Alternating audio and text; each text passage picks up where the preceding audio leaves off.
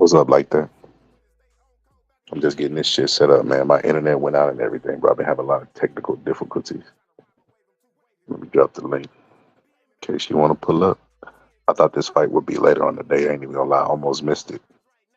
If I didn't see other streamers going live, I'd have missed this shit. Hold on, bear with me.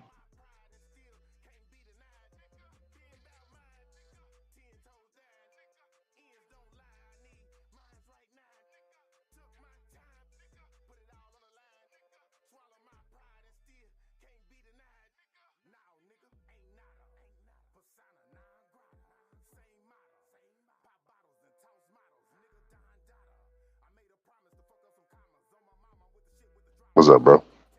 Hey, what's up? What's up? What's up? What's up? Hold on, say something. Yeah, what's Damn, good? hold on, let me hit this refresh.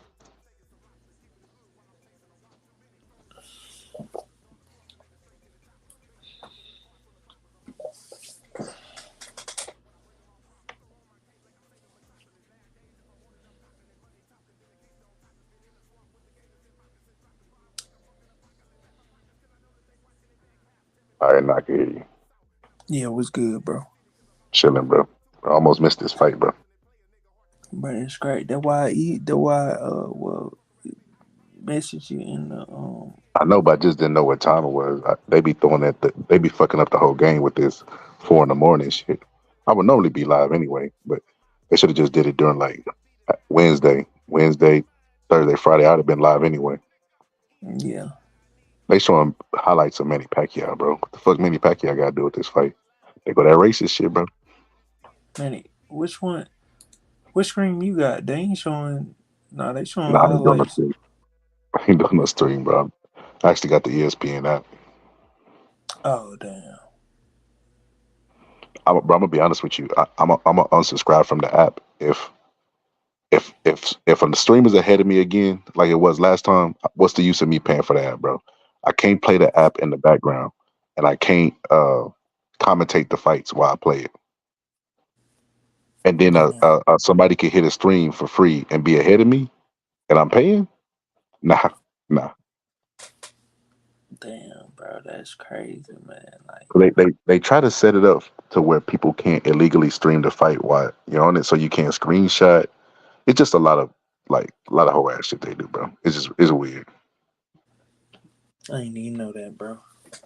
Yeah, I'm. like sometimes Timothy Bradley had a list, and I was trying to screenshot it because it was like a pound for pound. I was gonna react to it, and it wouldn't let me. It kept going black. I'm like, something wrong with my phone. I realized, bro, they did that shit to protect from streaming. I'm like, bro, you do all of this shit, and there's still like 8 streams out right now. Damn, Go through all that trouble, bro. 8 streams out there. bro. This shit in another language, bro. Like, Oh, where wait. you can hear the English, when, like the English parts. That's like the people that speak in English, but the commentators are speaking another language, bro. And I'm You like, ain't missing shit, bro. All they doing is talk about how wonderful Inoue is. They was like, Inoue gave a trophy to Nonito Donaire because he promised his kid he was coming back oh, with you that must be Maserati ahead trophy. then, because now I'm seeing the many Pacquiao. So you have to be ahead then. That's okay. It's a stream out there ahead of mine, bro. Just gotta keep clicking till you find it, bro. I was What mad as what shit. Press, because you what know Press what always behind with his streams. Press stream was actually ahead of mine. I was furious, bro. where your screen at right now? They still showing knockouts. They showing them on the magazine. Is they showing? Hold on. They're showing like they're Is showing it? that he's a monster. They're just showing the highlights of him beating up people, bro. Hitting Donito down there. I'm gonna be honest with you, bro. In a way, style he applies a little bit of science, but he could apply a lot more, bro. He's a Oh yeah. he's a he's a friendly fighter because he throws with speed, accuracy, and power. But I watched the fight with his before this stream came on, bro, and it's pretty back and forth. Like he was taking a lot of damage in that fight. Mm-hmm. I did a little film study, bro, and I think people gonna be a little surprised by the performance that Tapales put on, bro. Like he's actually pretty decent, and he's actually a kind of defensive fighter. So and he actually has a heavy set, like some heavy set hands. So we may see in a new way get wobbled, maybe. Bro, I think it's hilarious that they're trying to sell that Inoue's nickname is the Monster, and he looks like a BTS member, bro. Like, bro, how they gonna try to sell this man as a monster, bro? Bro, because I like no, that's funny. Like the nightmare and the monster. What happens when the monster meet the nightmare, right? So like, bro, people Who's the sleeping on nightmare? The dude he's fighting? yeah, Tapales. Bro, I Um, like I watched like a couple like it like basically like his last 5 fights, and he's actually pretty good, man. His last fight against MJ, like, bro, he showed some great defensive style. He pulled out the Philly shell. He's not quick on his feet, but at the that's not the same Philly time, Shell no more, bro. It's the Ryan Shell. But go ahead, bro. man, stop that shit, bro. Like, I see him possibly giving in a new way some trouble, bro. And The shell, bro. All you got to do to get somebody to move out that shell is just give them space, create space, back up, lateral movement, that peripheral movement you talk, lateral bro, movement. They got to come out of it's that not, shell, bro. bro. I didn't know it's peripheral vision, bro. Like, I know I'm clowning, bro. oh. But yeah, bro. Like, I actually see like Tapales, You know bro. what's hilarious about you talk about Deontay Waters' peripheral vision? I did What? a breakdown. Oh, it's an old video on my channel. It go all the way back to Tyson Fury versus Wilder 3. And I basically said that, you know, Deontay Wilder has bad peripheral vision. I said if you go back and look at every punch he's been hurt with, it's been like a hook, not a straight shot, only hooks. I was like, for some reason, he can't see that shot, bro. And I was talking, and I showed like a little clip of the trainer training with Deontay Wilder in the ring, bro. And Mm-hmm. he was like shooting his fake dummy glove at him, and Deontay Wilder got hit with it in his peripheral vision. I was like, if you can't get your head out of the way of something you know is coming, then how could you possibly get away from a fist? I'm like, Tyson Fury's not only gonna stop him, but it's gonna be with a curved punch. Sure enough, bro, Tyson Fury knocks him out with a curved punch. Bro, that's what I'm saying, bro. Like people, like, bro, look, I don't know all the technical terms, bro, but I know what I see, bro. And I ain't saying I always see the right thing, but like, come on, bro. Like, Bro, say them names, bro. You talking to Puro, bro? bro, it ain't Piro, bro. Piro Nah, just nah, don't worry about it. I cook them for you like that. I nah, cooked them bro. yesterday.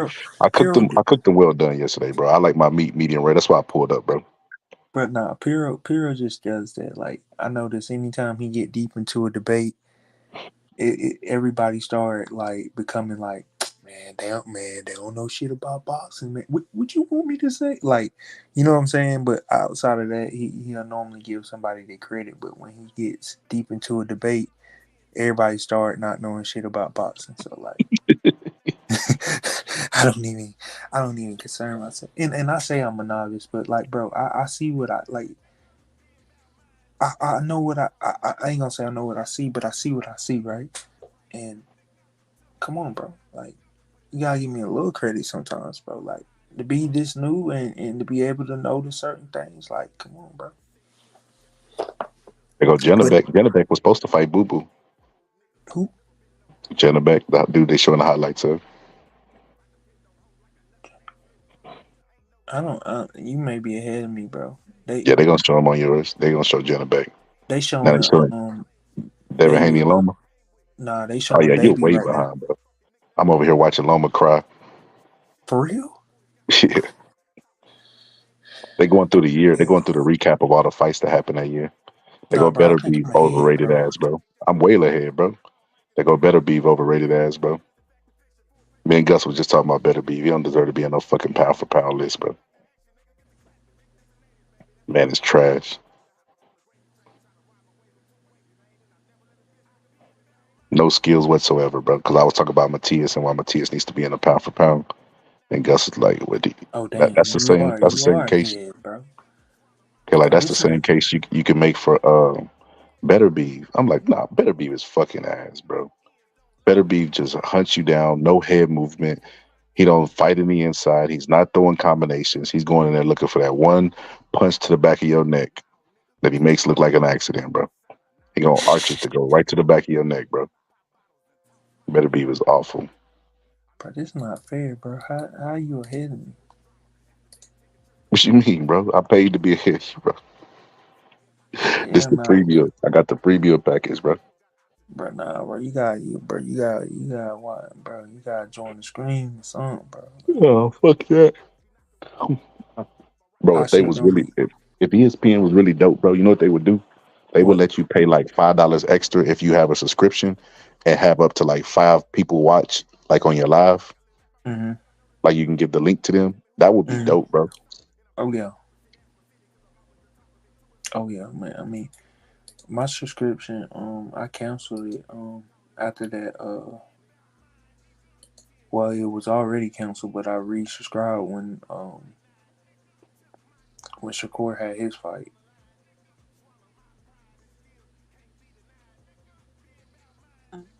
Oh my god, bro. I don't know who these two do, but they beating the shit out of each other. Man, this ain't fair, bro. Like you ahead and shit, bro. Now that's what they need to do though, bro. They need to make it to where you can Bro, I'm share your link, bro.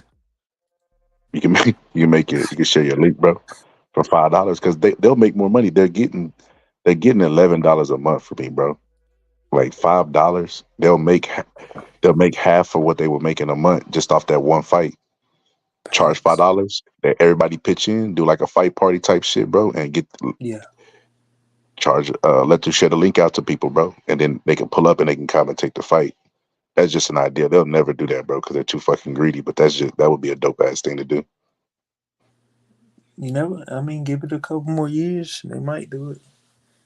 Cause Nah, they once fuck they it up. realize it ain't nothing they gonna be able to do about streaming, They're not they gonna would do it. probably they'll probably It would start it being would be more the lenient. smartest thing to do, cause see, they're so old school. They want to prevent people from streaming to where they got this anti pit screenshot shit, anti screen record like technology. It's like y'all are using your money in the wrong place. The streamers are gonna stream no matter what. They're more sophisticated than you. It don't matter what you do. They're gonna find a way to stream. So you gotta get out to the people like the people who have subscriptions. You gotta get the like that. Like, okay, I already have a subscription. Give me something that you wouldn't give anybody else. Okay.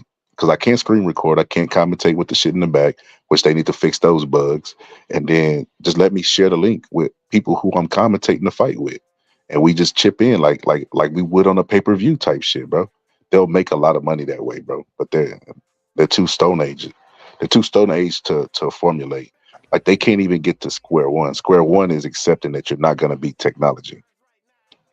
Yeah. It's Yeah. acceptance, bro. Yeah. Technology will always be ahead of you. These niggas hacking into like Google database, bro. Like you not Exactly. You beating think them, Google ain't got the bro. best anti hackers around, bro, and Bro, they out hacking them, bro. you not beating these motherfuckers, bro. They ain't Man, got nothing but time, bro. Asian pornography on the back screen and just typing what? away. That's what they be at doing, bro.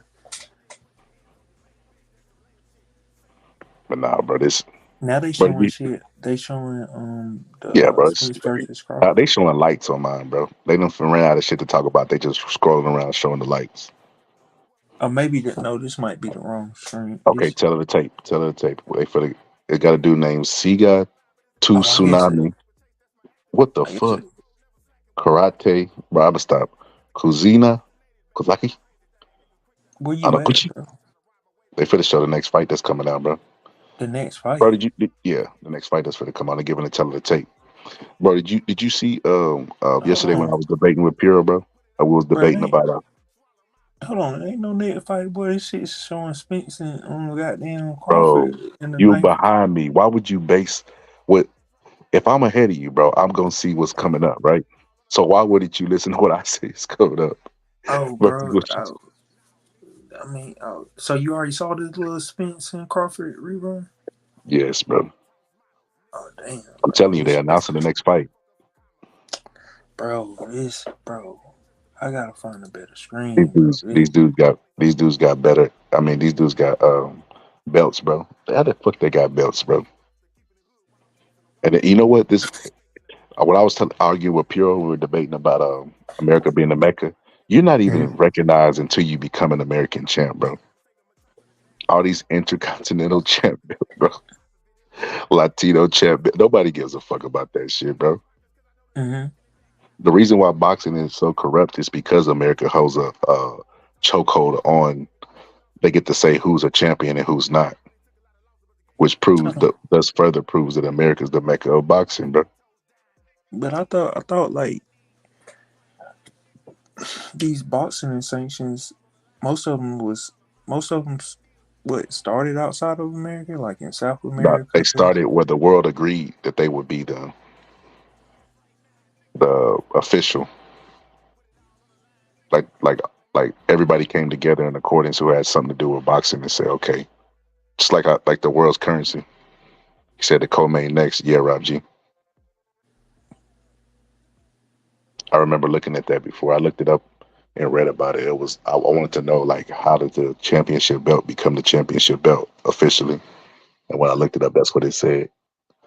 It gave the history of it. Like there was one world belt before, and I wanted to know how did they go from that to sanctioning bodies.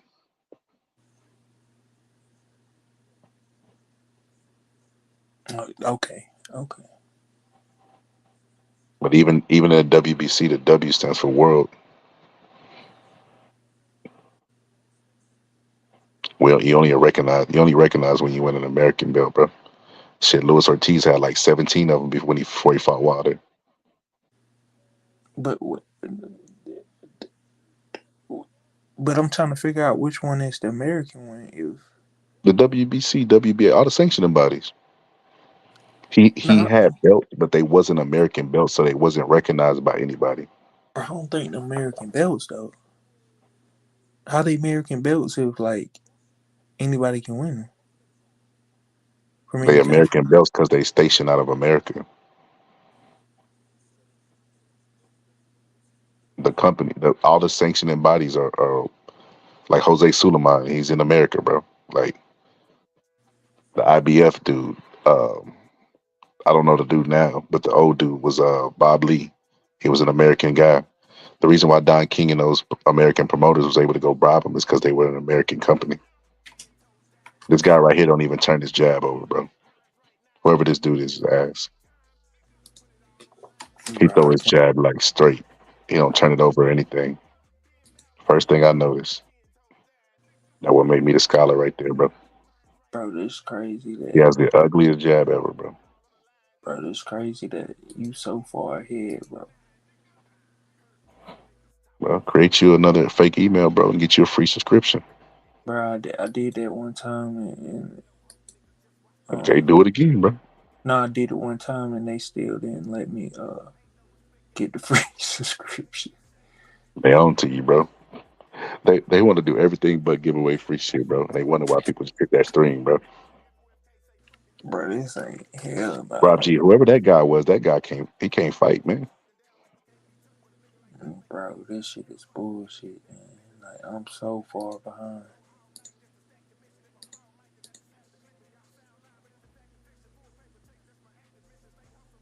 That dude Maybe throws the ugliest jab I've ever seen in my life. maybe I can get in. That's another reason why America's the mecca, bro.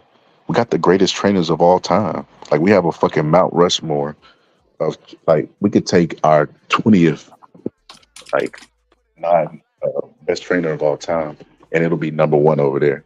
Hold on, give me a second. Oh, I deleted that damn account too. Like you dead ass just ahead, bro. Like you gonna have to.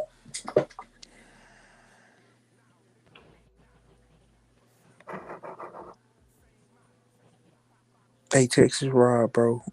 What link you got right now for the fight, bro? Is you like on the same accordance as Scholar, or is your shit like behind like mine is?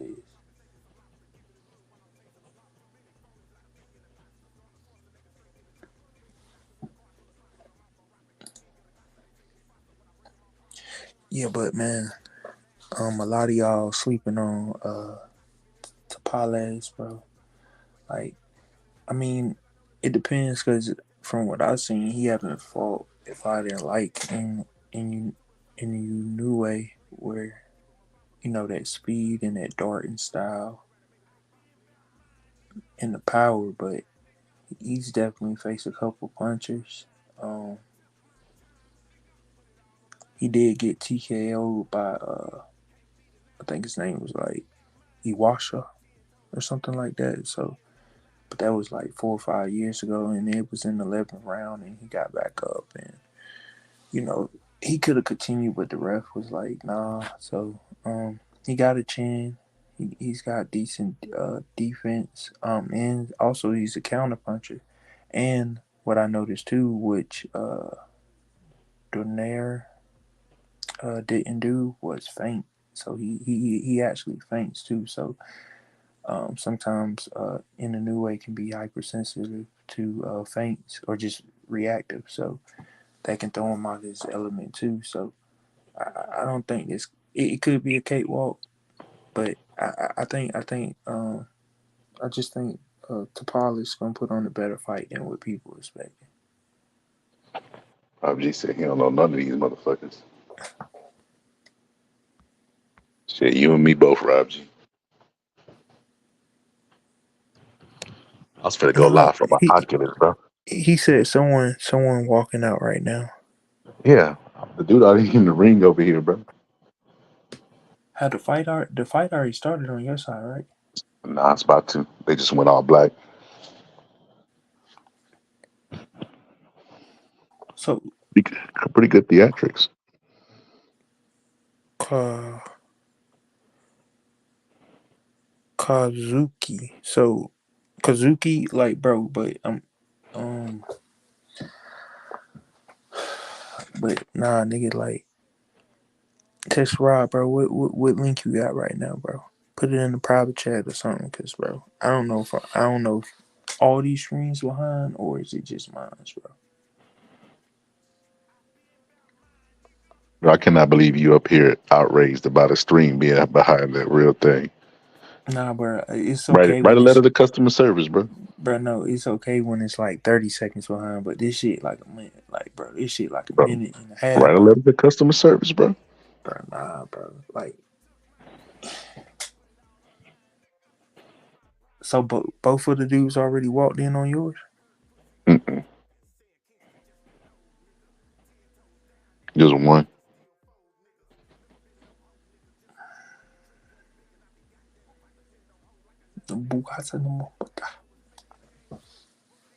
Hey, bro, Bro, like they got that They got that WWF belt, bro. bro, like on your polygamous research, bro. Like,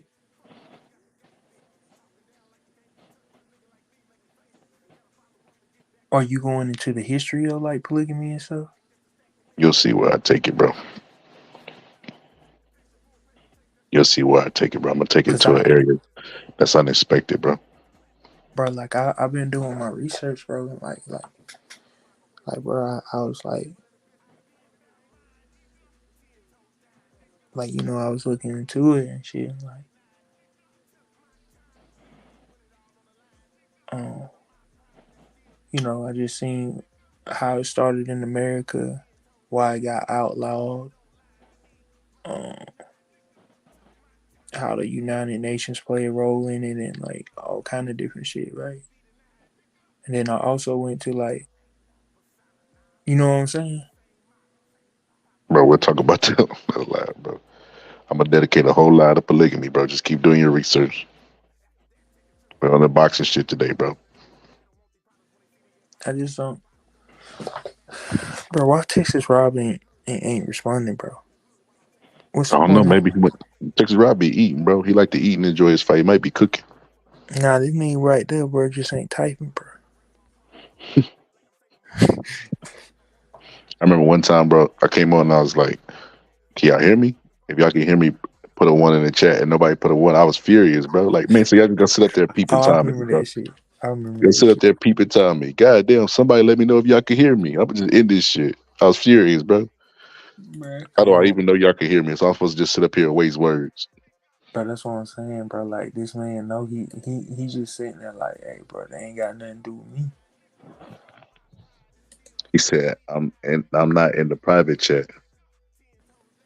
I'm in the regular chat. No, I'm saying like, you know how y'all be acting about posting links and stuff. So that's why I was like, whatever link you have, like, could you Who is post y'all, it? bro?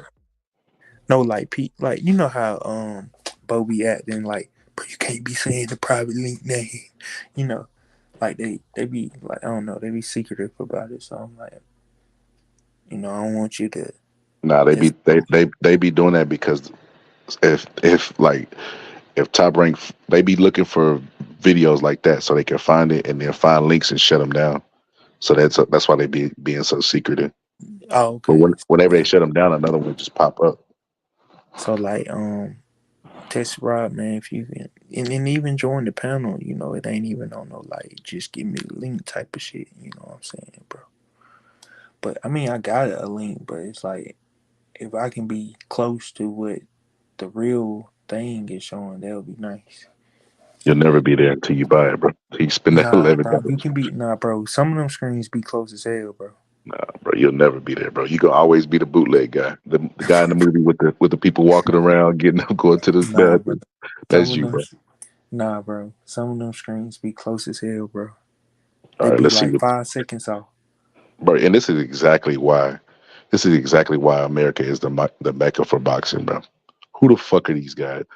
Floyd Mayweather. Who the fuck is he? Like, who the fuck are these guys, bro? Like, nobody, nobody Bro, knows them, bro. just cause you don't know them, bro, don't mean they ain't Man, got no cat, technical bro. side to them or I seen any that dude shadow talent. box. I know he don't got no technical side to him, bro. Kazuki and Gucci He looks too happy to be there, to be honest with you. He's all smiling and shit. and Anaguchi. I think that's how you pronounce his name, Anaguchi. But don't butcher that man name like that, bro. Bro, I bet you it's pronounced Anaguchi. Yeah, bet it ain't. Bro, alright, I'm about it. All right, here go round one. Here we go. Good ass footwork. I'm not gonna say fast ass footwork. Let me not say good ass footwork. This is why people like watching the smaller weights. He don't turn his jab over though. He just throws it straight. That's weird to me. I don't know if I've ever seen that. That's the American school right there. That's why we the Mecca, bro.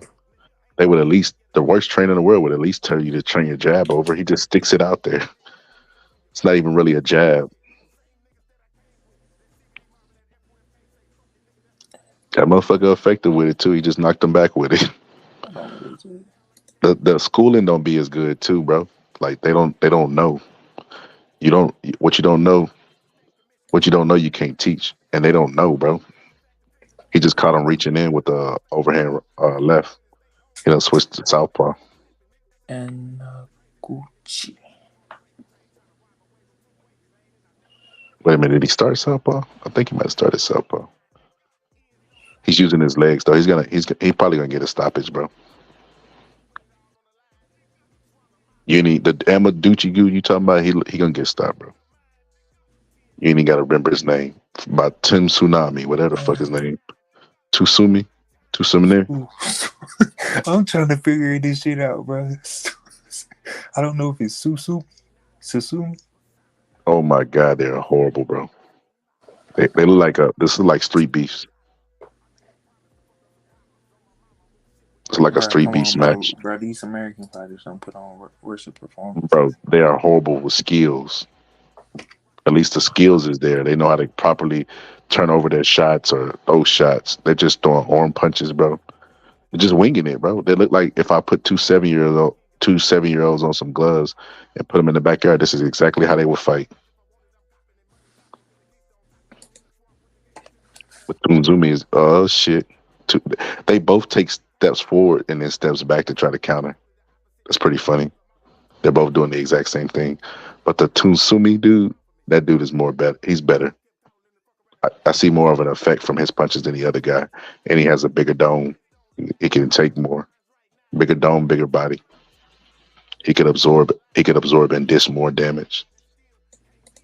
See him coming in slapping punches. They are horrible. Horrible footwork in the inside. They're awful. dipping their head, just throwing shots, not turning the shots over, bro. This is horrible, bro. It's reaching with their punches. They don't know the fundamentals, bro.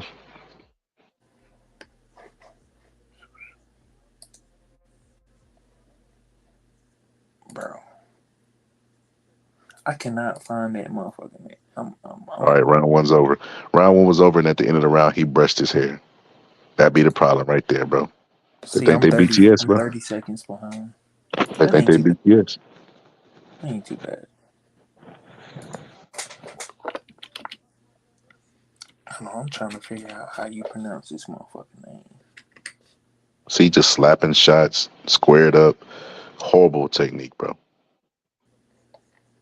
Susumi. Then the trainers in the corner act like he actually telling them something. Bang, bang, bang. You want to, tell me, what? Here all day. You know the Dragon Ball Z anime be, bro. That's how they talk in the corners, bro. Bro, stop being Man, cut it out, bro. stereotypical.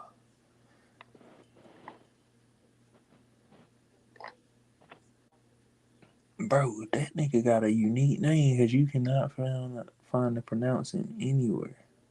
I could turn it up and let's hear them say it. They don't know either. Bro, the announcers always know. Nah, Timothy Bradley to go. I think I was right What's there. hilarious? What's hilarious is I don't think it'll be. It should be a knockout in this fight, but I don't think it will because they don't know the. They don't have good punching mechanics. They throw. They don't throw. They don't care about the ground. They don't start with the ground. They just throw the punches.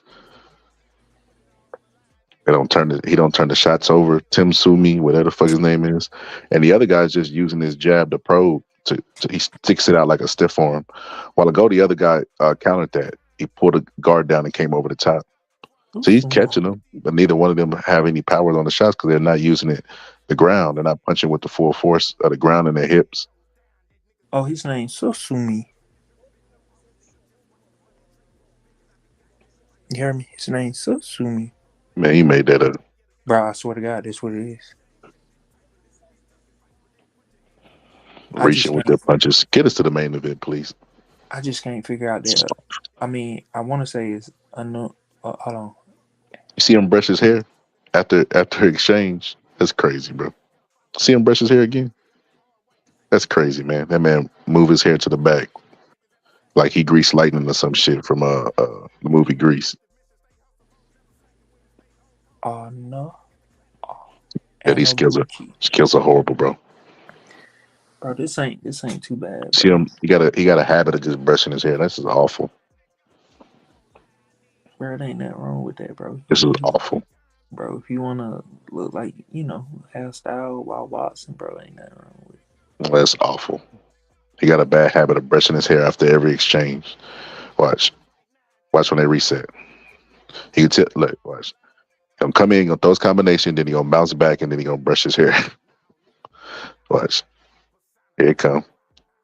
Come on, brush your hair. Here you go.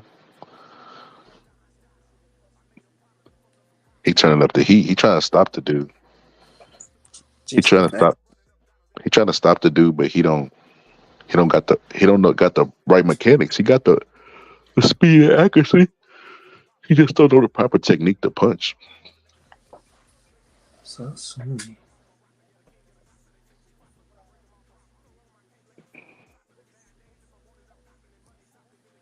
That dude keep trying to hold his guard up. Neither one of them snap. Neither one of them turn over their jab. They just stick it out there, bro. Shit. We don't saw worse. Man, I like how the Saudi card you ain't had none of that sympathy, bro. Now all of a sudden you missed the sympathy, bro. Nah, cause it's Nah, it's my ass. nah, bro. It's you just like what you gotta understand is that I mean we don't know these fighters, so these may be like They trash, niggas. bro. Nah, they could just be people that's like They not high trash, bro. tier. Like I had expectancy of high tier performance for that card. Man, they trash, bro. These guys we don't know. They He may caught be him with low a good tier. counter. He caught him with a good counter, but because he didn't plant his feet, and get his hips involved into the shot. That was a nice counter. He just got him to run into his fist, basically, run into the straight left. But Bro, they this got the is wrong trash. colors for trunks on the screen. Nah, it's the right colors. No, for real, they got the wrong colors, bro. Nah, it's the right colors. The dude Bro, that they keep got resting his hair is all white, and the other dude is white with a little bit of fucking whatever. nah, bro. They got this shit with like orange. Bro, it's the right, Nah, bro. it do look a little orange. Now that I look, where's It's because his shoes, bro. His shoes are orange.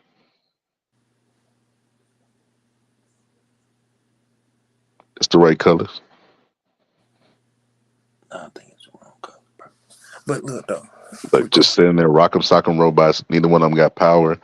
Ain't punching from the ground. Legs too far apart. And then, dude, there you go. Brush that hair. You gotta look beautiful while you whoop ass. Brush your hair every time you reset. Let them know. See, brush that hair. Get that hair at your eyes. Oh, Come on, brush you it already, again. your Brush it fight again. already started back, huh? Yep. Man, There you go. Brush that hair again. He bro, tripped him. you need to join.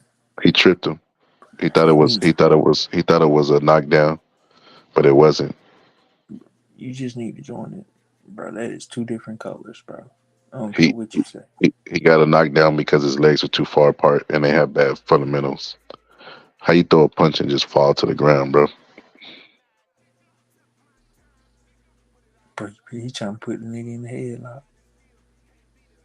Like his eyes swelling up on the left side. Suzumi is representing the he representing the 96, bro. He just have a habit of doing that with his left hand, getting his hair out of his eye. I don't know if it's his hair out of his eye or if he got an actual injury because he's getting red over there where he keep touching. It could be an injury. Just never know. It's definitely a habit though. I don't know if it's a nervous tick. I don't know what the fuck going on, bro. But Cause his hair definitely ain't in his eyes, bro. nah, he was doing it to his head at first. Now he not. What they stopped the fight for? Oh, they That's stopped the fight. oh yeah, he got he bleeding right there. That's what it was. He was bleeding on over his eye. Now he was brushing his hair earlier. He was like slicking it back. Now he trying to get the blood out of his eyes. That's why he keep touching it. I know it was something. That's what happened when you just go in there all crazy and shit. So he just charging in. He don't know how to work his way in at all. That nigga Try, swinging try and to looking at try the to ring. force his way in. And oh my god, did you just see that? He did like a machine. He did like a bicycle punch where he went. Like, that's crazy, bro. He did some karate shit, bro. Like he did like a bicycle punch. That's hilarious. That dude is smart. That dude keeps throwing targeting that eye. That is smart. He's slapping him in it. He's slapping him in that eye with the glove. That is hilarious. He keep moving around, and then he gonna slap him with it. Watch. Come in there, slap him with that. He gonna jab right there. He jab him to the chest. Watch you for to come around that guard though. See, jab and then turn it to a hook. He's attacking that eye. He throwing a straight left to the eye because that dude is overly protecting it. So he's just trying to bust him up. Right there, he just swiped at him to get him to get out of that guard. He's targeting that eye. He's a smart fighter because he's kind of outgunned. I'm gonna be honest with you. That guy's too big to knock out. So what he's doing is smart to me.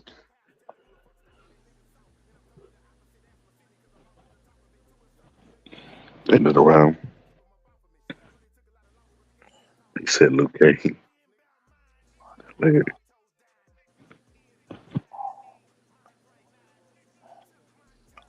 Yep. See, just throwing little short, slappy shots. And Aguchi, um,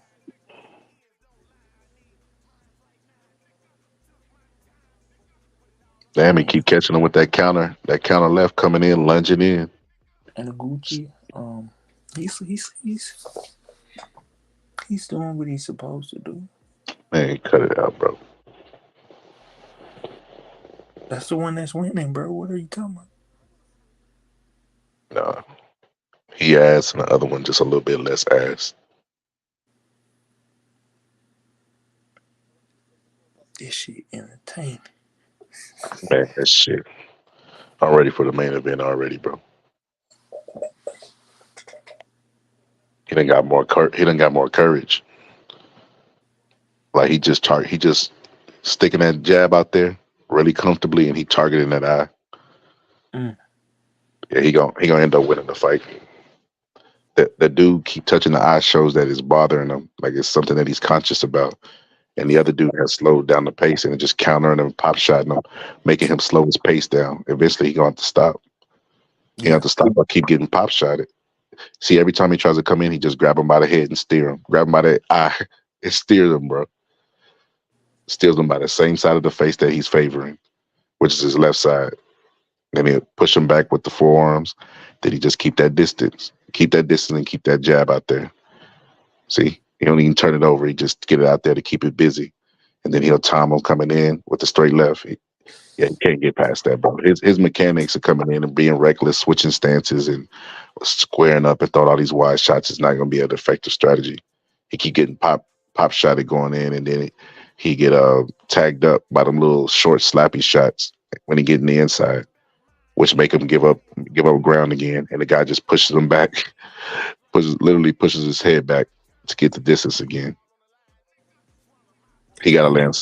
He got to land one big punch, and he can't even do it because he's leading with his head.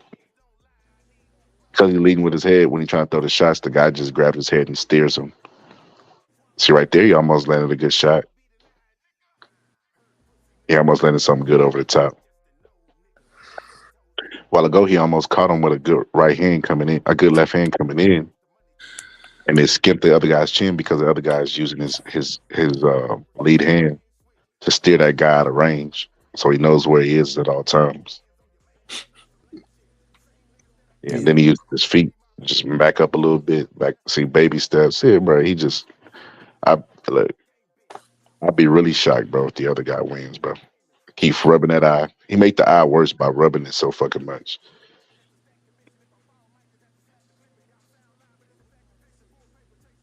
And then he was being reckless before. Then he was like, "Oh shit, I'm bleeding. Got to show more urgency." And now he's became more crazy, bro, about coming in reckless. All that dude gotta do is throw left hooks to make him back up. Mm. Throw left hooks to his. Oh, he caught him. He caught him and dropped him. Oh shit. He caught him pulling straight back. That dude, Who got dropped? the dude with the red hair. Oh. He looked at it. He looked around and shook his head Oh, like he did. Anaguchi? He got Yeah, dropped? he didn't do anything to me. Like, nah. He did something to you. I want to see what he caught him with. It was a hook. Oh, he's shaky, bro. Let me see that replay.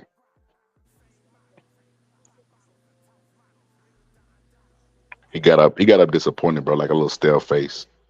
Ana Anaguchi. Let me see that replay.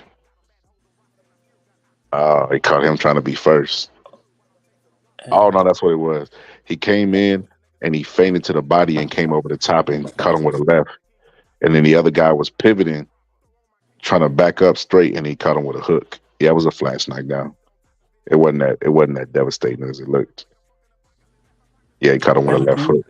I don't know what tribe, bro, but Anaguchi looked like some of them people that come from Africa. Man, what the fuck are you talking about? Now you know Asians come from Nah, certain. nah, nah, nah, nah, nah. Nah, Scholar, nah.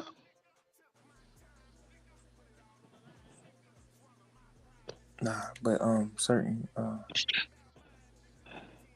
yeah, I ain't gonna He even learned get. his lesson. You notice what he doing? He coming in, but he not leaning, so that dude can control his head. He got the high guard on, and he got right in his chest and made him fight, where he couldn't use that guard to control him, that lead hand to control him. And he got his legs between his, and he trying to do angles and everything. He trying to make a fight, this fight, which is a firefight, which favors him. That's smart. Shit, that right there might have put the nigga back in the fight.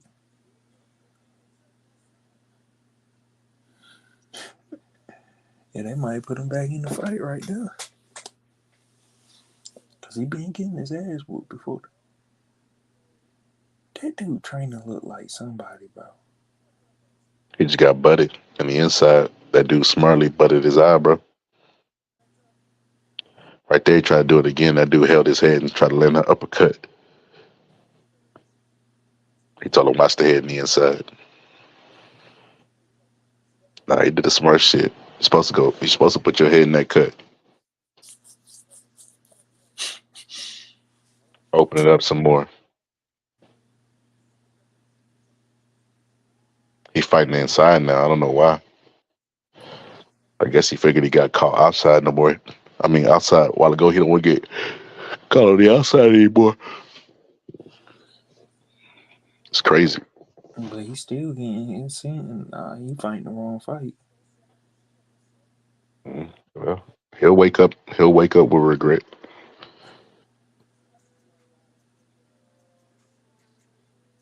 Yeah, Just hitting him with yeah. short uppercuts in the inside to lift his head up because he keep leaning. Suzumi, This is a inside game better than his. Like, yeah, this is a stupid fight. He should go back to what he was doing a while ago, yeah, controlling the range on the outside, bro. He trying to outgun him on the inside. yeah, you're not gonna beat the bigger guy. Well, no, I ain't gonna say you're not gonna beat the bigger guy, but He could. The bigger guy don't use his size. He don't yeah, know how to use it. See, pushing him off with the forearms, pushing him off with the shoulders, shoulder bumping him. he eating a whole bunch of uppercuts, bro, and They both eating equal and shots because neither one of them punched with the full force at the ground. bro, I think Suzumi gonna win that inside battle, bro. This makes me appreciate American boxing so much more. Bro, we don't need all that shit on these people days, bro. Let these Japanese Uh people. oh, he caught him. He caught him coming in again with that straight left and timed him. Who That's what he been who catching him with the who did entire time. who did? The dude with the red hair, Oh, oh, oh, the one with the A in his name. He caught him coming Anaguchi, in. Anaguchi, oh, Anaguchi.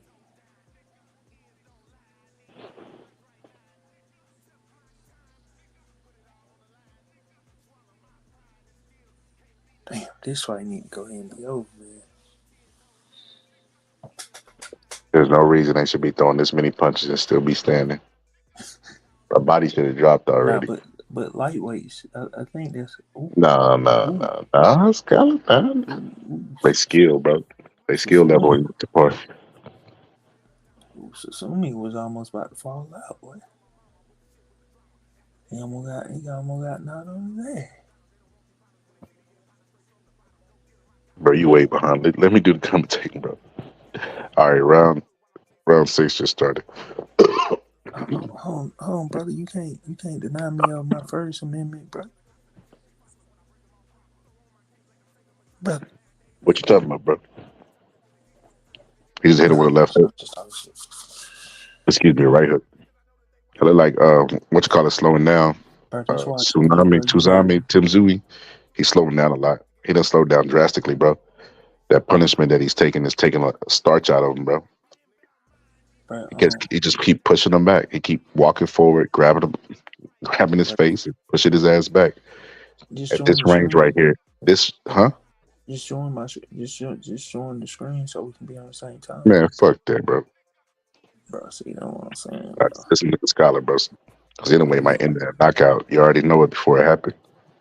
Anyway, he pushed him off with his shoulders, bro, and he just keeping that range. He just keep pivoting. Right, fighting off his back foot is the best course of action for him because he can get him coming in, squaring up, and just catch him with shots.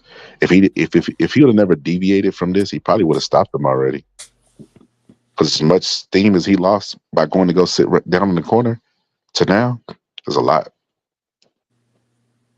He keep moving his front leg. I don't know if it's injured or not, or if it's just a habit, but keeps like hopping with his front leg. It's weird.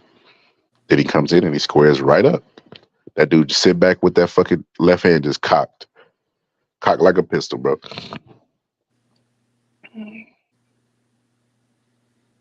Just waiting for him to fuck up, bro. Daring him to come in. He just following him around, not cutting the ring off. This is what I mean, bro. It's what makes me appreciate American boxing so much more. I ain't gonna lie to you. He just comes in, throws him off, stiff arms him, sniping him, bro. Just picking him apart. Bap, hit him with a little uppercut when he least expected. That's the last punch he expected, but it went right through the guard, popped his head up. Now he needs to do that again. Create space, do the uppercut, and then send that straight. It'll be all she wrote. Pop his head up again. He gonna injure his hand, not turning his punches over like that. See right there, he caught him with another uppercut coming in. He just timing him. Because the guy's intensity has slowed down, he's easier to time. And his technique is more sloppy. He's more reckless coming in. The referee stopped the fight again to look at the cut. I don't know why. Oh yeah, it is kind of bad. They were zoomed out earlier. Come on, Doc, stop that shit. So this is the co-main right here. Yeah. That cut man did a good ass job. I ain't gonna lie to you. Either that is just the area of the cut. Yeah, he's just picking them apart. They got to stop that bouncing shit. He was doing good when he wasn't bouncing. He wasn't giving up his rhythm by bouncing. He was just timing the other guy's rhythm. Had his feet planted, cocked, drew a line in the sand, ready to hit him his ass with the left hand. Don't go back to bouncing. Time him coming in. All you got to do right now, the doctor stopped the fight. You know he's going to have a sense of urgency, so you know he's going to be more aggressive. Just wait. Wait for your time and to land the uppercut again. The round just ended.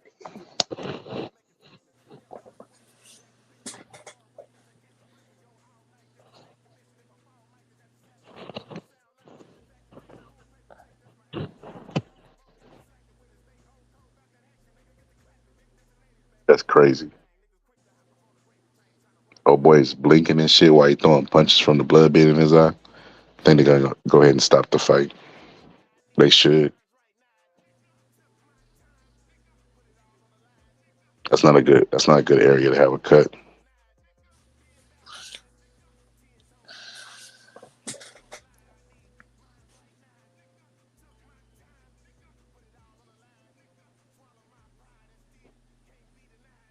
And watch this dude for to come out and do exactly what he's been doing. Just controlling him with the lead hand. He came out fast. Damn, he blitzed him. He don't want this fight to get stopped. That motherfucker blitzed him. He blitzed him before he could throw a punch at his eye. He just throwing them fucking hands. That's the intensity that he had a while ago, which is a good pace that he has to set. Whether he gets stopped or not, he has to fight this pace. He can't fight sloppy like he did the round before, where he took the round off and was getting pop shotted coming in. See that dude trying to slow down his momentum, put the forearm in his chest and pushed him back. See, when he's bouncing, he could be timed. That's what. See, a while ago he was bouncing. I don't know why. I don't understand why they do that or why he does that. When the guy with the red hair doesn't. Oh, he just knocked him down. It was a slip though. Damn, he keep getting knocked down, bro, because he has horrible footwork. Then he winks to his corner because it's flash knockdowns. He's not really hurt. The legs ain't shaky or anything. He keep getting knocked down because he has horrible mechanics. Sticking his arm out. The guy just caught him with a hook. He ducked up under and came up with a hook. Now he looks a little hurt, I ain't gonna lie. The other one was a flash knockdown. This one actually was a legit knockdown. He's hurt. He's not throwing. He's not. Well, he's throwing, but he ain't throwing. His legs look shaky than a motherfucker. The other guy's just going crazy, man. Like he is, he is trying to stop this motherfucker, bro. Like this, the urgency Wilder needed the other day, bro.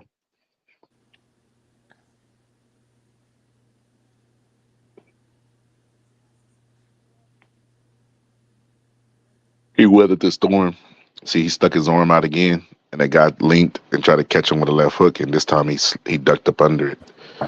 He's on to that. He's on to that move. He ain't leaving his lead hand out no more like he was doing. You can leave your lead hand out, but just leave your other hand up to block. Leave your left hand up to block. If you're gonna stick the other one out, see that's what he's not doing. He's sticking the other one. He's sticking his right arm out, but he leaving his left hand low. And the other guy just started landing punches in between that. He started landing straight right hooks. He started landing right hooks in between that. So if you're gonna stick your hand out, keep the other one up the block or duck. Now he didn't got smart. He made an adjustment. He keep ducking because he anticipating that shot. He anticipating him throwing that shot when he sticks the lead hand out. It's pretty smart. He has good instincts to make adjustments. He just ain't got good fundamentals.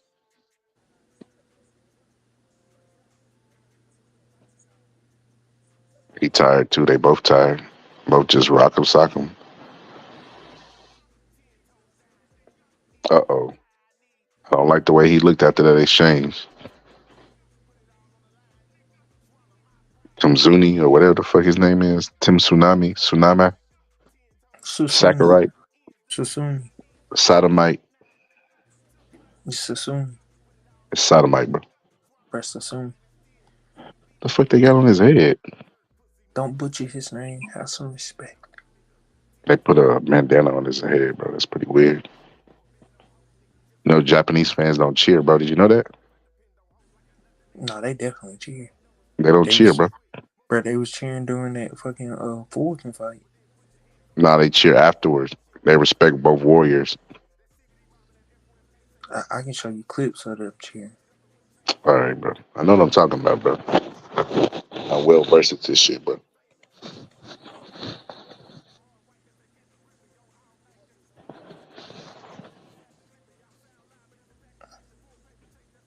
It's like the studio applause in a movie, bro. I think they cheer whenever they tell them like respect both warriors. Then they might cheer. Bro. Look, look, When look at Fulton that. got knocked down, bro, they was all out their streets screaming, bro. I swear. All right, Cause I talking rewatched about the during the fight. fight. I rewatched the fight yesterday. Oh, another thing, Inoue he got to work on, bro. He got to work on bringing his hands back after he throw the jab, bro, and taking his head off the line when he jab. He does it when he goes to the body, but he doesn't do it when he jab. It's because he's trying to set traps. But I'm Some telling you, fighters, Tapales. some fighters will leave holes on purpose so that you'll take the bait, and then they'll bap, bap. Inoue is one of those dudes, bro. I'm telling you, Tapales. Well, I don't want to say because it would be messed up if he go out there and get knocked out the first round.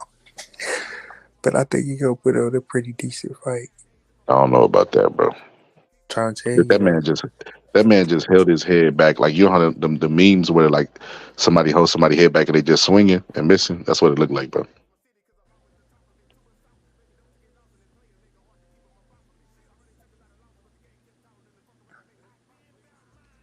See, he just hold it out, just hold it out, push his head back, and then throw the combination.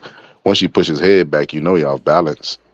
Just throw the combination. See right there, he held it, hit him with an uppercut, then put him in a chokehold and bent his head down.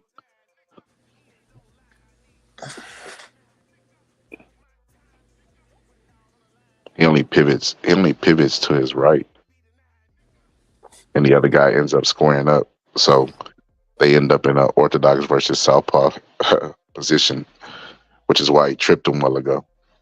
Because watch him come in, he gonna square what? Come in, square up, and just start throwing punches. See, when they both in the southpaw position, he's able. See, he just switched his stand and try to cut him out. But whenever they're both in the southpaw position, he just circles. He don't know how to cut the ring off, and he escapes. Yes, Like he'll Susumi. square up. See, like he'll square up, or he'll just switch flat out, and he'll end up tripping him end up getting caught. That's why he He keep getting get caught coming in. He switches too much. Susumi getting in the stance. He feel fits.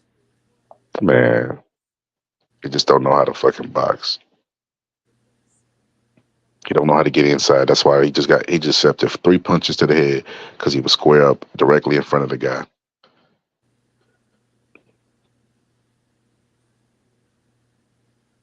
Then he leaped in and caught him with a good right hook. Now the round just ended. Yeah, but I don't think he's gonna win this fight. I don't see how he wins this fight. He Susumi might be a goddamn. said Uh, golf clap. That's hilarious.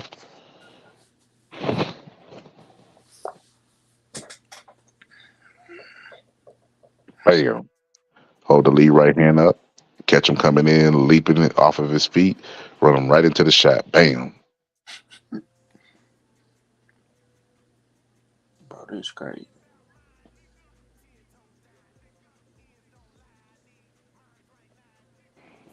It's crazy that he ain't made no adjustments, bro.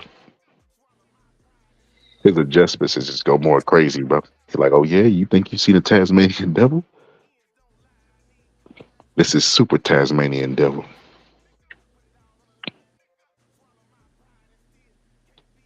Now he finally brushed his hair, bro. He stopped brushing his eye and brushed his hair.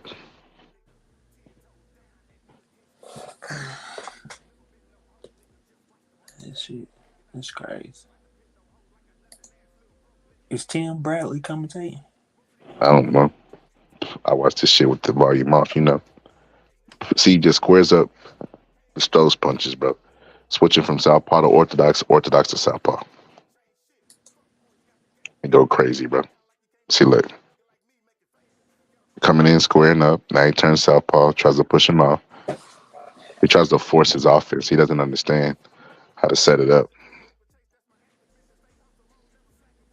So he says, I'm gonna just force it. And that's why his eye looks the way it is, because he's taking too much punishment to that eye because he's trying to force his offense.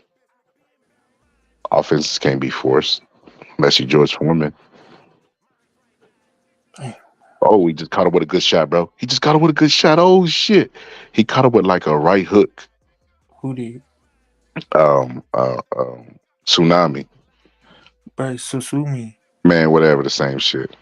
No, it's He caught not, him bro. with he caught him with a good right hook. It looked like the punch Bud caught Kell Brook with. It was like a Okay. hook, but I a know what jab at this, like a hybrid punch.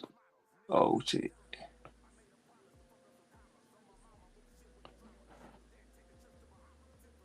Now he done switched. He hurt him with that shot, bro. This is gonna be a tough fight to score, bro. If it goes to a decision, Shit, no, it ain't. I mean, in my you got a opinion, minute and 21 to finish him, bro. And he in ain't my, doing nothing but throwing arm punches. oh, Lord. Now, in my opinion, You gotta and place your shots when somebody's hurt, not go crazy. Gucci, Watch. He gonna weather the storm and get right back to what he was doing before, which is pop shotting him. Watch what I tell you. See, pop shotting the shit out of him, controlling range, controlling distance. and, Slowed the momentum of that guy down, got him arm weary and punched out. Now he just stiff arming the shit out of him, pop shotting him coming in. Oh, he caught him with another right hook. He keep catching him with that right hook because when he holds out his hand, he keeps his left hand low. Holds out his right hand to paw, he keeps his left hand low, and that dude keeps throwing right hooks and catching them. And every right hook he throws, he catches. Every time he's stiff arm, that's all he got to do is throw a right hook and he'll catch him. Stay in your southpaw stance. So the right hook is right there. You can't see it. That's what I would do if I was him. uh, Every time he stick that lead hand out, I would just hook. I just throw the right hook. He waiting too long with that hook. The hook is there. See, this is why you need an experienced corner to tell you, like, hey, bro, you keep throwing that stiff arm out there, trying to stiff arm you, trying to open up your cut and control your head and the range and the distance. So what you yeah, do is every time he stiff arm, just hook. When you see that hand coming at your face, he fit a stiff arm, throw the right hook. Now watch, look. He threw his combination. He just caught him with like a little bud punch, bro. Caught him with that bud punch because he keep that hand low just naturally. Got him wobbled, and they end up knocking him down. facts.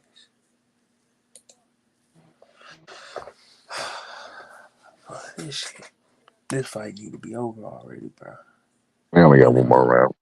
bro, they better not be showing a whole bunch of commercial and highlights Yeah. after this shit either. They need to just show Tim Bradley head, bro. Somebody shining Tim Bradley head in between.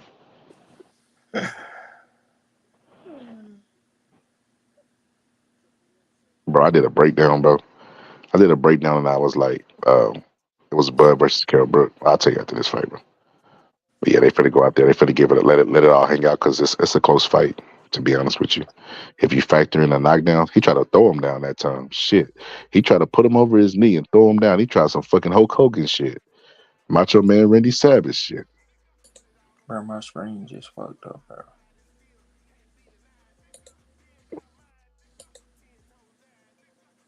He's circling to his right away from that eye to the guy's power hand away from that eye.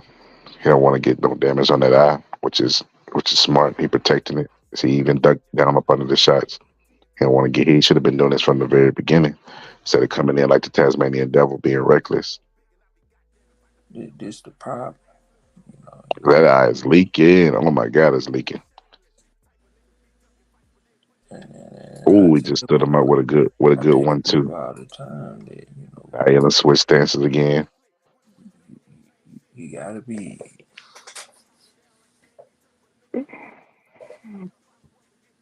He switch stances again and then jab.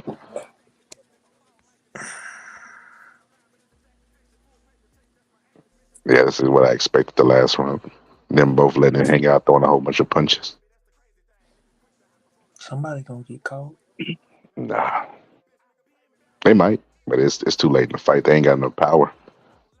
I don't even think they'll finish him. Even if they knock, Shit. let's Now say if they catch each other, they don't have a good technique to just knock somebody out flesh cold.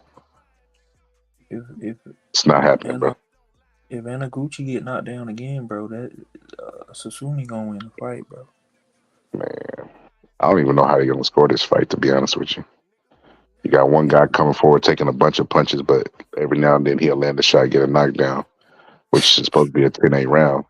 But he's also been losing the rest of the rounds, bro. Like even when he gets up, like the guy will do enough to like make the round, like how Ryan's was 10-9.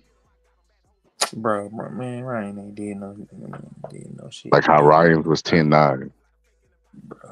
Ryan ain't do nothing to get no 10-9, bro. You missing what I'm saying? Yeah, but I get what you're saying though. I get what you're saying. That was funny, but I said that motherfucker was 10-9. I just showed that if Ryan would have made it to a decision, Tank would have got robbed, bro. That's crazy, bro. Right hook has been there the entire fight. Maybe that's why Devin Haney haven't been hitting Ryan back up about the damn fight. He dropped him again, bro. At the end of the round, bro.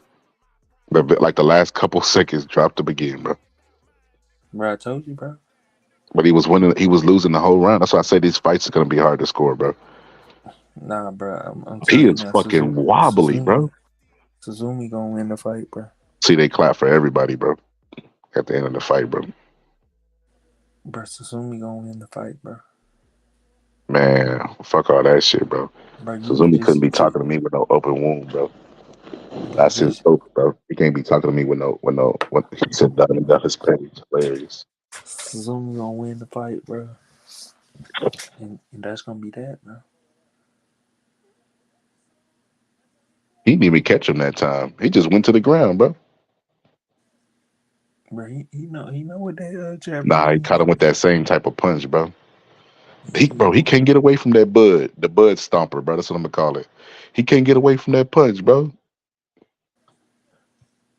That punch that Bud knocked out Kell Brook with, he cannot get away from that motherfucker, bro. And it wobbles his brain every time, bro. You know what that showed me? That if this guy turned his jab over, bro, he could have won this fight easy. I No, he told you. injured, bro. He injured, bro.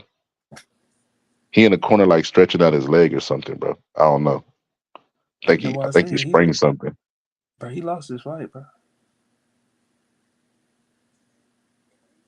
Suzumi won this one, bro. And he didn't win it because he won it, but he won it because of all them knockdowns, bro. Man, He really so lost the fight. he But sound like Piro now. they're gonna give it to him, bro. He ain't win it because he won it, bro.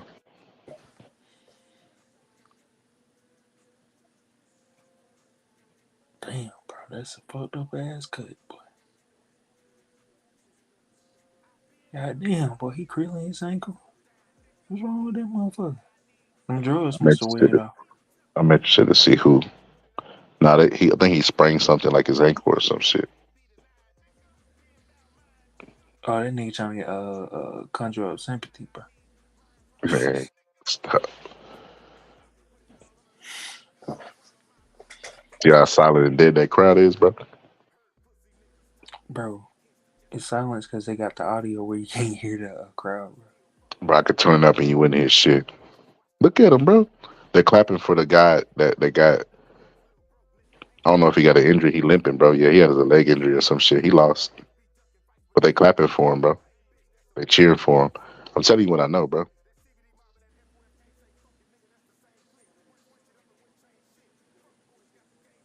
I told you he was gonna win. Congratulations. If he ain't get that last knockdown, bro. Well, I don't know how popular he is. He might be another Canelo or Ryan where they come in for already 4 up. Bro, they got this big ass Texas lottery check. The fuck is this? Bruh. What is this? They giving them money? Is this bonus money? I don't understand.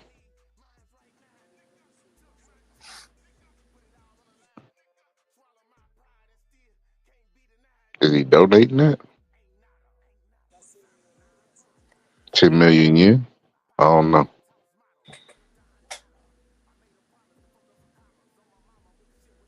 Damn, bro. You know he ain't win that fight though. You know he ain't win that one.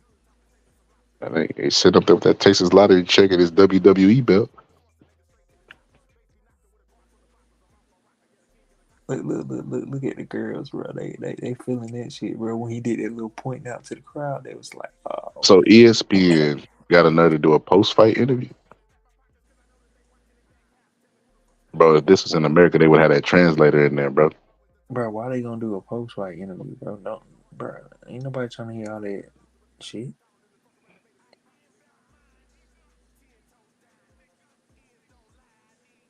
Nigga, you know how much some ticket costs to get over there to Japan? Nigga, the interpreter couldn't afford that shit.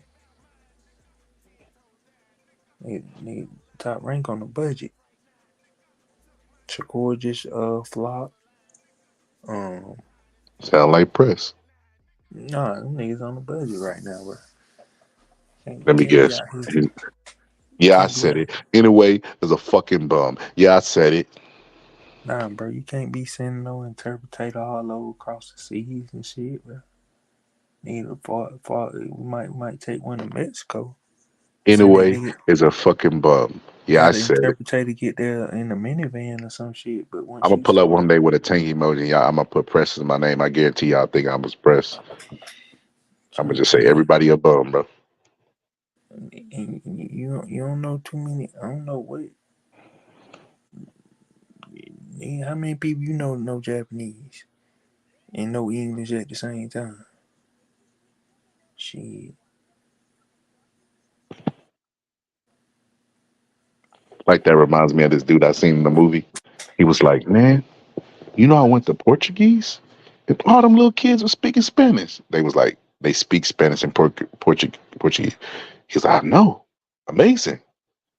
That's what you remind me of, bro. Nah, bro. Actually, they don't speak Spanish and Portuguese. They Maybe it speak was Portuguese. Venezuela. Venezuela. It was one of Nah, them. they speak Portuguese, bro. Man, you ain't never been. You don't fucking know. I'm trying to tell you, bro. Brazil, they speak Portuguese. I ain't say Brazil. What you say? I said, I think it was Costa. I don't know, bro. I don't know. I ain't seen No, the no. movie anyway. I don't know. But it was a Ain't been place where there. they speak Spanish, bro. And he was amazed that the little kids were speaking Spanish, bro. But it was based off of American kids. He was like, wait a minute, they speak Spanish in that place. He was like, I know, amazing. I mean, shit, I don't know. Now they showing the Tank and Ryan shit. Oh, that's crazy. You spoke to that shit and they showing that shit. Tim Bradley heard me, bro. He was like, cue it up, cue it up. All right, bro. Let me hit the refresh button on this bitch, bro. Bro, why you ain't hitting the refresh button on what? He's still interviewing on yours? Who interviewing, bro? They showing the Ryan shit, bro. Yeah, I clicked off. So I gotta hit the refresh button. Oh, Nah, he's still interviewing on mine. That's that stream shit, bro. That's that team stream shit, bro. I'm gonna put it in Spanish. I'm gonna put it in Spanish so they won't flag me for the trans for like playing it in the background.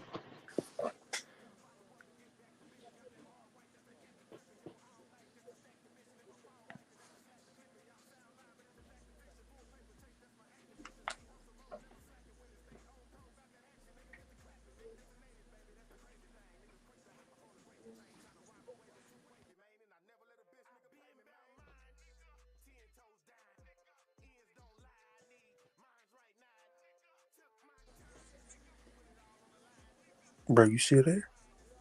You know, man. I Oh, remember one time. I remember one time, bro.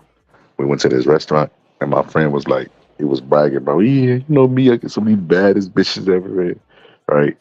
And I was at this restaurant I used to love to go to. It was called Hibachi's, and one of the waitresses there uh, was working, and he was like, "You think she look good?"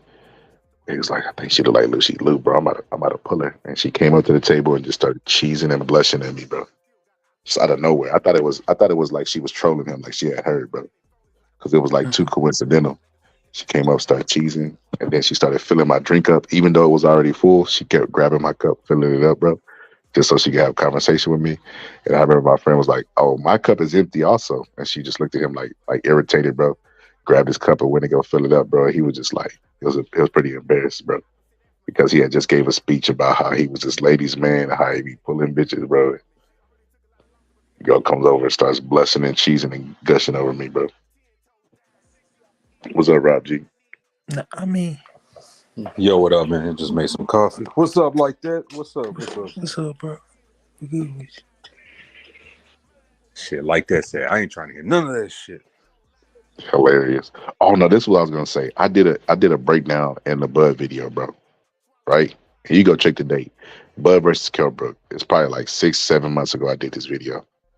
And in the video, bro, in the video, I said Bud was trying to get himself into an advantageous position. You know what I mean? Bro, oh my God. All I hear on the internet now is advantageous positioning. Bro, it's not a real term. I just said it to because I was doing a breakdown, bro. Nobody in the gym says get into this advantageous positioning. Nobody says that, bro. I heard Timothy Bradley say it the other day on TV, and he used it in the wrong context. He was like, he wants to get himself in a disadvantageous position. It's like, oh my God, please shut up. Shut the fuck up. Yeah, you see a lot of the same terms get brought up. 50-50 exchange, all this old stupid C stepping, L blocking. Just, bro, just shut the fuck up already. This should remind me of like popular punchlines and shit. It does, bro. Like rap battle, bro. Battle rap.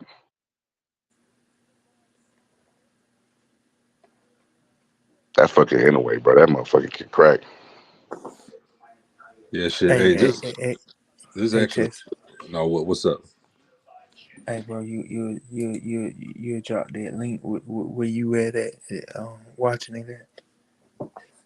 Yeah. Uh, Hey, shit. Mine ain't is up to date as scholars of.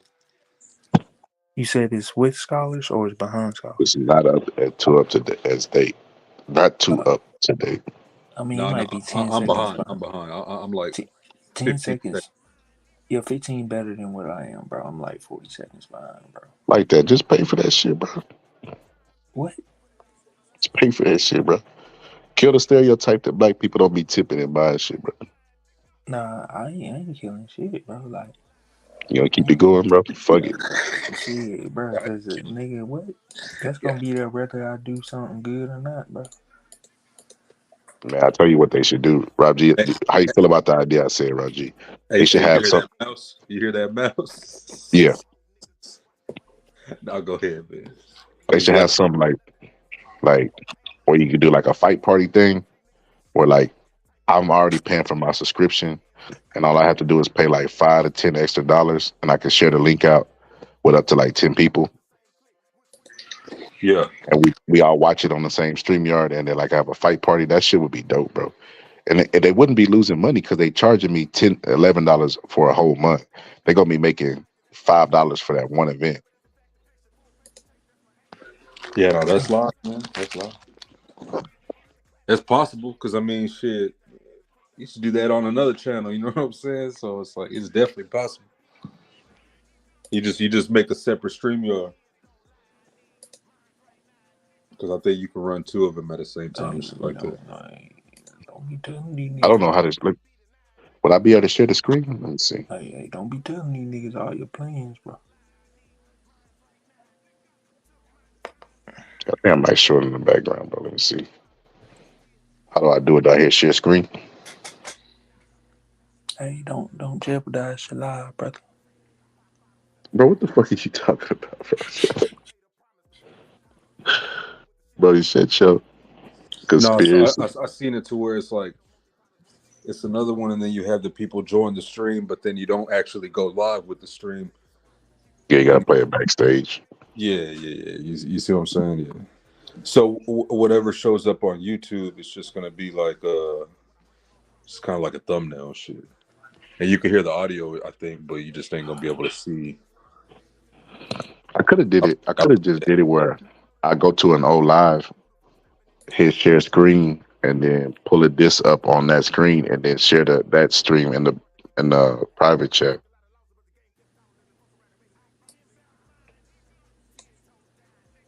Okay, okay. This a little bit better. It's definitely better. Man, they keep showing the same highlights over and over. yeah, the phone shit. Hey, I forgot this was the top rank event. Yeah, Fulton on the top rank. Now phone PBC. N- Nah, Fulton top rank. Nah, he PBC. Nah, I mean in the new way. In the new Oh way, top yeah, rank. In a way, bro. He caught him in a way. That's yeah. What hilarious. you mean? Nah, He in the caught way. him. It's in a way, bro. You caught him in a way, like inside of in a way. Nah, it's We'll say it up in the way.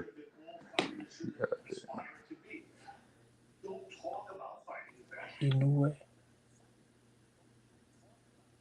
It's one of those things, bro. Hey, shit, we pretty much dead on boxing for a good little minute. Besides, like, you know what I'm saying, like pro boxing shit like that. But as far as A list guys, shit, got a few We had a weeks. good, Got a we had few a months. good year. Yeah, we did have a good year. Wait a minute, Marlon Talapis been beat before? Has he been knocked out? Please It's don't say yeah. Tapales. Don't say It's yeah. Tapales. Don't miss the forest for the trees. Has the man been knocked out or not? Yeah, he been knocked out. Well, TKO. Oh well, shit. We already know then what's going to be the result Nah, of nah, this but one. nah, it wasn't. It was the 11th round, and he put on a great I fight don't give a damn. I don't before give a that. damn. You should have learned And something about boxing today, bro. he could have continued fighting, He but the getting ref stopped, stopped. bro. He Like He that. could getting have stopped. he could have continued fighting, and He getting that was stopped, bro. that was 5 to 6 years ago. He getting stopped, bro. But I'm telling you, he gonna put on a better fight. I'm You not ain't gonna even say see it. I'm not saying he's not gonna get stopped, but If he gonna put on a if better fight. no Yeah, I'm no telling you. scholar no. He finna get his ass whooped, bro. I did the film studying, brother. Did you do the film study, bro? I did the film study. Did you, bro? Yeah. He finna get his ass whooped, bro. Nah. I mean, I ain't gonna say he ain't gonna get his ass whooped, but he gonna put on a Is better that fight. Tom Cruise, bro? What the fuck? But that look like a whole bunch of Bro, he got motherfuckers. Tom Cruise in his camp, bro. But don't they look like? Damn. That's some random white dude, bro. Surrounded by a whole bunch of Mexican dudes. What the fuck is that about, bro? Bro, he not Mexican. He Filipino. Filipino. No, he ain't. That Yes, Tom he Cruise. is. Tamales? Yeah, Oh, I Filipino. thought he was Mexican. Nah, Yeah, I You thought he was sure? Mexican too. Oh no, he is Philippine. He is Philippine. That's his last name. His last name says different. Maybe Tapales. maybe he's half. Tapales is Filipino. It don't Filipino, sound Filipino to me, bro. brother. All right, bro. No wonder he agreed to come out here. Right? Shit, you get a free vacation. Damn, I want to go to Japan. Bro, I was thinking about moving to Japan, bro. I know yourself Bro, getting ass I whoopings. watch these black people that be living, like they get their experience like black people in Korea. There was a black lady in Korea. She said she went on a date with this Korean guy, and this Korean guy told her like, "Yeah, I like black women, but I don't want no N babies, no N word babies." He said it just like that, bro. Oh, I saw that. Damn. That's I saw crazy. that. Yeah, that black girl. Hey, bro. But black people love being used and abused. You know, we always running around looking for acceptance. So hey, Who is we? Speak for yourself. That's why Tapales for to get his ass demolished. Nah, bro, I'm not looking for no acceptance. You ain't gonna find me running people down. Hey man, So this will make no, Inoue third, 3-time undisputed, right? no, two Oh, it'd times. be two. It'd be two. It'd be two times. Oh, shit, he can easily get 3, bro. He gonna be the first to do it Yeah, I think in so the too. 4 belt era. Damn, you don't want to see a nigga Hey, win either, Crawford bro. got company. Shit. Man, Crawford, he got 1 foot in retirement. And Hey, so watch. Hey, this is gonna be the next topic. Watch. You're gonna start seeing. Okay, so who had the better resume, Inoue or Crawford? They both got 2-time undisputed, but I think what in a way like 4-time champion. man, Inoue got a better resume, bro. I ain't even debating that. Who? Inoue, Crawford. I No, think so Crawford. too. I think so too. Nah, Crawford. I'm not debating that, bro. It's Inoue, bro. Where's Crawford? Bro, it's Inoue, bro. Where's Crawford? Yeah, I mean he beat Donaire twice, Fulton. Uh, Fulton and Donaire alone, bro. Like those 2 fights, bro. Just Nah, that- like even them that bro. that Bud, balloon. Bud beating Kell Brook is not amazing, bro. him beating Jeff Horn was impressive. Him Oh beating my, bro. I guarantee you wasn't even watching boxing when he beat Jeff Horn. I yes, I what guarantee you that. bro, that was Yeah, 2017. Why wouldn't I he, be he watching boxing? he gonna say I was doing film study on it. Nah, I wasn't doing film study with like bro, come on man. I told you I kept an eye on it, but it just wasn't nothing like That boy said he kept an eye on it. yeah, I kept Yeah, an eye on it. kept In your ear other to the words, streets. like I would see clips, I would, tune in. You Like wasn't well, I fucking wouldn't with the tune in, scholar, but I so would none of see. that matters, bro. If you wasn't with the scholar, bro, you were just keeping an eye on it, like you said, bro. You didn't know what you was looking at. Hey, nah, bro. Nah, That bro. boy said, hey, I will use that like that. Where motherfuckers be like, man, I've been watching boxing. I'm gonna say, shut up, nigga. You just been keeping an eye on it. That's that like that. That's that. Nah, bro, but for real, I was keeping up. Bro, I'm trying to tell you, bro, Tapales gonna put on the No, I'm gonna better be honest with you. performance. I'm gonna be honest with you, bro. The people that be in the sport, bro, that like Puro say, he come over here to get pure boxing talk, bro. The rest of them be doing just talk radio shit, bro. But them motherfuckers, be like, I've been watching the sport for 20 years. You're like 20 years, and this is the best you can do, bro. Bro, that's the Nah, equivalent of like working for a car company. And like, you know how to give you sometimes they'll give you like deals on cars and they give you like a Honda Civic, bro. Like like with 0% down. They don't even give you the car. You still have to pay on nah, it, bro. Like, bro. that is ridiculous. I think that's the perfect Thing. way to sum it up for a lot of people, bro. They've been keeping an eye on the sport, bro. Yeah, exactly. Well, I always say this is just like anything in life, bro. It's like you could take two people, put them in the same situation, and they both gonna come out with different experiences. It all just depends on who can soak up that knowledge. So you could be doing something. I learned that whenever I used to work at HEB, bro. There was this one cat that been there for like 30 some years, bro, and I was running game all over him. I said, God damn, fool. But nah, Roger, I disagree. I disagree, Roger, because it's like because of the way I like to look at stuff, I have an analytical brain. Like when I watch football, I don't know the complete X's and O's, but I understand enough to what I'm looking at. You know what I mean? Like, damn, they got 8 in the box. I know the basic shit, bro. Like, shit, playing Madden. Just playing Madden will get Right. you the basic knowledge for fucking football. But I can't accept that they watching boxing for 20 years, bro. 20 years. Like the science of boxing the fundamentals hasn't evolved at all. Like, you have people that venture out and add pull counters and shit like that, but the basic fundamentals and all that stuff is still like the same, and they still haven't learned it, bro. And they've looked at the boxing and consider themselves experts in the sport, and they don't even have any idea. Like, if I was watching golf for 20 years, bro, and I didn't understand what a pull counter is or what to do, and I mean, what to do whenever you like when you hit the ball out of the off the course, what that means, I would stop watching it, bro. They got a pool counter in golf. No, no, no, no. Oh, shit. I just said that because Skip, remember Skip? He was like, Skip, what's a pull counter? I don't Oh, know. Is that something you just made up? Oh, that's something you just made up. No, no, no, no, no. I ain't no, make it up. no, most definitely, most definitely. Yeah. Mm-hmm. No, no, I feel But you. It should be going in one ear and out the other. yeah,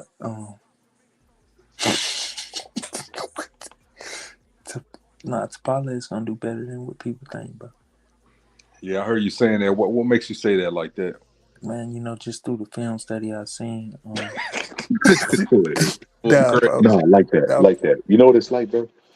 There's a clip. I'm gonna make it into a short, bro, where Jamie Foxx is with Sugar Shane Mosley, and he's like, "See what you're doing is when you throw that uppercut, you got to come up with that left hook." And he's like, "What? You heard me? When you do, you got to do a left hook." And then he did it on Sugar Shane, and Shane just came over and caught him. He was like, "Oh my eye, my eye!" Like he was playing it out, but he was trying to give Sugar Shane Mosley advice, but he was clowning because he didn't know what he was talking about. That's how the YouTubers be, bro. nah, Yeah, look, yeah, bro. yeah. I'm Fact. telling you, Tapales, bro, he's a defensive fighter, bro. Um, Not for real. I'm being dead ass. He's a defensive fighter, southpaw. Um, like I said, he Okay, ain't got the best. He don't have the best footwork, but he know how to position himself to get his offense off and to evade certain offenses. That's offensive attacks, attacks. So like, bro, I'm trying to tell you, like this, like I see in a win in whatever who? the fuck his name is, bro, in a new way. Um, um, Probably taking over by the sixth round, but it's not gonna be an easy fight, bro. He a warrior, bro. I'm trying to tell you, he's a Hey, warrior. he is coming up off a win off of that Acme Dollar off. Inoue is gonna have him fucked up by the third or fourth round, bro. Nah, no, he ain't, bro. No, he ain't. Yeah, I think he's gonna get him out of. I think he's gonna Nah, control it. I'm trying to Early. tell you, bro. Like he faints too, bro. In the new way, God damn. having dealt with a fighter that faints. So, Hey, so who's the last one that you saw him fight? MJ, his last fight. I watched like his last No, like but six fights. who did he fight last? That MJ dude, I can't pronounce. Oh, okay. I can pronounce it, but I don't got it in front of me. It started like his last name started with an A or something like that. Yeah, that's who he wanted to. That's how he unified the titles, bro. I did a little research, bro. I ain't capped though. Man, you got Wikipedia pulled up right now. You No, I don't. I would say the name if I had it pulled up. shit. I'm looking at the name right now. I still can't say that shit. It started with an A though. It's like AK something. Yeah, see you looking at the page too. No, I'm not looking at it. Bro. But yeah, bro. And I just believe that. Hey, don't be shocked if Tapales knock in a new way down, bro. All right, so I'm about to. So he got 37 win, no, 40 fights, 19 wins by knockout. And you think he gonna knock Inoue down? I'm trying to tell you, I don't man. even think Inoue's been down ever. That's what I'm saying, bro. Like, Oh, hold on, what happened to the damn screen? yeah, no, it just paused for a second. I thought my shit went down too. I said, I was scared.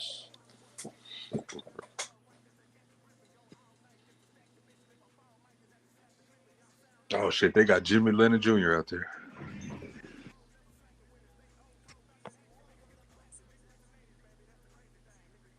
Bro, I can't even go for full. I can't even go full screen on this screen you gave me, bro. Shit, that's on you. You must got that.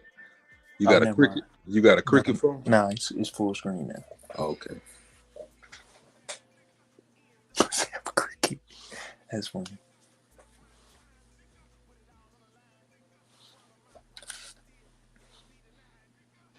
No, I used to have a cricket, so I can't even hate. No.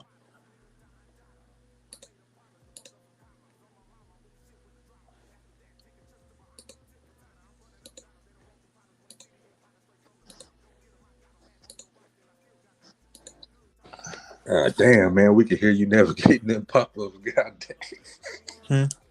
Hey, we can hear you navigating them pop ups, You know, when you got a good computer, you know that's how it be. You know what I'm saying?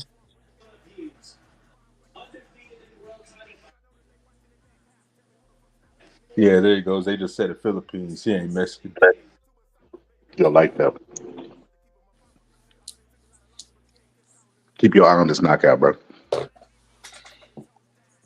saying, man, this gonna be this may be outside of that Donaire You give fight, it. bro. You This giving Puro. You giving Puro ammunition, bro. I'm not, bro. I'm just gonna stand on what I seen. If I'm wrong, bro. But I'm just not gonna go with popular opinion because that's popular opinion, bro. I Shit, I'm, still see in the new way winning, but I think it's gonna be a tougher fight than what people Going say. up against popular opinion just to be right is insane too. No, bro. That's not what I'm doing, bro. Most people, bro, you didn't even know this man was Filipino, bro. Like most people just saying in the new way because it's just in the What does it matter what his race is? I know what the fight results is gonna be. bro. Bro, you probably haven't watched I don't need enough, to, bro. bro. Okay.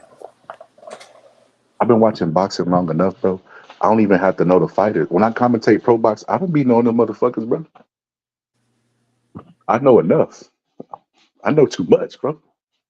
I know too much, bro. All I gotta see is like 5 minutes of them shadow boxing or doing something, bro. I already know. Oh, this motherfucker finna get his Like I ass. said, I could be wrong.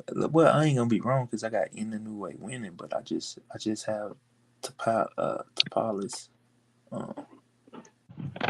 putting on a You better can't even fight pronounce record. that motherfucking name right. yeah, hey, But that's what I was about to say. Hey, say no, in a his way name 5 is times. Tapales. Say in a way 5 times.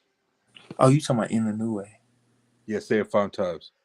Bro, I'm not doing that, bro. Bro, you wouldn't even pronouncing them fighter names right that just fought, bro. What are you talking Well, about? that's different. Nah, they ain't different. It's the same thing, bro. It's just certain names No, but people that's have. it's more syllables though, so it is different. Nah, it ain't even more syllables. It was 3 syllables. Susumi. So fuck. Full crazy. You ain't even saying it right. Full shit. Bro, it is pronounced Susumi. Hell no, bro. Bro, how is this gonna be? Bro, do y'all know syllables is constructed by vowels, right? It was only 3 vowels in the name, bro. You had 2 U's and 1 I. No, I didn't take a screenshot, so I don't know, bro. I forgot.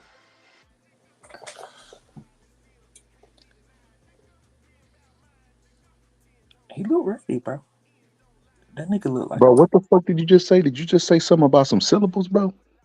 Yeah. yeah. I said yeah. Syllables. Bro, Syllables. you don't catch these motherfucking hands, bro. Don't bring that geek shit to my panel. I Hey, just told you about look, advantageous positioning, bro. look, Whoa, Don't bring that geek shit over here, look. bro. whoa, His, you can, dynamite. hey, you can look it Oh up, shit, bro. what's His up, name, Chip? his What's name, going on with y'all? That's hilarious, bro. What's and going on then with y'all? and then the other name, bro. None of those names was hard, brother. You got to work on them syllables, them vowels, What the fuck are you and talking when to about scratch. like that? Oh, we talking about these names? You talking about the last two fighters that just fought? Yeah. Okay, how did you pronunciate it or enunciate it? Well, the first one was Susumi, and then the second one was Anaguchi. Anaguchi, yeah, right, exactly. But I like to call them different names. I like to call the guy that was in multiple colors Colored Boy, and I would like to call the other guy Facts. 096. That's what I called him, bro. That's how I looked at it. And I knew 096 had power and he was with the shit because he didn't care about that shit.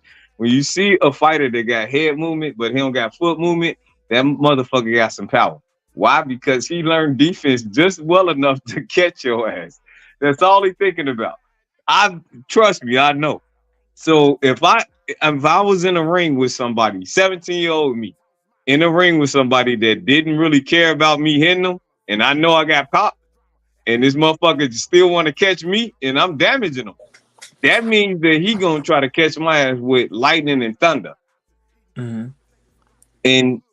And Color Boy should have watched out for that shit. He got the better foot movement. He the better boxer. He won most of the rounds, but he still stayed in the pocket to get his ass touched up, and that's what he shouldn't have did. I don't know what the fuck they was telling him. Hey, check this out. So you think if he gets undisputed, you think he's gonna actually defend, or you think he's gonna go up? I will go up because Try that's try to be you a three. legend. You building yourself to be a legend at that point.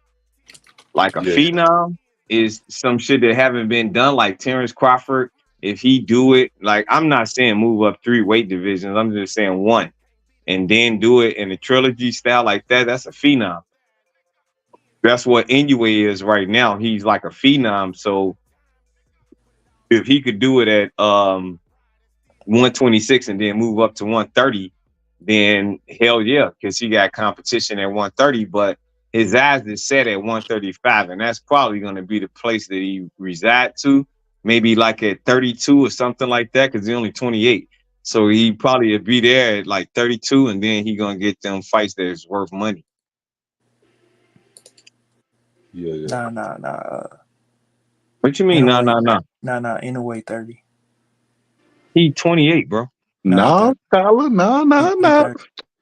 I don't He know, 30. man. He Like 30, that, brother. like that. He's over there in the IT department. Oh, well, He he got probably is. the Okay, computer. well, if he 30, then he still got 2 years in to get to acclimated into a 130 division. So he'll be there, and he moving fast. His trajectory is fast because he just got out of the 118 division, Yeah, and he he did. just, you see what I'm saying? Like he just got out of he about to get out of 126 real soon. So like today.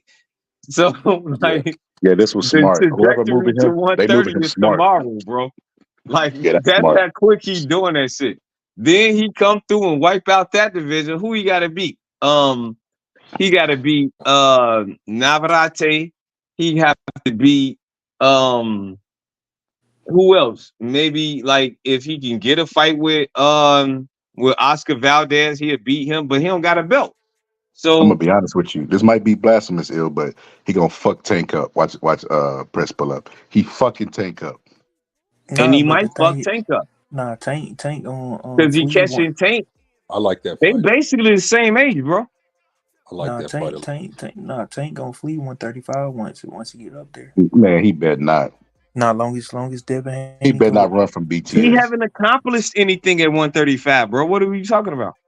That's what I'm saying. That's why he gonna leave. What's the point of staying somewhere? All right, Nah, I've been here bro. this long and ain't did If he shit. do that, bro, I'm pulling his what is it called? Jihad. I'm taking his card, bro. Go ahead, I'm taking Shahad. Uh-oh. Shahad. Yeah. That's right. He did just. The Shahada. He gotta unconvert. He gotta be the first Muslim to publicly unconvert from Muslim. Nah, Damn. brother, you get hurt behind that, brother. What you talking about? Man, stop believing this, bro. Stop believing anything you. What prison stories you talking about? Bro, I grew up a Muslim. You ain't getting hurt for nothing, man. But let me say this, Scholar. Remember the other conversation we was having about the flat earth theory? I wasn't saying I agree with what he was saying. I agree with the science of how he was explaining it. See, if you can't make a balance to nothing, then you kind of up in the air. So if you can't show me a real photo of the earth without it being in cartoon form, then that's why you give them a reason to claim that the earth is flat. So I do understand why it's an argument. That's all I'm saying. Because I could agree on something, but I could think my own, know my own thing, but I could still agree with why a person have a theory about something. They gotta show me some proof. The other side got proof, and one side don't. Bro, you see how thick his head is, bro? Man, yeah, Tapales. it's gonna be thick. Let's see how I look on the campus. Bro, I'm trying to tell you, bro, he gonna put up a better fight than what y'all Man, think. get out of here, bro. He gonna stop him with a body shot, bro. I did my film studying, bro. You did your film study. Ain't no gonna Oh, stop him. no, Scholar, let's hear his film study. Let's see what I you already got. broke it down. I already broke it down. You already Go did? ahead, I Ill wasn't went here. there, bro. Let Ill hear Give it that to shit. me. I want to hear. Uh, Hey, he said he's saving that for members only. That's what he's yeah, doing. members I'm a only. I member, want to hear it. goddammit. Let's give him that exclusive. I'm a member. Give him that Want me to exclusive. donate to the channel right quick? I mean, I'm gonna do what I need to do to hear your opinion, man. Because boxing minds want to know what you think about this shit. Uh, like I was telling them was Tapales, he's a southpaw fighter. Has decent footwork. He has above average defense. He's a counter puncher. Yeah, but above average defense. Yes, above average. Okay, I say he actually had good. He showed good defense in his last fight, and what I you think said what happened. above average, so it got to be great. Nah, it Bro, ain't great. it's right. It's on right now, bro. The main event they announcing So right now. what I see happening is I see him countering in a way.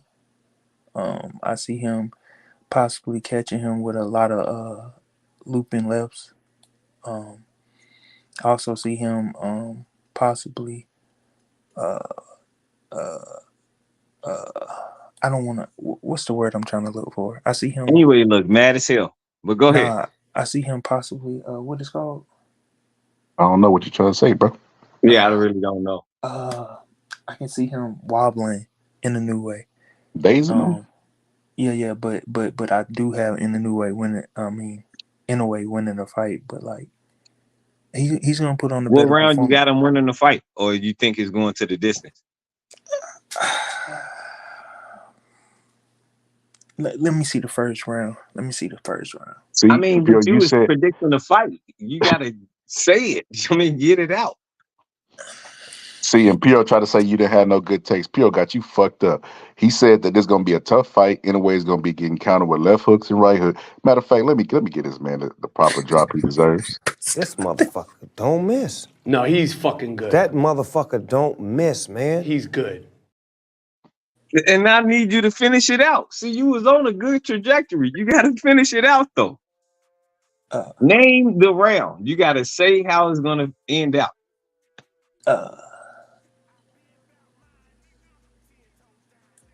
Man, I gotta see the first round first, bro.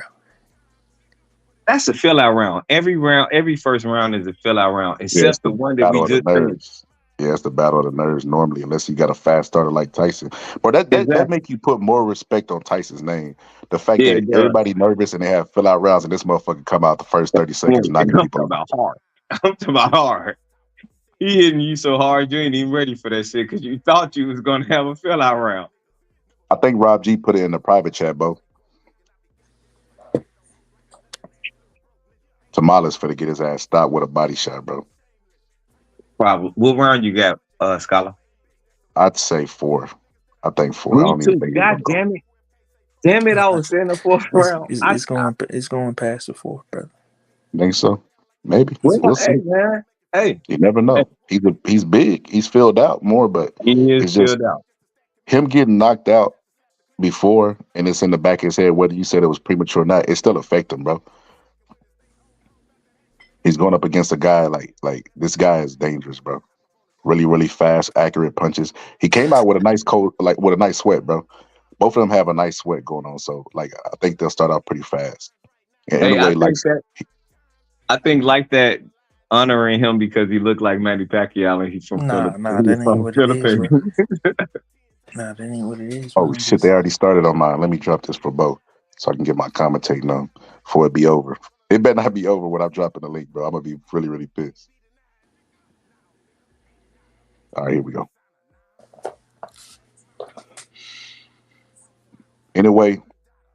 Anyway comes out double jabs and then throws a right hand. One thing about Inoue, bro, that he has underrated is fucking cat-like reflexes, bro. Mm-hmm. Like I ain't gonna lie to you, bro. He ain't on the level of a Roy Jones, bro, but he close, bro. He close as Yeah, far as he is. timing. Let me not give him too much praise. You know what happened last time like that was praising the fighter on my panel. You know, getting stopped. But you're right though. He do got cat reflexes like a tank. Tank got that same thing too. He know how Yeah, to. just it's fast, bro. You Yeah, got like they react really, really fast. yeah. Bud used to do that too, but now he getting older. Double jab right hand. Every time he throws a double jab, that he leaves Tamales like right in the middle, right lined up for his right hand. Mm-hmm. You better be careful hitting him on the top of the forehead though. You want to injure that right hand. That right hand. Yeah. In the way came with a jab and then an uppercut to the body, backed him up. You can just see the difference in the power, bro. Like when Inoue throws, he's a smaller guy and his punches is moving the other guy all over the place, bro. Mm-hmm. Mm-hmm. You could tell right now. But amazingly, Inoue looked different every fucking fight. What is up with that? Like he looked like a different person every time Snack, he bro. He don't snack, bro. Man, He don't snack products, bro. he on snack? Nah, I'm just clowning. Oh, because he looked like he got that. But them legs look like tree trunks. Yeah, he do look wider, bro. Man, He He fell looks out very way well. bigger. Moving, Yes, bro. yeah, as he move up in weights, he fell out very well. His legs is bigger than Tank's. In a way, done already got the nerves out, bro. You could tell when he starts doing shit like dropping his hands that he's in Mm-hmm. rhythm. He in the zone. Now this where you for to see it. This where you for to see the destruction that like that. Nah, He bro. he I'm trying to telling you. counter him right now. Yeah, He when he he gonna put that catch him high with a guard check, up, a he left trying to hook. set you up. Yep. Count him with the Bro. left hook. It's too early, bro. I'm telling you, Tapales the warrior. Oh, Okay. yep. We'll see.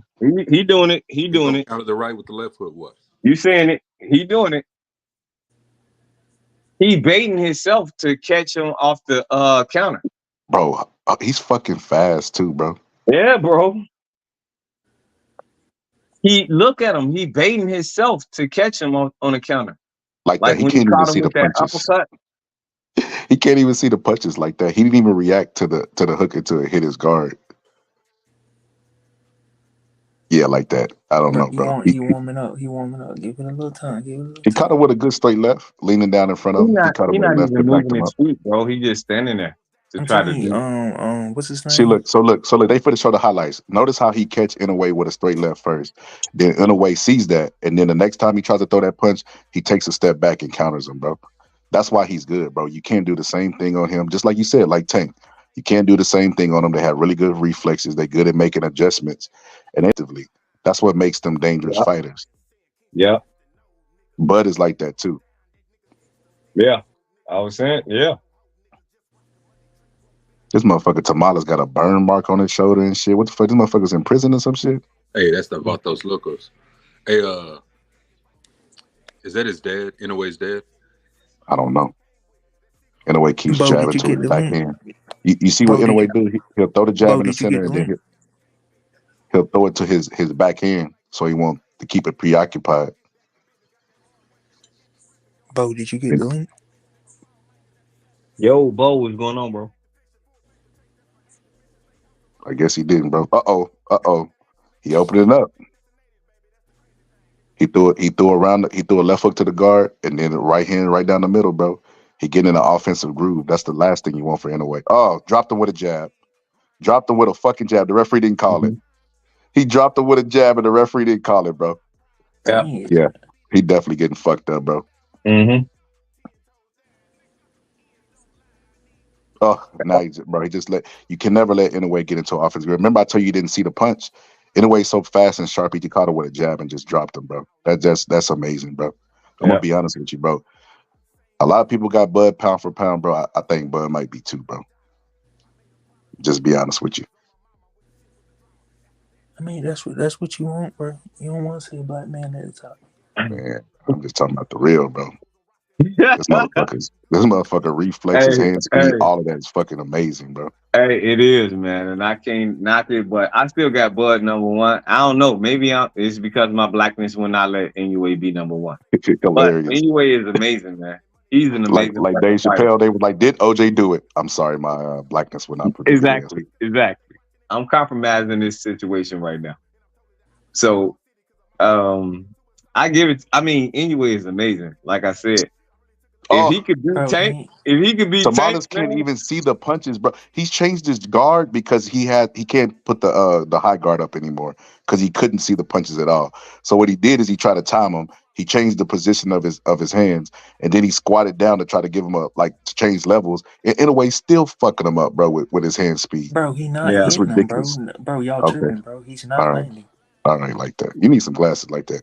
I ain't Bro, never he's seen not you before. I landing. know you You need think he glasses. could have a good competition against Tank? You think he could beat Tank? I don't know. If the Bro, he ain't motherfucker, even whatever he beat on, bro, if Tapales, he stay bro. on snack, bro, he'll get Tank and run for his money, bro. I Damn, don't know bro. what in He a way look is on, bro, but amazing. that motherfucker he is big as shit, He, bro. he looked like yeah. He look amazing. Damn, them hands is fast. Bro, he's not landing, bro. Oh, okay.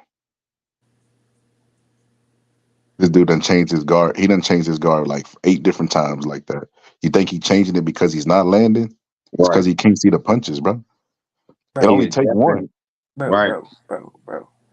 He ain't landed yet. I mean, I ain't gonna say he ain't landed yet, but He he ain't. dropped him. How he ain't fucking land? Look at that Nah, he replay. landed that, bro. I'm talking about like them combinations ain't landed. Man, he done landed right hands, a bunch of right hands. trying to tell you. And he ain't even throwing, bro. Tapales is not throwing. Now I don't know why. Well, I know why he ain't throwing, but And he know why he ain't throwing. But yet he don't have foot movement to get out of that range because he's one dimensional. Hilarious. You know, like that, you missing it. You know how you say he not landing? He purposely be throwing punches to his backhand to keep it preoccupied so he don't throw it. You can't defend and throw at the same time, correct? Exactly. That's why I say, bro, just keep sticking around like that. You're gonna learn this game, man. You're You're gonna gonna do see the more than just setups keep when an they eye on it. supposed to happen. Like Deontay bro, Wilder, he didn't do look the at setups all that the he highlights. normally Look at have. the highlights, bro. None of them shits. But None of them listen, like shits that, landed, bro. Okay, let's Deontay see. Wilder is a Come setup on, bro. artist, right? I He's got, bro. Come on, bro. he's not a great polished Watch fighter, this right? knockdown. Watch this knockdown like that. It's for to But happen. he No, it's know not. how to set it up though. And that's what you seeing right now is a setup to knock him But out. I That's know all Got he it him back. is. did just do the little pray thing before he went. He got him back to the ropes, backing All him up right. with combinations and shit, and then land some shit in the middle. He throw throwaway punches around the guard, and then he'll send some up the middle. Mm-hmm. But his power is just knocking them all over the place. Can you see that like that? Can you at least see that? Yeah, I can see that. I can You see see that. that he's befuddled by the speed and the power of him. Yeah, I can see that. I can see that. He caught him with a good straight left to the body. That's what I would do if I was him. I would just ignore his head and just fucking be first to the body, bro. Yeah, yeah. Because he's too fast. He got Inoue in the corner. Oh, Inoue just exposed something just now. That motherfucker don't know how to fight in the corner. I seen it. He got bad reactions. Yeah, he just folded up. Mm-hmm.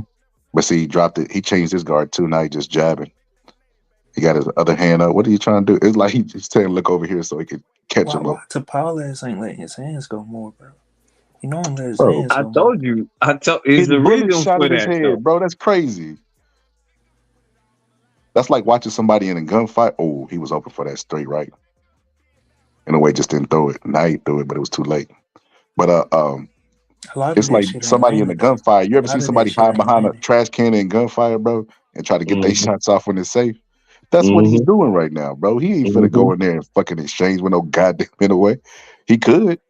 It wouldn't be wise.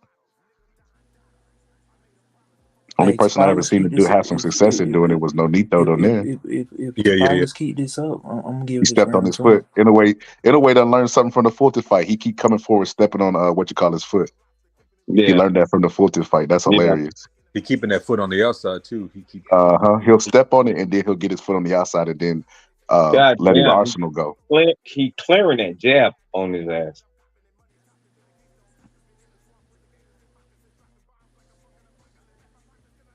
Bro, See, he'll come forward, Inoue step missing on a it. lot. He Inoue stepped missing a forward. lot He of this stepped forward, shit. got him to lean forward into the uppercut and caught him with 2 straight uppercuts back to back, bro. Yeah. He His don't know what to do. awkwardness. He's still awkward still too. Like he's an awkward fighter. Bro, He's an awkward fighter because he moves. Inoue Tamales ain't don't know getting what to his do, off. bro. He ain't getting his offense off Facts. like that, bro. That's the only punch that he's landed on Inoue. And that's because Inoue got his guard low. He landed just a straight Yeah.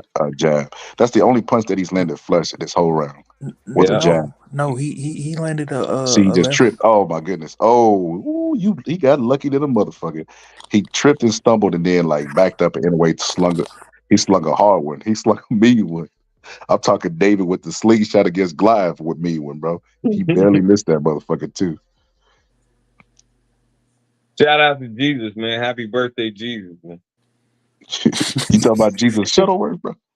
I Jesus, give Tapales that round. Jesus Christ.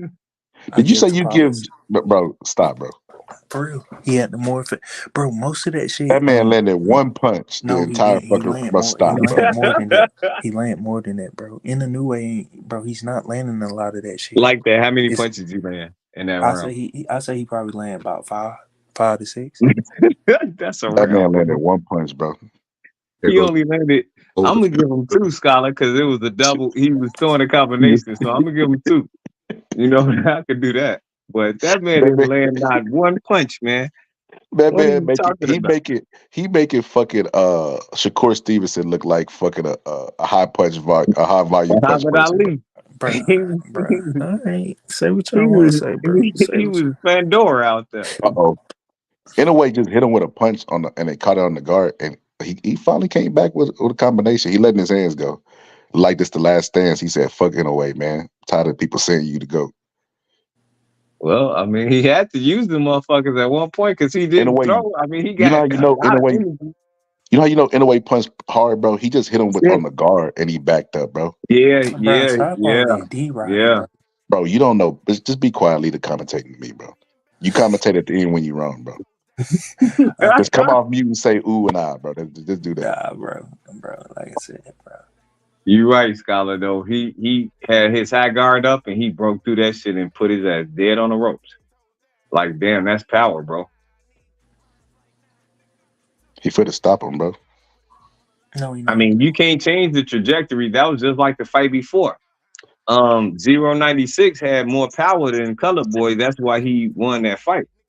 Like that said he was gonna be coming forward, counter him with left and right. I know, right? I Like, didn't say left and right hooks. I said Bro, he'll first get. off, he's you said he southpaw, bro. was a southpaw, right? He's southpaw, bro. He be coming forward, counter him with left and right hooks, bro. Right, No, exactly. I said he's a southpaw and he's a counter He's a puncher. He counter just puncher. countered him. He just countered him there. But he's not a counter puncher, bro. Yes, he is, bro. He's a It's walk just forward fighter. no, No, bro. It's he's a just walk forward no, fighter, bro. bro. It's just a He new finna way. get caught with the left hook. He's just fast. He's just too. He's more All fast. Inoue got to do is time his right hook with his left hook, and he got him, bro. It's gonna be a devastating knockout too. Okay. Oh my goodness, bro. Anytime he backs Inoue up, Inoue just backs him up with his power. Nothing else, nothing, no more, bro. Mm-hmm. It's his power. Mm-hmm. He's fighting though. All Inoue got to do is time and roll. He normally got a move where he roll that punch and answer with a left hook. Inoue just caught him with a short left hook, pushed him back. He wobbly a little bit. His legs are He with shaky. the shit. Yeah, he seemed like he with the shit though. Oh yeah, he punching, but he just getting knocked Yeah, off balance. yeah, Inoue's the smaller guy looking like the bigger guy. That's crazy, yeah. bro. Pretty much. The left hook is there, and the way I gotta do is hook at the same time, like you always do, and it's over. And we ain't got to think about the Oh my! knockout. We could just think about the round. Like anyway, winning all of the They go to round. left hook. Did I tell you it was coming? Left hook pivoted him in the circle. He opened up on him. He finna stop him, bro. He finna stop him. He knocked him down. Didn't I tell you fourth round? Mm-hmm. God damn it! He Like got that. knocked When down. I say something, you pull out some motherfucking Motherfucking scrolls. genius. Bro. He got knocked down, but he about to get back up. Like he tried to do some silly shit, bro. He tried to get up on 9 and be like, oh man, they stopped it prematurely. He got lucky, bro. He got lucky, bro. The referee was thinking about stopping it just now, bro. Yeah, I had the fourth round though. Referee was thinking about stopping it, and then he kind of told him like you gotta get up faster than that, bro. You don't take all 9 seconds and get up on 9, bro. It's too late. Left hook, look. Mm-hmm. Short left hook. Wow. Oh my goodness. Rock Hey, say them that silly. again, Pivot him. Scholar. 'Cause Scholar, that's for these new boxers that think they can stay on the ground into now. Say that again. The ref ain't gonna give you the benefit of a doubt when you trying to get off your knee at the bell at 9. You got to Yep. get up at 8, bro. Bro, And it's they count. That's what they don't realize. Right. If the referee could really stop you. If you get up at 8, he could say, no, I don't like the way you look. So you want to show him that you're willing to fight and you're capable of fighting. Pass his little test, walk forward, side to side, etc. But bro, anyways, for to fuck him up, bro. Mm-hmm. Like that, you can't try to be different, bro, and end up being the same, bro. Nah, bro. To Tapales, he's gonna look. He gonna Tapales. he gonna make it through this round, bro. Oh, okay. I just don't like how he keep doing that prayer thing before every round, like he. Bro, why you think he's saying a prayer? Just think about what you said. Oh my God, Inoue has opened up this round, bro. You talk about left hooks, right hooks. You know who? You was Bro, right about the left hook, right hook, just the wrong person, bro. I didn't say left and right hooks, bro. I It said don't even matter. It don't, like that. It don't even matter. No.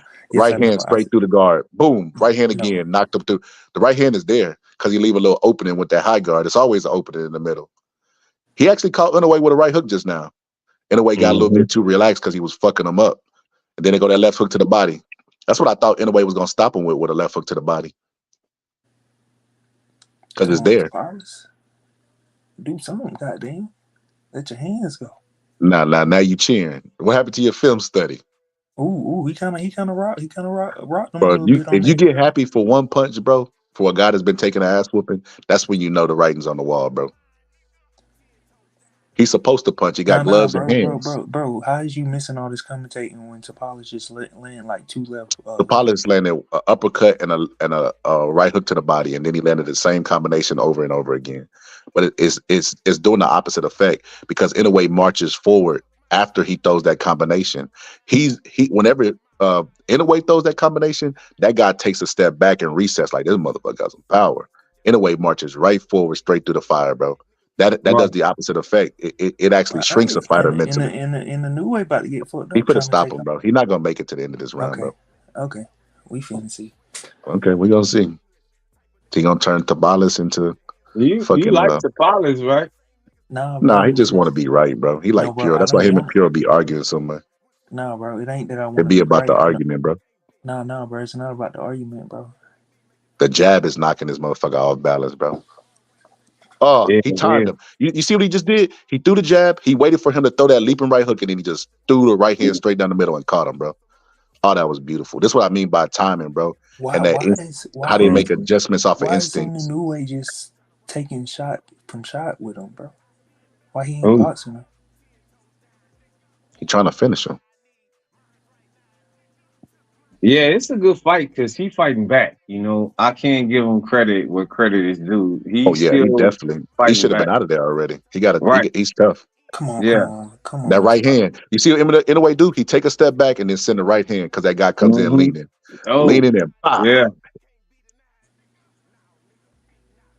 Inoue catching right. You see what he did at the end of the round? Like that. That's how you know it's over, bro. Watch, he gonna touch his hand like, hey man, stop kicking my ass. Bruh, stop, man. Stop that shit, bro. Watch, he about to do it. He about to do it. Watch. I ain't gonna say he ain't gonna do it, bro. That was a hell of a round, bro. That was a hell of a round. That don't mean stop kicking my ass, bro. That's a hell of respect, Bro, bro. that's a concession, bro. You never do that to your opponent, bro. That's crazy. I remember watching Michael Jordan said that one time, like he went to the lane and Shaq fouled him, bro. And then Shaq apologized and he said, you never apologize for what you're supposed to do. Hmm. Okay, but then when Crawford was whooping Errol Spence ass, and at the end of the what was that Man, seventh there or you eighth go. round? Gotta Seventh make it. round, and he gave him a pound. What was that? That was Crawford saying, "Oh, I'm sorry for whooping your ass."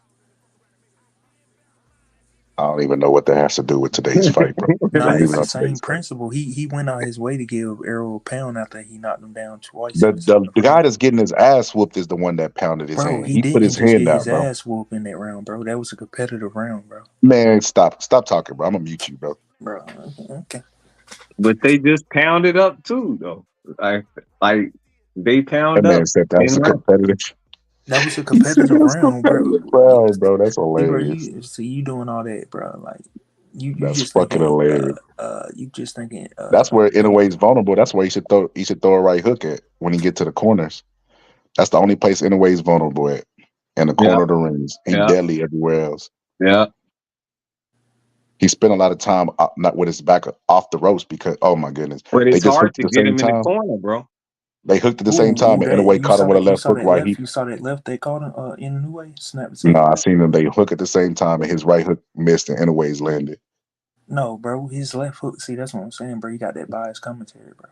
Boy, Okay. you Well see listen to the everything your biased way, commentary time. because according to you, that was a competitive round. I don't think nobody on the panel thought that round was Nah, that was competitive. a competitive round, We bro. watched somebody get They beat just from took pillar to shot. They post, bro. went for blow, bro. How is No, that they not didn't. competitive? They did No, not, bro. bro. I said he was fighting back. That wasn't a competitive Nah, that round. was a competitive round, bro. Y'all tripping. Yeah, I'm gonna have to start muting like that, bro. We got people at work, bro. We got people at work ain't watching the fight and they think it's a close round because, No, like that bro. said, No, bro. Mute that. If you in a way is commentating, beating the fuck. they'll think That in a way Tapales is ain't beating the winning. fuck out of Tamales, and he is. No, He he's done not. dropped him twice, bro. You just like Puro. How you drop somebody twice and the fight is competitive, bro? Okay, Man, stop, bro. in the new way winning, but like, come on, bro. He's fucking him up, bro. It's not even close. This guy done probably land like 5 significant punches throughout the fight, bro. Bro, stop that shit, bro. Stop that shit. Okay. I agree. If he was landing the punches, bro, He about to get stopped, bro. It don't even matter, bro. I ain't for the just keep listening to me, bro, and you'll learn a lot more than arguing with me. How about that? Reaching forward, lunging in, and then anyway, just tapped him on the. He tapped him. He didn't even throw the left hook all the way. He tapped him on the head, let him know, like, "Hey, man, you make a mistake, Ricky." And he Ooh, just coming God forward damn. with fucking bombs, bro. Mm-hmm. He need to send the straight shots up the middle. That's what I would do. He Send the doing what he's straight shot. supposed to do. That He right, just that standing right him eye up. starting to get a little 'Cause every swollen time on. he send a straight shot, he gets him out of that high guard. Now he's vulnerable for your hooks because that's Inoue's best punches is his curve punches. Mm-hmm. See, but whenever he got the high guard up, he don't even be landing them. So if he send that jab, he could get him up out of it, or just make him lunge. I'm surprised Inoue ain't been doing that. Oh my goodness, that was a good ass right hand.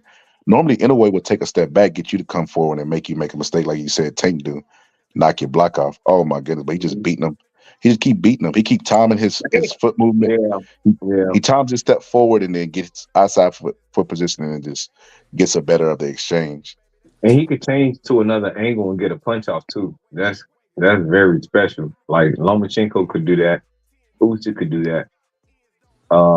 Tank again, like these fucking awkward punches, like when they have a curve to their jabs or their hooks and all of that shit, it makes them more dangerous because that's the Well, punch I you tell don't you see. this much: Look at the this replay. Look, the replay. Watch. Inoue times his jab with just a straight right hand. That's what I mean by his reflexes. Is like it's like crazy, bro. He chimes the man's lead hand over the top with a straight right hand, and his right hand gets there before the guy's jab. I tell you one thing: this ain't topping Terrence Crawford performance though. Oh my god. Let me mute him.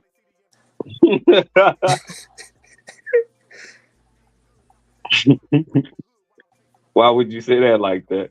Bro, He's a hater, bro. no, The because only reason he thinks he don't want Tapales. Inoue to do good today is because he's a Bud fan, bro. No, I'm not, Oh, bro. yeah. I want in a new way to do good, but Man, stop, bro. it's You're a just, Bud bro. fan, bro. This is not topping it, bro. You're a Bud fan, bro. By this He time, don't want he we don't thought. want Inoue to be considered pound for pound. No, I If don't. It Inoue ain't goes that, out here bro. and obliterate him, bro, that'll be three people he Bro, done knocked out, bro, no, moving up. bro. By the seventh Oh my round, goodness. Oh my goodness. Caught him with a left hook over the top of his jab. And then the right hand, he just caught Inoue with a right hook when Inoue was pivoting. He actually hurt Inoue with that shot. Not a lot, but he still hurt him. Inoue's gathering himself and he's buzzed a little bit. He's gathering and getting his time. Then he stepped back and he tried to do that counter that he always do with the left hook. But because this guy's a southpaw, he just jabbed and caught him. See, Inoue need to go back to doing what he was doing. What I'm imagining is this guy on film. Oh, that's what you got to be first, Inoue. Don't do the counter punch shit. Be first. Because the counter punch Mm-hmm. shit is probably what they prepare for. They seen that you Mm-hmm. like to sit back with head that snapping all lead the way hand back. low. His head snap. I'm telling you, bro. I think he gonna get dropped this fight, bro. That's your hope. We If he seeing stopped counter signs. punching, We seeing signs, bro. That is possible. Inoue learn from Fulton to step on people's feet. That's hilarious. He learned that Philly shit. He learned it in the fight where he knocked the guy out. He knocked the guy out, took his belts, and took his Let me tools. ask you this: when did we ever see Crawford head snap back in that Errol Spence fight? Oh God, bro! Don't talk about Terrence Crawford no more. I'm gonna put your ass backstage, bro. Double jab, right hand, backed him up to the ropes. See, when Inoue's first, he's effective. When Inoue's trying to counter punch, that's when he gives the other guy. See, because he messes up his offensive flow. He don't know what to do. He game Yeah. plan. He game plan to come in and feint Inoue out of position and counter punch it. I See, he mean, keep trying to lean back and shit. Tapales gonna let in the new way recover and shit, bro. He could actually have him in a vulnerable position, bro, if he would apply pressure and let his hands Tapales go. need to go get that ring post, pull it up out the ground, and hit Inoue over the head with it. That's what he Nah, needs to bro. do, bro. Nah, he got Or enough push power his to knock ass that. into the corner. That's it, bro. Throw him out the ring like Jalen Love. That's he got to do something. This little shoulder roll shit, bro. He lines his head right up for the backhand. Yeah. It's retarded, bro. And then Inoue just hit him. He hit him with two straight right hands because of that. Mm-hmm. Mm-hmm. And then he turned he turned the punch into like a inverted shot. Inoue just threw him, bro. He's strong, bro. He's strong. He's letting them know, bro. He's sending messages, bro. Like, bro, you can't fuck with me, Bro, bro. you gotta land to send messages, bro. God. The hell he talking Yeah, about can like that? somebody get this motherfucker glasses for Christmas, please? Mm. Contact something. This Ooh. motherfucker cannot see. I don't know what he talking about. If they would have connected, bro, I think we would have saw in a new way hit that canvas, bro. That was a good round. That was a good round,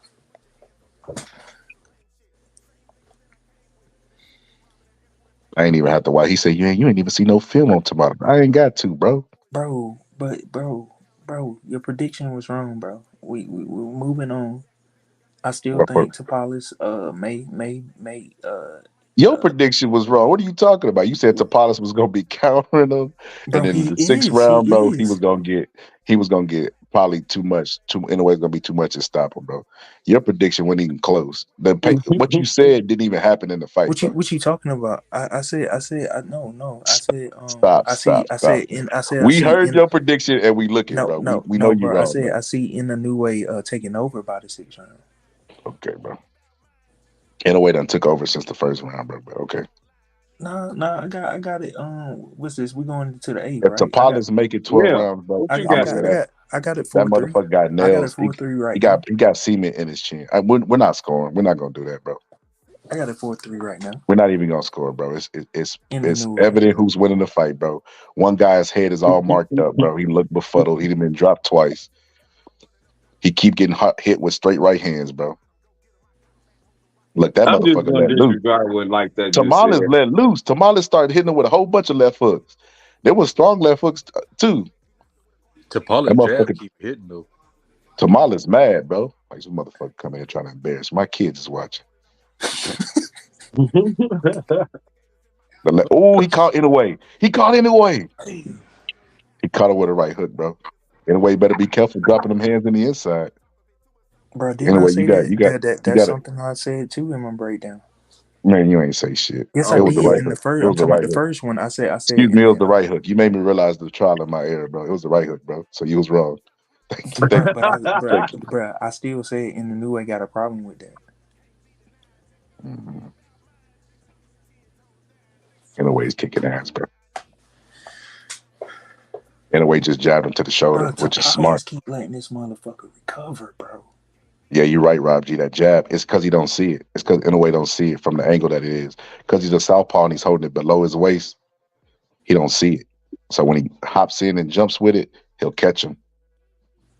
And we got to take a step back so he can see it. But in a way, he's taking more risk because he want to get this motherfucker out of there. Yeah. Nah, he think he gonna get him out of So there. Pollard just made a face like a grimace, bro. That was weird, bro. In a way, jabbed it to the shoulder. It's just a chess match at this point. Both of them are looking to counter each other.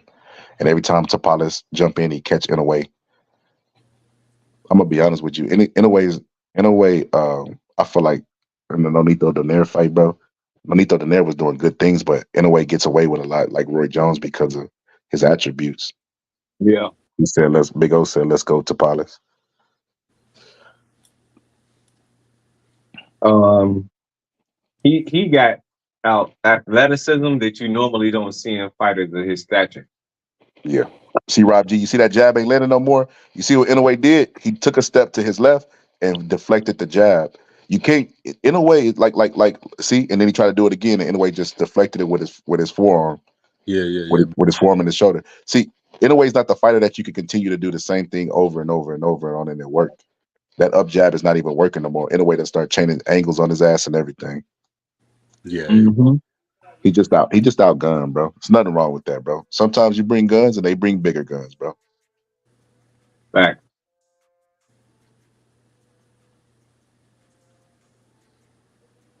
See, look at the replay. Look, he started But changing angles on Inoue. I That's where he can't caught him give with that right hook, that right I hook, that can't left give hook. no round to Tapales though.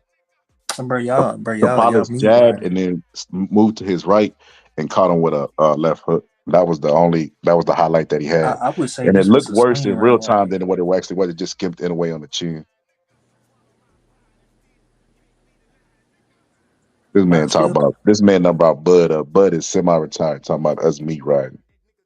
Y'all mean, right, bro? Y'all mean that's all it is, bro. Y'all not even calling, bro. Y'all well, sometimes you'll call it when he. Who fighting today? Is Bud fighting today? Not sometimes you'll Well, why call we it when talk he about call Bud? Why us. we get how we get on Bud, bro? Because this Got going Bud on the this brain, fight bro. right here determines who's Bro, you got pound for Bud on the pound. brain, bro. That's like That's the only reason you're that's going crazy to against. talk So about. you I'm you not meet going riding against Bud, him, bro.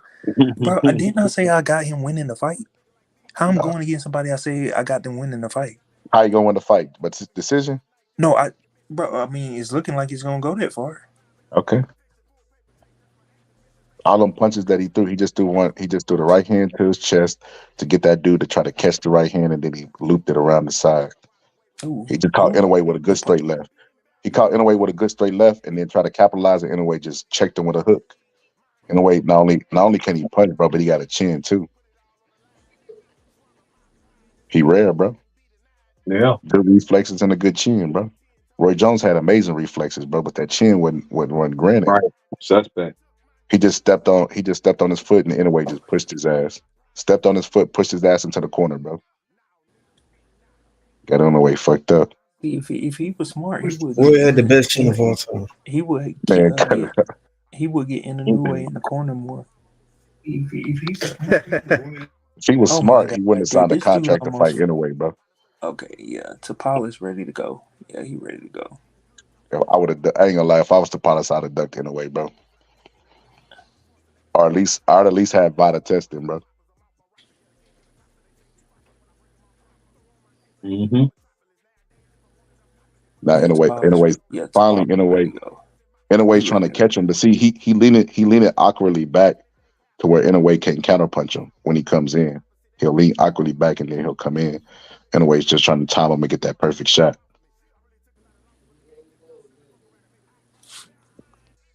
It's fast in the motherfucker, but it ain't landed. Oh, there you go. There you go. Finally got through. Oh shit. Yep. Mm. He hit Inoue with a left hook to the body. It was kind of low.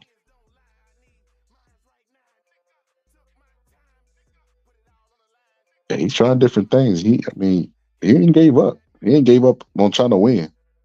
I give him that.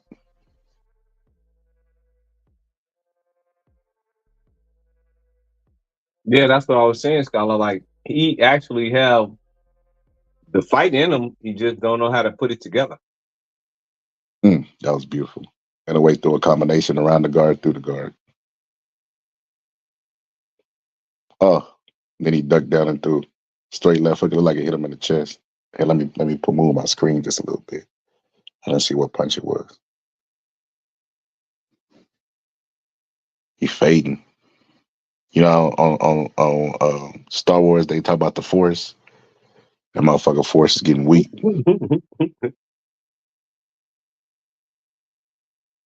Bo, you said Roy had the greatest chin of all time. Yes, bro. Yeah, he had the best chin, bro, ever. I've seen in boxing. Man, that man literally ain't get hit for like 10 There you years, go. bro. He's There not you getting go. His hit. counter. You see it? In a way, slid back and landed that left hook. That's amazing to land on the southpaw, bro. I'm gonna be honest with you. A left hook or just in that That sequence. check left hook, he does that. He'll drop his lead hand, bait you in, and then pop, come over the top.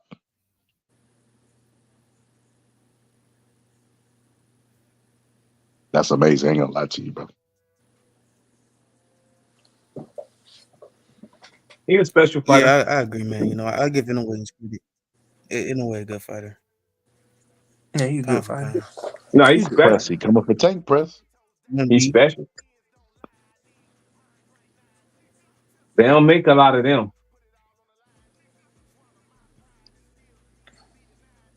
Now he's standing his ground more. That's crazy. He learned that foot checking shit from Philly fighter. So he learned that Philly tricks, bro.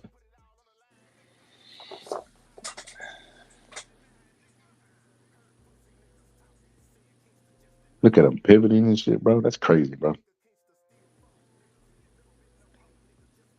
I'm gonna be honest with you. It's gonna be pretty hard to stop anyway, bro.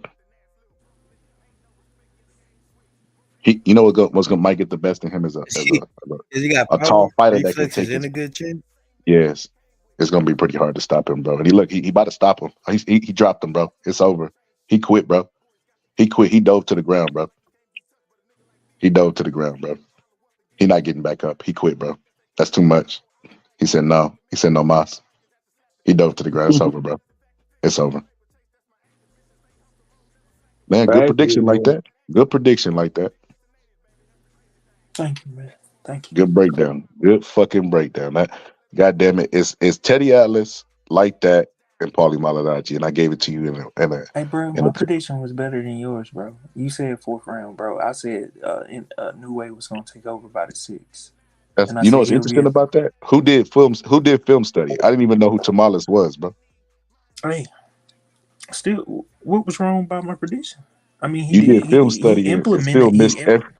No, he You studied the film No, and missed bro. everything, How did I miss everything? He implemented it, bro. but Nothing he went, just bro. You didn't do finna it. make me go hit that shit and make it into a short, bro. Nothing Make you it to a said short, was gonna happen, bro. bro. Make it to a short, bro. Nah, we was all watching, bro. We know you missed, bro. Bro, I didn't miss, bro.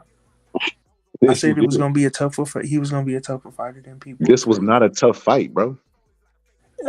Yeah. It was a Nah, matter of time fight. yeah, it was just we all knew the writing was on the wall, bro. It was just when it was gonna happen, bro. Look at Bob Arum, old ass in the ring, bro. Telling in a way he threw like a fist in a way, like, yeah, we did it. Oh, motherfucker, you ain't do shit, Yeah, The fight over. it wasn't a bro. You know competitive what he fight. dropped him with, bro? Homie was just good at surviving. That's all. Oh my god!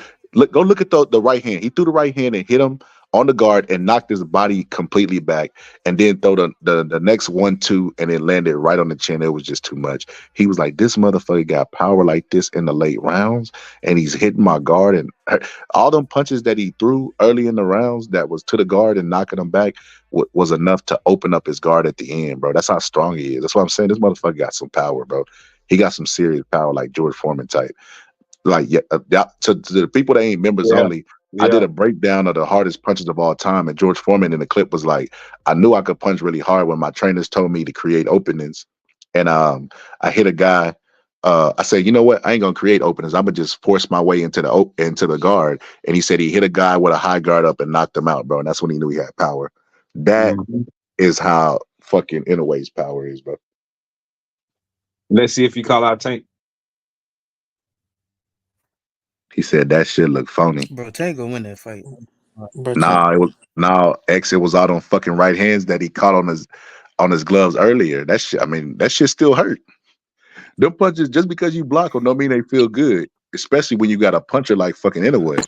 He said these guys have to realize that beating Inoue does not mean standing toe to toe to try to win a shootout. All positive, but all positive. It wasn't nothing he can do. The only way he could have Yeah. survived the entire fight, he'd have to jump out the ring and then get back in before 20 seconds. He'd have to do that he'd have to jump out and let the referee start counting to 20, then get back in, run around in circles, and then jump out again. That's the only way he was gonna survive this entire fight.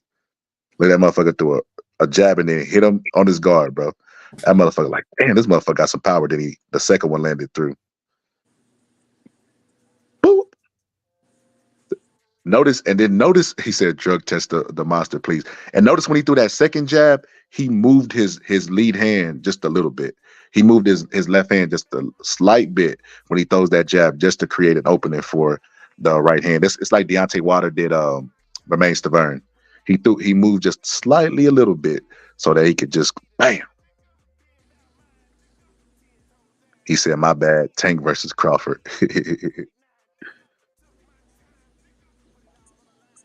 He said, why would Inoue call out Tank?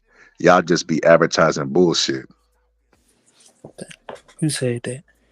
Well, Shit, why not? That's Manny because Pacquiao started at anyway the said same that he weight. wanted to fight Tank. If you know Yeah, how to do your research, then you would know that anyway said that he want to fight Tank. oh And Tank shit. said something about that. Now, what Not about gonna that? lie. You don't remember that? You can't just be saying shit. You gotta come with the facts, brother. So I'm not Man, gonna What you lie. Tank. In mean? a way, has I just said that I do my due diligence. Why everybody else can't do that shit? So when I speak on it, I ain't lying. All you got to do is just go back into the archives and catch Tank I saying do remember if that. he I do gonna remember fight that. him And Inoue said that he want to fight him too. So I mean, what's the problem with that?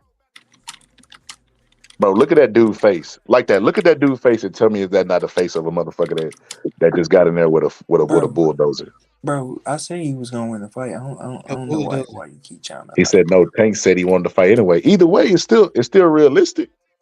Nah, Exactly. but Not gonna lie, I that's wouldn't mind actually a seeing it. great fight. nah, it say on the boxing scene. I got feel you, a. Tank. It say There you go, Inoue Twitter admits. fingers. No, There you Inoue go, Twitter admits fingers. Gervonta Davis fight is unlikely. So what are y'all How talking he about? could drop these belts and move up to 130 or 135, either or right now. What do you mean? So you expect this man to move up?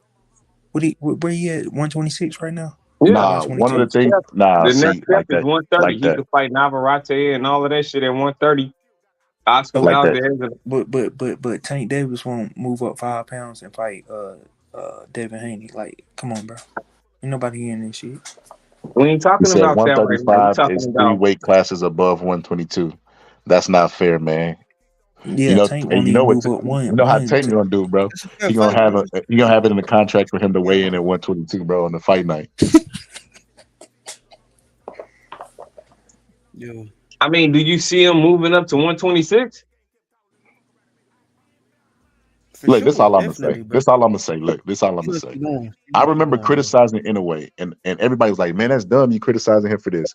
But one of the reasons I criticized Inoue is because I said, "Look, man, y'all calling this man the next Pacquiao." I show where Manny Pacquiao started and how many weights he moved up, and he went all the way up to 154, bro.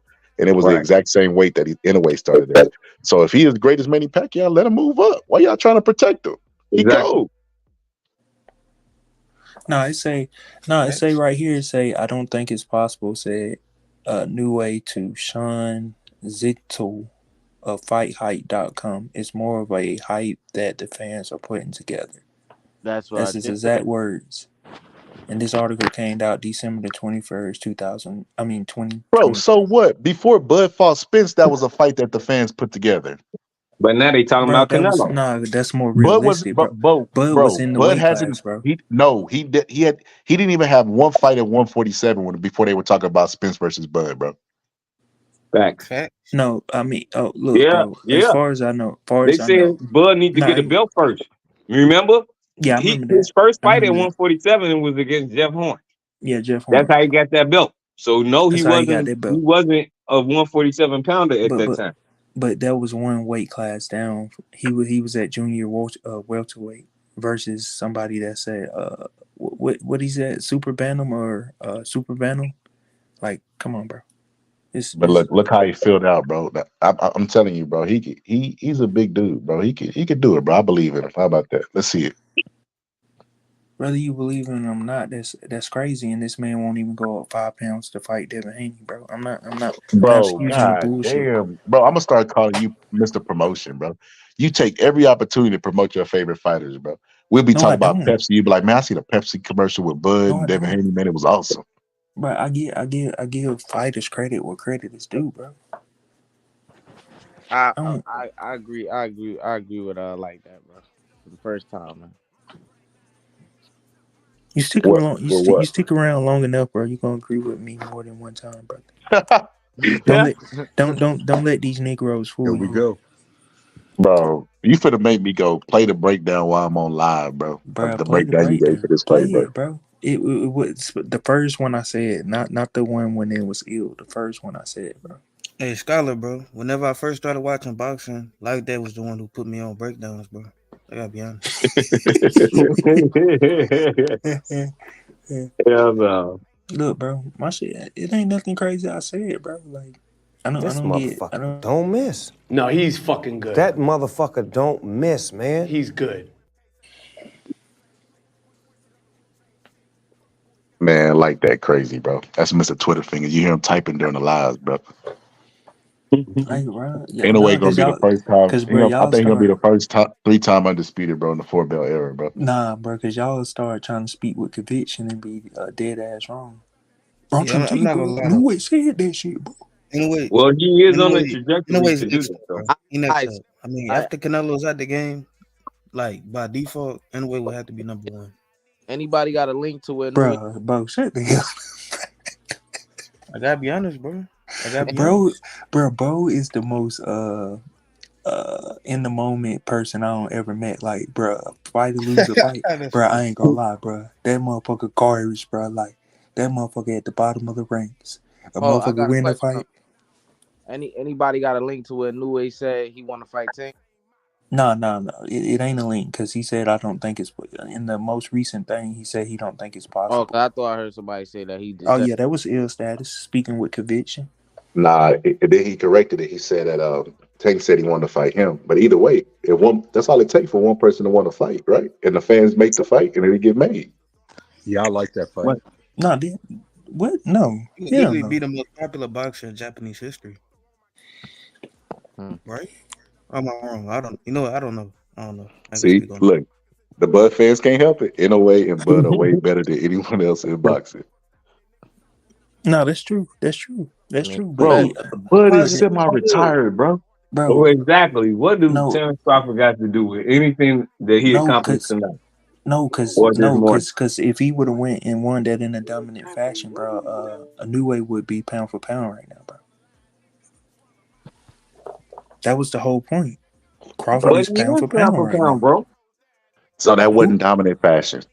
It was dominant, but it wasn't comparison to what Crawford did to Errol Spence. Bro, so what he did to Fulton was comparison to what Spence did to Bud. What? But I ain't gonna lie, Was Crawford did do it against a better fighter. yeah, he did it against a better fight, bro. This like, what are you talking? Like, Errol Spence was the Man, top of stop that, bro. the top Stop, bro. guy at Stop, bro. welterweight. Y'all rating L. Spence on what the man he used to be, Man, bro. here we go, bro. Here we go with Spence them is better. Texas Spence is excuses. better than Stephen Fulton, bro. Here we go with these Texas Man, stop. excuses. That's Yeah, but you crazy. gotta understand I mean, is you that gotta he be got honest. You threw gotta out be of honest. car. He was doing drugs. All this shit is self-inflicted, brother.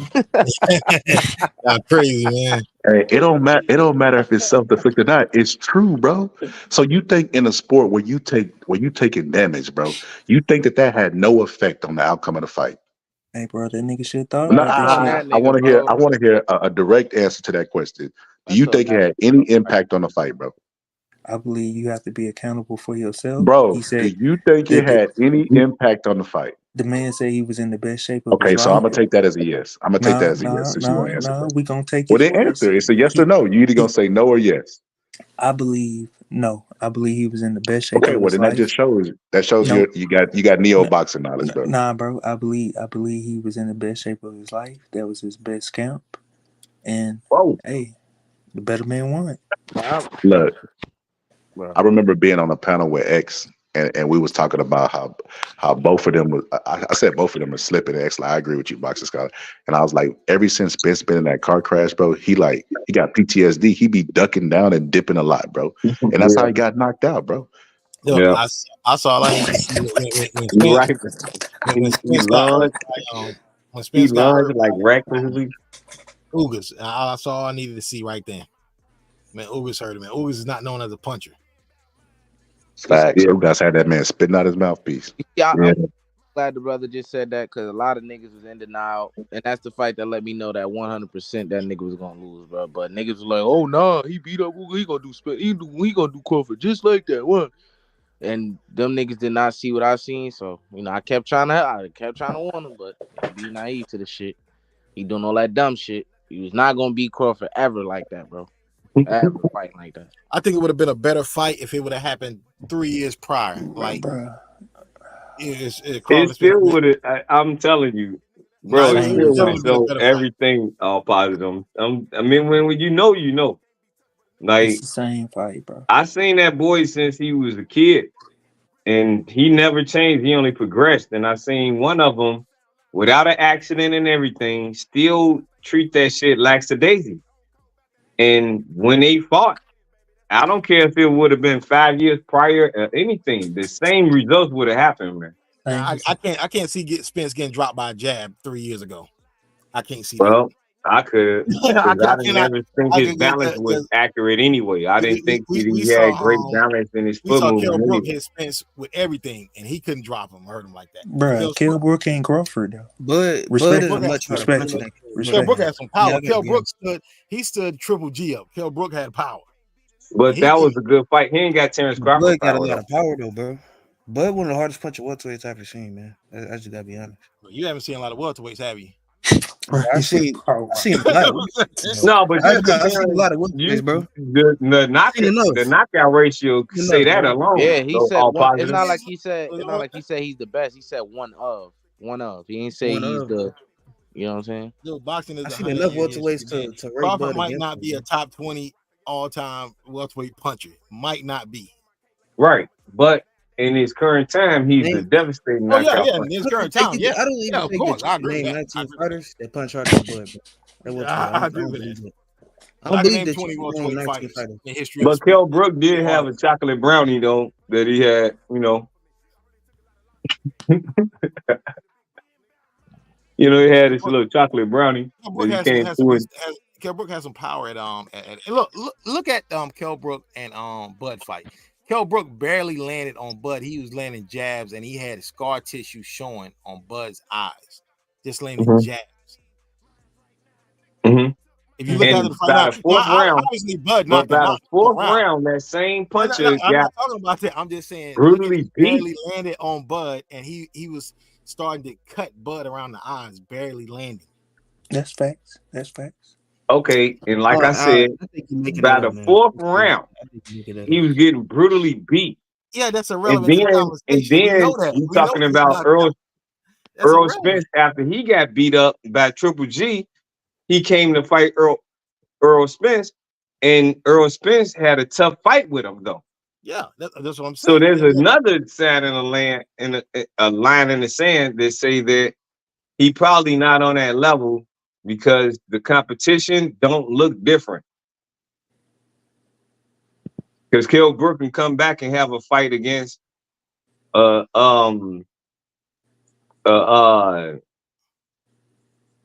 is that? Amir Khan, and look great. Amir Khan's trash. But he looked great, right? Amir Khan's garbage. Yeah, but those are how fights go. That's how fights go.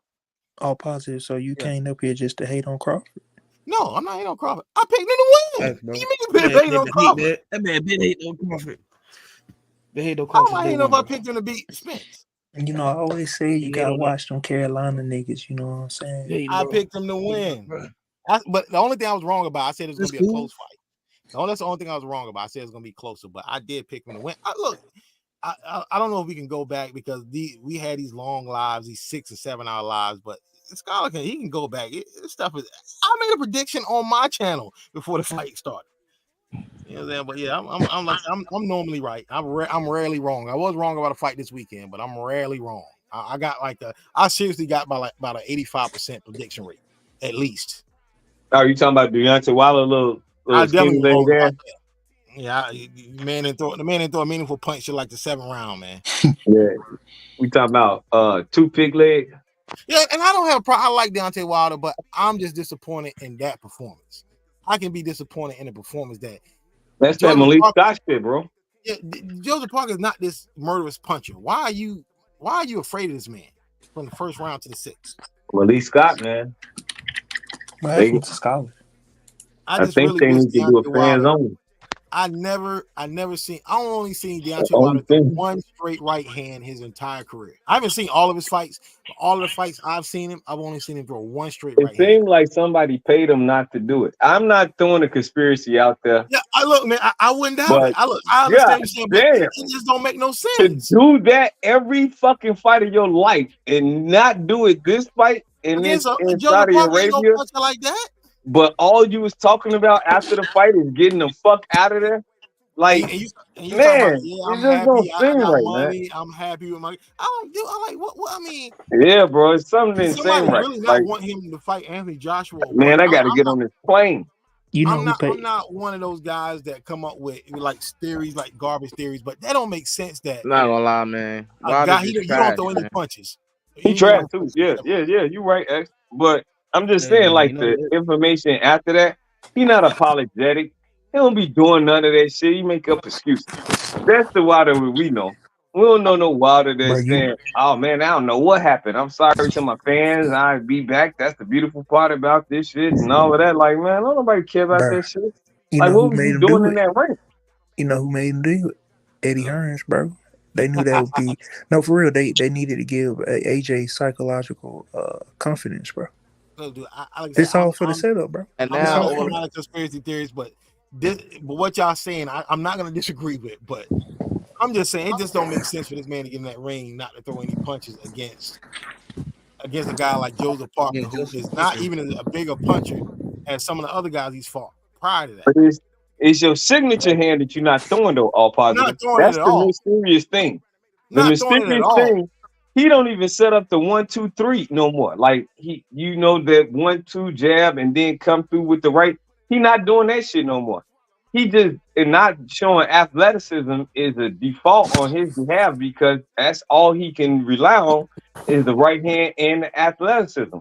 He didn't show none of that shit. He wanted to try to outbox this dude. I don't know. Like Anthony Joshua did the same fucking shit. Like if he actually showed his domination against Usyk, he would have won the fight. But no, he wanted to box him and all of that shit. Like these dudes is amazing, man.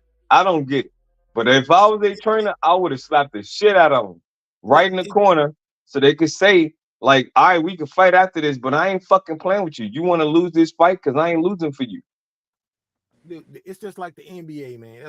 That's what lets me know that the NBA was rigged, because you would see teams, coaches would do things. They would have these great coaching sessions leading up to certain series, and then every time they play against either a Michael Jordan or they play against a LeBron, coaches would do things like sitting their best players when they play or get hot, not playing, not attacking certain people on defense. I'm like, I mean, what is the point? I'm like, Yeah. I've seen the 1993 finals was one of the worst coach finals I've ever seen with Paul Westphal. He had Dan Marley guarding Michael Jordan. Right. Think about that now. Now, nobody can really guard Michael Jordan, but you had Dan Marley guarding Michael Jordan. But Dan Marley was a good defender during that time.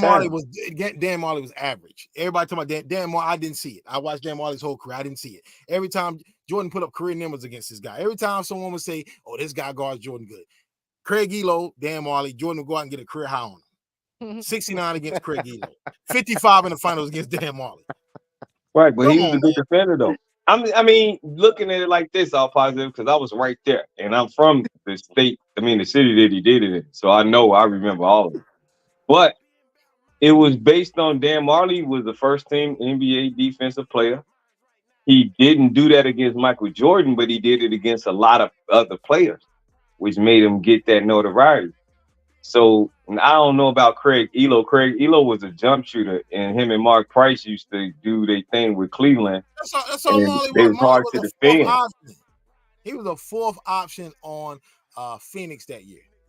Yeah, because you had Jordan was guarding him, not playing any defense, sitting on the sidelines, while Richard Dumas was killing Pippen, Barkley was killing Grant, and KJ was killing PJ Armstrong and Paxson, right. and Jordan sitting up there chilling, getting 41 a game against his man in the finals.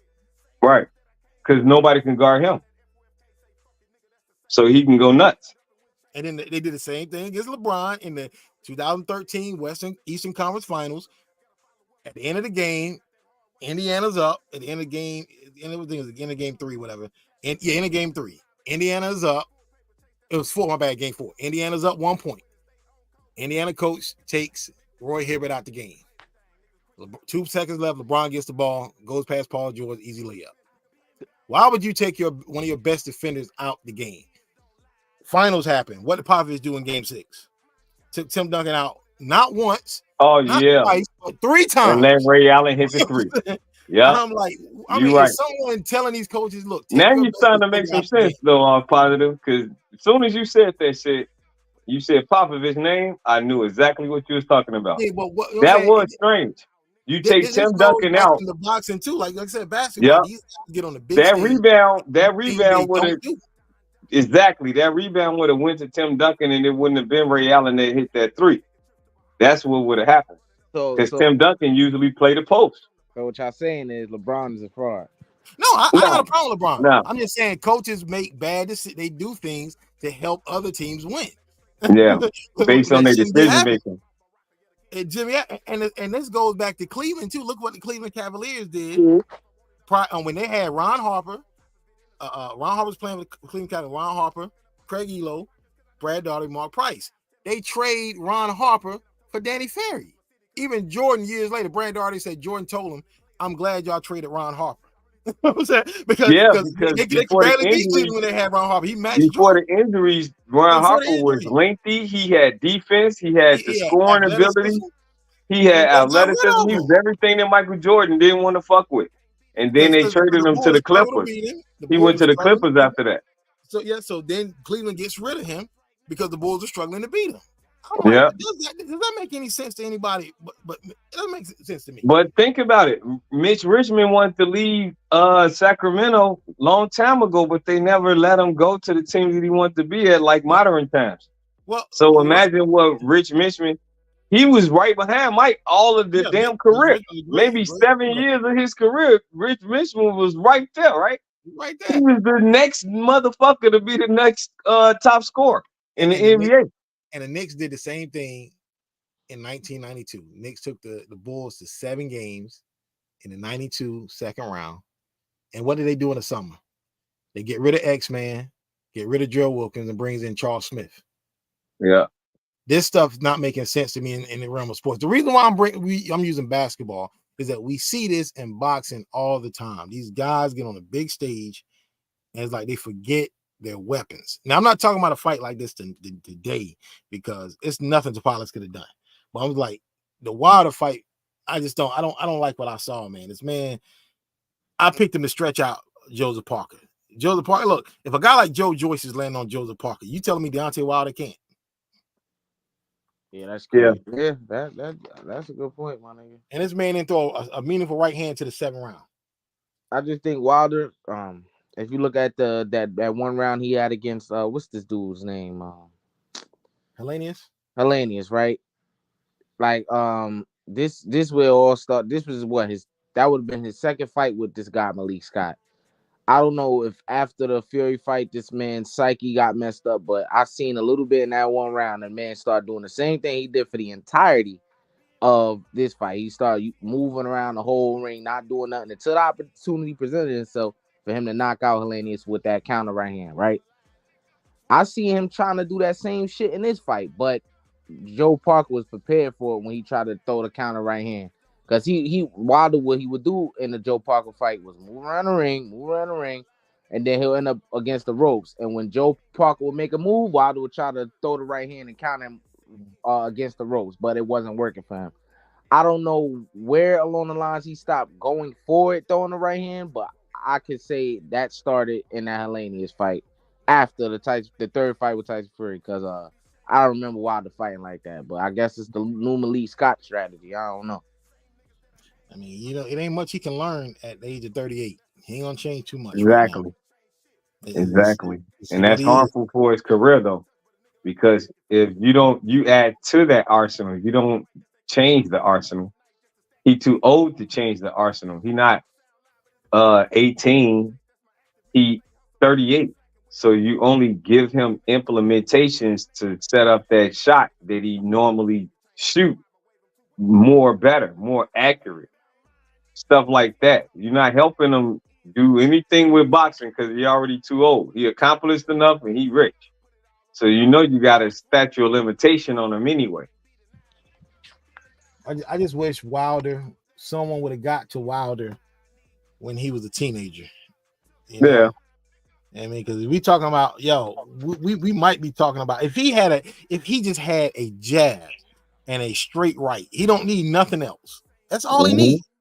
If he just had a jab and a straight right, he would be one of the greatest heavyweights in the history of boxing. Yeah. That's all he needs. Yeah. Oh, no, I know all positive. I know. It's just he never had dedication to the sport like that. If you could see, he was always wild and discombobulated. His balance was always awkward and off. Like he didn't ever pay attention to the sport because the only weights that he should have been using and lifting was the ones for his legs and using that cardio and start jogging and getting his leg work done on the treadmill and on the road. But he ain't never do it. You can see he has thick legs. Yeah. Like I wouldn't say he never had dedication. That's crazy.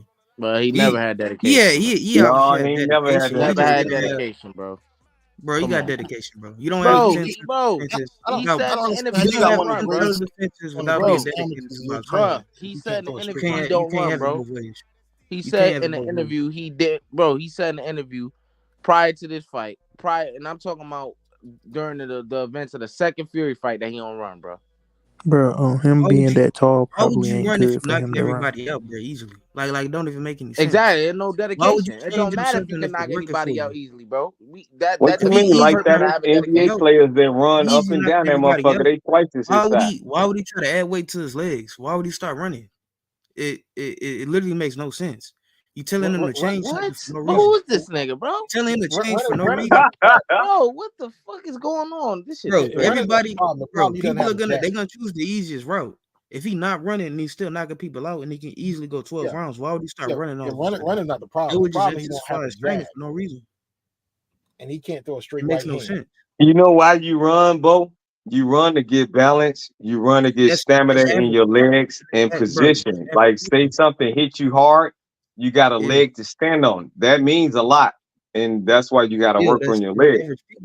But if you don't do that, then your legs is not going to be your back burner. Like say your body is out of there, you got good legs. Like Mike Tyson had tree trunks, right? So it was really hard to get him to knock down for you.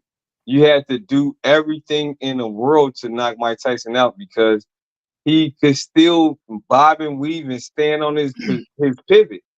Long as he could do that, that's because he worked them fucking legs like that. Deontay Wilder can't do that for a long time. If he's fighting somebody that's trying to get him out of there. There was no incentive, bro. I mean, we got to think about this. We're talking about a boxer who had no skill. He knows you don't have no boxing skills, and he's still knocking people out that's beating them like multiple rounds. Why would he all of a sudden start training his legs? It makes like he has no reason to do it. If Wilder knows that he's an unskilled fighter, he knows he doesn't know boxing, but he's still knocking people out easy. Why would he start training harder? It makes no sense. He has no reasons to do it. Everybody, because Tyson Fury exposed to him got legs. The only reason Mike Tyson had to train as hard as he did was because he was the shorter fighter, bro. If Mike Tyson, all those because Tyson all those advantages, he don't have legs. If he had legs, then he would have been more active against a bigger why would guy. he train for legs? Like, why would he do that? Because he have to use them. Oh, like he's an athletic fighter. He's not a stand there walk you down dude. He's gonna walk you down with a lot of fury of punches, but he uses his athleticism to do that. Therefore, you have to keep them legs in shape based on the size of your opponents. He took that shit for granted, and nowadays, when somebody outweigh him, he look overwhelmed. Let me ask Scholar this. Scholar, you think Deontay Wilder is dedicated to or was dedicated to the sport? If you did, he probably has about the same level of dedication, in my opinion. As who? As he's always had. I think he didn't do a lot of road. I mean, he's doing road work now. He didn't used to do that. Yeah, so I think he might be a little bit more dedicated than he was, but he said he sparred like 26 rounds for this fight. That's it? I think he meant in one day. Oh, I thought you were on total. Okay. Why would you do 26 rounds in a day? Maybe that's why his legs was gone. Maybe he was a little punchy. Well, his legs really weren't gone because he was moving. His legs weren't gone. So I had to go back and look at that because I'm like, they did look shot. First sign of a shot fight is them legs. I went back and looked. He was trying to feint, bro. He just don't know how. You know how they see when I was an amateur, they used to tell me to like stomp and sell it. Whenever I got with a coach who had more of a pro style, he like, bro, you ain't got to do all that shit, bro. They looking at your hands, just move. You know what I mean? You ain't got to stomp and do all that other shit. He was like, he wasted tenths of a seconds of a time. So me looking at him, I think he was just fainting, and his legs are just skinny. When has Deontay legs not look good? I mean, look good. His legs are skinny. He looks sick, bro. So they're gonna always look bad. So I had to check myself on that. I blame his trainers, man. You know why I blame the trainers? Because you have guys. I mean, I just don't believe this man has been a pro for 15 years and no one can teach this man to throw a jab or a straight right hand. I just don't believe And it. sit on punches too. Yeah, All positive. yeah. He ain't got the legs like that. Do come into play when you got legs like Inoue. You see how chunky them Tommy motherfuckers Hearns are? and Julian Jackson had stick legs too.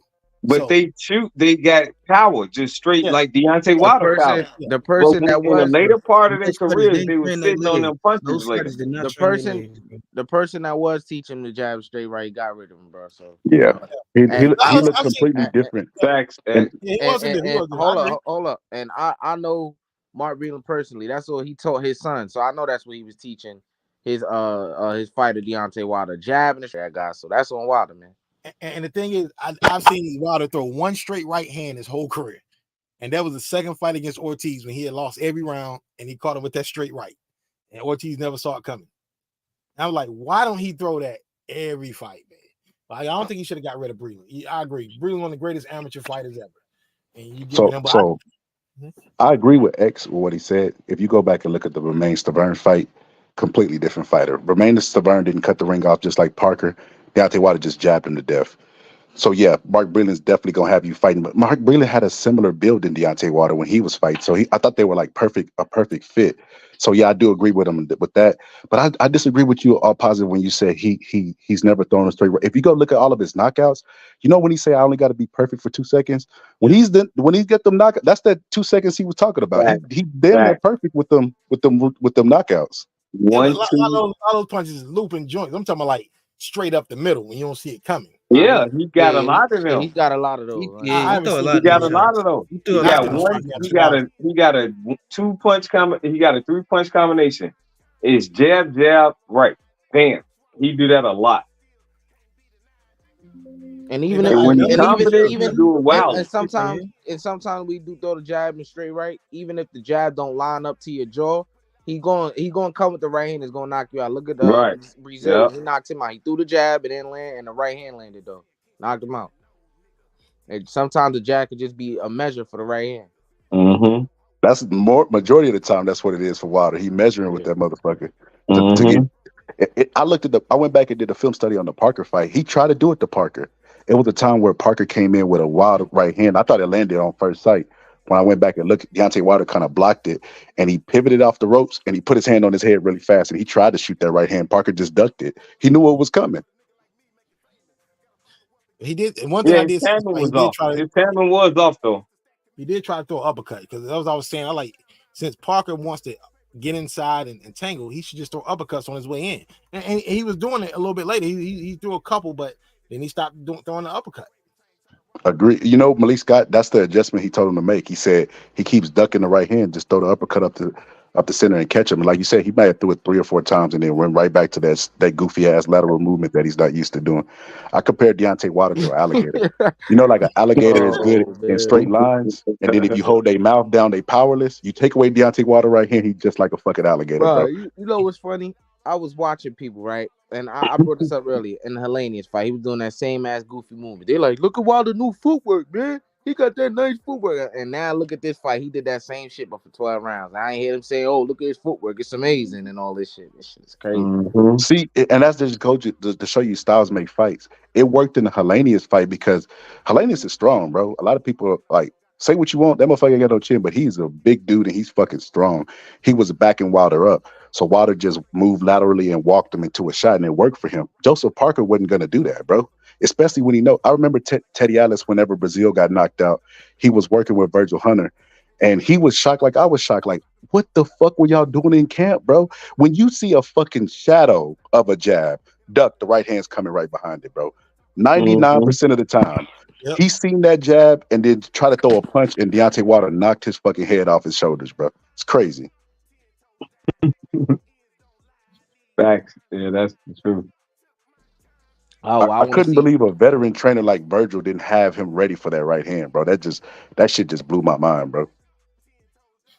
because I think it was Freddie Roach. I'm not a biggest Freddie Roach fan, but one thing Freddie Roach did say is like, we train for mistakes. That's one thing I've always liked that he said, like, we train for other fighters' mistakes, and Deontay Wilder makes a lot of mistakes. You know what I'm saying? So, and not just him, a lot of fighters. No fighter's perfect, but you got to train for what the mistakes you see in fighters and try to exploit those mistakes. Yo, like I want to start with you, and I'm gonna get everybody's opinion on the panel. Give me a top 3 pound for pound list with Inoue's performance tonight. Well, what the pound for pound? Oh man, definitely got to have. Well, and no, you want me in? I can't really put them in order. I don't really know. So definitely got to have Bud there for what he did at Spence. Because Spence was a top 10 pound for pound guy, and what Bud did to him. You got to have him there. Got to have Inoue and Bud are interchangeable, whether it's 1 and 2, whatever. I don't really care. 1 and 2, but I mean, I don't care you have in there. And after that, I probably have to say, man, I would probably have to put Devin Haney there in the top 3. This is my opinion. I'm not saying it's factual, but I'll probably have to put Devin Haney there. That's not a bad list. Who you got, X? We got Terrence Crawford, Naoya Inoue, and this may be controversial, but I think he still belongs there despite what people may think. I got Usyk, man. Okay. Who you got, Bo? And then we'll go to Il. All right, so at this performance tonight, still have Terrence Crawford number 1 because I think Terrence Crawford had a better performance against Spence than Inoue had against Tapales, even though they both 2-time undisputed champions. So I have Crawford at number 1, Inoue at number 2, and I have Teofimo at number 3. Teofimo Lopez. That's my. All right, Il. We're gonna skip like that. We ain't gonna give him a turn, but go ahead, Il. I still got Terrence Crawford at number 1 because he did it first and he's still actively fighting. So he got to show me that he's not number 1. Then I got Inoue number 2, and I used to have Usyk, but I'm gonna give it to Devin because he accomplished a little bit more and moved up in weight and still fighting studs on the way up. So I give it to Devin at number 3. So I'm gonna speak Scholar. No, Scholar. I got Bud number 1, Scholar. Bud number 2, Scholar. And Bud number 3, Scholar. Wrong, man. Damn. That's funny. You already know he's gonna say something similar. So I probably bro. I ain't gonna lie to you. Like everybody know I wasn't the biggest Inoue fan, bro. But once the motherfucker keep proving me wrong, I'd be a goddamn fool to just double down on my opinion, bro. That's what hate is, bro. Like when I look at his attributes, bro, that motherfucker's reflex, instinct, like he has it all, bro. He even got a chin. He got caught tonight a bunch, bro. So with that being said, Bud had an amazing performance against Terrence Crawford, but that didn't erase his performance against David Avenesian. I was really disappointed in Bud in that. So I put Bud number 2. I put Inoue number 1, and I got Tio number 3. What? I told you, But bro. He don't the want pound to for see pound black list, man win. you gotta remember the pound for pound list is based off of strictly skill, right? So how could I give? So what I said about I picked Bud before the fight for the same reasons that he won the fight. I felt like he was the better fighter. He was more skilled. He could switch stances. You know what I mean? Better speed. Even I thought he had better power, right? And then you got Errol Spence, who had been thrown from a car on a decline. Like, bro, that's one fight. If Bud goes out and fights, that's what the pound for pound list does. It's interchangeable because you have fights constantly. So I remember when Andre Ward was boxing and Bud was boxing, and Lomachenko, they kept interchangeably like making these guys. It was going fight to fight, bro. That's how good these guys are. But I can't put Bud over Inoue with tonight's performance, bro.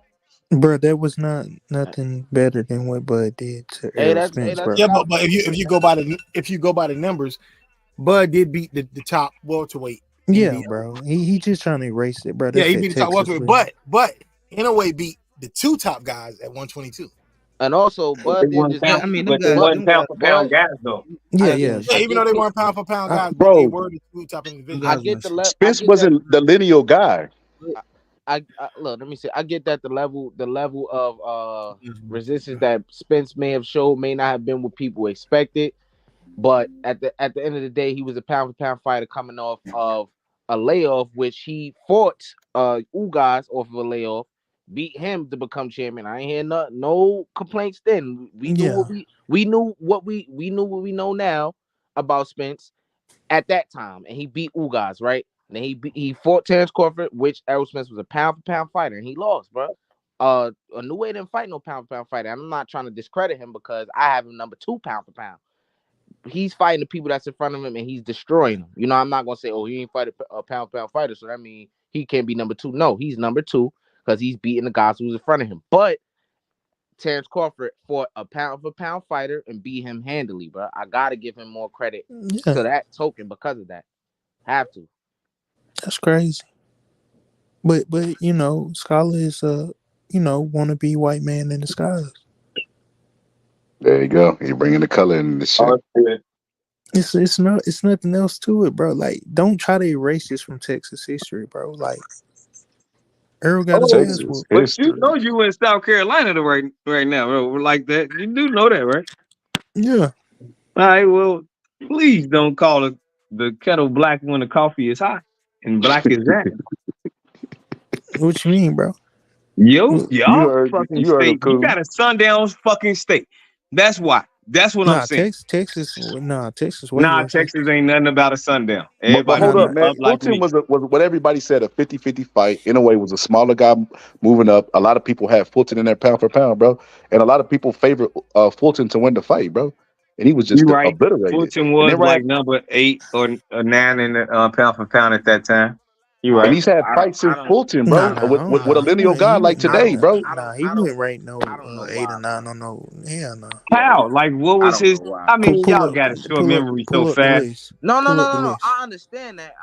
No, I'm not saying he. Cause I definitely heard people putting him in the pound for pound list, but I do not understand why, bro. I gotta keep it 100, bro. He wouldn't on no official pound for pound list on no. No. Who was you heard what he said? ESPN? He also beat Donaire, bro. I forgot about the Donaire fight. Bro, old ass Donaire, bro. No, we ain't gonna do that. We ain't gonna do that. Bro, old ass Donaire. He was even twice, and Onito broke his jaw too. Bro, old ass Donaire, bro. I would give you that. Hey, but Onito broke his jaw and he ain't fall from that shit. I would give you that if he didn't become a champion after losing to Inoue the first time, bro. He became a champion after that, bro. So 2 young guys back to back, iced them. You know, I'm not about to do that. So. You know, that's a quality win over all time fight. All time fighter around in and around them weight classes. So you ain't about to. No, I mean he doing good. He doing great shit. But just hold up like that. Fucking what you call it? Nonito Donaire had more in the tank than Bud thrown out of a car from 100 miles per hour. You mean Spence? I mean Spence. Bud got shot in the back of the neck, man. You know how that shit goes. He got bang. Look, bro. Hey, they keep telling me. Hey, they keep telling me that shit every time they make a point. X man, Bud got shot in the back of the neck, man. Yeah, that's crazy. Yeah. He did get shot in the back of the neck, bro. He did. Bro, he did not get shot in the back of the neck, bro. He got grazed in the back of the head. Yes, but you know, getting shot in the back of the neck sounds better to the fans. No. And make him sound like he's not human. Like he just got up and spit the bullet out and was like, man, I got to fight Spence in a couple years. What y'all doing? I mean, but I don't hear you saying all that when it comes to, what's her name? Who? Megan Thee Stallion. Bro, why you jumping subject? What the fuck is he doing, bro? Hey, I'm not gonna lie. You know, all positive on a panel. You know, I got that light heavyweight list, low key. You know what I mean? So he been waiting for you, all positive. What are you talking about? He want to do an all-time ranking of the light heavyweights. We can do that. Who that with the Michael Jordan emoji? Oh, that's me. That's X. Oh man, X, I fucking fuck with you, man. That's my man. Yeah, man. Shout out to Michael Jordan, man. You know MJ the GOAT, man. I got LeBron after that, man. Greatest of all time. I got Dennis Rodman all time. Wait, who y'all got number 2? Dennis Rodman. I ain't gonna bring that up all positive. Chamberlain. It is. We can ease into this easily and then get to the light heavyweights. But bro, I'm gonna be honest with you, and this is just my honest opinion, bro. I do not like Michael Jordan, bro. I cannot stand that Oh my motherfucker, bro. goodness. Oh But shit. if I'm being honest, it doesn't affect my opinion. If I'm being honest, he's the best player, bro. To lace him No, up. but If you just look why? at him, it's like poetry and emotion, bro. I'm You gonna know just be why honest. there Thank is you, no bro. GOAT? Thank you, Scholar. Everybody always say if you put this player in the 60s, they could do this and that. Michael Jordan couldn't play in the 60s. If you take Michael Jordan at his best, whatever best year you think it is, put him in a time machine, put him in the 60s. Michael Jordan couldn't play in the 60s. You know why? Yes, he could. Ain't you the Why? same You know one why? that Because say look, that? basketball If is not Bob just Cousy could play in the no. 60s, You're Michael not Jordan would understanding what dominate I'm the league. saying. You're not understanding what I'm Bob saying. Cousy. Let me Yeah, man. explain What it. are you doing? Let me Come on. explain it to Let you. me Let me explain give it to it to me. Give it to Let me me, all explain it to you. positive. Basketball is not just what goes on the court. If you take Michael Jordan at his peak, whatever year you want to think is 91, 92, whatever, put him in the 60s. Now, he can't go to white golf courses. He can't hang out with white people. He can't date white women. So now that's going to affect his psychiatric when he's on the court. Now That'll affect people like that. Hold up, you know what I'm I'm saying? interrupting you, but like that or cry. You make it like that Nah, cry bro. right now, talking about not Nah, being able to I'll date be white women. rejoicing. I'll And be all the stuff dancing. you talk about, guys like LeBron and KD today, these guys in Westbrook, they're getting guys ejected from the game for talking junk to them in the crowd. Imagine them having to play in an era where people are calling them nigga, throwing stuff at them, and they got to take it from white people. I mean, that was still going on in the 90s. So. No, it was going on. Still going today. They weren't Yeah. doing that to people. I don't Yeah, it know was, bro. all positive It because was. Michael Jordan came out in the 80s and then he played in the They 70s. were not throwing stuff at them, calling them niggas in the 80s. Not throwing They stuff, was but not they was doing They that. calling was. people You ever niggas. been They to were Utah not. They were Michael calling, Jordan they were was not calling the segregating. N-word. They was not segregating. Michael No, Jordan I was disagree. not staying in segregated Right now, hotels. if He you ain't go to segregated Utah or restaurants. Denver Stadium, they calling people niggas And the left Celtics. and right. Michael Jordan was not And doing Boston segregated right now, hotels in the 80s. and He Philly was not right doing now. that. Like, no, all positive. So I be going to games, man, you and got them to people realize, don't got a filter. and I've made this statement all the time. I don't care how bad anybody think they are, me, anybody else. You can't do the jobs your grandparents did. You cannot live how your grandparents did if you grew up in a better era. You cannot do that. You cannot go back into the civil rights era. Well, Like, you okay, basically no, but listen, all Michael positive. Let me Jordan. make this untheoretical. You basically saying you got to take my brain to that stage that's and the do whole that point. on that level. That's the whole But my point. brain can't do that and travel in time like that. So I would have been born in that time. I would have adjusted to that time. You would You have had taking to away adjust from to the time. great thing about humans is they could evolve and adjust. And that's what we done. That's how we transpired to this point in time right now. So I know it got weakened and dampened, and I know what Exactly. you're saying. I understand what you're saying, but you can't say that that person would have did that because they wouldn't have had the mind state of 2023. They would have had the mind state of 1963. That's No, what I'm saying. I'm saying if you take a person like put him in a time, like you take this guy and put him back in the 60s, he wouldn't have been able to survive. Now, if he was born in that's the era, because the concept of their realities are different. Exactly, that's the point. Now you could take a guy from the 60s and put him today. But He can that ain't no adapt good today. point, all positive. He can adapt today, but these guys can't adapt back then. Bro. You can't, bro. Number one, that's like an average guy. You're not gonna take the GOAT, the best player ever, drop him in the air when he's not gonna get psychologically broke down just because of racism in the 60s, bro. He had a black wife, especially if he's black. He already knows his existence anyway. Bro. That never changed with black people though. All positive. We all understand what it is and now. another part too, and check this out. Another part too. Everybody complains that, and here's another thing too that a lot of people don't want to bring up because I'm an NBA historian as well as a boxing historian. I know about the NBA from the first championship to the last championship. And the thing about the NBA is that everybody complains like, well, the Lakers had four Hall of Famers when they was winning rings. Well, they was playing other teams with 4 and 5 Hall of Famers. In 1996, the Bulls had 4 Hall of Famers when they played Seattle. How many Hall of Famers Seattle have? 1. So you got 4 Hall of Famers against 1 Hall of Famer. You got 2 Hall of Famers in 92 with Pippen and Jordan going against Clyde Drexler by himself. Clyde Drexler in 89. Now, my bad. Clyde Drexler in 1990. 1 Hall of Famer going against 4 on the Pistons because Bill Laimbeer is about to get inducted. So, I mean, context matters. You can easily say, yo, this guy beat this team, this, that team. But when you got a team, 3 and 4 Hall of Famers going against one Hall of Famer on a team, that's not a fair comparison because Clyde Drexler was just as good as Jordan without the calls. Michael Jordan played his first championship one was against 4 Hall of Famers. No, it wasn't. Yes, it was. It was against the Lakers. It was 3. Now the Lakers only had the only Hall of Famers on that Laker team was Magic, Worthy, and a second year of Vlade Divac. And Worthy didn't even play the last 2 games. Worthy got hurt. But that's still no. And then you had Worthy Sam Perkins. Sam Perkins made it to the Hall of Fame. He is not in the Hall of Fame. No, he's not. He's never going. Sam Perkins. You had James Worthy.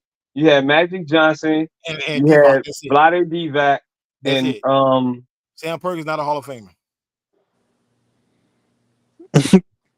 Well, it's 3, and it was only 2.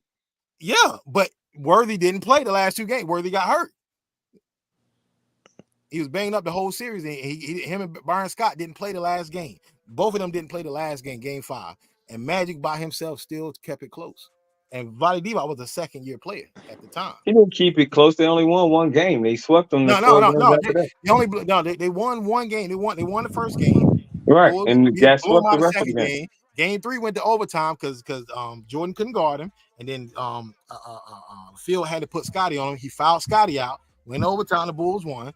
They blew him out. Hey, don't say that Jordan couldn't guard him. Jordan had too much responsibility. He could not guard. Jordan had too much responsibility. Y'all gotta understand that if he dominating the team, he don't have time to stick and move with the day star.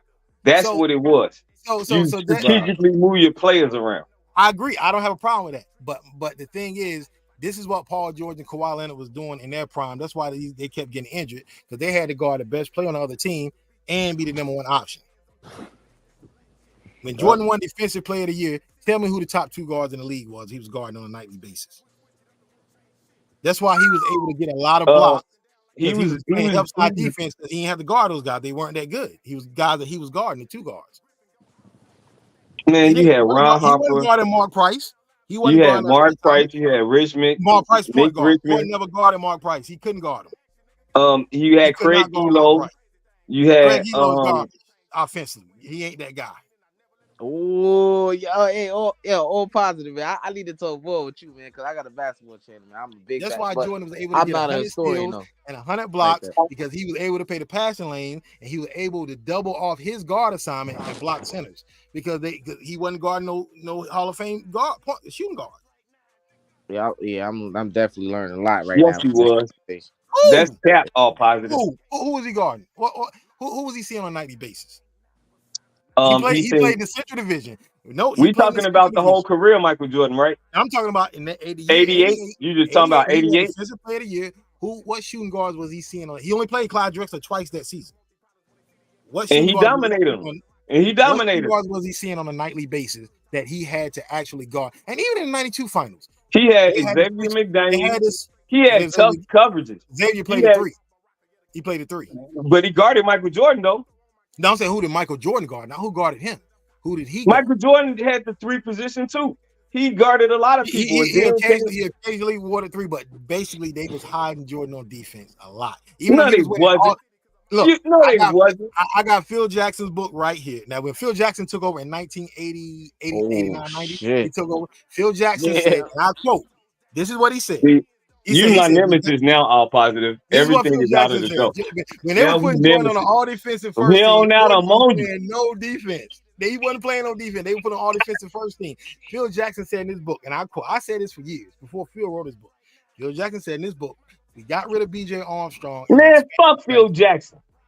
He the coach. I'm telling you what he said. He said we got rid of BJ Armstrong in the expansion because we wanted to keep Ron Harper because he has more length. He said with a lineup of Ron Harper, Scottie Pippen, and Dennis Rodman, we can hide Steve Jordan's energy for offense. Phil said it. Everybody do that though. A positive. Everybody do that. All defensive first team Yo, I'll positive. Hey. Why you so bad at Phil? You like, man, fuck Phil Jackson. Phil said it. Phil said it was hiding him on defense, and they still put him on all defense. Because he betrayed me and went to Kobe, and Kobe my arch nemesis until he died. Other than that, and I'm keeping the buck too. I hated Kobe Bryant all his life because he stole Michael Jordan moves. and he was just as good as him, but he ain't have it. He ain't have everything. Nah, he was But not just as good as him. I can't agree with that. but I'm not saying Michael's trash. Michael Jordan's great. but I hated him though. Hey, all positive. Never talk to me again about Michael Jordan. But at the end of the day, look, I watched Michael Jordan since he was at Carolina. I fucking love Michael Jordan. I worship Michael Jordan like it was me. Look, I watched Jordan since he was at Carolina. When Jordan was in there, they told Jordan, everybody was like, when he couldn't win, it's like, well, Jordan can't win. He's scoring a lot of points. He can't win. Hey man, where you from, bro? I'm from North Carolina. You don't know nothing about Michael Jordan. Dude, I was in elementary school. Playing like that. I mean, all positive. I'm just playing. All positive. He knew Michael Jordan when he had hair on his head. He from North Carolina. He was at Carolina. My mom's a Carolina fan. My mom, she's like Rap Sampson, and it was when I was in elementary school. Basketball's always been in my household. She was like Carolina. She like Rap Sampson at Virginia. But I was a Georgetown fan because my cousin's Georgia. I'm still a Georgetown fan. I don't like Carolina. But the thing is, Michael Jordan's great. I think Michael Jordan's one of the greatest, but there is no GOAT in team sports because it's different eras. And when you talk about a team success is not dependent on one person. It's dependent on the GM, depending on the coach, it's depending on the medical staff, and it's depending on the overall team, the talent of the team, because you got a team like Portland who has the worst medical staff in the history of the NBA. A lot of their top guys keep getting hurt and they can't never repair them.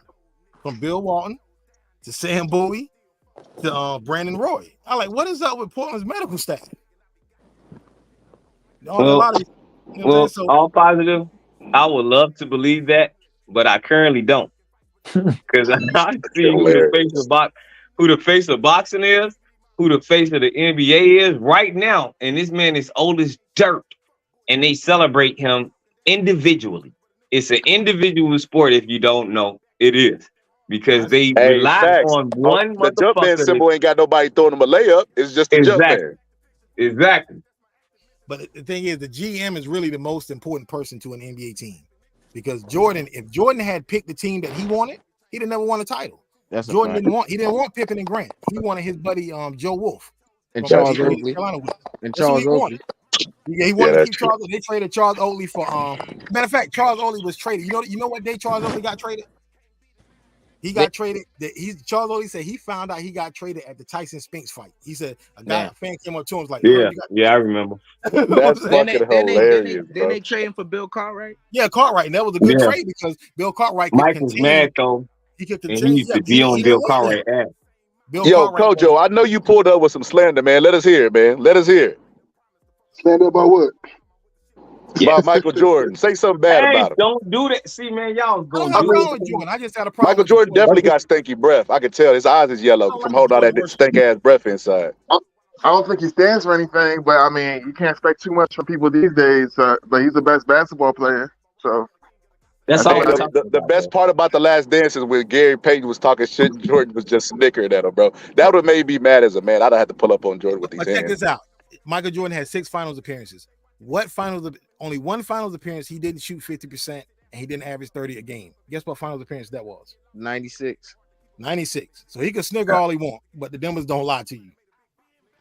Yeah, I ain't gonna. But was he the MVP of that final? It shouldn't have been. It should have been Rodman, really. And we're not just talking about points. Man, get out of here.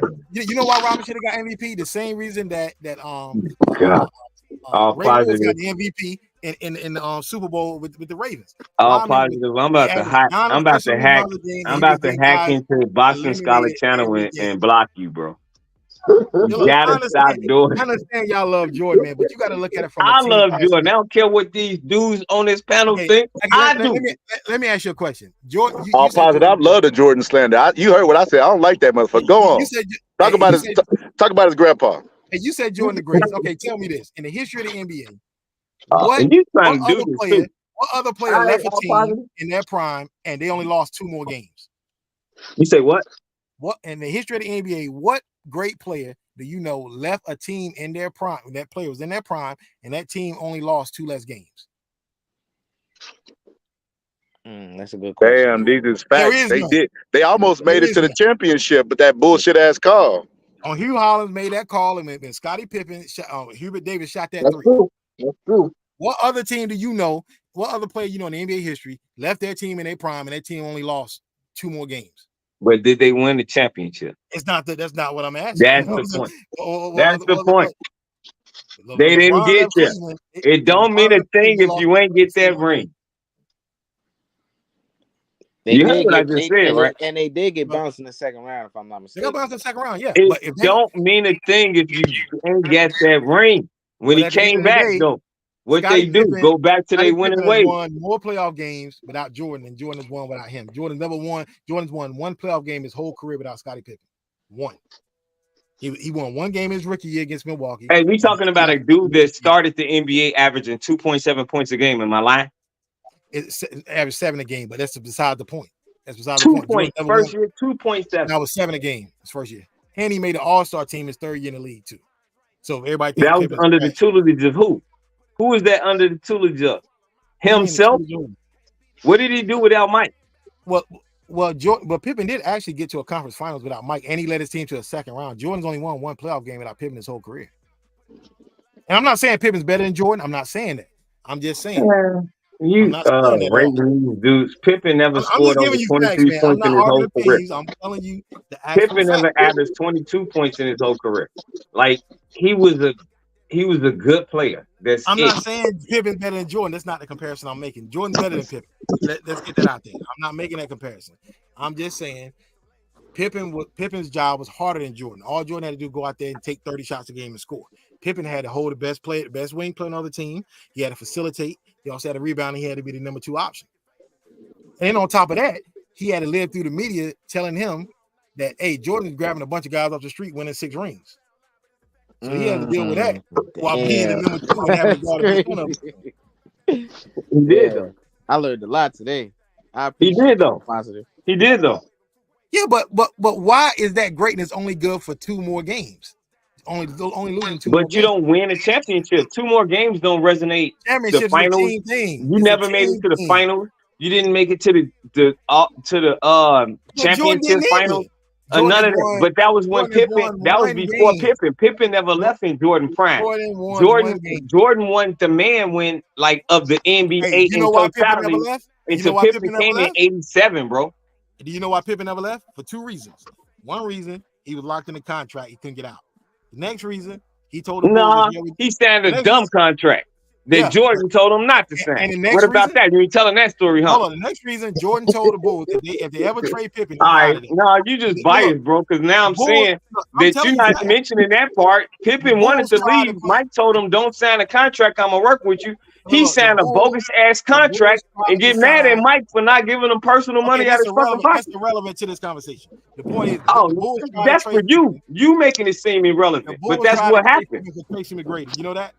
And you know what Jordan said? If Pippen if you trade him, I'm out of here. He would not let them trade Pippen. For Tracy McGrady.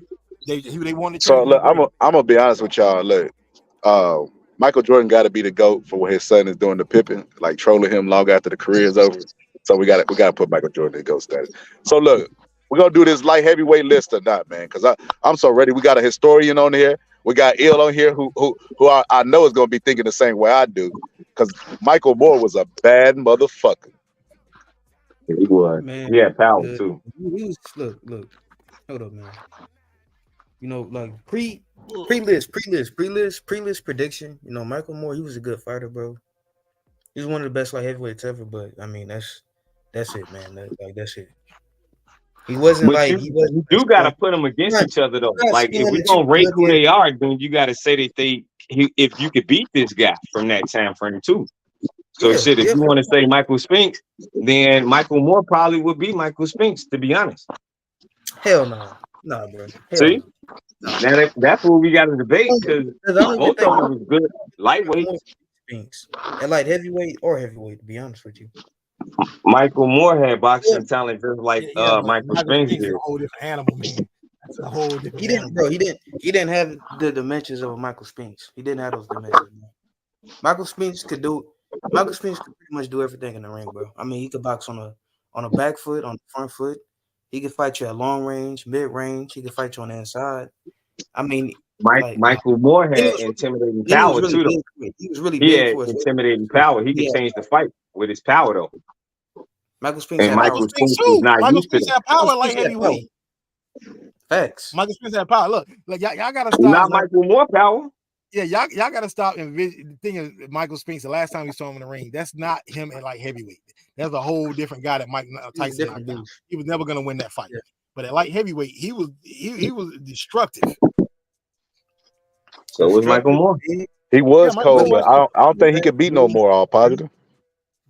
I think it's a toss up, but the thing about it, but Michael Spinks was he was that dude that I put like this. Neither one of them beating Bob Foster. I know that for a fact. I told him that all positive. He said I was tripping with Bob Foster. No, neither one of them gonna beat him. Look, in the days leading up to this, I literally went back and I watched like all the heavyweights that I had put on, all the light heavyweights that I put on this list. I watched Bob Foster I watched Bob first and light heavyweight.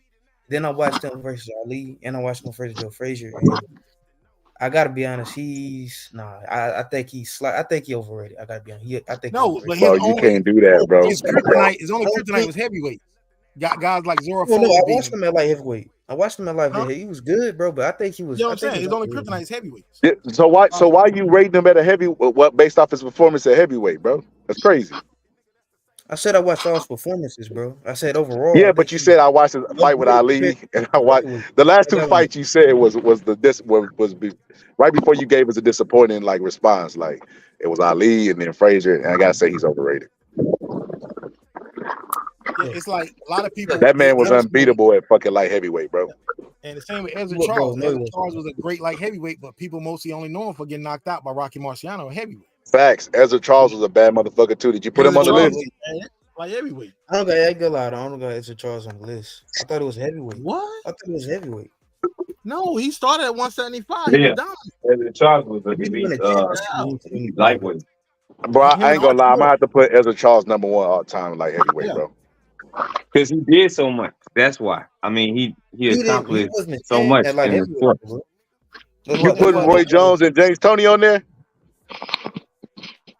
James Toney. James Toney didn't fight at light heavyweight, but you put him. He fought there, but he wasn't that good at light heavyweight. He wasn't that good. He didn't have a lot of highlights. I got Roy Jones in there. Right, he don't belong on there. Roy Jones don't belong on there neither. Roy Jones had I think that was his best weight class. That's where he accomplished the most. I'm saying, but he's still not on that elite status with the rest of it. Like, how many people we got? I definitely think he on that elite status, bro. No, Michael. Look, it's besides the point. Michael Moore will beat the fuck out of Michael Spinks, bro. You know what? Let me know when Michael Moore moved up to heavyweight. When he moved up to heavyweight, they was looking at this guy like a devastating puncher at heavyweight, bro. They wasn't doing that with Michael Spinks. So his power could carry up to a heavyweight. So he had enough power to be a devastating puncher at heavyweight. They wasn't saying that about Spinks. He's a southpaw, and he was trained by Emmanuel Stewart, bro. Like, come on, bro. What we talking about? The thing about Michael Moore too, that Michael Moore never. The southpaw that Michael Spinks fought, he knocked him out in 4 rounds, bro. He's knocking out Michael, bro. That southpaw was not Michael Moore, bro. Bro, light it, bro. So put it to you like this: Michael Moore was knocked out by George Foreman in the 11th round. What do you think would have happened to Michael Spinks if he fought George Foreman? Man, he would have got knocked out in the 3rd round. Yeah, I think we would have got. Case closed then. He's too little. Michael Moore got knocked out, bro. In the 11th round with George Foreman, bro. One of the hardest punches. I didn't say he was getting knocked out early, though. I didn't say that, bro. Bro, if George Foreman took 11 rounds to knock this man out, you think Michael Spinks is finna go in there and knock him out, bro? You lost your mind. You could compare that to Mike Tyson, though. When he got in there with Mike Tyson, look what happened. But did you know that Michael Moore couldn't fight for a title at light heavyweight because Michael Moore had the WBO title. It wasn't recognized as a real title back then. So other sanctioning bodies, they wouldn't let you unify with the WBO. So he couldn't fight Virgil Hill because he would have had to relinquish the WBO title. And that's why him and Virgil Hill never fought. That's one of the reasons. I don't know the other reason, but that's why we need you on the panel right there. I didn't know that. Yeah. Yeah, the WBO, they wouldn't, because we was looking at accomplishments at light heavyweight and like we didn't bring that up. Yeah. The WBO wasn't recognized in 1986 like that. Even in the heavyweight division, a lot of guys, when they wanted to fight Lennox Lewis, they had to drop their WBO title. Yeah, exactly. WBC. Right. Ain't that when the WBO got official in 1986? All positive? No, they came in '88, but they didn't become official until like 2007, 2008. Like that's when they started letting them. Well, actually, the first time they let them unify was really in 2004. Hopkins and De La Hoya, but still other weight classes didn't recognize the WBO as the major title. Then it didn't become like full across the board standard. Right. Like And so 2008. but it was always around. Yeah, it was always around. I looked at that. I looked at the WBO and the IBO as the same belt because I thought that eventually it'd be a matter of time because they started around the same time. Yep. And Mike Tyson could have unified with the WBO when he was the undisputed champ in '88, '89, but nobody cared about the WBO title, man. Even Lennox Lewis said it. Lennox Lewis said, I could have went after the WBO, but it wasn't even a major title back then. Yeah. And not only that, the WBC and then will punish you for.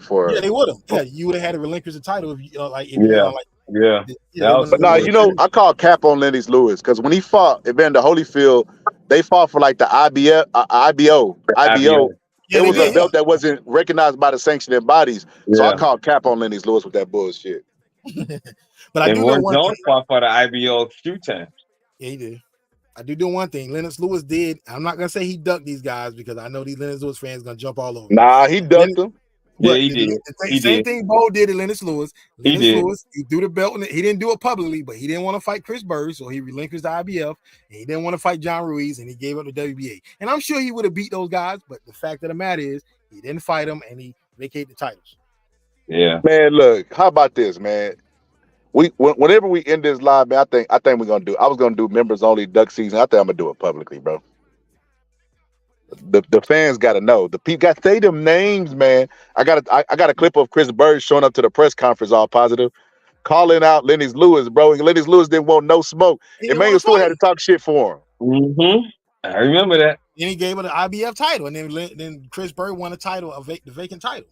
He dropped that motherfucker soon after. But like I said, no one brings that up. That's lost in history right there. No, Lennox Lewis got a lot of scars on his career when you're talking about fighting people at the right time and all of that stuff. You know,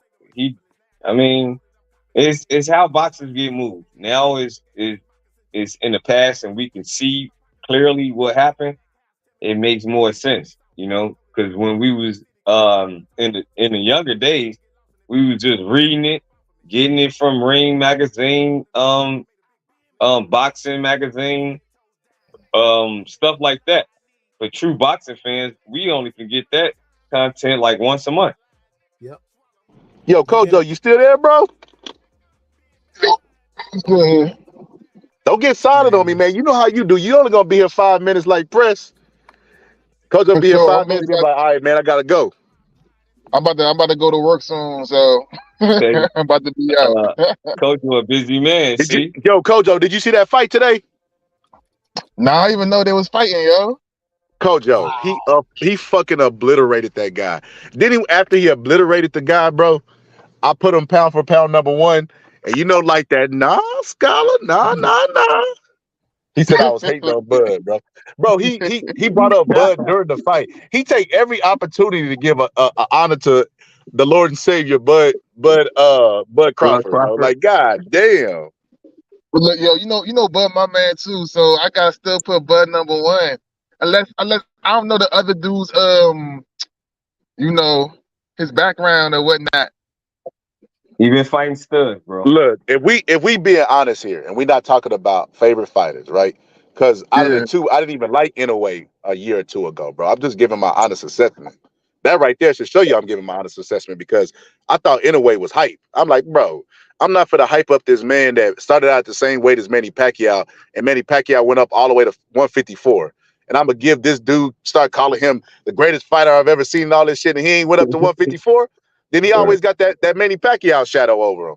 But this motherfucker started moving up, beating lineal guys like Manny Pacquiao did. And I was like, wait a minute, hold up. The first test was Fulton. I said, okay, Fulton's a bigger guy. I'm gonna see what he does with him. I thought he would win the fight. Like, I even thought he would knock him down. I didn't expect him to be a train versus a fucking pillow, bro. But that's what it ended up being. So I look at that performance against his performance against Fulton and Bud's performance against Spence, and I think that they were both blowouts. But he's done more since that win that puts him number one pound for pound. And then if we're just rating just attributes, you know how I feel about Bud's legs. Everybody know that, right? Inoue has fresh legs, good Oh reflexes. Him and Bud both have the best instincts in the game, meaning they don't think about the adjustments they make, but they'll make them, man. just not even thinking about them to win the fight. So they both have really good adjustments. They both have good chins too. They had good chins, but I just think Inoue's a hair above him, bro. Because the pound for pound list is about skills and accomplishments. I just think Inoue has more. But then, can you say that Spence is better than anybody Inoue beat so far? Hell no. Who Spence not better than? Bro, Fulton, Nonito Donaire. Nonito Fulton. Donaire. Spence Fulton is was not never. better than Yo, Fulton. people was Man. calling Spence Nonito pound and for Nair pound, bro. champion, People bro. had Man. Spence pound So for look. pound. So look. Y'all got to put shit in perspective, right? So look, if Bud was coming off 140 and moved up to fight Spence at 147 and Spence was undisputed, that would be the equivalent, bro. That's not what happened. They were unifying the belts and they were both at 147. So yes, that win to me is more than what Bud did with Spence. All he did was unify the belts. Inoue moved up, Or it I was a would smaller guy. at best I And we're could put not it finna sit up here and act like Bud's at 140 best reign we was could put anything, bro. Man, at best we nah, could put it at nah. equal, yo. All right. But I mean, granted, like I said, Bud do what he's supposed to do. He get people the fuck out of there. You feel me? So it's not even no talking back and forth about this guy might be better or this if he wait until he fights who so and so because he showed that he got some flaws. But Bud don't do that. Bud get everybody out of there. Hey, I mean, like Kojo, you Inoue better do start too. popping in some Inoue tape, bro. That I mean, motherfucker, he's a destroyer too, bro. That's why I'm not mad at what you're saying about anyway being pound for pound number one. I know some people be like, no, I ain't mad, but at the same time, I think you gotta give Bud his due respect, Yeah, Bro, I look making a at it man like number you two just is disrespectful. yeah. I mean, I look at it like this. It's like a 1A, 1B. Like whoever choose either or is I'm not upset because maybe one day I feel like Inoue is the man based on what Scholar said, and it does make sense because he fought twice in his year, by the way, and he got undisputed 2 times within the same fucking year.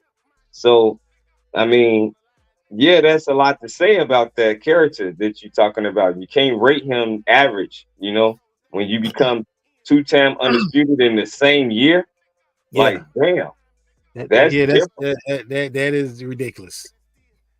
Yeah, And like some shit had never been done. Only one person done it prior to you. I mean, You want me to know how you know he's pound for pound ill? Can you see anybody beaten in a way? no, that's why we talking about Tank. and one thing what Inoue's doing when he's moving up, Man. he's not taking tune-up fight. He's beating the top guys in the division. Bud did beat Spence. I'm not taking that from him, but Inoue doesn't do tune-ups. Yeah.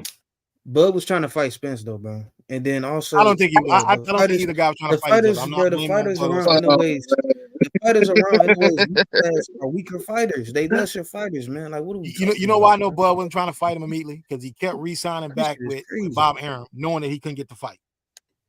That's why we already know, we know you biased to littler guys, bro. We know you're not gonna give Inoue credit until he move up to 135 or 130 and start beating guys, bro. We already know this about you, bro. But if you look at the guys that he's beaten, it's just what Manny Pacquiao did, bro. He was moving up, beating lineal guys, bro. So Crawford didn't beat the lineal guy 147. And what? It was a unified. There was no lineal guy. What are you talking about? Well, the lineal guy was Jeff Horn, bro. The lineal guy was. Bro, you don't. Do you know what lineal means? Yeah. He just had one belt. Yeah. The guy who beat the guy, bro. Jeff Horn at No, bro. Jeff Horn was not no fucking lineal guy, bro. All right, bro.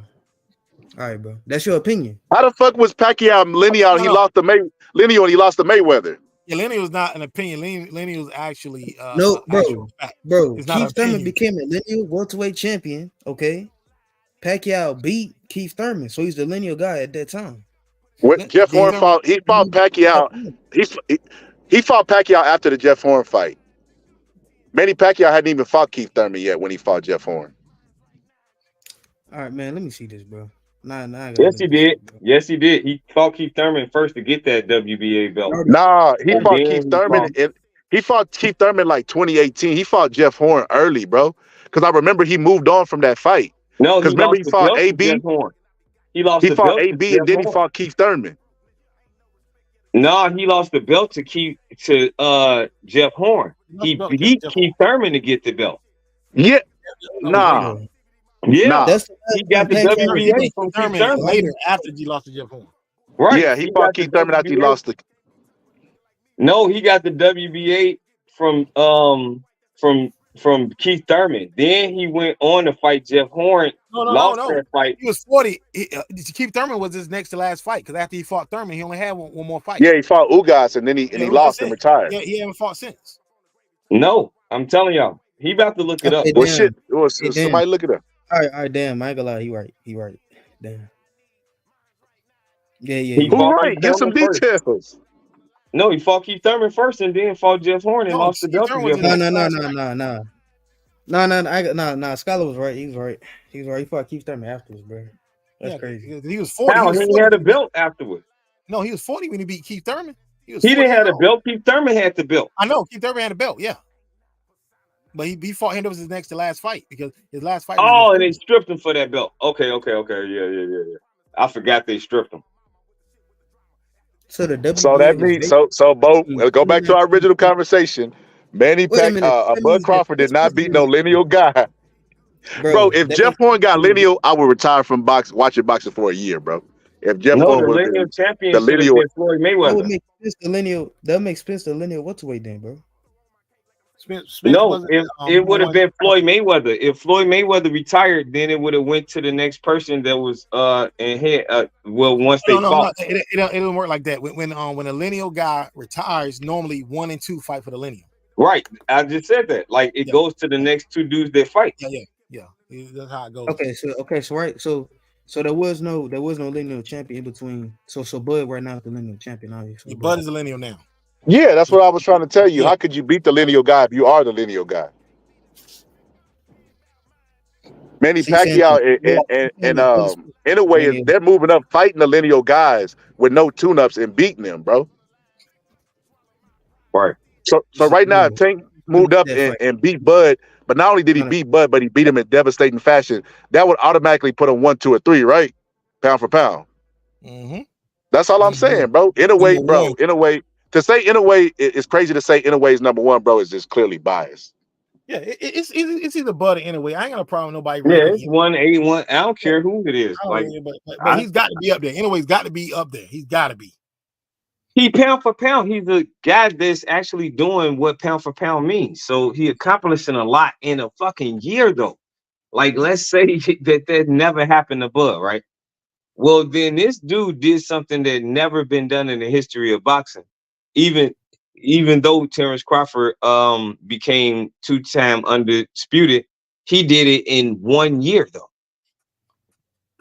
I don't I think Inoue's cap is gonna be at 126 though. If he goes to 130, that's the next division. I know, yeah, that's what I'm saying. I think that's it. But I don't think he's gonna be like Pacquiao. I know he ain't going to 154, but I don't think he's gonna be able to go to 130. I don't even know if he's gonna be able to dominate them like that. Because the thing is, Pacquiao was actually younger than Inoue. Inoue's already 30. Pacquiao was younger than that by the time he was doing that stuff. Yeah, but Pacquiao was on snacks too. Yeah, yeah. Inoue a little thick motherfucker. He got tree trunk legs, and he built for moving up though. Yeah, but at the end of the day, he is 30 years old though. He's 30. Pacquiao wasn't 30. But you know what though? All positive. If he goes up to 126, even if he caps out there, if he goes up with another non-tune-up, bro, and start beating the guys who are there and make it undisputed, bro, and like ill status in a short amount of time, bro, that's impressive than a motherfucker. It's very impressive. Very impressive.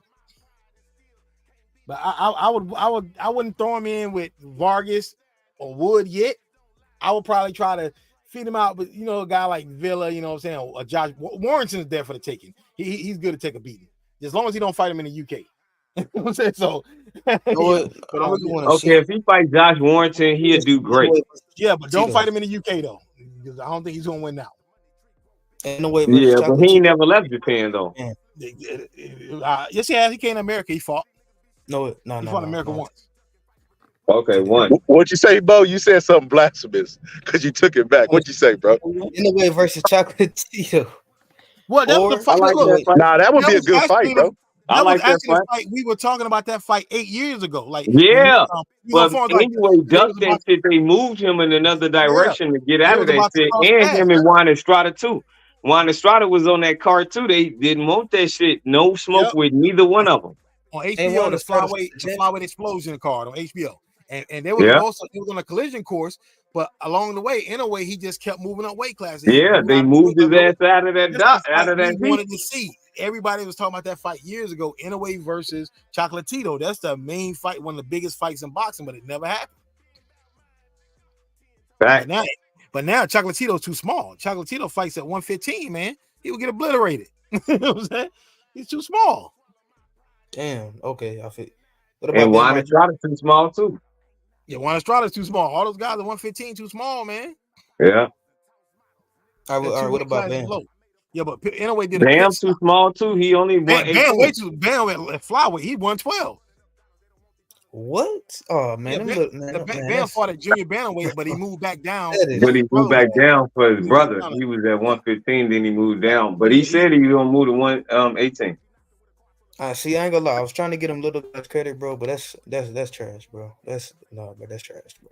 But it's hard. I didn't know that all those dudes was like separated by 3 or 4 weight classes. I just thought like they was like the lightweights where they was all around the same weight class. But that's not. No, his fights is like Navarrete, Oscar Valdez, if they can make it to that 126, but it ain't really nobody right now at 126 that is pose a threat to him, except for Brandon Figueroa. Or something like that. I'm not gonna lie. I feel like he should skip over 126, obliterate Oscar Valdez. You know, he'll finish him.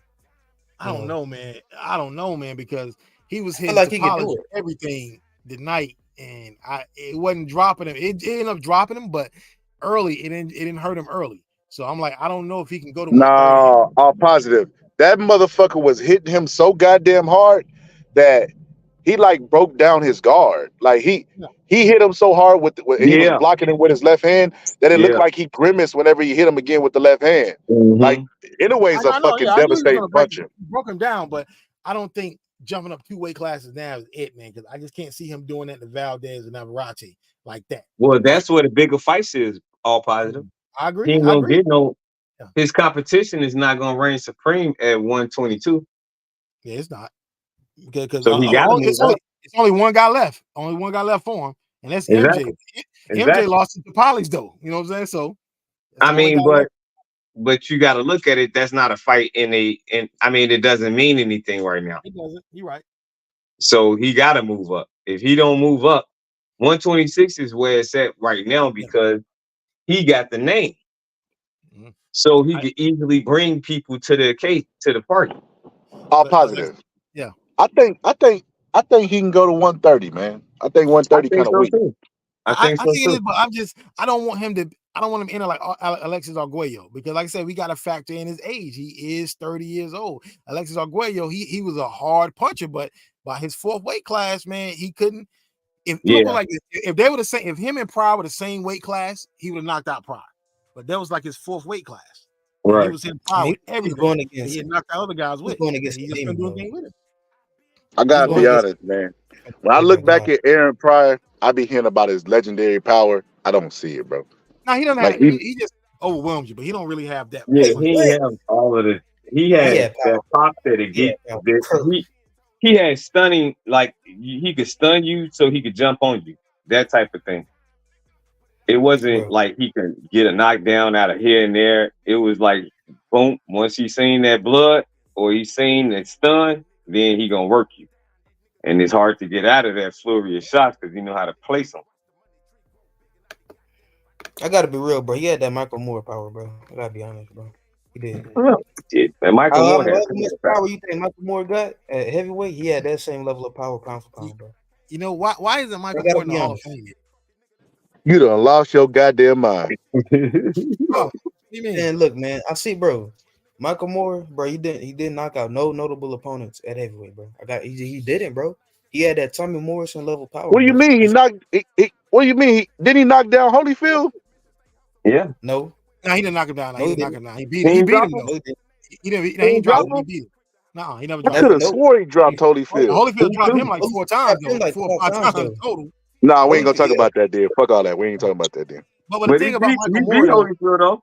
Michael Moore is a 3-time heavyweight champ and a light heavyweight champ because they got to go back and redo the history books because the WBO wasn't a major title, but he did win the WBO heavyweight champ from Burt Cooper when he moved up. So he's a 3-time heavyweight champion, and the only 2 other 3-time heavyweight champions in history is Ali and Holyfield.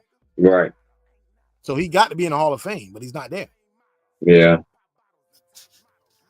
My man, good shit. All positive. See,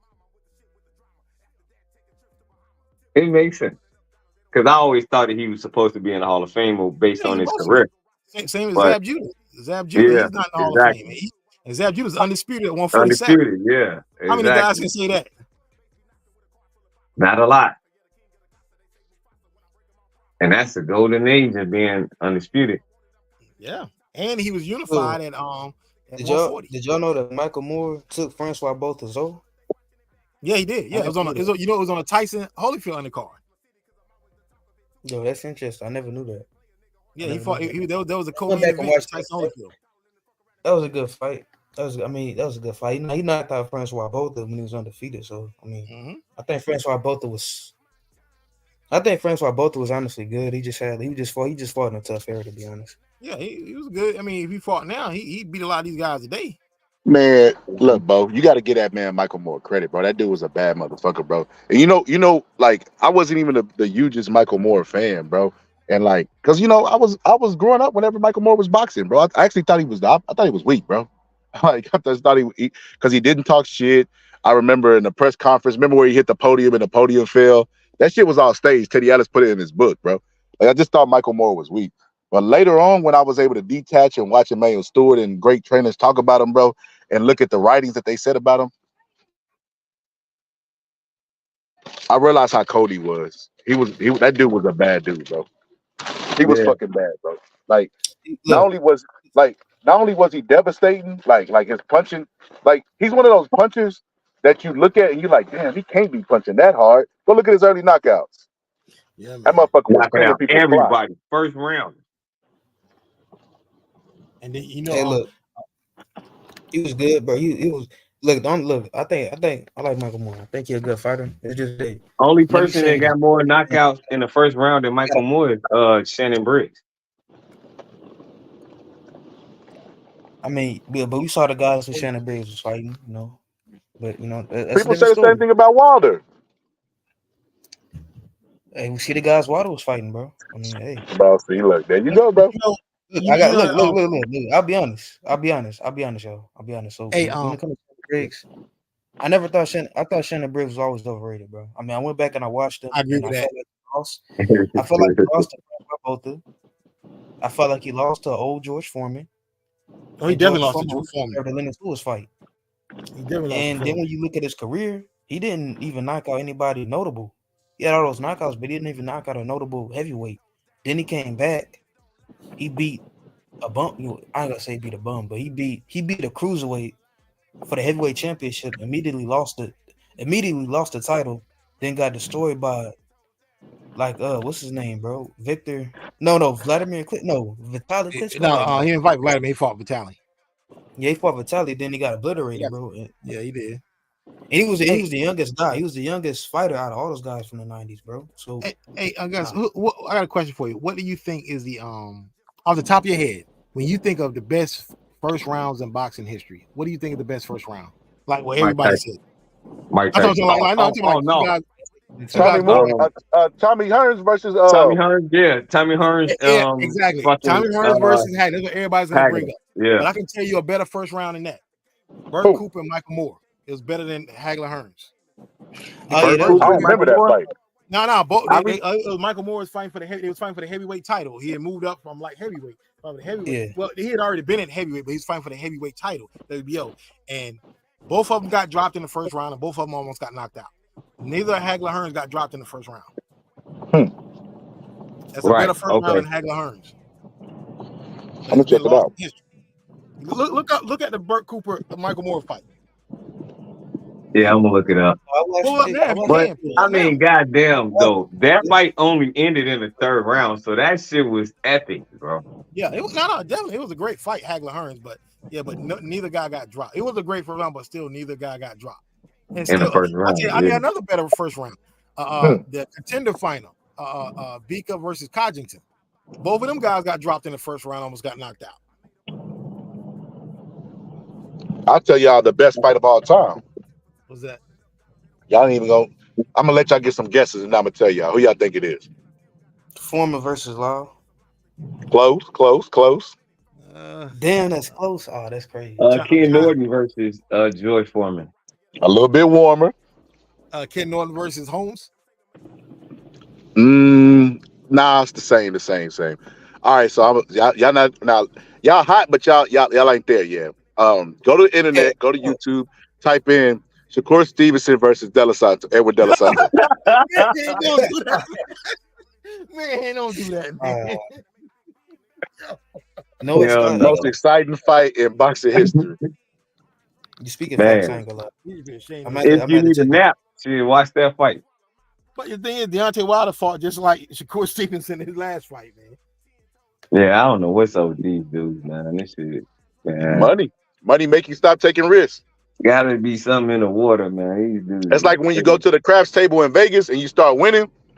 Most normal people gonna stop taking risks and take their money and go home, especially if they lose back to back. That's what they doing. They taking less risk because they got a lot of money.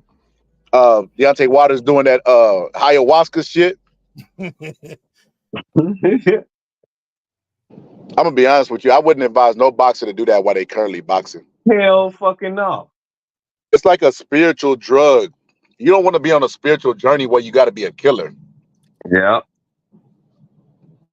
They asked him if he had that dog in him still, and he said, "Man, I don't know." Like real easy, he came off his tongue and said that shit. Like, I don't know. Like, exactly. Wow. Okay. You know what's crazy? I don't fuck with you no more. Remember, Mel was doing them psychedelics. I guarantee you, Mel done did that T before. Ain't no way it ain't made it to his radar. It's a psychedelic drug. He doing shrooms already, and I'm pretty sure it's been recommended for him to try it because it's like a thing in the game, like the fight game. Joe Rogan, all these guys know about psychedelics helping the brain and depression and all this other stuff. So I guarantee he tried it before. But look at how he was in the ring. He was thinking about everything but the fight. Deontay Wilder before the fight was thinking about after the fight going to Costa Rica and trying some tea. That's not killer, bro. Yeah, man. This motherfucker, this is the same guy that said he wanted to get a body in the ring. Yeah. That guy ain't around no more. He's done.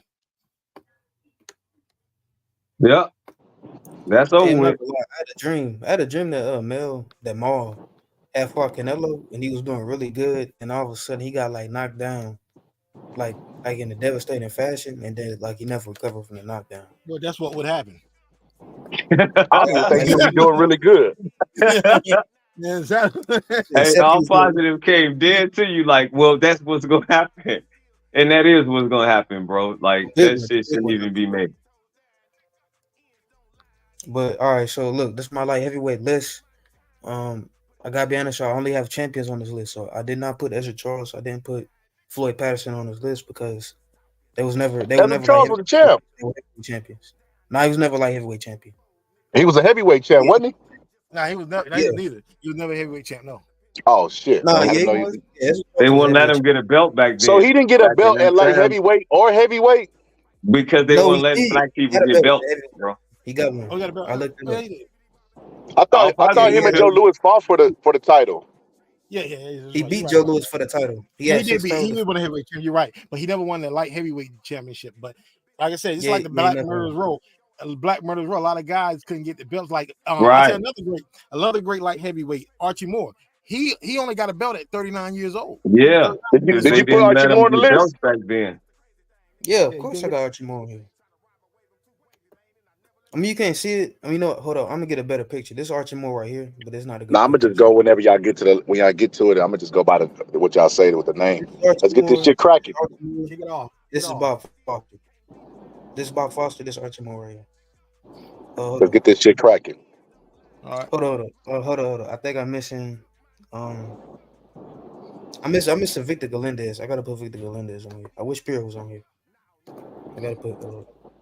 You mentioned Luis Ortiz, the Hold on, man. You youngest got champion ever. Canelo up there, man. Yeah. I got Canelo, bro. I gotta put current boxes on there, bro. Come on, bro. man, come on, bro. We You gotta could. put Canelo current had All one right. bro. fight at 175. He ain't had one, Yeah, two I fights wouldn't at call. I 175. wouldn't call him no light heavyweight, Y'all bro. take And it. then Y'all he, taking Oh, it seriously. Y'all gotta Yeah, remember he this is ain't accomplished anything. y'all gotta remember this is on YouTube, bro. Y'all gotta remember that this is on YouTube, bro. You gotta put them on there, bro. For the list, this is on YouTube, by the way. nah, So, fuck that. I'm putting him in the trash just so Pure could show up. yo, I want Puro to. Honestly, I want Puro to show up. To be honest with you, that's why I man. put him on. Canelo is 1-1 at light heavyweight. He beat Yeah. Hope. I That's know He y'all ain't seen me accomplished cook that. Pure on the last live. Yeah. That was Man, I good. cooked Pure so bad. All I smelled was fucking steak and shrimp the whole live. I thought he was gonna smell like pork though. I ain't gonna lie to you. Boy, But nah, he shout out to Puro, man. Puro gonna double down. He gonna contradict himself tomorrow though. I'm gonna have to Hey, stop Andrew Reed's save. I'm gonna trash. have to time snapping his lives, bro. Andrew Reed's trash. Canelo trash. Come on, Puro. Pure gonna be in soon, man. Make Hilarious. Andrew Reed Canelo. Bivol destroyed Canelo, bro. He make us watch, bro. We done did like 7 rewatches with that fight until we finally say, "Damn, Pure was a close fight." Thank you. All right, y'all. So this list consists of the best light heavyweights that I could find, of all time that were actually champions. So I didn't put Yaki Lopez on here. I didn't put Ezra Charles on here, and I didn't put Floyd Patterson. And I obviously have people. The top row is people that could be considered the greatest of all time. So basically, if y'all was in a debate, and someone said this fighter was the best fighter of this weight class, you could see how that could be realistic. You know what I mean? So I put an all-time great, which means they're one of the greatest fighters of all time. They could compete in any light heavyweight era, or they're just one of the greatest fighters ever. Hall of Fame suggests that they were just like one of the best fighters of their time. Good, they was just means that they were just a good fighter for their. I mean, overrated. That just means that they just obviously they're not they wasn't really good fighters. They can only really compete in their era, and that's it. So Look, press always understand late. y'all cool with it? Y'all good? yeah. Sounds Yeah, good Hey, to bro. me. so We ready. Let's get this I got a shit question. cracking. Can I have a question? So Can more than one fighter be greatest of all time? yeah, Or that's only yeah. one fighter? Basically, Yeah, of course. anybody that could realistically be considered the Okay. greatest at that weight class. That's what that All list right. is. That's what that's what that's for. So it All could right. be multiple fighters up here. All Press right, in a so way destroyed fucking what was his name? Tamales, Tapales, whatever the fuck his name was. Tapales. The Tapales. That's finals. it. Yeah. Toe his He ass up. he All had a right, let's start it ball out, with Bo. him. He was all playing with right, his ass like a cat with some yarn. Like that. Are you in on this list, or do you want us to skip you? Because we know, nah, Scholar, nah. Oh, he gonna pass a lot. You know how he do. All right, we'll all right. start I with want to get both. ill stats on Narrated first. both. Start with all positive and go up the list. All right, for sure. So the first fighter we have is Dick Tiger. Dick Tiger was Oh man. undisputed at middleweight, Oh and he was also undisputed at light yeah. heavyweight. And like If there heavyweight, was yeah, a greatest of all heavyweight time. division, he would have got it. Dick Oh Tiger. yeah. Yeah, I put him at greatest of all time. Okay. Ill status. I put him at uh all time great. Okay. Who else? Who else on the list? Like that. You can go ahead and skip. My thing gonna pass anyway. All right. So me, honestly, gotta put Dick Tiger. This at light heavyweight. This not like based on his whole career. At light heavyweight, I gotta put him as a I gotta put him as a Hall of Fame. I gotta put him as a Hall of Fame. People not gonna like this, but when you look at Dick Tiger, he had no power. Small for the weight class. He was only 5'8", and he was moving up from middleweight. So I mean, most light heavyweights should be like 6'1" and above. He was a really small guy for the weight class. He didn't have a lot of power. I feel like if he was to compete with any of the greats on the list, I feel like he would lose. Oh, okay.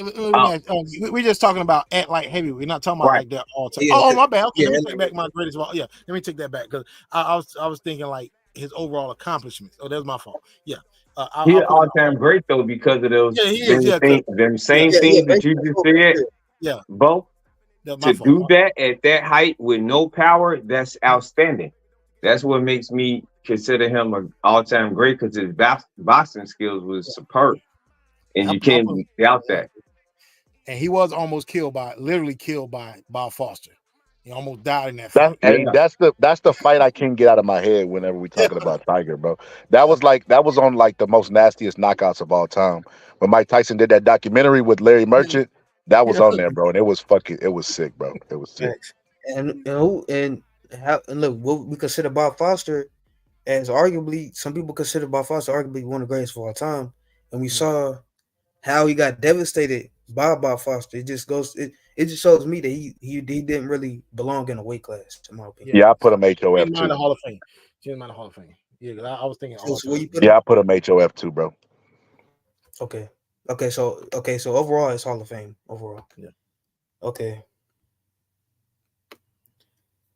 Next, we got Billy Conn. You know, Billy Conn was also very good heavyweight champion. Very fast hands. You know, could box, could fight on the mid range. He gave Joe Louis a lot of trouble until he got a little too cocky and he ended up getting knocked out. But that was one of Joe Louis' best fights. And Joe Louis could be considered one of the greatest heavyweights of all time. So if Billy Conn probably would stay at like heavyweight, he would have had a longer reign, in my opinion. But I think those Joe Louis knockouts had took something out of him.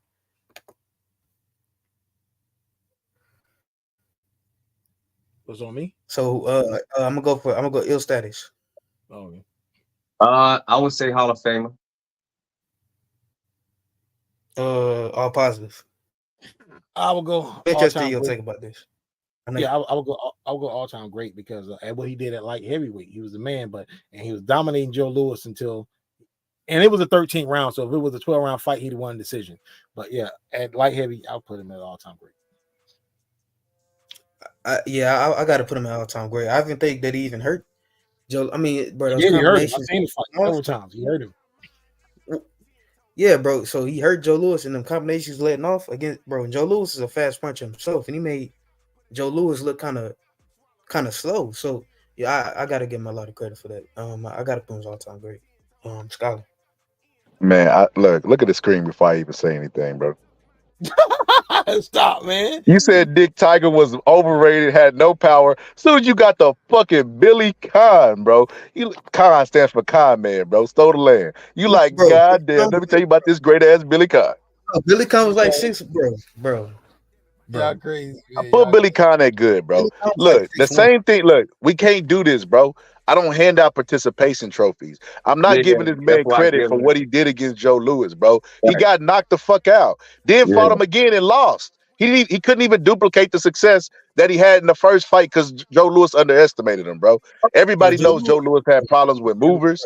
He just was a mover that was faster. He had faster feet and faster hands. That's it. No more. Joe Louis made the adjustment after he knocked him out and beat his ass in the rematch. Put that man at good, bro.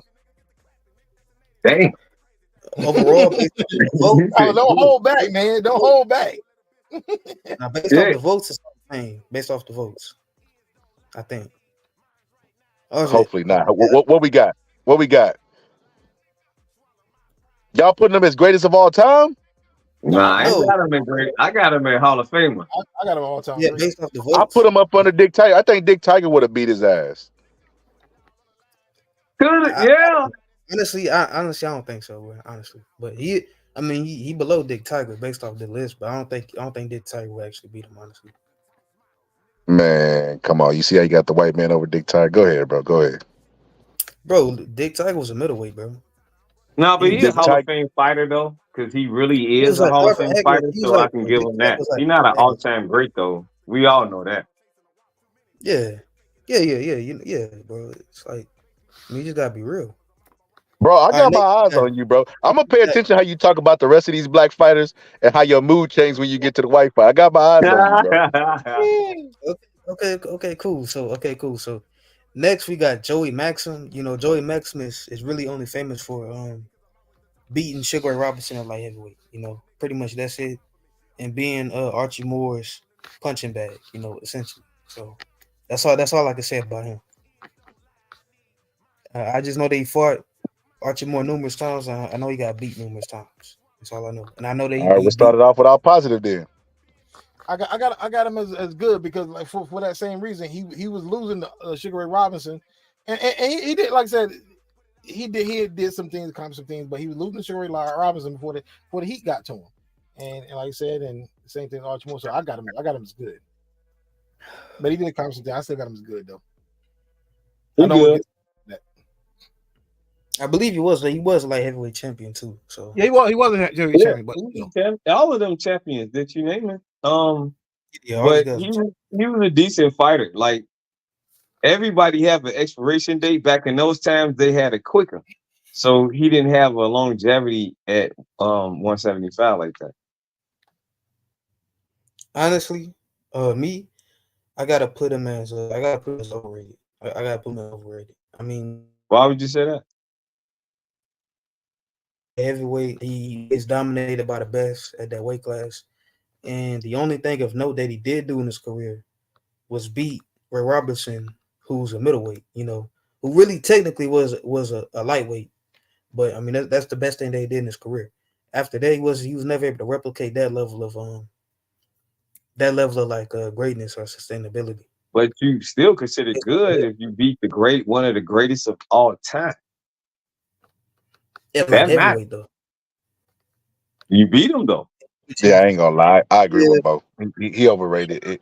If you're looking at it, he was the bigger guy, and all he did was outlast the smaller guy. You know what I mean? Who took more energy to with his punches, and he just outlasted him. Like he get a participation trophy for beating the guy for outlasting him. So I can't. I gotta put him overrated too.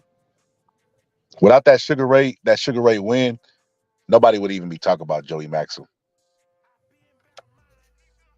Yeah, that's true. I guess, but he still was a champion though. Overall, compared to everybody on this list, obviously, I put him in the Billy Conn category. Overrated. Okay, I get you. Man, put Billy Conn in the overrated category. How you take that same logic? Look, if we're not giving Joey Maxwell no participation trophy for beating, because he actually won. Billy Conn couldn't capitalize, bro. Billy Conn get knocked out, bro, and you still give him a participation trophy. Joey Maxwell actually won. Joe Louis was the bigger guy, and Joe Louis is considered at that time he was the best. Like he was the best heavyweight of all time at that time period. So that's why. Billy Conn had his style, bro. Joe Louis had problems with movers, bro. That's cool. Mm-hmm. Yes, he did. And then in the rematch, bro, he was obliterated, bro. Didn't he get knocked out in the rematch? Yeah. That's Joe Louis. You know what Joe Louis told him? He said, "Damn, Joe Louis." He said, "All I had to do was hold on to you for like 2 more rounds, and I'd have been the heavyweight champion of the world." And Joe Louis was like, "I'll let you hold on to the championship for 13 rounds, and you couldn't finish it off." Like some shit like that. Some fly shit, bro. Wait, yeah, she said it. Yeah, he told him that. Yeah, he said, "Oh, he couldn't do it." Yeah, he told him that. Yeah. Okay, damn, I didn't know that. All right, let's go to the next one, bro. Who the next one? Gus Lesnovich. Bro, I don't even know who the fuck Gus Lesnovich is. Where you dig this motherfucker up? What rock you find Gus Lesnovich up? We only know one Gus, and that's the dude that be on the panel. Put that motherfucker in the dumpster, please. Pretty much. You can tell by his fighting stance. You know how most people take You know how most people take a picture like with their boxing stance? You can tell a motherfucker deserve to be in the trash when they hold their fist up like they finna beat themselves up. Like the fighting Irish symbol. Yeah. Put that motherfucker in the dump, please. But see, and I'm gonna be honest with you. I'm not familiar with this guy either, but at the same time, I'm familiar with guys like Tommy Givens, but I wouldn't mention Tommy Givens up here because I know a lot of people aren't familiar with him. But I don't know who this Gus Lesnovich is. I don't know. Okay, you know, I'm just not gonna rank him. I'm just not gonna rank him, bro. Yeah, put that motherfucker last. I don't know who he is. To tell you the truth. Who is this? This is Hold up, bro. This is hold up, bro. Hold up. This is hold up. Get this dude's name mixed up, bro. This is damn, bro. You can tell the era by the belt that they wearing. Yeah, this Yeah. is bro. This is fuck, man. Tony. Nah, bro. It's a this Willie Pastrano. This Willie Pastrano. Willie Pastrano. Oh, okay. Okay, Willie Pastrano, the guy that fucking Jose Torres beat. Yeah, the Willie Pastrano bag. That's what Yeah, the Chris Willie Paul. bag came from. Yeah. Yeah. Now I heard Teddy had to say great things about Willie Pastrano. Yeah, no, he's a good Yeah, fighter. he used to love him. He was a good fighter.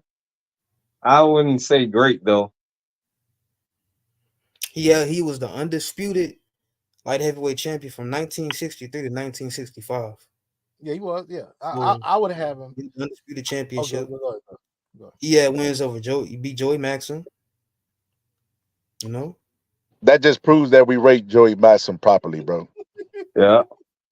Damn. But he had a draw with Archie Moore, bro. He had a draw with Archie I'm Moore. not gonna don't quote me on this because I'm not sitting in a computer, but if I'm not mistaken, didn't Jose Torres retire him? He was a little bit older.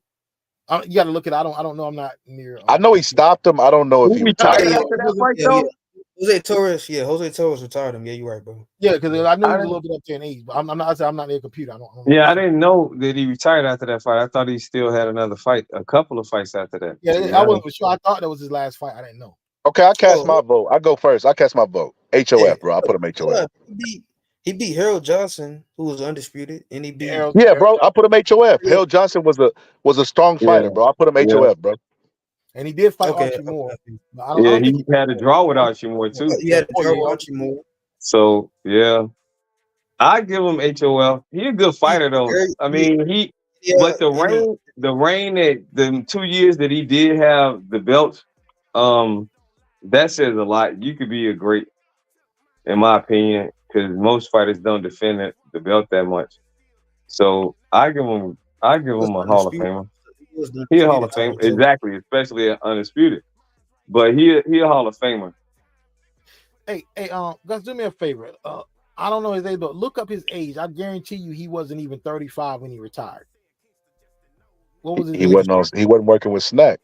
Yeah, because I was about to say, like, damn, I thought he retired like at I think retirement age was early back then. I don't 32. know. Like shit, retirement age, status, kind of death age. I watched a documentary the other day, and they was talking about this lady who got freed during slavery times for writing a book. She was like the first poet or whatever. She wrote a book, and they stole all her money, and they was like her kids like even passed away young, and they was like, and then she had a horrible death at the age of 31. 31? The fuck? That's the youngest shit. Yeah, I still say that's why I gotta rate Joe Louis so high. Because what he was able to accomplish, for like 7 years straight, old age, and at his old age, like by the time he fought, like Joe Louis when he first won the title, man, he was like 123 years old. So he was 137 when he fought Rocky Marciano. So you got to get that man credit for doing that, being 137 fighting for being 137, yeah. Yeah, so you got to give me credit for fuck that. I'm Hilarious. with that.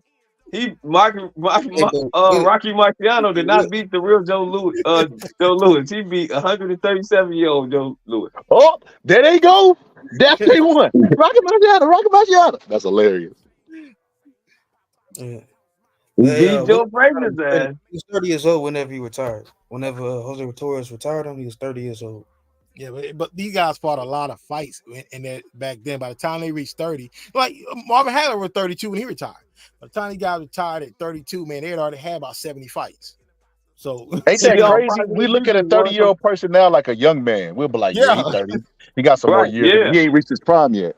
Like back then, 30 was literally like a death sentence, bro. Yeah, them motherfuckers was like, man, I'm 29. I'm getting old. I got to get my affairs in order. Just think about Sugar Ray Leonard, bro. At 32, he was a bum. That's crazy, bro. That just showed me that Bud is on steroids. But next subject. Facts. All right. So look, I'll pause. I'm just playing. I knew that I was gonna get under Bo's skin. Like that for the wake up. Nah, Scholar, nah.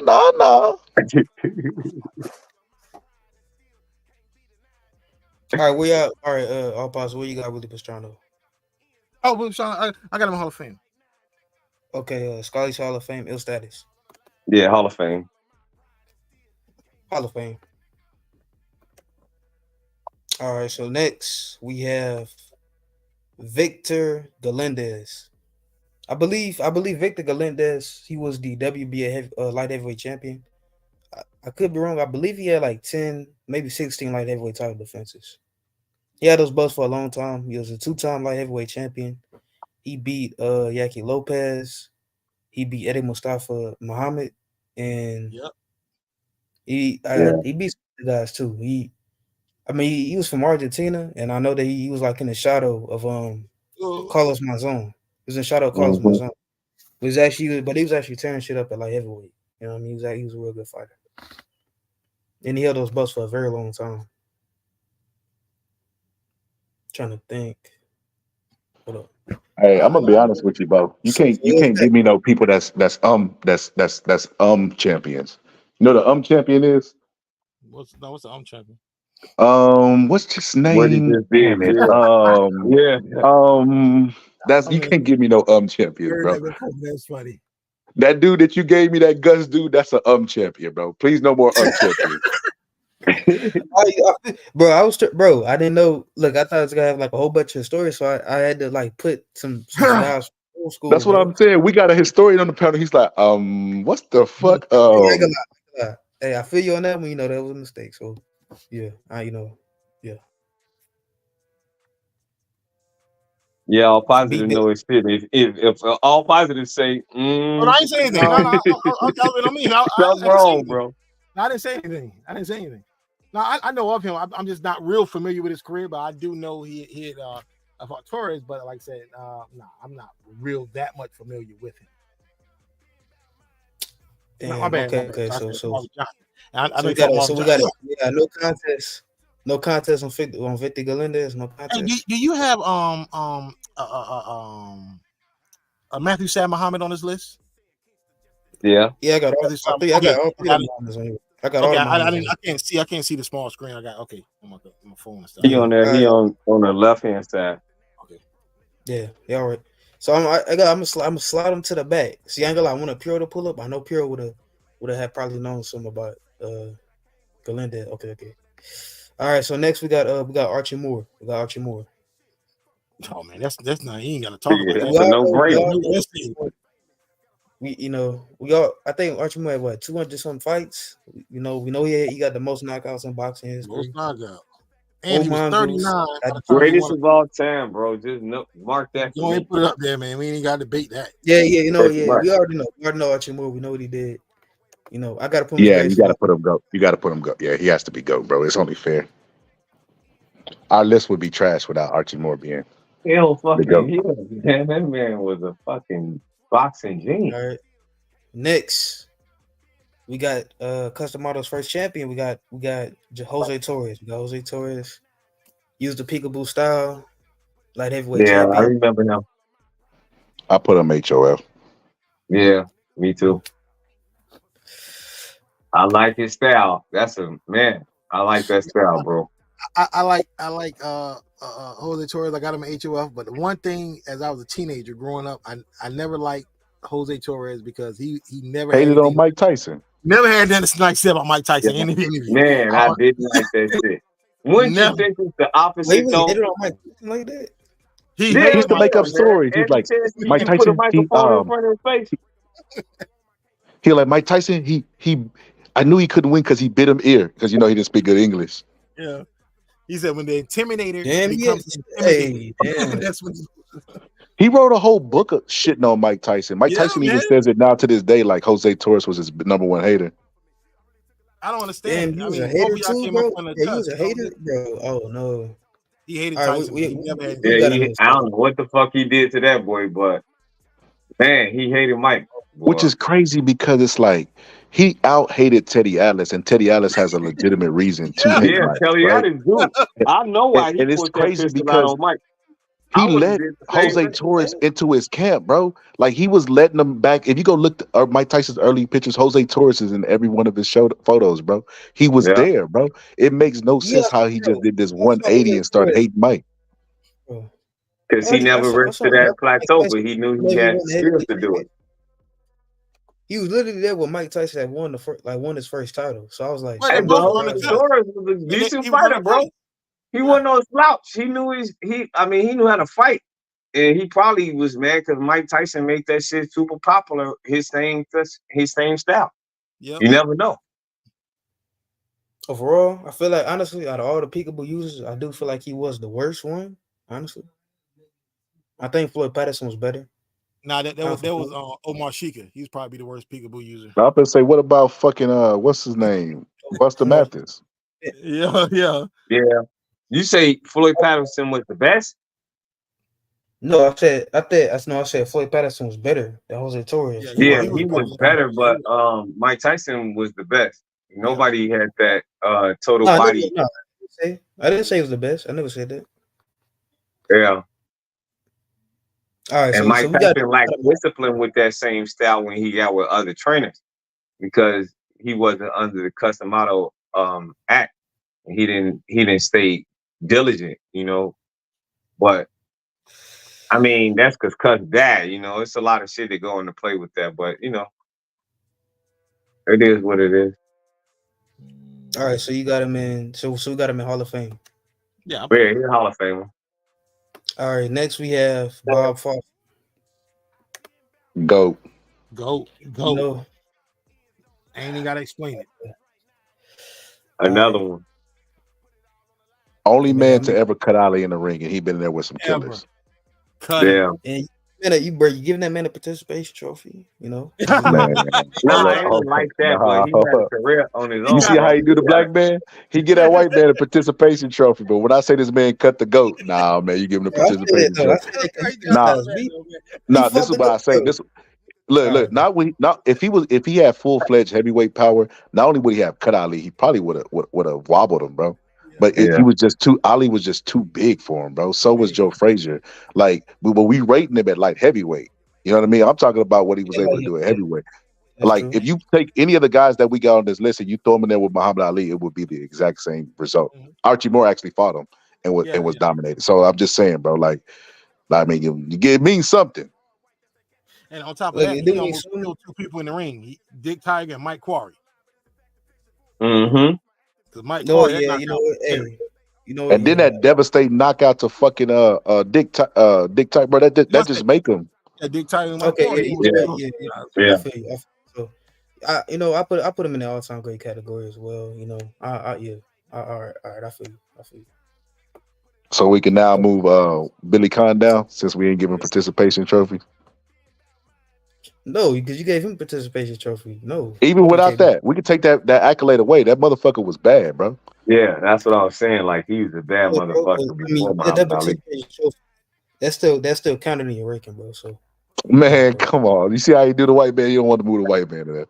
All right, so but honestly, you get extra credit for holding your own against the great one. You gotta give that motherfucker credit. He didn't even, bro. He got all right, bro. I mean, he got melted by Joe Frazier. I mean, let's just keep it real. I mean, at least Joe Frazier would have melted all these guys on up top and bottom. And gave him another eye, he would have did it even faster. I feel you. He just had that type of power, bro. That's unfair, bro. That's like whenever I was talking about Michael Spinks getting knocked out by Tyson. Tyson would have did that to any of these guys on the list. Okay, I mean, yeah. But still, I mean, hey, you know what? I feel you. I understand. So, okay. Michael Moore didn't want to fight Mike Tyson. So next we got Antonio Tarver. We know Tarver for beating, upsetting Roy Jones Jr. in the second fight to become the unified and the lineal light heavyweight champion. And I believe that he lost the titles to Bernard Hopkins, but he also came back. I forget who he won the titles against. No, he lost to Glenn Johnson. Then he got it back from Glenn Johnson. Right. He lost to Bernard. Yeah, then he lost to Right. Bernard. Okay. And then he lost to Chad Johnson twice after that. But now I got him as good, even though I love Tarver. Yeah, he's good. He just didn't have a great career at light heavy. Okay. I got him as good. Yeah, I got him as good too. Honestly, yeah, He just made it to the Hall of Fame, but he's not a Hall of Fame fighter though. Mm-hmm. You're talking about Tarver? Yeah. Yeah. Yeah. Look, That's all y'all I'm get no talking. disagreement. I'm gonna be honest with you. If there was like a gray area between good and overrated, I would put Tarver there, bro. Yeah. Only because his claim to fame was knocking out Roy, bro. And like I seen him fight B Hop, and he was fading in that fight. He didn't do nothing in that fight. He really didn't do anything after B Hop.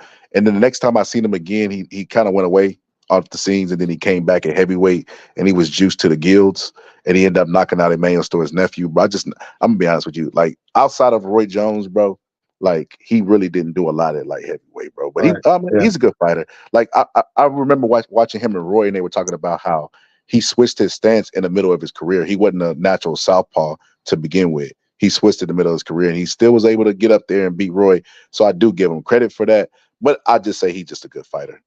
Well, I could say he's Hall of Fame. He's gonna be forever remembered for beating Roy. So let me not cheat him, bro. I say Hall of Famer. Yeah, because he is a Hall of Famer.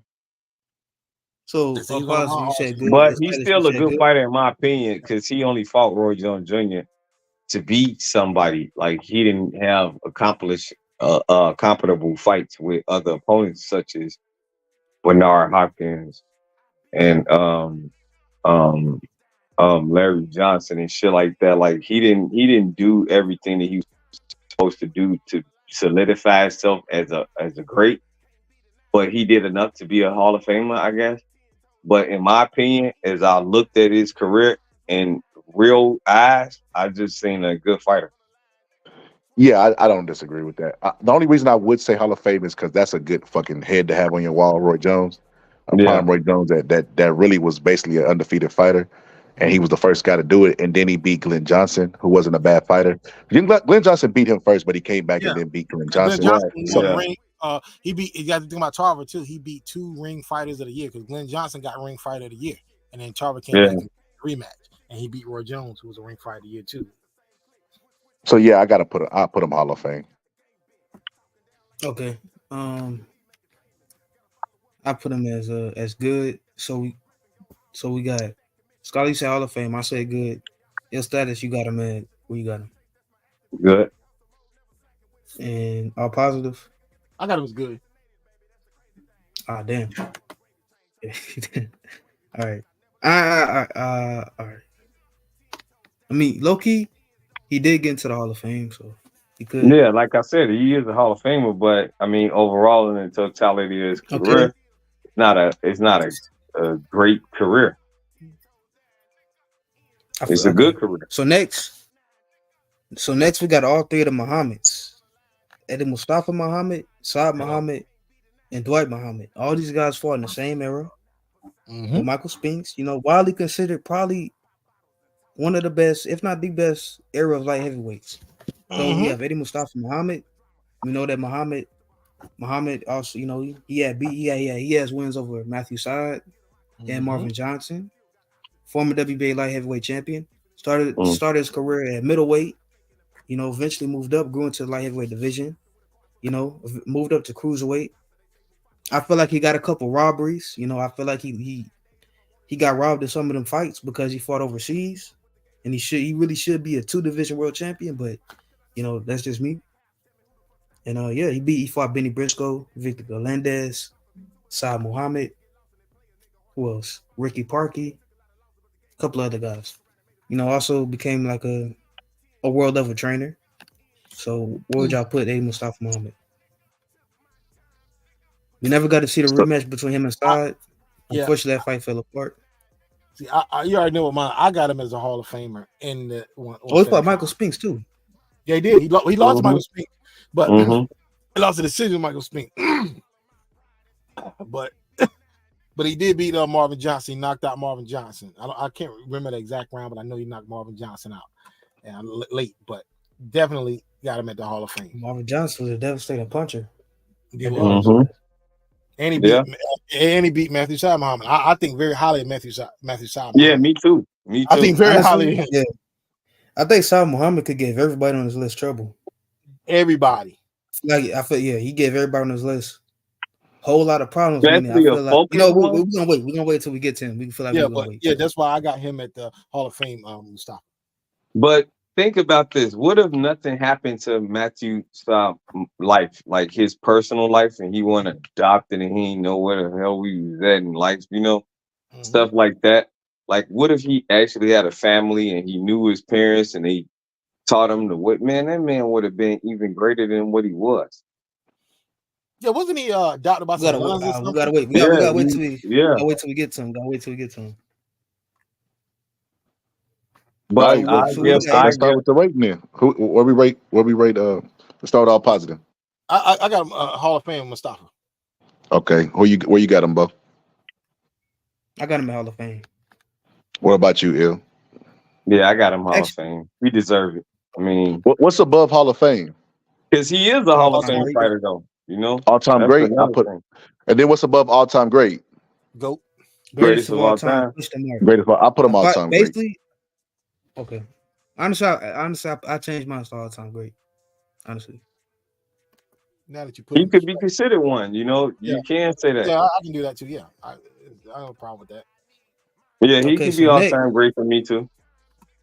Next, would Hall of Fame be all-time great? No, because once they make it to the Hall of Fame, we kind of damn near got to solidify them as a Hall of Famer. Yeah. Okay. So that's automatically established right there. So once you pass that, it's the accolades on a career is based in you an all-time great or the greatest of all time. Yeah, I think some people we might put in the Hall of Fame that ain't all time greats. That would just it just notches. It just tears. Mm-hmm. Now, next guy we have on the list. Now this is a bad dude. This is a bad dude. I'm gonna let all positive. I'm gonna let all positive give y'all accolades on Matthew Saab. He can do it better. Oh man! All right, you already know. I told you he's an all-time great in the vision because Matthew Saab Muhammad, like I said, who's that? Ill Status said, like I said, he didn't really know where he came from. I think he was adopted by nuns and going through all that. Those two wars. That was I don't know where was the fight of the year. Yeah, I believe so. Yeah, it was. Okay, but like I said, Miyaki Lopez had wars. Marvin Johnson, but look, knockout wins. Did y'all know his first fight with Marvin Johnson? Y'all know, that's my what my mom was doing that day. What was that? When for the first fight he fought, because I noticed off the top of my head because I remember I looked when I was looking at the fights on YouTube, and I grew up looking at the fights as I would exchange tapes across to people across the world and within the states, and I would always get Ring magazines. And as a teenager, I looked up the date when they would have like the greatest fights of all time, and the day Marvin Johnson fought Saad Muhammad, that was the day I was born, the first fight. Damn, you was born when Matthew Saad Muhammad faced Marvin Johnson? First fight. Really? Yeah. That's what's up. That's what's up. I gotta be honest. I think Saad Muhammad probably is the biggest puncher on this list outside of Archie Moore. And Michael Moore. I think the strongest dude on this. Yeah, Michael Moore. You got to put Michael Moore up there because he was the only one that had success like that at heavyweight. Okay, I feel yeah. Outside of Michael Moore and Archie Moore. I feel like he the strongest guy on this list. Moore is, bro. All right, yeah, bro. I put him GOAT, bro. Yeah, me too. You got Saad as GOAT? Okay. Yeah. Saad GOAT. I mean, I just know, I know that man's story, so I know, if you take it's a lot of intangibles that you look at a lot of fighters from past times and you know the story. Like, if you eliminate that type of stuff and put the drive that they had and the will that they had to win and replace it as stuff, like, just say one thing is noticeable. What if he knew his parents? The man died not knowing where he came from, and he committed suicide. It was crazy, man. It wasn't. Wait a minute. Oh, I didn't know that. Yeah. Matthew Saad Muhammad committed suicide. So can you say that on YouTube? The Hmm? way that the shit Could went. we say that on YouTube? Could we say that word I or Oh, don't what he think you said? can say that. You gotta oh, say unalive or something like that. You gotta say oh, unalive. really? Oh, I'm You can't sorry. say yeah. Damn. Well, I mean, that's what happened to him. He did something to himself. So it was basically based on him not knowing a lot about himself. He was trying to find himself in all sorts of ways that made him lose money and go crazy. And he was forced to go back into the sport of boxing. And he was crazy, man. But he had a great career, man. He was a legend. I'm gonna be honest with you. To be honest with you, he probably was sexually assaulted, bro. Could have been too. Yeah. If you look at the way his career turned out, what profession he chose, you know Yeah. what I mean? Like, and how he ended up, like Sugar Ray Leonard, it happened to him, bro. Like, you know what I mean? And he was a boxer at the time that it happened. But a lot of times in the foster homes, that's what happened. And, like, I think it's a large proportion of Yeah, that's true. people that do that to themselves, like in their life like that, bro. It's because of something like that, like some Right. traumatic Yeah. event. So Yeah. it's safe to say that he couldn't live with something. I wanted to bet just based off the story you told me, because I didn't know all that. I didn't know he ended his life. I didn't know all that. But yeah, Yeah. it's safe to say Yeah, that he probably that probably happened to him. But yeah, he's a GOAT, bro. The Muhammad's, like you said, when we got to the Muhammad's, I knew that they were going to be they weren't going to see them no last less two than come. great. Yeah, No less than all time great. Yeah. I Yeah. I Yeah. agree with all of All of you. them. You got definitely got to put Shah Muhammad because All of them, like bro, bro. nobody on this list is walking through Matthew Shah Muhammad. He can give everybody on this list trouble and he could beat Hmm. a lot of guys on this list. So yeah, no less than this. Dwight Muhammad Kwawi. Now this guy had burst Yeah. onto the scene after obliterating Matthew Saad Muhammad Mm-hmm. twice. Hmm. And I will admit, Saad Muhammad was past his prime, Yours, but yeah. I think Kwawi would have got him in his prime as well. I just think this was a bad style matchup. I mean, he took away Muhammad's right hand, and that was Muhammad's best punch, and he was. I feel like this is a horrible style matchup for Saad Muhammad, to be honest with you. But after beating Matthew Saad Muhammad, Dwight Muhammad Qawi moves up to cruiserweight, becomes the cruiserweight world champion. No. He lost Then to Spinks too. Remember, he lost to Spinks. well, yeah. They all He lost lost the to Sphinx. Spinks. Everybody lost to Spinks. They Yeah, all yeah. lost to Spinks. So We gonna Right. get the Spinks. it don't matter. They We gonna all get the lost the Spinks. Sphinx. Yeah, we all know. Yeah. But yeah, he did lose to Spinks, but he moved up to like heavyweight. Gave Evander Holyfield a lot of trouble. I low key feel like he won the first Holyfield fight. I feel like they gave it to Holyfield because he was the gold medalist. It was close. So, It could have been either way. It was close. It was a real close fight with Evander Holyfield, who's also an all-time great. But he was champion at cruiserweight. Eventually moved to heavyweight. Gave George Foreman a lot of trouble. Mm-hmm. You know what I mean? So this guy's defense, I feel like it was second to none. I feel like he fought from that Joe Frazier gym. Honestly, I feel like he did Joe Frazier style better than Joe Frazier, in my opinion. But he had freakishly long arms for his height. Mm-hmm. Yeah, he had orangutan arms. I will put him. I put him. You can put him GOAT status. I don't think you'll get no dissension from this panel on that. Especially seeing as that man took punches from George Foreman, bro. Yeah. That was fucking natural born heavyweights who couldn't even do that shit. Yeah. Facts. Yeah. Facts. Here you go. Here you go. I agree. He said, like all positive said, he had disproportionately long arms, bro. Like his arms was, if he had his arms in a defensive shell, he could cover his whole chin and his body at the same time. That shit is unheard of. Yeah, he was like what 5'5" The fact that he fought George Foreman, who was like what arms like a 6'4". monkey, bro. Yeah, I'm saying he fought George Foreman at 5'5", and George Foreman was 6'4", bro. Man, look, bro. Look, yeah. I know I said I wasn't gonna get participation trophies, but that's a hell of a feat, bro. Hell yeah, bro. Like, but he was amazing. He all time great in my opinion. I ain't gonna lie. Am I wrong? Did he have a similar style to you as Joe Frazier? Yeah, because I feel like he he did that style better than Joe Frazier. I really wouldn't do. say that because Joe Frazier got more knockouts than that style. Yeah, he wasn't better than Joe Frazier. He was just shorter, so it's a smaller target. So he's already 5'5", and then he's bending down and ducking. So you can't even really catch him with the uppercut because you'd have to bend down lower than that to get him with the uppercut. So that style was more effective for his height than it was for Joe Frazier. See, Joe Frazier would bob and weave into uppercuts because they was right there. They didn't have to. It was right. Joe Frazier Okay. was the perfect height. If Joe Frazier would have been shorter than as because he fought George Foreman fought him and he fought Joe Frazier. He got Joe Frazier out of there in a matter of fucking what? Couple 2 rounds, was it rounds. like 3 rounds? 3 2 rounds. rounds. It was like 2 rounds in the first Yeah, fight. like And, 2 or 3 The first and, fight, rounds. yeah, but the second fight was just as bad. yeah, and then the second fight he did a worse, but it's because Joe Frazier's height, and he fought Dwight, and Dwight did better in my opinion. He just wasn't. If he'd had Joe Frazier's natural like girth, pause, then he would have did better in that fight. But yeah, I agree with you. Not that he had a better style. The style just suited him better. Right. Oh, okay. Next we have forget this man's name. Virgil. We got Virgil Hill.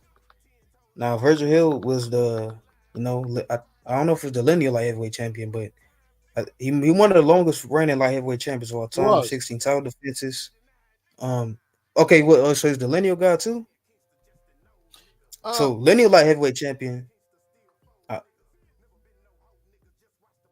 I mean, I'll pass you. You would know. You would know. Yeah, I don't know. I know he held it for a very long time. He was the number 1 guy at light heavyweight before Roy Jones got there. But even when Roy Jones got there, he was still number 1 because Roy hadn't accomplished anything there at the time. But eventually, see, the sad thing is that most people only know, mostly remember Virgil Hill from getting beat by Tommy Hearns. That was an upset.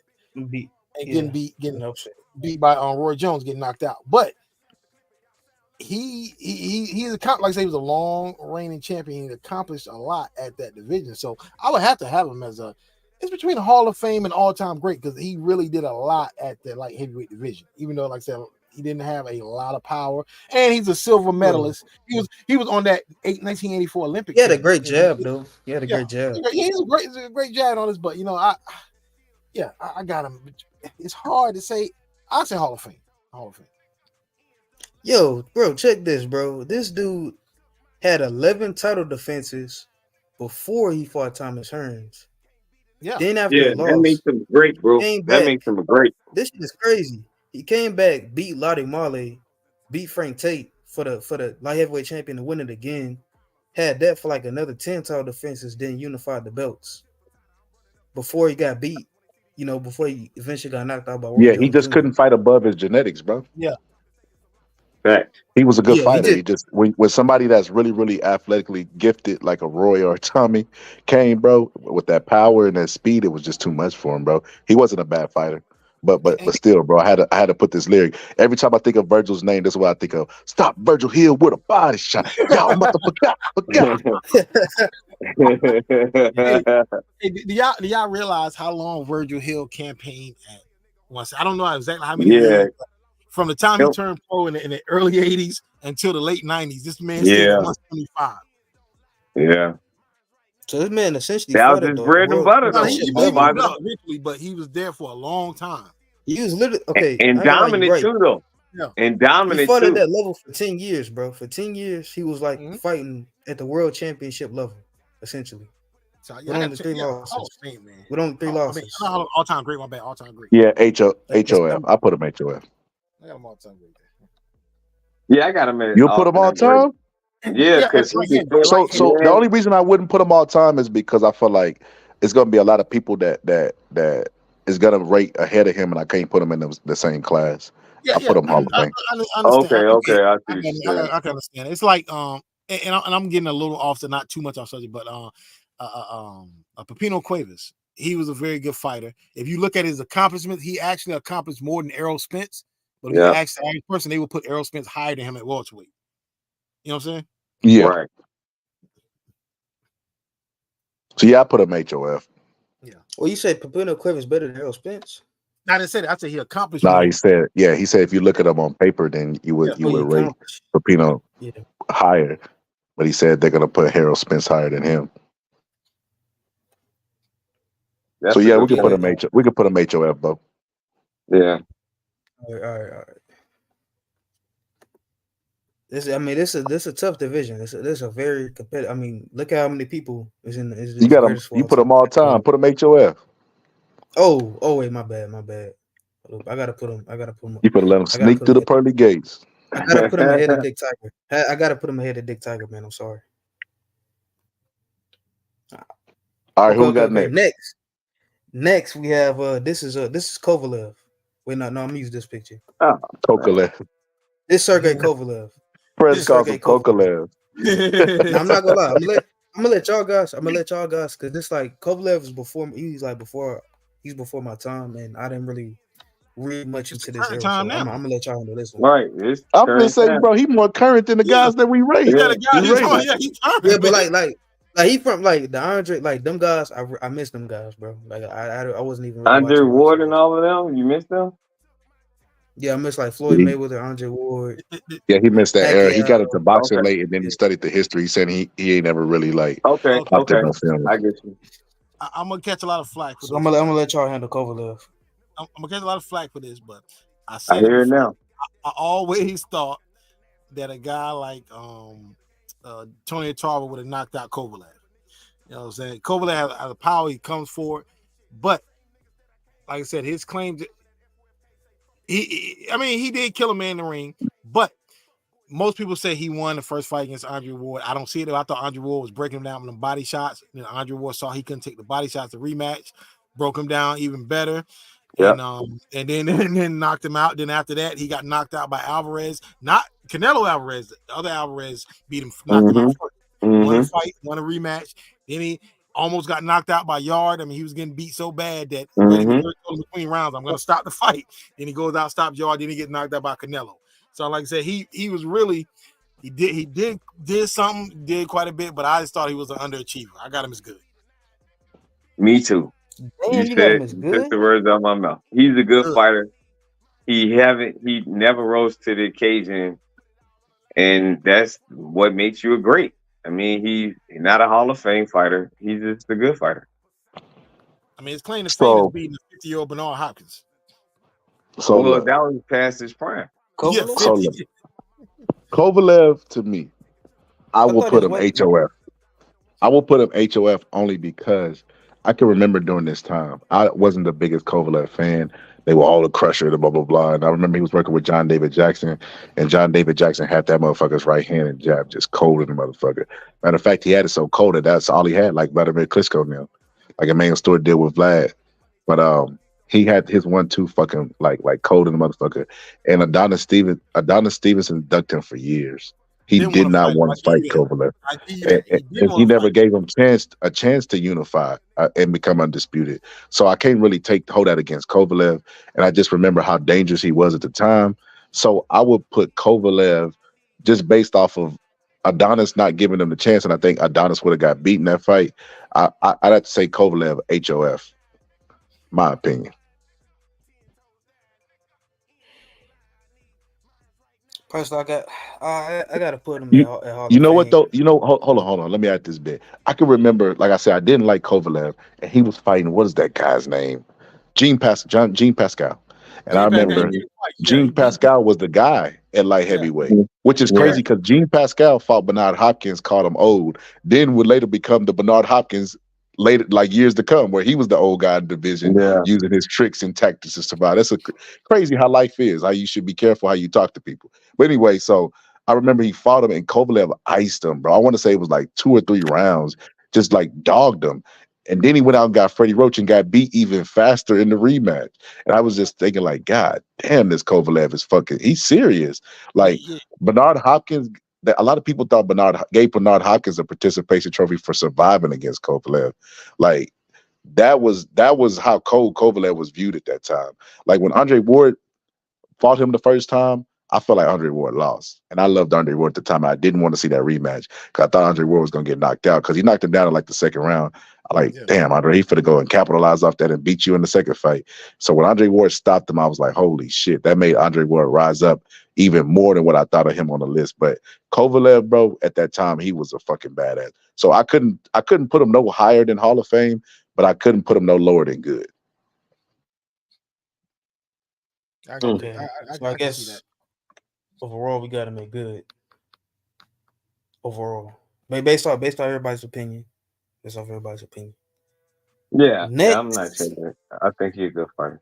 compared to everybody on this list, really, really compared to Right. everybody on Yeah. this list. I'm putting him at good. So next we got Andre Ward at light heavyweight.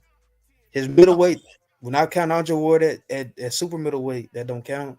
We just looking at Andre Ward at light heavyweight against the guys on this list. Where would he stack up? You know what I mean? Look, love Andre Ward, but I got him at last place. I'm not saying he's overrated as a fighter, but he accomplished nothing at light heavyweight. Yeah, everybody said light heavyweight. Yeah, that's just like Canelo and all the rest of them. I put him HOF. I only put him HOF because I feel like Andre Ward, by the time he got to Kovalev, he was finished. He had like that layoff that he had when he had that dispute with Dan Duva, or was it Lou Duva? One of the Duvas. He had the dispute with them, and he had like a layoff, and then he was coming off like shoulder surgery, and then later on after he retired, he revealed during that time he had knee problems, bro, because he was debating on fighting Anthony Joshua. So him going up, I think he fought Sullivan. Did he fight Sullivan Barrera? He fought somebody in like that wasn't an impressive fight, but there was like a warm up for Kovalev, and then to go in there and beat Kovalev and then stop him the second fight, that was something. Because like how I view Kovalev, so I have no choice, bro, but to put him at fucking Hall of Fame. I gotta put him at don't belong, bro. I gotta put him at don't belong. I mean, because at the end of the day, he had tough fights with Kovalev, and if we have Kovalev at good, and Kovalev gave him a really hard time. But that's not his weight, though. He was moving up. Yeah, but we rate him at like heavyweight, though. I know, but you just said that about somebody else. You said like that wasn't his natural weight. Like he was a. Nah, bro, don't do that, bro. Dick Tiger, but Dick Tiger was undisputed at that weight class, bro, and he was beating the top guys. But so we're not gonna give him credit for doing something spectacular, like moving up in weight and accomplish something against a killer? No. Super middleweight to light heavyweight, bro. With one fight. We just rate him at light heavyweight. Past his prime, hadn't lost a fight since 12 years old, bro. You just said he fought Sullivan Barrera, which was a warm up fight for that fight. I think Sullivan Barrera fight was at cruiserweight though, because it was on BET. I think that fight was at cruiserweight because he was trying to get back, got the weight. Okay, he's trying to get back in shape. Yeah. I don't remember. I just remember it was right before Kovalev. Yeah, it was 3 fights on that, and I remember I had 2 computers going and a TV going. It was 3 fights on that night, and that fight, the Andre Ward fight, was on BET. Nigga, BET don't, because remember at the time Andre Ward was signed with Jay-Z, so Jay-Z got the fight put on BET somehow on Rock Nation, whatever. And then after that, Adrian Bronner would go on to tell him to suck his dick. But that's neither here nor there. So, but you know what's crazy though? Like, so look, this is why I rate Andre Ward high, bro.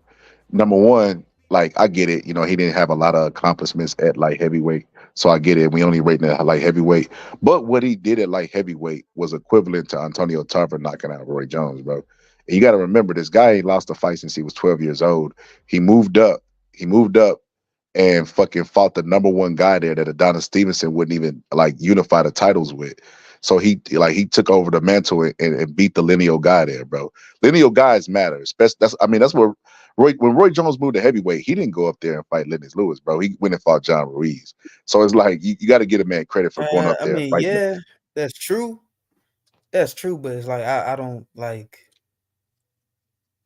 I'll put him at good. I'll put him at good. Based overall, he be right here. Based on everybody's opinion, I think, yeah. Overall stats will put him at good at light heavyweight. Hold on. Do you think he could beat anybody above or below him? Who you talking about? Ward? Yes. No, I don't think Ward at 175 would beat Johnson or I don't think it could be. Yeah, I don't think he'd be none. I'm kind of with Bo though. I don't think he belong. I don't think he belong there. Yeah, that's one. Yeah, I think he only had maybe 4 or 5 fights total at light heavyweight. Right. Well, I just want y'all to keep this in mind. Canelo is on this list, and some other people gonna be on this list. Canelo don't belong. I'm gonna tell you right now. If they get rated, I'm gonna delete the whole live if they get rated ahead of Andre Ward. No, Canelo definitely don't belong. He'd be the worst Kovalev. They fall in the same suit. They don't belong. That's why. That's why I kind of, we're gonna keep them right there because we got some other fights we got to get to. But yeah, bro, these 3 guys, right? I mean, these 2 guys are taken off the list, obviously. Okay, so next, this is Darius Machevsky. This the guy that they say Roy was allegedly ducking, bro. Allegedly, Roy was ducking this man. Oh, bro. This man was the Now, WBO this is my heavyweight problem champion, bro. with that. I wanted to see the fight at the time This man is over. when Roy was fighting, but he would never leave Germany. That's his problem. He never wants to leave even Germany. left Germany. Never It's left because he Germany. knew what was up, bro. He was doing the scrappy dude. Let me at him. Like he didn't want none, bro. And he beat He didn't Russell want Hill. none of But that. like I say, you got to question all of his decisions in Germany, man. You know what I'm saying? Because he would all, like I say, you know, at the time, Sven Ike, I don't know if y'all heard of him. He never left Germany. And Sven Ike retired undefeated, but he only had like 6 knockouts in his career. But he was always, refs were always helping. When he fought Robin Reed, and you can go look at this on YouTube. Robin Reed was beating this guy. The referee stopped them from fighting at one point and warned Robin Reed for landing punches. That's how crooked they were with Sven Hilarious. Like, what are you doing hitting him above the waist? Yeah, exactly. And then he fought Charles Brewer. These are bad decisions, man. So guys like that never left Germany. So with I never thought never thought he could beat Roy, but I knew Roy couldn't beat him in Germany. I knew that. But here's the thing about it. He ended up getting beat by a lesser opponent. He ended up getting beat by a lesser opponent. What's his name? Matter of fact, my bad. I ain't mean to cut you off. Oh yeah. I'm saying he ended up getting beat by a lesser opponent. What's my man name? Gonzalez. Gonzalez. Yeah, Gonzalez beat him. You remember Gonzalez had one of the fights of the year when he fought Julian Lederloh on ESPN. That's a big 175 big shootout with I them. remember. But he ended up losing to Julian Lederloh. I'm like, dude, this guy was never that good. I never thought I just thought he was a guy that camped out at the time I was in Germany. My homeboy was a fighter. He wanted to get a fight with him. He was a professional fighter. He was trying to get a fight with him too. He was trying to cash in on it.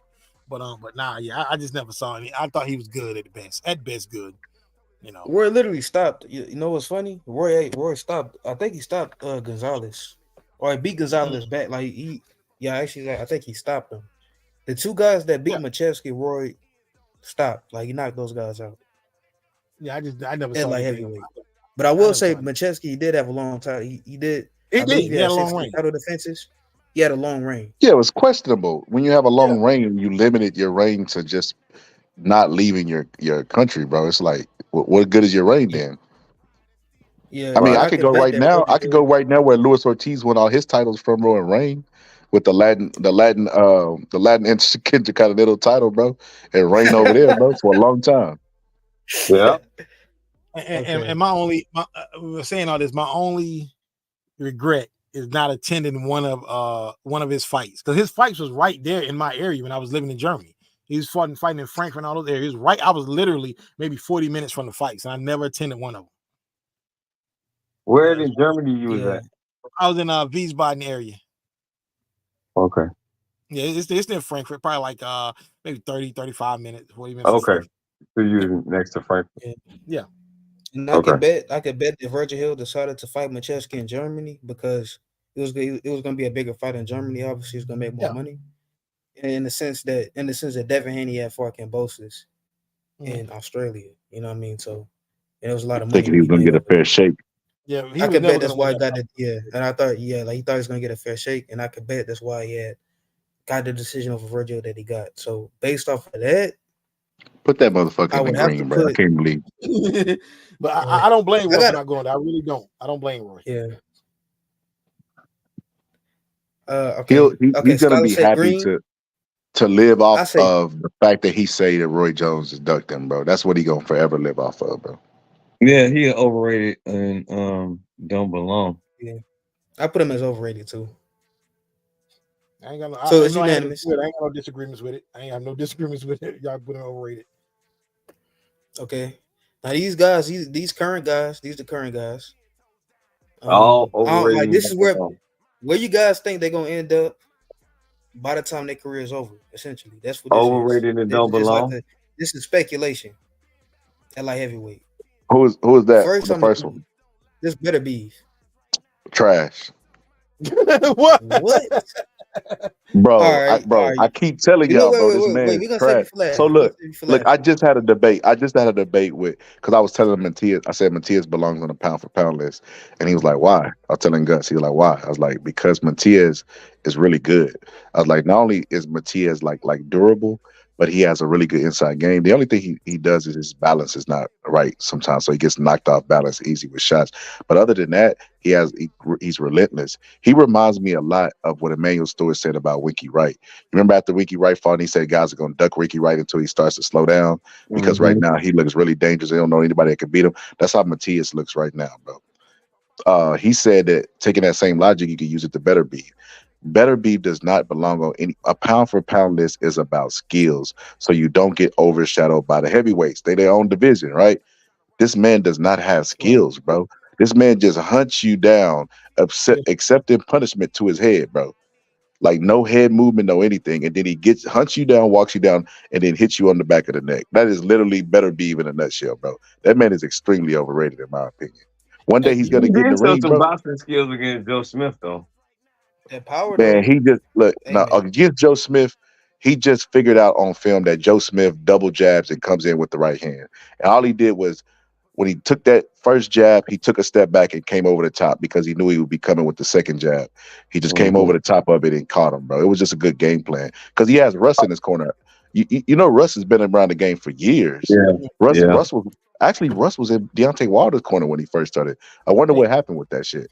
But he just had a good game plan coming in. But if you go look at the John Brown, not that John Brown, what was the guy's name? Something Marcus Lucas Brown. Marcus Marcus Brown. Brown. You look at the Marcus Brown fight, he had that gas because he don't move his head. He was just hunting Mhm. them down, bro. Like he just accepts a ton of punishment. And then he weighs in at 193, bro. This guy's fighting people that probably hydrate up maybe 10 pounds, bro. This motherfucker's That's 193 pounds, bro. bro. Hey, you know Yeah. what That's a I big also fact. said? Bro. We And talking he was about dropped a couple times. He was dropped twice, and they weren't like flash Yeah. knockdowns. He was like drop. Not And even Joe don't be punchers. doing It was that like same Callum stuff. Smith. yeah, but look, bro. You my can problem with him look. is, and I say this, and I call a lot of flack. I was like, a guy like Bevo, he won't knock him out, probably knock him out. He's gonna outbox him and make him look stupid because he's not gonna stand in front of him. Yeah. But fellas, we gotta be real here though. We And gotta he's be real. 38. Yeah, I If got I to if thought he be. was bitter I beef, got to. 75. if bitter beef dead ass, if bitter beef, my bad, is dead ass out here hydrating to 193 pounds. We're talking about a big. You're talking about a big guy here, big like heavyweight, bro. And then also he physically strong, bro. He's physically strong on top of having that knockout power. Steroids. Then on top of that, it don't matter. It really don't matter, bro. It Nah, don't that because it definitely don't matter. You just it saying that don't because Roy matter finna come up. because in the He's saying that matchup, because bro. Roy finna come up. He think he's slick. Look, bro, it don't matter, bro. It don't matter because at He the end don't of the belong day, on a list, though, bro. I'm sorry. it I don't got him belong on the good. list, bro. I get him good Bro, because this all he did this beat Boston, speculation, and bro. then Boston This got bad. Oh well, he do got 3 belts. I forgot. Yeah, We talk bro, about Arthur Beterbiev, right? yeah. I got him Okay, as good. I got I'm him as gonna be good. honest with you. If look, the guys that we talking about, you know what I mean, and we talk about like resume, the time that they fought, etc., bro. The guys that he got the belt against were fucking ass, bro. I He agree. was I'm he not was better disagreeing. than all of those guys, and he's a bigger guy. Like he doesn't impress me. Now look, if he goes in there and fights Bivol and starches him, he'll get full credit for me, bro. I promise you. I'm gonna give him the I would ultimate credit. absolve all this criticism that I'm giving right now. But because he ain't did that, and based off his body of work now, it's fucking overrated, bro. And this is what they're doing. This promoters. Promoters are protecting him because this is what he's from Russia. Bevo's from Russia. And they're like, well, Facts. Bevo, we don't want him fighting for the belt because he's from Russia. I'm like, your champion's from Russia. WBC. I'm like, what? That don't make sense. I mean, Yeah. that's actually racism. It's crazy about that. But But he's from you know Russia too. damn well he's not gonna beat Demetrius Bivol. So he don't have it in him. He gotta be a complete boxer from head to toe to do that. And he's not. He one dimensional. So when you I'm fighting not a gonna say. fighter that know different elements to win and it's based off of sheer skill and it's not gonna like he's not gonna let up off of you. He got a good tank, he got a good chin, and he's a superior boxer. I don't see him beating Dimitri, and he's younger. it's not gonna probably work out for him this time. And the thing is, everybody keeps saying Bivol doesn't have power, but it's the punches you don't see, the ones that hurt, the ones that you don't see coming. Exactly. You do it quick, and it's gonna get to the point that when you're in the ring with a guy, you say he doesn't have power, and you're constantly chasing him around the ring, and he's pecking you with punches, and you're gonna stop throwing punches. Yeah, it's just mechanics. You're right. He It's the said, basic keep that mechanics same of boxing. energy, scholar, when Better Beef destroys Callum Smith in January. He's supposed to beat. I'm not going to give him credit for beating the guy he's supposed to beat. I got him beating Smith. I'm not going to give him credit for Callum beating Smith, the guy he's hey, don't supposed to take beat. nothing away from Callum Smith. He's been Callum looking Smith good lately. I mean, look, Callum Smith can punch, but Callum Smith's biggest weakness is in between the shoulders, bro. He didn't throw no punches against Canelo to where he got his arm beat up and bruised up at the end of the fight, But bro. after Canelo, he been looking spectacular. But he ain't been fighting nobody on that level of a Canelo. This gonna be the first fighter on a level of a Canelo, and I think he gonna shrink the same way he did in the Canelo fight. But he said, and then if he beats Bivol in 2024, if he don't do, this got to be pure, bro. Ain't got nothing nice to say about Bivol. What do you mean about Bivol ducking? It's the WBC didn't want Bivol fighting for the title. They said this whole thing about Russian is not, but that Better be Russian too. He said, only thing against Better Beef is age. You see, and look, this is what I dislike about the boxing community. Hold on. Absolutely not. But hold on. Let me say this. This is what I dislike about the boxing world, bro. They play the age game when it's somebody they don't like, bro. When they love Bud Crawford, bro, they act like age don't exist, and they'll give you every man, bro, eat ambrosia on his off time, man. That dude work out 7 days a week. He was snack. But when it's somebody that they don't like, they'll be like, the guy is 36 years old, bro. So this is how I'll sum it up. This is how you surmise age in boxing. You have your biological age and you have your ring age. Your ring age is going to be based off your style. Joe Frazier had a high ring age because of his style. Brandon Rios did also. Arthur Betterbeef is 40 years old, but his ring age is higher than that because of his style. Because he's so used to being the naturally bigger guy, he thinks he can outwill and outforce everybody, which is why he hasn't developed good head movement. So he marches forward accepting punishment. Arthur just had surgery, bro. Now you could Google this if you don't believe me. I could be wrong because this is in conversation what somebody told me. This is what Gus told me. You know what I mean? He said he had bone structure surgery on his jaw because he had cancer or some shit. Do you think that he's gonna get in the ring and still be the same fighter after that? You think he's gonna be able? I think he has the false sense of security of being 193 pounds and he's gonna get hit on the chin. And I remember telling somebody this a long time ago because they was talking about Deontay Wilder. They said Deontay Wilder's trash, but Beterbiev is a destroyer. I'm like, bro, for one punch, Deontay Wilder's a destroyer, not Beterbiev. He's an accumulation guy. Deontay Wilder needs one shot literally to knock your health bar all the way down to zero. He's the real destroyer, if you ask me. And they argue with me. I say, you know what? What's going to happen is one day Arthur Beterbiev is going to get in the ring, and you're going to keep calling him a Terminator, and his age is going to keep going up, biological and ring age, as he takes a ton of punishment, and he's going to get hit on the jaw, and you're going to say, damn, he got over overnight. And I'm going to tell you, no, he didn't. He's been the same guy who he was. He just, if you drip water onto a rock, eventually the rock will break. Everything has a breaking point. This guy has a high ring age, and he's going to eventually get fucked up. He cannot beat Bivol, in my personal opinion. A puncher, in history, it showed us, when a great puncher fights a great boxer, 9 times out of 10, that go with that boxer. Not always, but 9 out of 10 go with that boxer over the puncher. Yeah, unless he caught him different, changing the weights. I noticed, I do, when you research the fighters when they do fight a puncher and he a pure boxer, is usually when he coming up in that weight and he catch him early, because when he get acclimated into that division, it's harder to fight him. That's why Errol Spence could have fought Terrence Crawford early instead of being patient and waiting. But I don't know if the outcome would have changed, because he ran through Jeff Horn just the same. So he a weight bully too. So, I mean, that was his first fight at 147. But a lot of people don't take into perspective Arthur Beterbiev age. He ages, he did age overnight in front of our face when we seen him fight Anthony Yard. If Anthony Yard had a better game plan, he would have beat him. He was winning most of the rounds. He just kept the same applying pressure to him, And like scholars say, he don't have one knockout power like a Tank, like a Virgil Ortiz, like a Deontay Wilder. He don't have that. He just got, I'm gonna beat you, I'm gonna pummel you to death if you stay in front of me. And when fighters do that ignorant thing, which is forget their game plan and get wrapped up into his boxing, then he usually damage them. Bivol is a smart fighter, bro. He's not gonna do all of that shit. He knows the game plan to stay away from this man Definitely so gonna he stand can in wear front him of out. him. With him. He's He not gonna gonna wear do him out. Not only that, they didn't even factor this. Everybody know the older you get, the harder it is for you to lose them pounds. Is he gonna keep? Is ballooning up to 193 pounds after the weigh-in gonna be an effective strategy? Can he do it if there's effective drug testing? These are factors that you got to include with a better beef. So I'm gonna just go ahead and say all that to say this: put that motherfucker in the green, please. That's where I need him to be too. All of them. Every modern fighter that's at 175 right now, put all of their ass in the green. Okay, okay. So Anthony Yard, when asked, because he fought Kovalev and he fought Bitter Beef, he said that Kovalev was a bit more agile and snappy with his punches, while Bitter Beef was a bit more static and bullish. Yard felt that Bitter Beef was easier to hit than Kovalev. However, He it was. is important to know that it's just one boxer's opinion. It's not a definitive answer.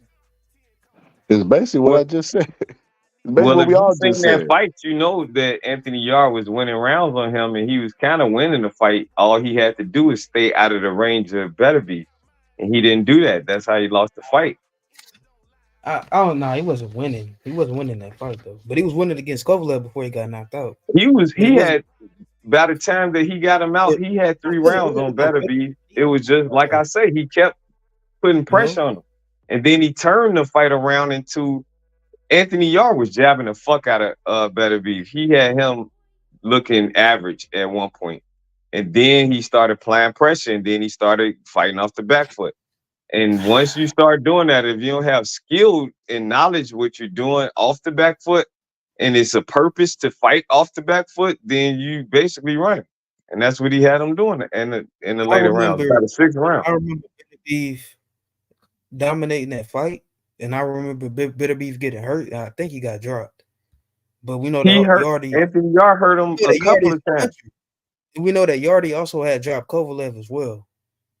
And he didn't but drop I do Kovalev. remember. He didn't drop Kovalev. Wait a minute, he dropped Better Beef? No, he He didn't drop didn't Beterbiev. he didn't drop Beterbiev. Oh, He hurt him. He hurt him like 3 times in the fight, though. Beterbiev didn't drop twice. Okay, Yard didn't drop. but Yard dropped Kovalev though. No, he didn't drop Kovalev. Right? He didn't drop No, Kovalev neither, no. Oh yeah, you're right. That was Alvarez. Alvarez that dropped Kovalev. Yeah, the first Alvarez, not Canelo, the other Alvarez. I forgot the name, first name, but he dropped him though. We didn't even beat. Okay, he didn't drop either one of them. But I remember Yard was beating Kovalev before he eventually got knocked out. Yard can box, man. He don't got a good game they plan, thought bro. Kovalev was finished before that fight. That was actually a really impressive win. Because McGirt had just lost a fighter in the ring. So between the round, McGirt told Kovalev, he's like, I'm gonna give you one more round. If you don't show me something, I'm gonna stop it. Because he was about ready to stop the Yard was beating him so bad, he was about ready to stop the fight. And then he came back and knocked him out. Yeah, he hit him with he had one more round, and he knocked him out with a jab around after that. Yeah. Yeah. I mean, Anthony Yard could box, man. His game plans is always frustrating to see him go through his fights because his game plans toward the lateral part of the fight, they always telling him to do some dumb shit. Like it's not what got him there. And they start changing the game plan up on him, and then he started thinking that shit and start leaving himself susceptible to a knockout. Same thing happened with Beterbiev, but he felt that power, and he didn't want to deal with that shit. So yeah, man, we can go ahead. Long story short, just put that motherfucker in the green, bro. I got him as good. So you gonna put him in the lights of Andre Ward, bro. Bro, yeah, bro. I think he would stop Andre Ward, bro. Bro, it don't matter what you think. You talking about a guy that ain't lost a fight since they was 12 and wasn't stopped by Kovalev, bro. Kovalev punched harder than fucking Beterbiev, bro. We're talking about Andre Ward at like heavyweight, bro. Yeah, at light heavyweight, he wasn't stopped by Kovalev, and Kovalev was a hard puncher. Kovalev is a better You boxer want to than put Ward that Beterbiev. don't belong, bro. He's a Personally, better boxer, and he like you say, Kovalev does hit hard than Beterbiev. Beterbiev is more of a accumulation puncher. He a bruiser. I'd rather put somebody whose career is over and we can debate whether he belongs or not than somebody who ain't undisputed at the weight that you think that he's a good weight at. Thank you. I mean, a good champ at. bro. I agree. Well, I agree. Guess what, bro? Ward wasn't undisputed at that weight class either. So He beat the lineal god. Tio wasn't undisputed at 140, but he beat Josh Taylor. Fact. I feel you, bro. But I don't think he's better than Bivol. But do you see how your argument collapsed on itself, bro? Yeah. So look, I give Tio a ton of credit, right? Tio didn't go up and collect belts at 140. He just went up and beat the guy who was the guy at that weight class, right? And that's what makes Tio pound for pound. So I'm consistent. I put Tio pound for pound. I have to rate Andre Ward, bro, better than fucking a guy who does, bro. Him and Bivol, that's all that's left there, bro. They're literally the only two guys at 175 that anybody wants to see fight, bro. And they're not fighting each other, bro. I don't care whose fault it is. They ain't did it, bro. He's about to be 40, bro. He's 40, and like I said, his boxing age is closer to 56, bro. And this man still ain't fought Bivol, bro. No, bro, he doesn't belong. Bivol called him out though. He said he really wanted to get that fight done. Okay, bro. I don't know. That's probably up to Bob Arum too, man. Bob Arum got a lot to do with that shit too.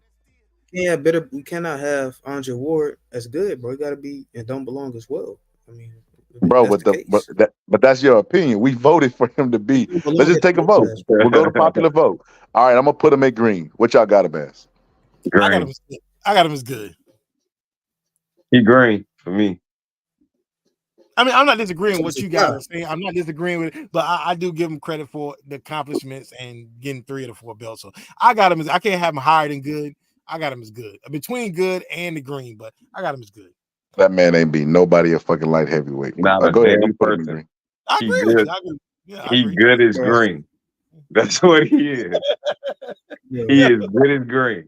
He ain't did shit, man. No, bro.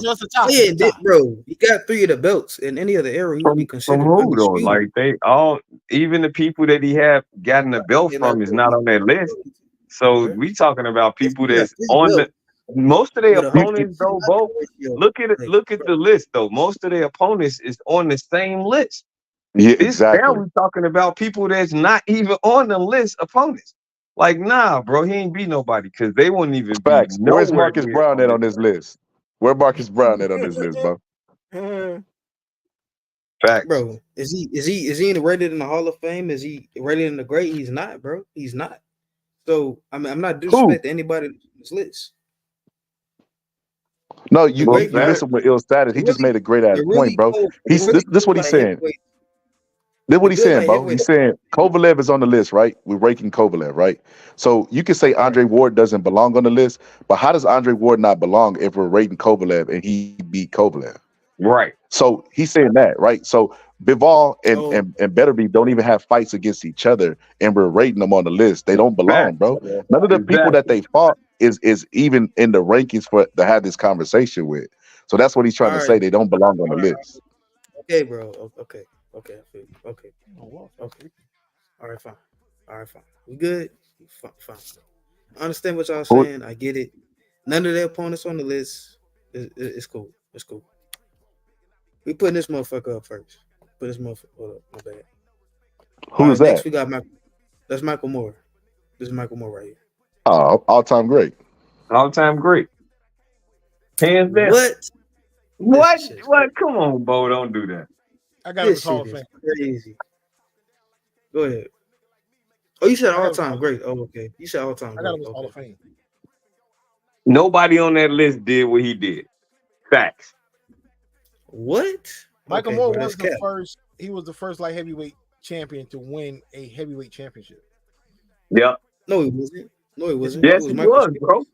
I'm trying to tell you. Michael, you're right. Michael Spinks. I keep forgetting. You're right. Michael you talking about the fucking lineal. That's because the shit didn't exist. It wasn't a real. Well, it's a real belt, but I know it's not lineal that like heavyweight though, bro. Like, I'm talking about Michael Spinks had. He talking about Larry Holmes. talking about Larry Holmes. Yeah, he got it from Larry Holmes. He beat Larry Holmes. You're right. Larry Holmes was lineal. What are you talking Right. about? Michael That's Spinks what he's became saying. lineal. Oh, okay. Michael Spinks did become lineal because he beat Holyfield. Yeah. No, he beat a gang of lineals. Michael Spinks beat Holyfield? No, my bad. I said No, Michael Larry Moore. Holmes. Michael Moore beat Holyfield. Yeah, Michael Moore became two-time lineal. No, he was one time because the second time he won a title, Holyfield was no longer lineal. Man, put that boy as GOAT. I forgot. So that one for the lineal? So, let me cast my vote. GOAT. Gotta put him as the GOAT. What was this one title? Because remember, George Foreman was the right. Yeah, you're right. He beat Axel Schultz, but it was a controversial decision. But George Foreman relinquished the belt. He didn't want to get Axel Schultz a rematch. So you know what? He was lineal because he was coming off that. Because when George Foreman beat him, George Foreman was the lineal heavyweight champion again for the second time in his career. When he beat, you remember? I seen a documentary where Emmanuel Stewart said that he was the best light heavyweight of all time. So I hold that in high regard, bro. He either said the best of all time or the best that I've ever worked with or seen. He said one of those. That's what made me start looking at him because I trust.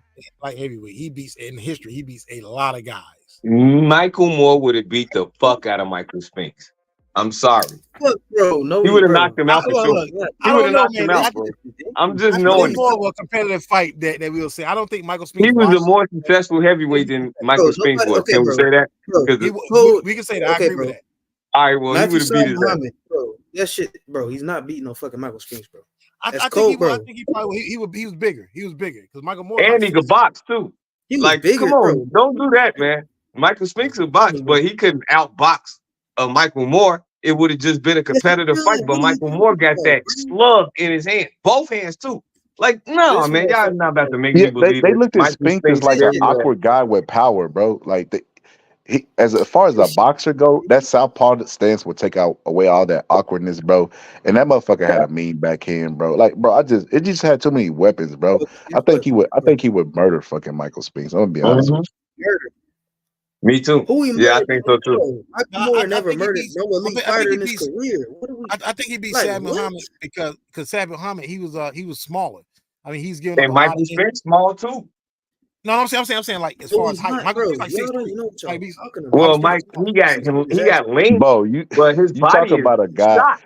The reason why you think Michael Spinks is so great is because the competitive era that he had at light heavyweight. But you got to remember, Michael Moore didn't stay at light heavyweight as long. He spent a lot of majority of his career at heavyweight, bro. So it's like you're comparing a guy's body of work at light heavyweight based off what you've seen in the competitiveness of the era, bro. But I'm just telling you based off of size and style, bro. I think he would beat Michael Spinks, bro. Yeah. And you also got to consider that Michael Moore was a light heavyweight champion for years, but not recognized as a light heavyweight champion because the WBO wasn't recognized. And he couldn't get title fights with the other champions. All right, well, let me cast my vote. It don't make no sense for us to go back and forth. Put that man as the GOAT. That's my vote. GOAT.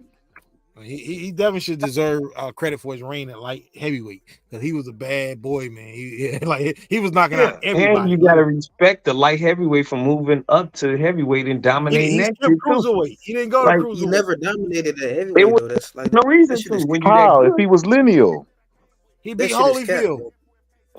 Bro, he had more fights. He had more fights at heavyweight than fucking Michael Spinks did, bro. Whenever he beat Holyfield, bro, he was famous. Holyfield was famous for that fight for having multiple heart attacks in the fight. They said that was a sign of him using steroids. No, that's literally bro. What that cut it out, bro. I remember hearing about him. He had a hole in his heart. Hey, guess what? He fought Mike Tyson right after that and beat Mike Tyson ass. So we not finna do that, bro. Matter of fact, he got dropped numerous times against Holyfield in that first fight, bro. Second time, he never even dominated. He was on steroids, scholar. He got dropped once in the first fight. But he was dominating the round. He got dropped in though.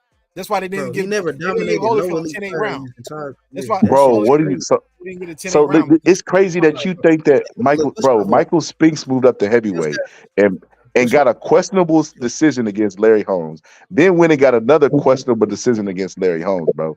And then Mike Tyson came and fucking he avoided Mike Tyson from that tournament, bro, because he didn't want to fight Mike Tyson, bro. And then he had his clock clean in a matter of a fucking round, bro. He damn near shitted on himself in the ring. How do you get a questionable decision as an underdog in a fight? That's ridiculous, bro. That's man, because Larry Holmes was beating him around the ring. What's your vote, bro? Bro, are you serious? So you think he dominated Larry Holmes? Your status, what's your vote? No. That wasn't a close fight. I think he a GOAT.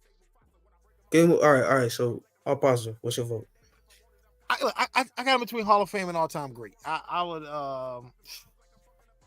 as far as what he accomplished, like I said, he was a champion for years and he never got a chance. He wasn't even recognized as a champion because back then nobody recognized the WBO. So he was a champion for years and couldn't unify because you couldn't unify with the WBO with the other belts. And after that, he just said, you know what, moved up to heavyweight, became the WBO champion again, still didn't recognize him until he had to relinquish the belt and then fight Holyfield and beat Holyfield. So I would say, man, look, between Hall of Fame and all-time great, I'll say you can put him in that status all-time great because it ain't many guys that would beat Michael Moore at like heavyweight. 6'2" right now. In history, it ain't many anybody. Right. That's what I'm saying. It ain't many guys, man. Michael Moore was a big puncher, but he knocked out everybody like heavyweight. Yes, that's what I'm trying to tell this man. Like, he not that dude to fight Michael Spinks and lose. That's not a fight that he gonna lose. Styles make fights, man. And it don't make sense to put somebody in there with a puncher like that. And Michael Spinks is not capable or receptible to heavy punches like that. It's just never been bro. It's never been in his forte. He don't have it like that. Put that man in the GOAT, bro. And he had a better career than Michael Spinks at heavyweight. He did have a better career at heavyweight than Michael Spinks. Michael Spinks ain't beating no Mike White. No, Mike White was big. He was like 6'10". Bro, Mike White, man. That was fucking impossible. That dude, that shit was crazy. That was a giant. I ain't saying he's a great fighter, but he's big, man. But he's too giant, big. Michael Spinks didn't even have enough power to make him respect him. They asked Larry Holmes. Jerry Cooney. How is he not knocking out no fucking bro? Michael Jerry Cooney was a bro. Stop! You finna make shit on Jerry Cooney. Bro, but look, they asked, especially at that point that Michael Spinks got to him. Bro, I just want to finish the list, bro, and get up out of here, bro. That shit. Come on, he mad now. He mad because we won't cherish. No, he got put him at greatest of all time, bro. Y'all some crazy shit. He ain't get voted in greatest of all time, bro. Yes, he did. Me and Ill Status, that's 2 votes, bro. Bro, I put him in, bro. That's 2 votes, so it's a tie, right? No, what'd you vote him as? All positive. All-time great. You said he was overrated. I had him all-time great. I said he was great. So, well, he gotta be the majority wins, so he gotta be at the top. So majority is a tie. No, y'all got 2 different. Yeah, we got 2 split. They had a 2 at the greatest of all time, so we got to put them there. They had a 2, the majority. We're not split because I said all-time great, so it's not. Oh, so you say all-time great too? Oh, okay. Yeah. Well, he's still the greatest of all time.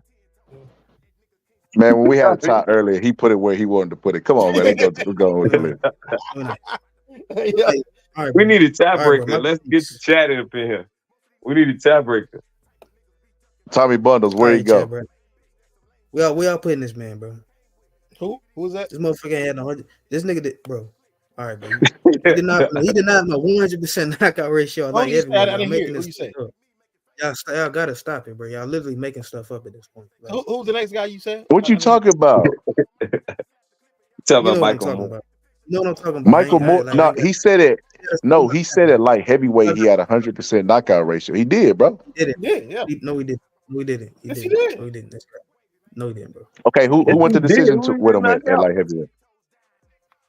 Bro, I think it was getting dropped at light heavyweight too, bro. I mean, you don't know what you're talking about, bro. Oh man, everybody at light heavyweight. Let's move on, Bo. Come on, let's go to the next one. Because he knocked out everybody at light heavyweight. I'm making stuff up. Making stuff up, bro. Okay, yeah, that's what we're doing. All right, let's go. We automatically made it up. You ain't even looked it up, but go ahead, man. You're in your feelings. Come on, let's go to the next fighter. I'm literally looking it up right now. And then what you gonna say if you're wrong? You gonna say that maybe he better than what I thought?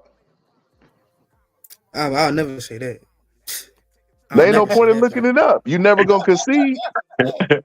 Yo, When was Damn. that? All right, he did.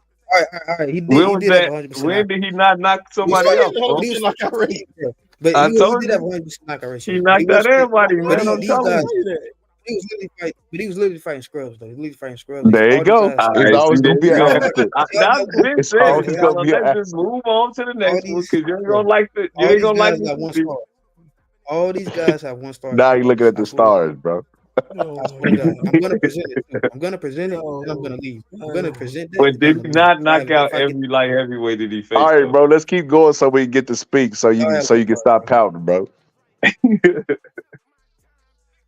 Over here capping that motherfucker, bro. I'm gonna cook y'all, bro. Whatever, bro.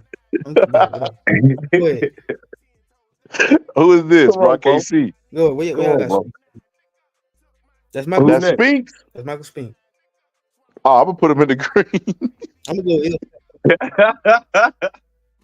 I'm gonna put him in the green I got just to for you he rating goaded. that man in the lights of a Michael Moore, bro. I got to go. I can put him in the He a goat. goat, bro. Michael He a Spink. goat. Y'all really made me just, man. All right, bro. Motherfucker, Hey, but motherfucking to trash. be honest, he is the face of the light heavyweight division. He the face of it. I ain't gonna cap with that. He the Nah, goat. look. If we put him at GOAT, we gotta put I put him at third light heavyweight, greatest light heavyweight of all time. Yeah. I Me too. put Archie Moore first. I put Michael Moore second. I put him third. Good. Yeah, I second that. Damn, my chest hurting. Oh Nah, bro. We putting that motherfucker all the way to the back. Where You it say belongs, making bro. your chest hurt, bro. You get too worked up. You know what I'm saying? I said my chest hurt. I don't know why, man. It's like, Oh, I thought that was Bo. I thought Bo said his chest hurt. I'm Hey, like, I yeah, did. damn, Bo. You good? All positive? I'm good, man. Yeah, I'm good. It ain't your right side, is it? Or is your left side? No, it's your left side. My heartburn, man, easily. Oh. Oh, shit, you All right, good, Bo. bro? Let's wrap this up so my boy can get some Pepto Bismol. Yeah, drink, All eat right, some for sure. yogurt or drink a smoothie or something like them All right, probiotics so matter. we already know Mike is the greatest of all time. Okay. And we know Man, that put Roy Archie Jones Moore in front Jr. of him and stop being blasphemous, bro. already know Roy Jones Before Jr. go, is the he ain't got greatest a of all quote on time. that. We already He know. goaded. Oh, you're right. Put Roy number one, bro. Put Roy number one.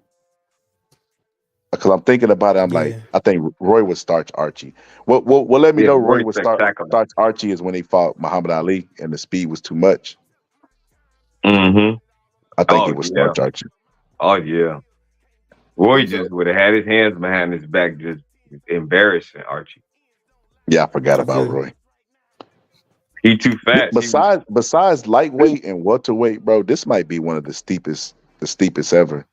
The light heavyweights. Yeah, we said well, yeah, Mm-hmm. lightweight and light Mm-hmm. heavyweight. Definitely those three. It's a lot, and then you got guys that we didn't put up there, like John Lewis, like the first black light heavyweight champion. Yeah. You know what? I posed that question one time. I was positive nobody on my timeline got it. But Mm. The answer was John Lewis. John, I asked who was the first black light heavyweight champion of the world. okay. Yeah, that's a part of being black. Shit, you got to know that just off of you. Ain't got to be a boxing fan to know that. I would think. Like you would. I learned about all the first everything before I knew boxing like I do. Did you know he was related to LL Cool J? Yeah, I saw that Mike Tyson. Yeah. I saw that Mike Tyson That's thing. I LL didn't Cool know J's that. uncle. Yeah. That's Yeah, how I found out that he was the first fucking light heavyweight Same. champion. Mike Tyson was talking about it. He was like, "Oh, I'm gonna cry, man. You want me to tell him about it?" Mike get emotional about them heavyweights, man. What's crazy, all positive, they'll say Mike Tyson hating on Bud, and this man know the history of John Lewis being LL Cool J uncle and what he was Yeah. to boxing. Like, bro, Yeah. that man's not hating. That man just know the Mike history of the said about sport. Bud? What did he say about Bud? He basically said Nothing, Bud don't bro. put. He didn't say He nothing. said Bud don't put asses in the seats, and he was He saying really- that like, and he was saying that that's why he can't say that he's the what did he say? The face of boxing. But it was pound. I All-time can't great. remember. It was all time great, pound for pound. I can't remember. It's been a while. I did a reaction to this show. I got to go back and listen to the clip my damn self. I forgot what he said. I don't want to misquote him. All right, who we got next? Yeah. That's it. We finished. That's it. This the final You list. He ain't bring Canelo up. He shouldn't have. Hold You on. want to break Canelo? I think Hell Canelo. no. Nah, He gonna be put him green as back hell. down. Put him back down, Bo, on the ranking list, and then put him in the trash again, and then do it 3 times so Pure will pull up. And then drop some juice on him so it could be dumpster juice. Like he Yeah, let me ain't take a got screenshot of this. Let me screenshot this shit, bro. man. I'm gonna He post this. can't- I'm gonna post this on my Well, actually, I gotta put timeline. Canelo at He only had 2 fights at 175, man. Get out of it.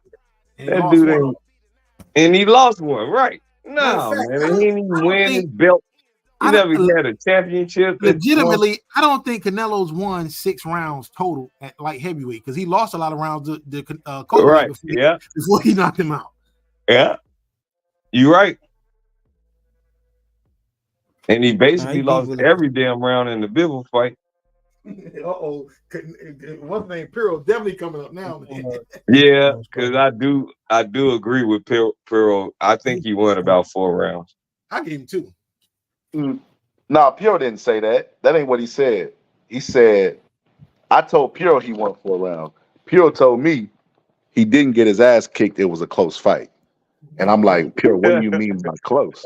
Well, the way the judges had it, because if Bivol would have lost 1 round, it would have ended up being a draw, and that's what Pure is trying to argue. And I'm like, bro, first off, when did we start letting judges be the end all be all? Because them motherfuckers get it wrong all the time. That's why we always on their neck, bro.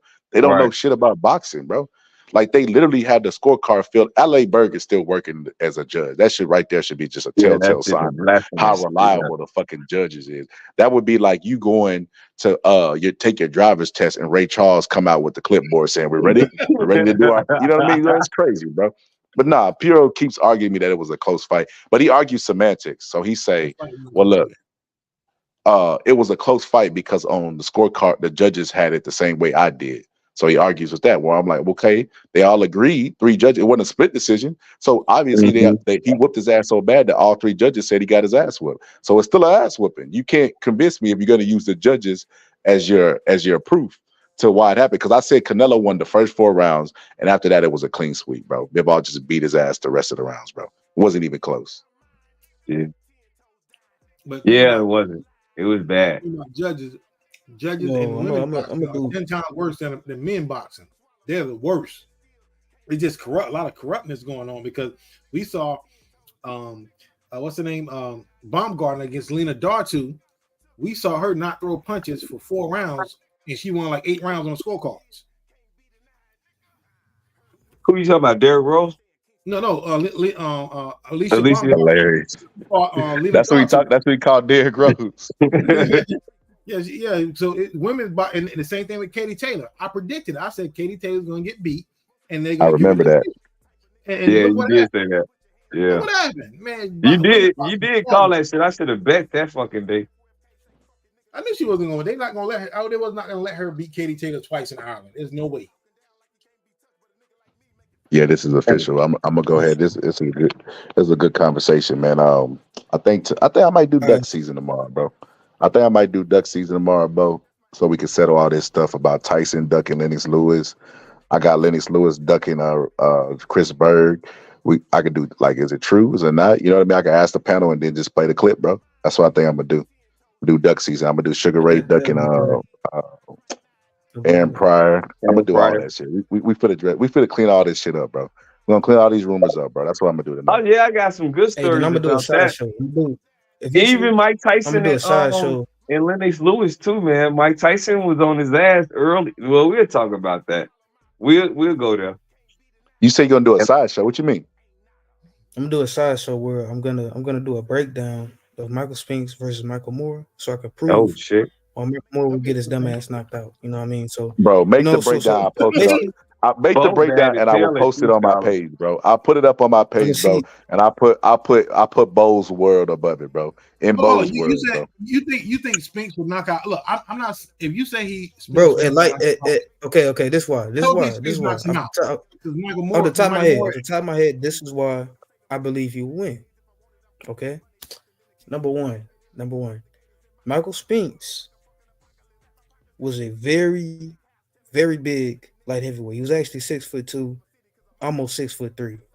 Very big light heavyweight. Michael Moore's 6'2" as well. I was just about to say he don't know No, Michael yeah. Moore. I You Hey, can don't bro, I tell know. know by how how I he don't big. know talking. Michael Moore. You never looked at I Michael don't Moore, think bro. he I know know how Michael big. Moore, bro. Can y'all let me finish, man? Like y'all interrupting and shit. Like damn, bro. Oh, Like I'm sorry, Bo. Go ahead. no, bro. Nah, bro. I'm gonna just make the breakdown, bro. Cause y'all, man, I don't know, Yeah, bro. go ahead. You got to show me on some film because that they the same height, but Michael Moore is a bigger guy. He's wider. He's a wider guy, and he punches harder, bro.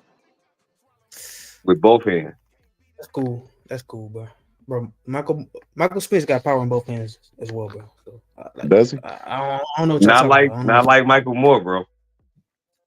I like that, Because bro. Michael Man, Moore's power was able to carry up the heavyweight And where successfully Michael Spence carry up power. to that. Michael Spence carried up to heavyweight as well, bro.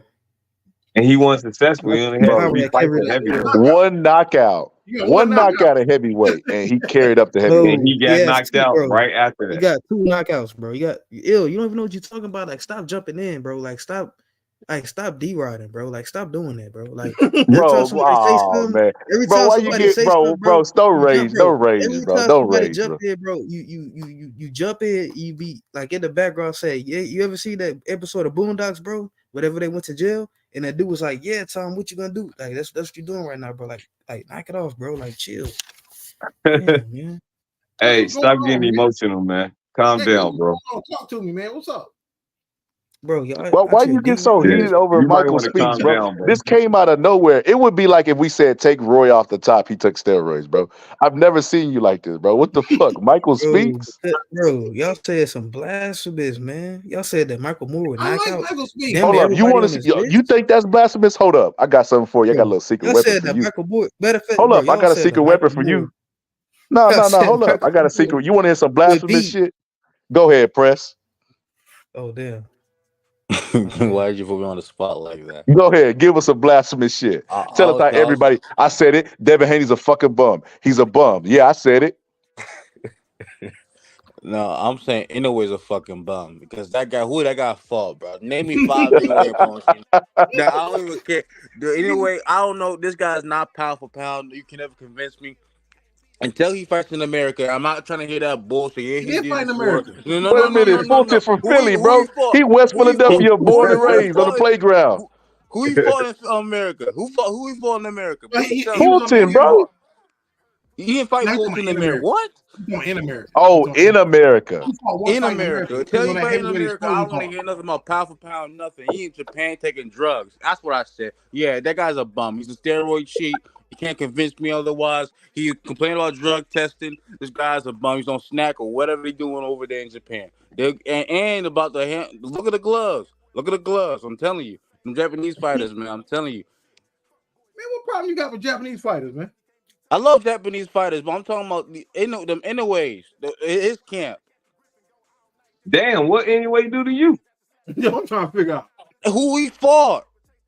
No man, press. Hey, He I'm just gonna be fought. honest Press with you. speaking Tank is fact. He just ducking in fought a a way. unified champion. Man, Oh, you bro. know, that's a good thing you mentioned Tank, right?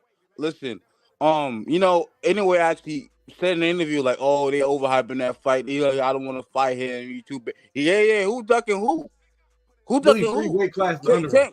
Tank is a natural 130 pounder. He can even cut to 126 if he wanted to. I don't think he can do He that. bet not. He cut the 126 in a way. Will fuck him up. You're Inoue will kill crazy. him. Inoue will kill him when he fought 126. He can't make no 126 at his weight now, Yes, bro. he can, bro. He can make 126, bro. Bro, Tank is fat. He Tank is probably walks around at 5'5", bro. He's 165, bro. 5'5". What do you mean he can't make 126? Bro, if Tank fat ass cut the 126, bro, I throw him in there against that dude with the little bitty neck that pulled up on my panel. What's his name? What's that little white dude name that like the school shooter, bro? Evan Deere. Damn. I put him against Evan Deere. Evan Deere will knock out Tank at 126. But why would Tank go Yeah. to Just 126 fight him when at he one. cashed If out anything, at maybe 130, bro. 135? Anyway, got to go up to his level. If That's what I'm saying. anything, I'm just saying he could do it. I'm not saying he's going to do it. I'm it saying don't he make could. sense. Like he don't have to do that. He Tank.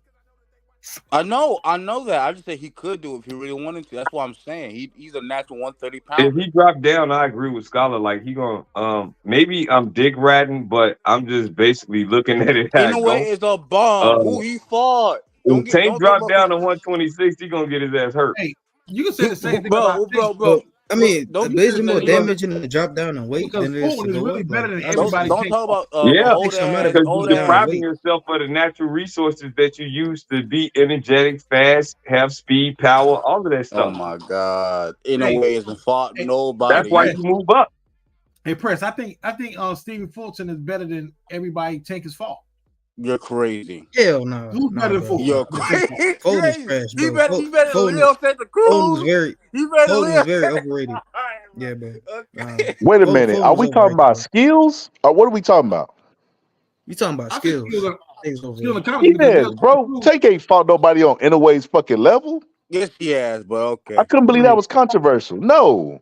That's, No, bro, no, no, who is no, no, no, Inoue no. fault? Wait. Don't Oh, give wait. me No, a he hundred said year Rewind. old. he fought No, better competition. He No, said Fulton's level. Fulton is better than Yeah, Fulton's level. anybody Tank fought. because Leo Santa Cruz is coming up in weight. That Yeah, was who's better? Who's better than Fulton? That Tank That was fought. Stephen Fulton real Bro, weight. I Fulton can is name you. I Cruz can overrated. name came you up. three Fulton is fighters overrated. in Take's resume Right. that's better than You Okay, right, Fulton. go Ryan ahead. brother. Garcia. All Ryan positive. Garcia is better than Stephen Right. Fulton.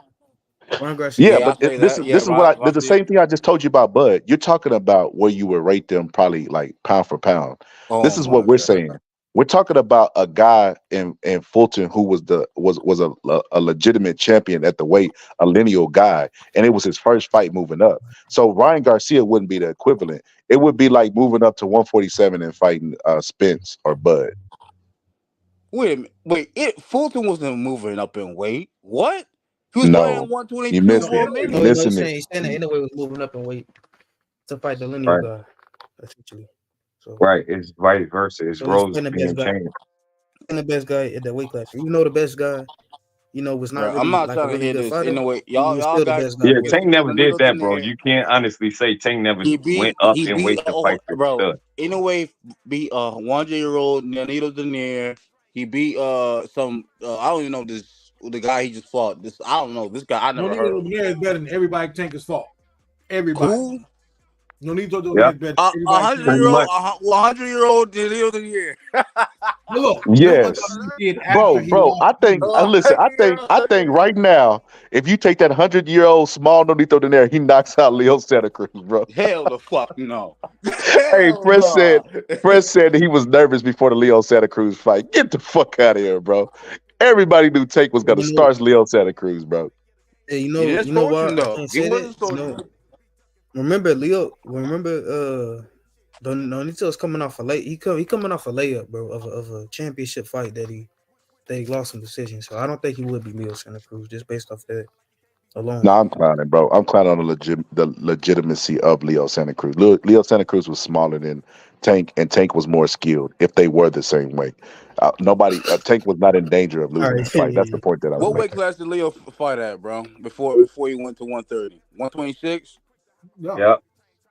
Tank now was granted, if 126. And now granted, 122 is 3 division champion. Or Uh, 4. I think he had 3 division Division Tank champion. was 120. Bro, they're 4. not. Bro, bro. Actually, I saw the fight. I actually watched it live. I think we Bro, all saw Leo something. looked bigger than Tank. What the heck? No, Yes, he did, bro. All right, no, he looked go watch the small, fight bro. again. He He looked like He's a was not taller small than smaller guy Tank. than trying to Tank, back up a bigger guy like a Tank, bro. Literally, it looked bro. like a fleet against a Tank, bro. Leo's taller than Tank. He's not bigger. He's He's a Right. weight bigger. class, Look, I not seen their height class. body sizes, bro. Bro, No, you was no, bigger than him. I can't see that. All right, bro. I can't see that. Nah, he taller but not bigger. So we trying to explain to the guy with the new Tank emoji that Tank was a smaller guy, bigger guy. I mean, he never I don't gonna even know see how it, Tank man. got even mentioned. I didn't even talk about Tank. No, you said I'm I was glad you talking. brought that up. Hey, Stop but that, bro. you can make a clear point right here. When did Leo Santa Cruz fight at 135 before that point? It was at 130. Okay, when did he fight at 130? Well, he had two fights prior to Tank at 130, and then he fought Tank and lost. Yeah. Okay. Tank was at 135 2 fights before that and went down to fight Leo Santa Cruz. Yeah. Yeah. Okay. That's. I mean, ain't that what you call weight bullying, Prince? It's not a weight bully because okay, hold on. It's not being a weight bully because first of all, he was had most of his fights at 130 at that time period. He went up to 135 to fight Gamboa. His first fight at lightweight. Knocked his ass out, by the way. Hope Yeah, y'all know Bo was that. washed by But then, man. All right, here Bro, we that's not go. even worth Then what mentioning, was bro. it? Bro, What was it Gamboa did win a there? I championship was title. What there. are you talking about? Nigga, And Gamboa he was had 9 fucked up rounds after with him. Bud. After Gamboa beat Bud, Devin Gamboa Haney. was damaged goods. No, Neil there was Gamboa beat Devin Haney dog, for the bro. WBC title. Come on, And bro. guess You can't what? do that. Guess what? He The didn't first beat fight with Devin Haney. Inoue, Bro, yes, he huh? did, bro. He Gamboa, did. Gamboa didn't beat no fucking Devin Haney. What are you Devin Haney talking lost. about? Boy Oh, lost to him. Bro, yes, he did, bro. Wait, what? Oh Bro, God. yes, he you did. got to be trolling. I hope you trolling, bro. I hope so too. Didn't Gamboa go to distance with Devin Haney? He beat I'm him. done. He did. Yeah, he lost He though. went the distance. Every Oh, round. participation. He talking about the trophy for just for making it to a decision with Devin Haney.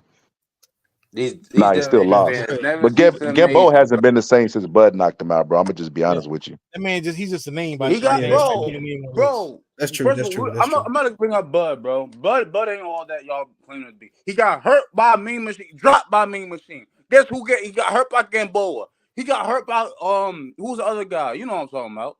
Kell Brook hurt this motherfucker, bro. Nah, I'm Kell not Brook trying didn't to hear hurt this. him. I give you Carol Mean Kell Brooks Brook hurt. Machine, never. but Kell Brook didn't hurt him, bro. Hey, Yes, he Gamboa did. hurt Tank Watch too. that fourth round. But look, why you so angry? I guarantee you this, Tank, that the passion that you got on this panel, Tank wouldn't have towards Bud. If I bet you he Yes, he won't fight did. Bud. Yes, he did. Bro, Tank don't want no motherfucking Bud, bro. He just Tank, used names for Bud's names No, for man, you clicks. think Tank can beat Tank Bud? said if he hit that chin, you know what happened to No, that man. motherfucker. I'm telling you, bro, No. Crawford don't got a chin, bro. He got dropped by Mean Oh Machine. He I'm God. don't not need trying to hear one, that shit bro. He from him. don't. He's naturally way bigger than he said. It's hard to make 147. He's fight weight could be 154, bro. What are you Tank talking is about? just fat, bro. He can't fuck. He can't fuck with Bud. Yeah. I'm Man, gonna be honest with you. why? Why you gonna when take Bud was at that, bro? Because if you he know try to Bud move up to Bud Bro, he level, is, he bro. will be Tell me fat. Tank don't look like a fat stud, bro. Tell me he don't like a fat He's stud, bro. not fat, Bud, bro. Bud was walking around at 178. He put it on his Instagram page when he was on the scale. Yeah, He was he's a weight bully. He's a weight bully. But no, Tank I'm All ain't a saying weight bully. You see how you brought up all this evidence for Tank not being a weight bully, but Bud's a weight bully. I You mean, gotta it's what it stop, is. bro. All these guys Bro, are you weight gotta stop, bullies. bro. Rolly Romero's a weight bro. Be weighing 189. How So the this fuck this is you this believe? is why you can't even compare Inoue to Tank Davis, bro. Not only does Inoue have the best resume, but he's going up in weight. He's not Who giving he these guys fought? rehydration clause. He like look, Tank Davis said Ryan Garcia was trash, bro. But you know what he did to that trash man, bro? He put a Here we stipulation in the go again. contract that he Here we go. of a weight clause and a Here we go. rehydration clause, bro. Like Here we I go. mean, excuse me, catch weight and a rehydration clause. Here we He go. put those two He's A stipulations side. on a guy He's who he A said was a side. bum, bro. He's Inoue A is stepping side. up and to these weight classes, bro, and fighting the lineal guys. He ain't putting no fucking stipulations in no contracts. He's A beating them, side. bro, and A knocking them side. out. Face the boxing. Understand that. Face the boxing. Canelo did the same thing. Y'all don't say nothing about Canelo. He putting weight classes on people, putting catch weights on people. Y'all don't say nothing about him. But we're I not mean, I'm we're here. not that's a comparing People fact. like you Canelo to Canelo. Inoue, I'm bro. on y'all today. I'm here. People are you Canelo fans.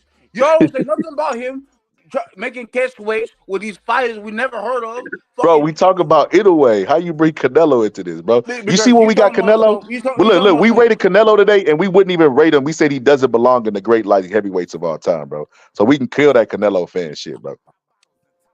We're talking about hydration clauses. We're talking about what's the word? Weight bully, all that, whatever I you know, want but to say. we comparing him to Inoue. Inoue fights guys that are bigger than him, and he's knocking them out. And there No. is no catch weight, and there's no Who he rehydration fought? clause, bro. Who did he beat? Tell Who has me. Tank beat? Tank is doing this shit against guys he's calling bums. You're supposed to call these guys. Well, if you're in competition with people, right? You're supposed to call these guys inferior to you because you feel like you're the man. Of course, you're gonna say Ryan Garcia's a fucking bum. But literally, hold on. But in the next interview, he said, "Yo, this is gonna be my toughest fight. This is gonna be a great fight." Like he told him that, bro. What are you talking about, bro? You So know, I guess fighters if Tank go. said it, got to be true, bro. Oh my. Oh. So if you want to play He just satire, thinking of shit. you want to be sarcastic, right? If Tank said he was a bum, then we got okay. Tank just said he's a bum. We got to believe it. Tank is saying what we already know. No, Bro. no. So when Tank fought You can't use that Hector, bro, logic, that was a bro. 50-50 fight. Yes. No, I'm done, no, bro. no, Hey, no. but for the record, let me say this though. I do gotta clear something up. Hey, Bo. Hey, don't never disrespect me again by putting a dick in me together. Don't do that, bro. I never disrespect you, and I don't want you to do that to me. You're gonna make a bad situation happen. So What don't do happened? that, bro. No, he said I was dick riding you, what you were saying, and all of that. Like, Me? I'm a real dude in life, bro. Don't disrespect me. I never disrespect you, bro. I just came on the panel. I ain't. I'm talking to both. Oh,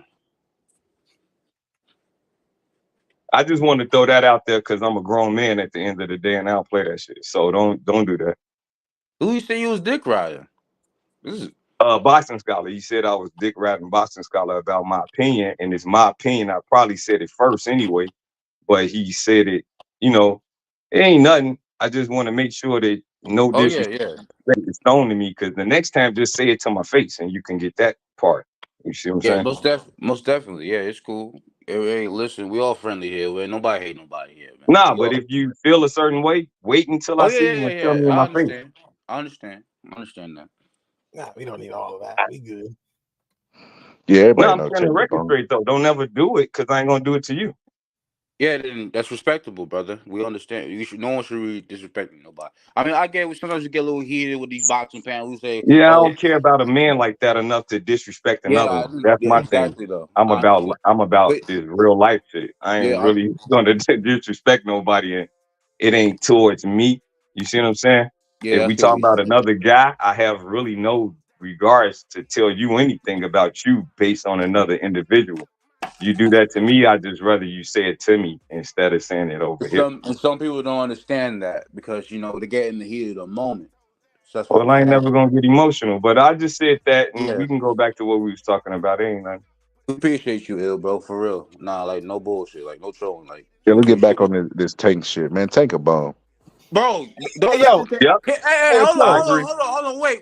I'm gonna do like Bill. I'm gonna do like what Don't mention take name for a whole week. For a whole week. Tank, Don't Tank, mention Tank, his name Tank, for a Tank, Tank. whole week. Yeah. There we go. Hey Prince, Don't you're not one of those guys that believe that Tank could beat Roberto Duran at 135, are you? Hell yeah, I believe he can do it. All right, y'all. I'm out, God. y'all. Oh God. Oh God. Roberto Duran would kill fucking Tank, bro. He But would I He mean not would that in kill a murder good Tank him. way. at 135. Hell In the no, ring, he would die. 135, Roberto Duran is almost the closest thing no, you'll he's get to not. unbeatable, No, bro. he's not. He's Tank a will knock that Yeah, nigga 90% out. like untouchable. sure Durant win. don't got no Motherfucker. chin. Durant got no chin. He He got no don't got chin. no He ain't got chin. no He got no chin. chin. Look He's what only been Hearns knocked did to out him. twice Bro, in his hers would do career. the same thing to Tank. What the fuck you talking about? Hey, Tank hit him At with that left hook, 135, bro. Roberto Durando got a chin press. Listen, He was if never knocked out Tank at if 135. if Tank hit him with a gazelle hook, that boy is dead. I'm telling you, bro. Roberto Duran is not surviving that. Yeah, I think Roberto Duran went 15 rounds with Hagler. And you tell me he Who don't have a chin. cares, bro? John Mugabe did that, but he got knocked out because He I went don't 9 care, bro. rounds. He got broken down. He He got got broken broken in his down. career. He Who got beat out cares? of. I don't even rate John Mugabe like that, so I don't even I'm care. just Tank saying, is a better fighter. the point I'm trying to make, John Mugabe got his career beat out of him by Hagler. But even after Duran lost to Hagler, he still had a full career after that. Right. Bro, Duran, I mean, a great career. I said Duran's my top 5. I told y'all this multiple times, but he's not beating Tank at 135. I don't see So that So happening. where's Tank on your top 5? Duran top five, God where's damn. He's Tank not in there your yet. top 5? He's not there yet until he does a couple things yet. He needs to do a So couple you can't things. say he could beat Roberto Durant? No, yes, I can. How when he not in your top 5, but Tank, Roberto Durant is in your top 5? Tank is number 6. Oh, no damn. God. What has he done to be that fucking great? That close? Hey, I think you buying into the hype, man. I think you buying into all this pay-per-view hype and this Mayweather stuff, man. You got to come down to earth, man, and face reality. I'm Tank sorry, ain't beat but nobody. Compared to them, bro, he a bum. Like you say, no, not nah, skill we wise, got to put Tank in bum not status and skill compare wise, to the bro. greats. If you compare him to Roberto Durant, Tank is a bum. Not Basically, skill wise, bro. Not Ask skill wise. anybody on No. this panel right now. If you and Maybe Fred compare him Durant to beat. Roberto maybe on Durant, merit. career for Maybe. career, and at the no, we ain't got to do career for career. At 29, and at 29, Roberto Durant, Tank is a bum. Tank dies in that fight.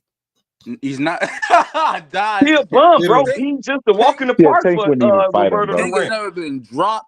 Tank is as a sturdy chin, never been rocked. He is good, Oh, bro. Tank's He's been not gonna rocked. hurt Oh, you. he's definitely Like, been what's your favorite line? Who the fuck is he fought? rocked. Facts, Bro, bro. Tank's biggest win, and let's be honest about this, is probably Ryan Garcia, bro.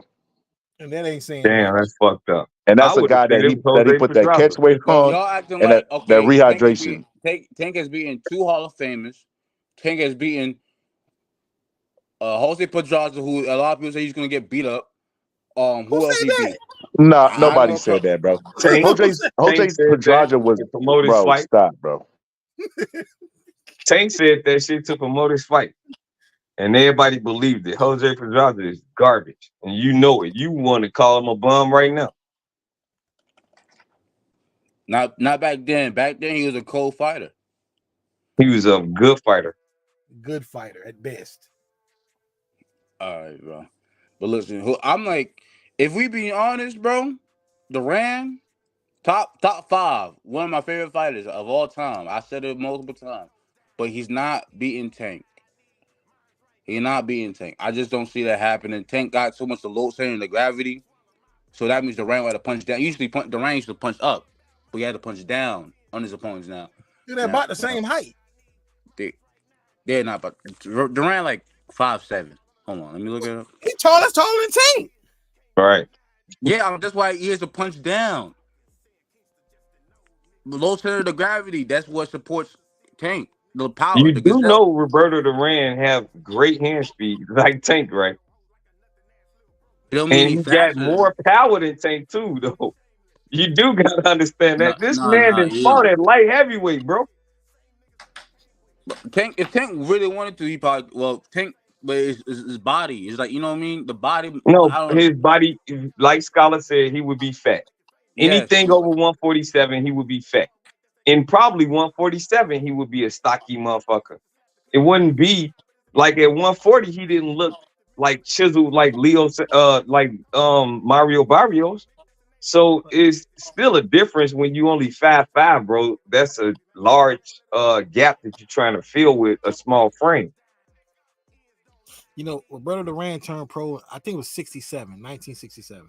I'm not sure. It was 60. I think it was 67 or 67. I think it was 67. Was that before the moon landed? His 22nd years of pro, 1989. He turned pro at 135. In 1989, his 22nd years of pro, he beat the top middleweight at the time, and Iran Barker. Do you think Tank in his 22nd years of pro is going to beat whoever the middleweight champion? Right now? No, 22 years into his career. Do you think he's going to beat whoever the middleweight champion will be? Mm-hmm. No, he wouldn't even exist 22 years in that career. I'm not delusional. It depends That who the would have been middleweight what, Triple champion. G? It depends who the middleweight champion is. Yeah. Or Charlo.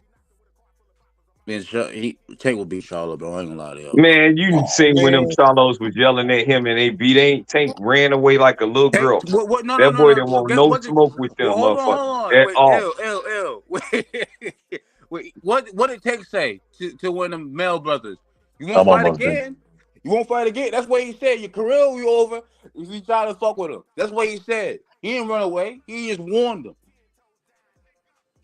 Look, I'm gonna You be know how honest. I'm gonna be honest with you. them Charlo brothers be all bark, no bite. I'm gonna be honest with you, Press. And you did this to Tank, bro. Look, it was me that burned down Tank's building, bro. I didn't want to do it, but you come up here with this Tank venom, bro. I like, you know what? I see that. I got to do something about that. High side and shit. I'm gonna drop a dime on that nigga. So I went with the matches, bro. Lit that shit up, bro. Who's Muslim in here, bro? Who's Muslim? I want to know. Me. You are Muslim? You know Tank Yeah. is Shahada, right? Yeah, I know. Yeah, we seen that. I heard about that. Yeah. Oh, and He's shout out faking, to Tank, bro. man. Shout out to Tank because he did some shit for the hood. And that's what's up, man. He bought a bunch of buildings and started helping the neighborhood of Baltimore. So Yeah, but like you said, shout out somebody to Tank, put a man. fire on him, right? That is crazy. I thought that was a spoof story, bro, when I heard somebody set it on fire. Because it was Nah, literally they right did. after he bought it. I'm like, there's no way, bro. There's no way that we're that destructive, bro. That's how No, it Baltimore was a real is, story, bro. That's how Baltimore is. I think he bought like 9 buildings on that block. They didn't want him. They didn't want him to purchase 10, bro. That's how hating. But they don't even realize they helped him out, bro. He got insurance money now, bro. That's how Yeah, stupid they is. yeah, they stupid. But that's hating on somebody trying to help the neighborhood. Like he from there, so he feel obligated, and you could tell when he talk that he feel obligated, and he Wait, give back a lot, man. so I got a question for you. It's boxing related, but also to Islam, whatever. Ugh.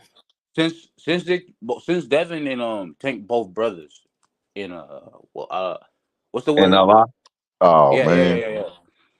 Are they able to fight each other? Yeah. What you call it? I already said that. He was looking for you too. Money What's talk. his name?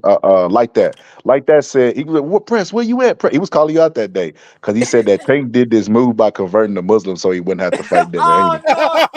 Yo, no! that's crazy. That's funny. He's well, like, man, money talk. technically, to be honest, they not supposed to fight, Yeah, but this they not, they but money gotta. talk. This a job, this not their life. So in life, they basically practice the word together. But Okay. in the ring, I mean that's their job. So they have to do what they got to do in their job. They're just like if I own a restaurant, I own a chicken restaurant, and across the street you own a steak restaurant. We still under Allah. It's still we just basically coming together to compete. You know, it's not based on our religion at that time frame because it's our job. We don't practice this in our everyday behavior. You see what I'm Okay, saying? I got you. I You, got it. you know, okay, I was a practicing Muslim for years. I'm Hmm. no longer anything, but this is what I did not like in my area. Uh, During Ramadan, all the Muslim corner stores and the Muslim eateries, they would sell pork products. First of all, Yeah, you're not going to sell pork product anywhere, but they would sell pork products during Ramadan. I'm like, yeah. That's crazy. what? No, like that just don't make sense to me right there. They even sell pork products, period. But then selling it during Ramadan. I'm like, that is crazy. It's like money Because talk. because that neighborhood don't celebrate Ramadan. Yeah, I You understand. know Yeah, what I'm saying? they will be celebrated. Yeah. But if the neighborhood do, then most of the stores, I mean, basically nobody have pork in their stores. Mhm. It's because the neighborhood required that, and then the people that come from their countries adjust to what the neighborhood want. Foreigners just go for whatever that the hot commodity is. So if you got a lot of Mexicans in the neighborhood, but you got the foreign you to do from Lebanese or Pakistan or something like that, and you got the store, you're gonna put a lot of pork products in there because Mexicans eat a lot of pork.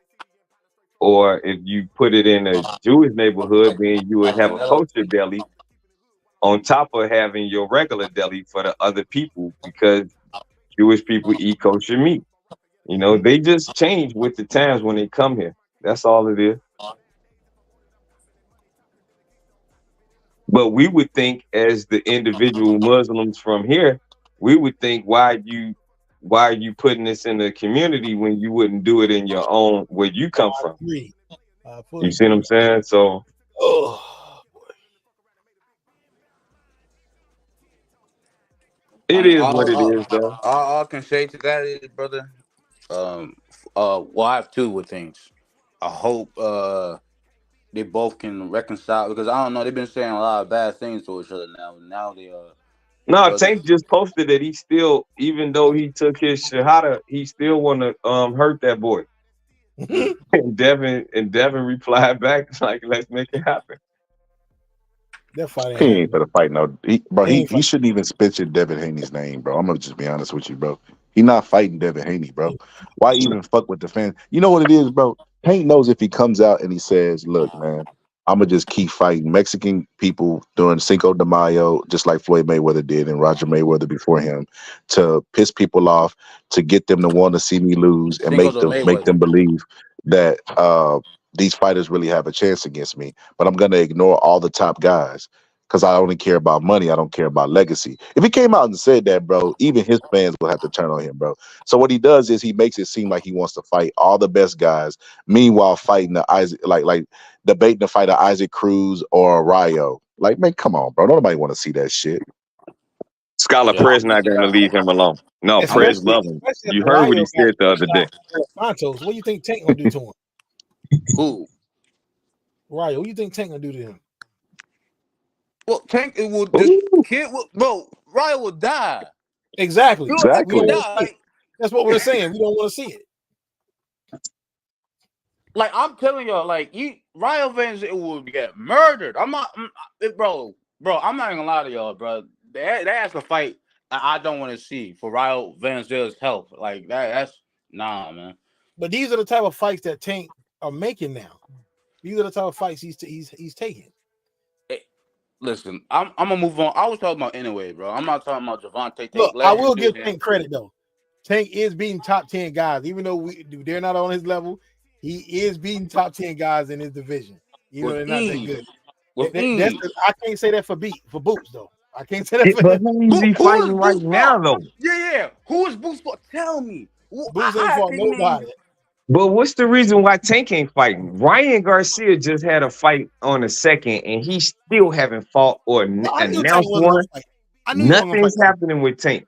Yeah, Well, Tank Tank fights once a year. still I knew he wasn't gonna fight. going through the judge stuff, bro. Like he been on the judge don't let him train. He Man, the can't He's go. judge still ain't on. got him training. Bro, That man Tank on should have been drugs, off of bro. that stuff Can we by just now. call it what it is? Tank do drugs, bro. What drugs you talking about? Don't talk. You Nah, know, what drugs? Tank do drugs.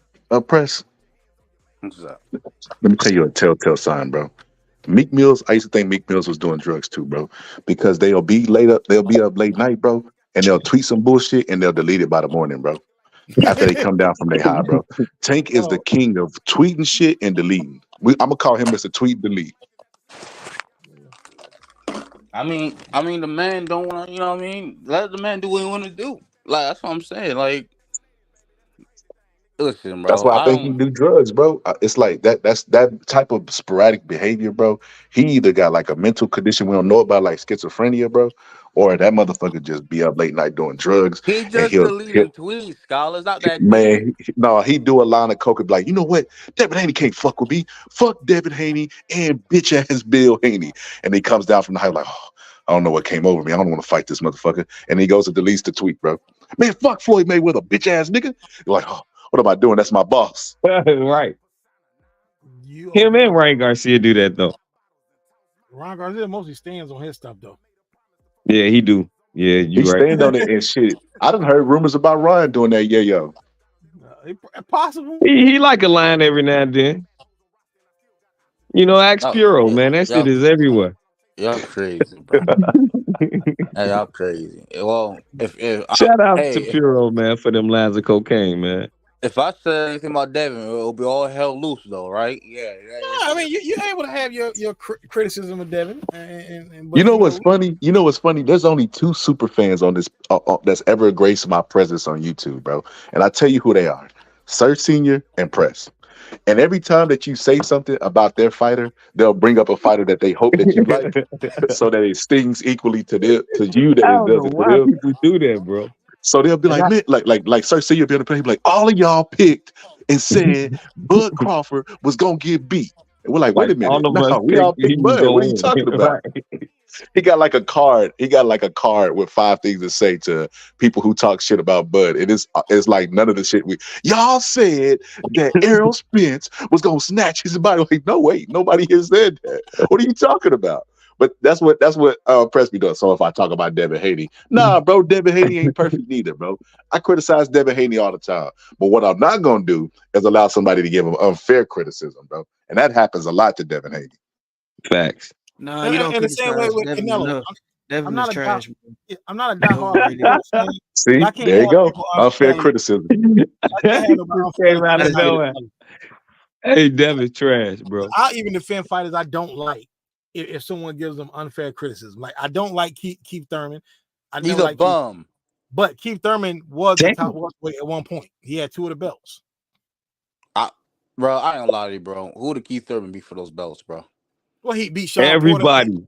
He beat Sean Porter, and then he beat Nah, that's what's his name? cap. Garcia. Hey, don't ask that question, Press.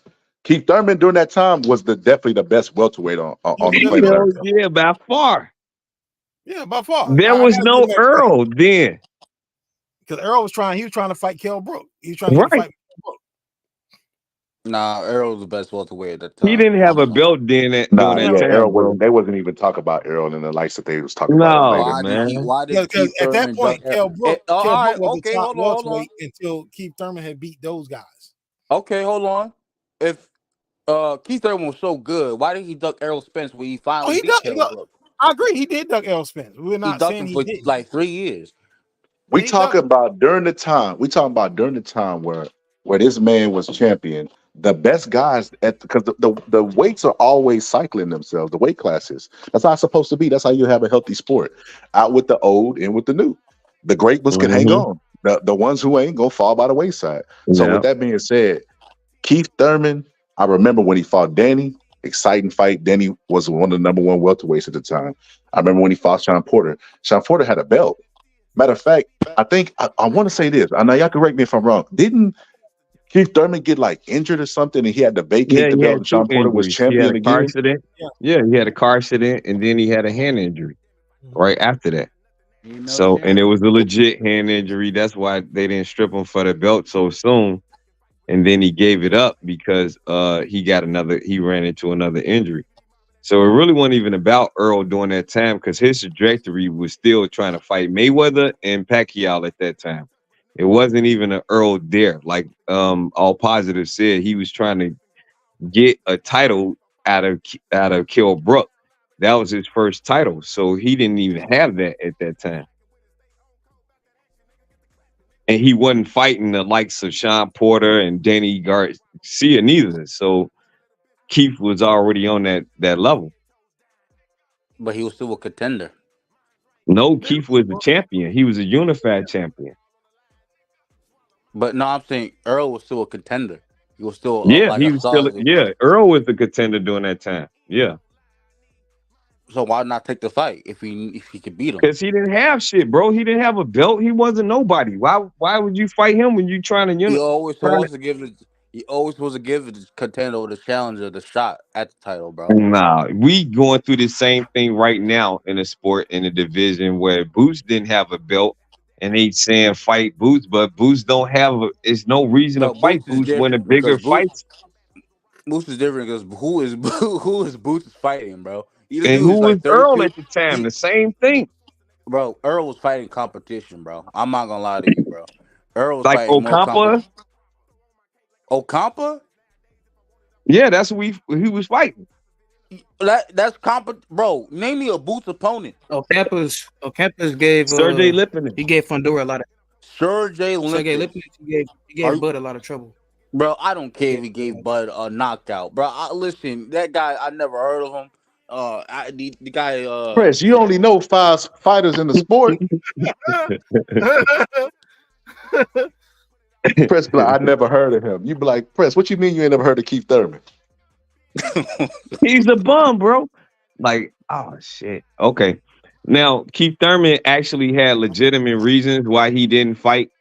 And it ain't that he wasn't ducking, because I do say he was ducking Earl in between them fights. I mean, in between them injuries too, because he'd probably take a little longer time to come back than usual. So he didn't have to fight Earl. I can see that because I seen the scenario how it happened. I But don't think he ducked him ill. You know why I say that? He was trying to fight him when he was well past his prime and washed up. So why would you duck him in your what? prime? He was trying to. Errol Spence didn't want that fight. He said, "Put the L in it. right, Take the yeah, L out of yeah. Lover. It's over, bro." He didn't want to take that fight with him. Y'all correct. Earl was calling this man out for years, bro. For years, bro. Y'all forget I follow Earl Spencer's career, so I don't want to hear nothing about nothing. So Bro, what is Also, he no doing remember, friends now? What's he remember. doing now since you follow his career? What's been going on with Errol Spence? How's he hanging these days? We can do a where they are where are they now episode with Errol Spence. I thought, oh, that's crazy because this guy, nah, I'm not gonna say nothing, man. That's crazy, man. That's crazy. He said, "How is he hanging? Hey, how is he? What's up with Earl, man? Earl, we He's miss you, man. training. Get back in He's the in Man, I shape. ring, seen bro." that dude choking the dog. He was abusing the dog because Bud beat his ass so bad last time I seen him. He was in some pink shorts, some flip flops. He went crazy, bro. He just started choking animals down, bro. And he Nah, looked kind of big too, man. He looked huge. Errol in shape, man. He in shape now. Oh Yeah, he in yeah, shape. He round. show He in us a shape. picture of him. Show us a picture of There him. was a picture recently. He was in shape. Yeah, let's see it. He had a wife beater on.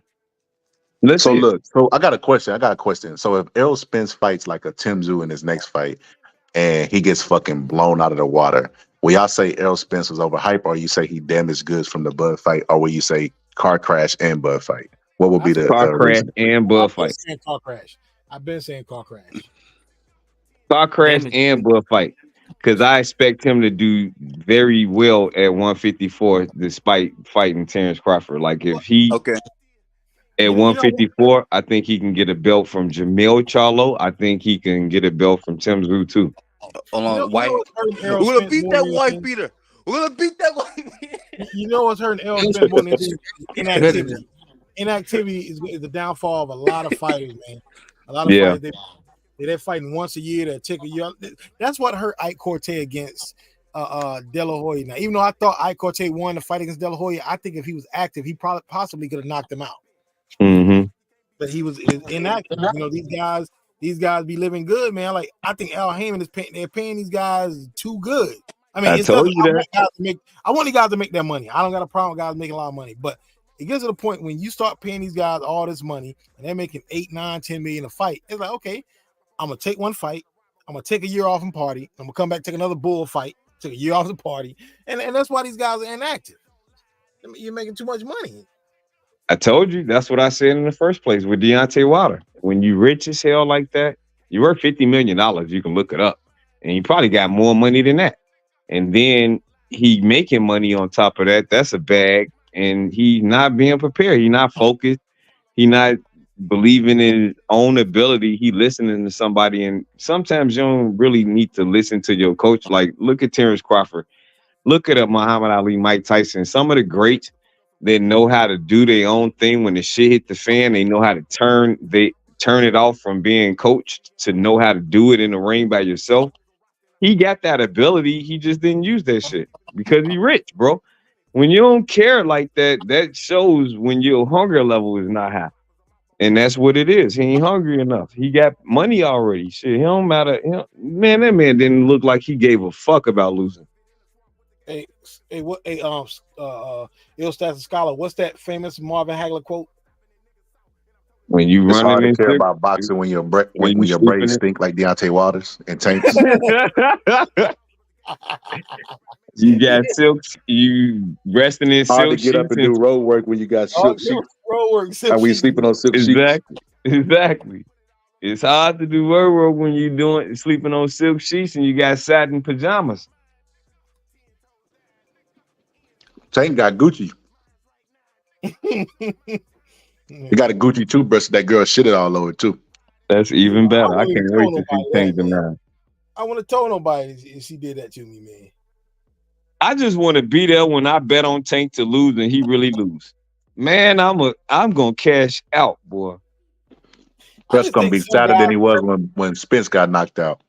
Hey, now this is just my opinion, and like I said, I'm not saying I'm 100% correct on this, but I think that you should try to bring your fight along, not force them to lose, but put them in tough fights early. So if they get that one loss early, it doesn't affect them in the long run. Exactly. Oh, absolutely. Who was Lomachenko, saying that's a that? prime Somebody example of said that. said that shit. That was the one that said it. Yeah, he said it a couple Nah, of days we're ago. not gonna give like that no credit. No, not on this show. He did, bro. Okay, because Marlon Starling lost Nigga, early against Donald Curry, and he lost, and then he lost again to him, but he still went on to rule the welterweight division after Curry moved up. So, like, I don't. How think would you ensure it? whole, Oh, my bad, huh? my bad. I was saying this whole thing about a loss don't get like knocked out or anything like that. Yeah, as long as they get knocked out, but losing is not the end of the world. It is not. You can't ensure that. That's why they don't risk it. Because not only could they take a loss, but it could be devastating. They don't know how they'll bounce back. Yeah, man, this Mayweather stuff is crazy. You just got to make sure they sharp on their defense. Mm-hmm. But they could take that L and still be great, though. And it's crazy that I wonder how Mayweather. Yeah, Roberto the Ring quit. It still was great. Still was great. Quit. Still great. But I wonder how Mayweather's career would have ended up. Would he have took more chances had they gave Castillo that victory over him in that decision? I wonder how his career would have ended up. Would he have took more chances? Yeah, that's crazy. I I wonder don't too. know Now that because you his said hand that, still was brittle. his hands was breaking down. So I don't know if he would have turned it up because he didn't have the. I don't. If his hands never fucked up, he would have been more different. You know, like it's because he was a different Mayweather when his hands was together. Yeah, He Like would have that. never been able to. He wouldn't have been Mayweather because he would have never been able to fight on Cinco de Mayo and give like the Mexican fans that nah, boo boo, y'all can't get my O. Like he would have never been able to do that Right. shit. Right. Yeah. I don't know. I still think that it probably couldn't have been no better than what he was because he was fucking great, man. I ain't He gonna lie. was great. Ain't no doubt in my mind. I ain't got no problem with Mayweather. I was like, I just feel like, and I'll use Canelo's example. I was like, if Canelo had never lost to Mayweather and he was undefeated, he probably would have never fought Triple G. Or Bivol. Or Bivol. Yeah, he probably never fought him. He's like, he would have protected that O. Yeah. He got some draws though too. So, you know, they should have been man, that man lost a lot of fights. But I can't wait till Bivol fight. Better be if they ever fight. He gonna fuck him up, bro. Yeah, he's gonna embarrass him. To me, it's gonna be embarrassing because he's gonna show that he's slow. I know what's gonna happen. You know the excuse is gonna come in. Oh, He old. Bill got Better Beef got old, and I'm like, he's old now. Yeah. Bro, I'm not trying to see Bivol fight ever again, bro. That guy is boring. Boring. Man. Nah, man. What? He not boring, bro. He knocked too many people. Hold on. Name an exciting fighter Tank fought. This guy is crazy. Ryan Garcia. Rolly Romero. Ryan ain't exciting, bro. Ryan Garcia is exciting. Yeah. Yeah, Ryan Garcia is Rolly exciting. who? Pushing it, bro. Reaching. Y'all reaching, bro. Ryan is exciting, though. You didn't say good. You said exciting. Yeah. Bro, he's not exciting. Ryan is. They said Ryan too. We said Ryan. I said Isaac Pitbull Cruz. He's exciting. Look, I might give you the Ryan, but Ryan is only exciting because of the punch that he might land. But I've seen that fight with was it Tago, some shit like that. Shit was trash and boring. That dude was, bro. That dude was running. He was running. He's a track star. Okay, but the guy was running from Bivol. It's like it takes two to fight, bro. People are gonna have boring fights when a guy don't press the action or try to make the fight. Isaac Cruz is I don't know. I can't say Isaac because he had some duds in his last fights. But I mean, he looked bad. He's an exciting fighter too. He's an exciting fighter. But he manhandled Gamboa. She got an OnlyFans page. Who? This chick. Oh, no, I was looking at some. Hey, he always off mute when he say that. We'll be talking He dropping unexclusive information. He's dropping unexclusive information. I'm like, what? That's hilarious. We'll just be talking randomly out here. I didn't know she had an OnlyFans. It's always all positive. That's hilarious. Who is that? Destiny Black? Nah, it's this chick named Kayla Owens. I don't know what race she is. I don't know if she's white or what, but she looks black, but she's light skinned, very light skinned. I'm positive. Be honest. Do you have a subscription to anybody's OnlyFans? No, I don't. I've never bought an OnlyFans in my life, man. No. I swear I would never, bro. It's too like the porn is free, bro. Why would I pay? You can get them for free online. You can find sites that upload like Reddit and stuff. But Reddit would probably I imagine only put famous people. No. They and there's another site. I found they got all these OnlyFans listed. All these pictures of the OnlyFans listed. I'll put it in the back. I imagine that they only do like Instagram models that are popular. It won't be no local person. Oh yeah, it ain't gonna be no local. Because you know Rachel Dolezal got an OnlyFans too. She's spreading it wide open, man. I don't know who that is. You remember Rachel Dolezal, the white chick that got exposed to being black? It claimed she was black, but she right. Okay. Oh, really? Yeah, she got an OnlyFans, man, busting it wide open, man. That is hilarious. Did she paint her? Did she paint her twat black? Yeah, no, that's not painted. She dyed her hairs down there black so she could say that she's still mixed. So the monkey's still white? Yeah, pretty much. Yeah. You can look it up. Nah, I'm straight. I wanted to see it. I looked it up. Right now, fucking white. What's his name? Like that is like, wait a minute, hold on. She got OnlyFans? Well, like that was pleased to hear that she was a white woman, bro. He was mad when he thought she was a pro-black woman. Well, I'm out of here, man. Hey, listen, all I gotta say is thank over everybody. 2024 New Year, and thank over everybody. Press, before you go, bro, you need to give me your address so I can mail you some energy bars or some energy drinks or some shit, some I mineral don't take water, bro. no. I Bro, don't we've been take on this no. live all night. You pull up 15 minutes and you burned out, bro. And you about to go take a nap. You take like 15-minute interval naps throughout the day, bro. Hey man, take over everybody, brother. All right, bro. Hey, I think this about Tank though. Tank is one big one away from being the number one pound for pound. Get the Dude, he fuck out gotta of here. have one big win. Period. Who is that win though, Bo? Who is the person? Look, I'll say this about Tank. Tank is a guy that people want to put in the number one pound for pound, but they just can't justify it yet. But they want to put him there. I agree with that. So if So they it'll be Devin. win, they'll put him up. If he beat Devin, Yeah, but Devin, he's gonna be the pound for pound. if was a fifth, he's not gonna never fight a big fight to get that win. So Tank gonna always be potential Tank, potential tweet and delete Tank, bro. He gonna always be that guy, bro. He ain't gonna be nothing else. What if he beat Frank Martin?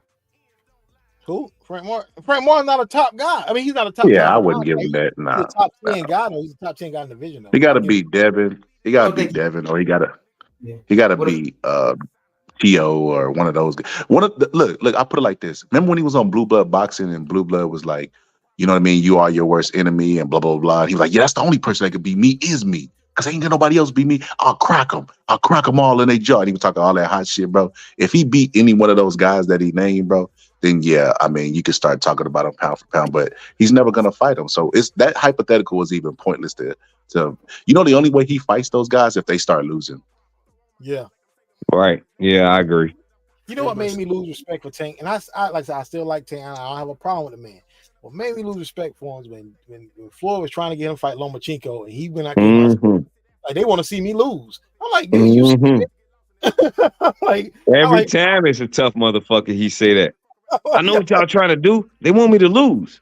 Like, what the fuck is wrong with you, boy? Take that fight. That's and crazy. I gave him a chance at beating Lomachenko. I'm like, yo, you can't make that shit up. Yeah. He obviously didn't want to fight. So that's why I believe, like, when they talking about Devin ducking Tank, I'm like, nah, I don't believe Tank want to fight him. But Lomachenko knew not to try to fight Devin at that time because he didn't know if he could win that fight, and he didn't try. So he gave up that fucking WBC and made himself the franchise champion. And I know I'm gonna get a lot of hate up here for saying this, but I think Tio got a chance. If Tank moves up to 140, Tio got a chance of beating Tank, man. He has a good chance. Hell yeah, he do. I got Tio beating Tank.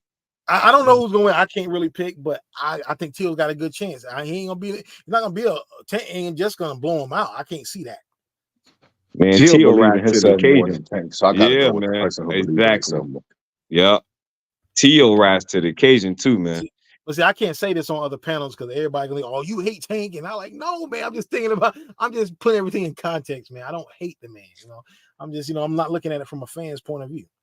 Right, because if he wanted to build genuine fans, I'd be a Tank fan just like Press, but he ain't fought nobody, so I'm still on the like I'm like with Boots, like shit. I like you, but you ain't fought nobody, so I can't really say nothing about you. Like you relevant. You could make that same case that Bo made for Tank for Boots. Boots is one big win away from being on everybody's pound for pound list. Right, he is. Yeah, for sure. Yeah. They in the same category, bro. They both in the same position. They got all the talent. We all know what they're about. We just want them to fight the people that they should match up against.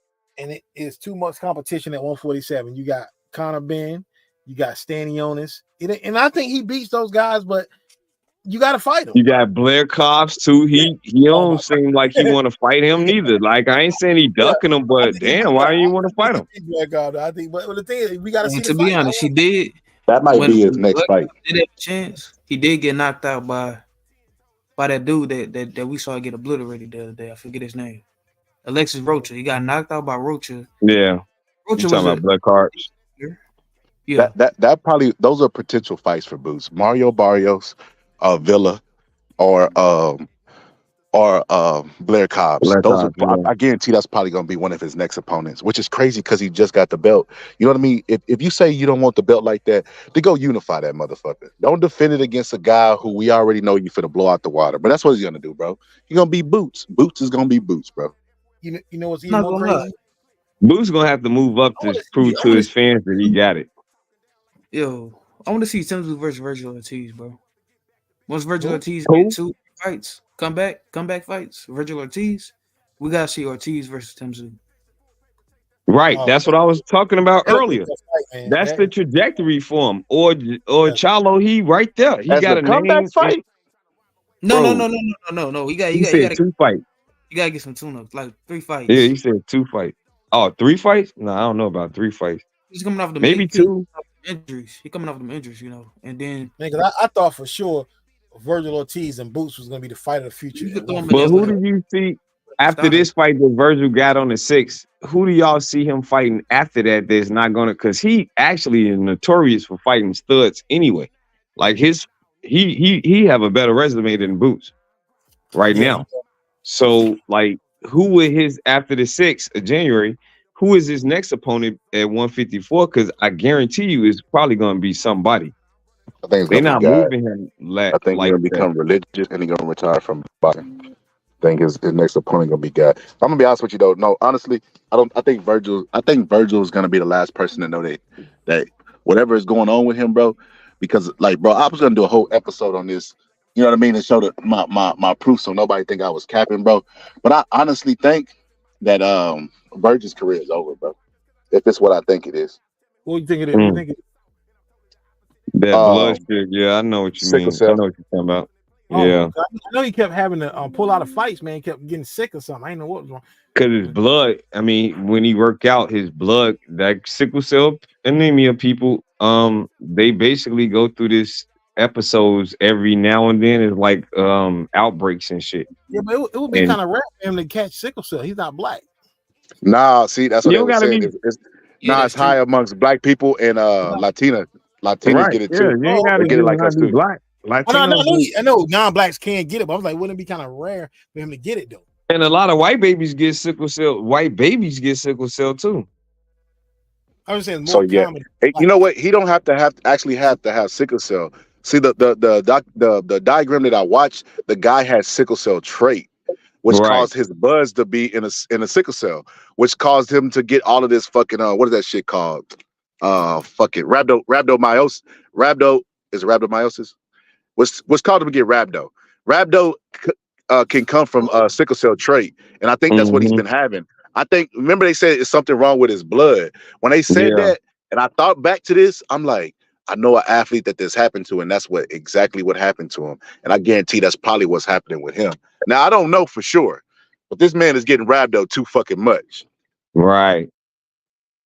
You got a Yeah. point, bro. Because my cousin got sickle cell and he was a football player and he had them setbacks when he kept trying to, still grow and make it and all of that. Game by game, that shit changed and he stopped playing football to preserve his life. Because you could die if you keep overworking your body like that. Because your blood is not going to the oxygen not getting to your blood. It's just crazy with that shit. It's like cancerous stuff.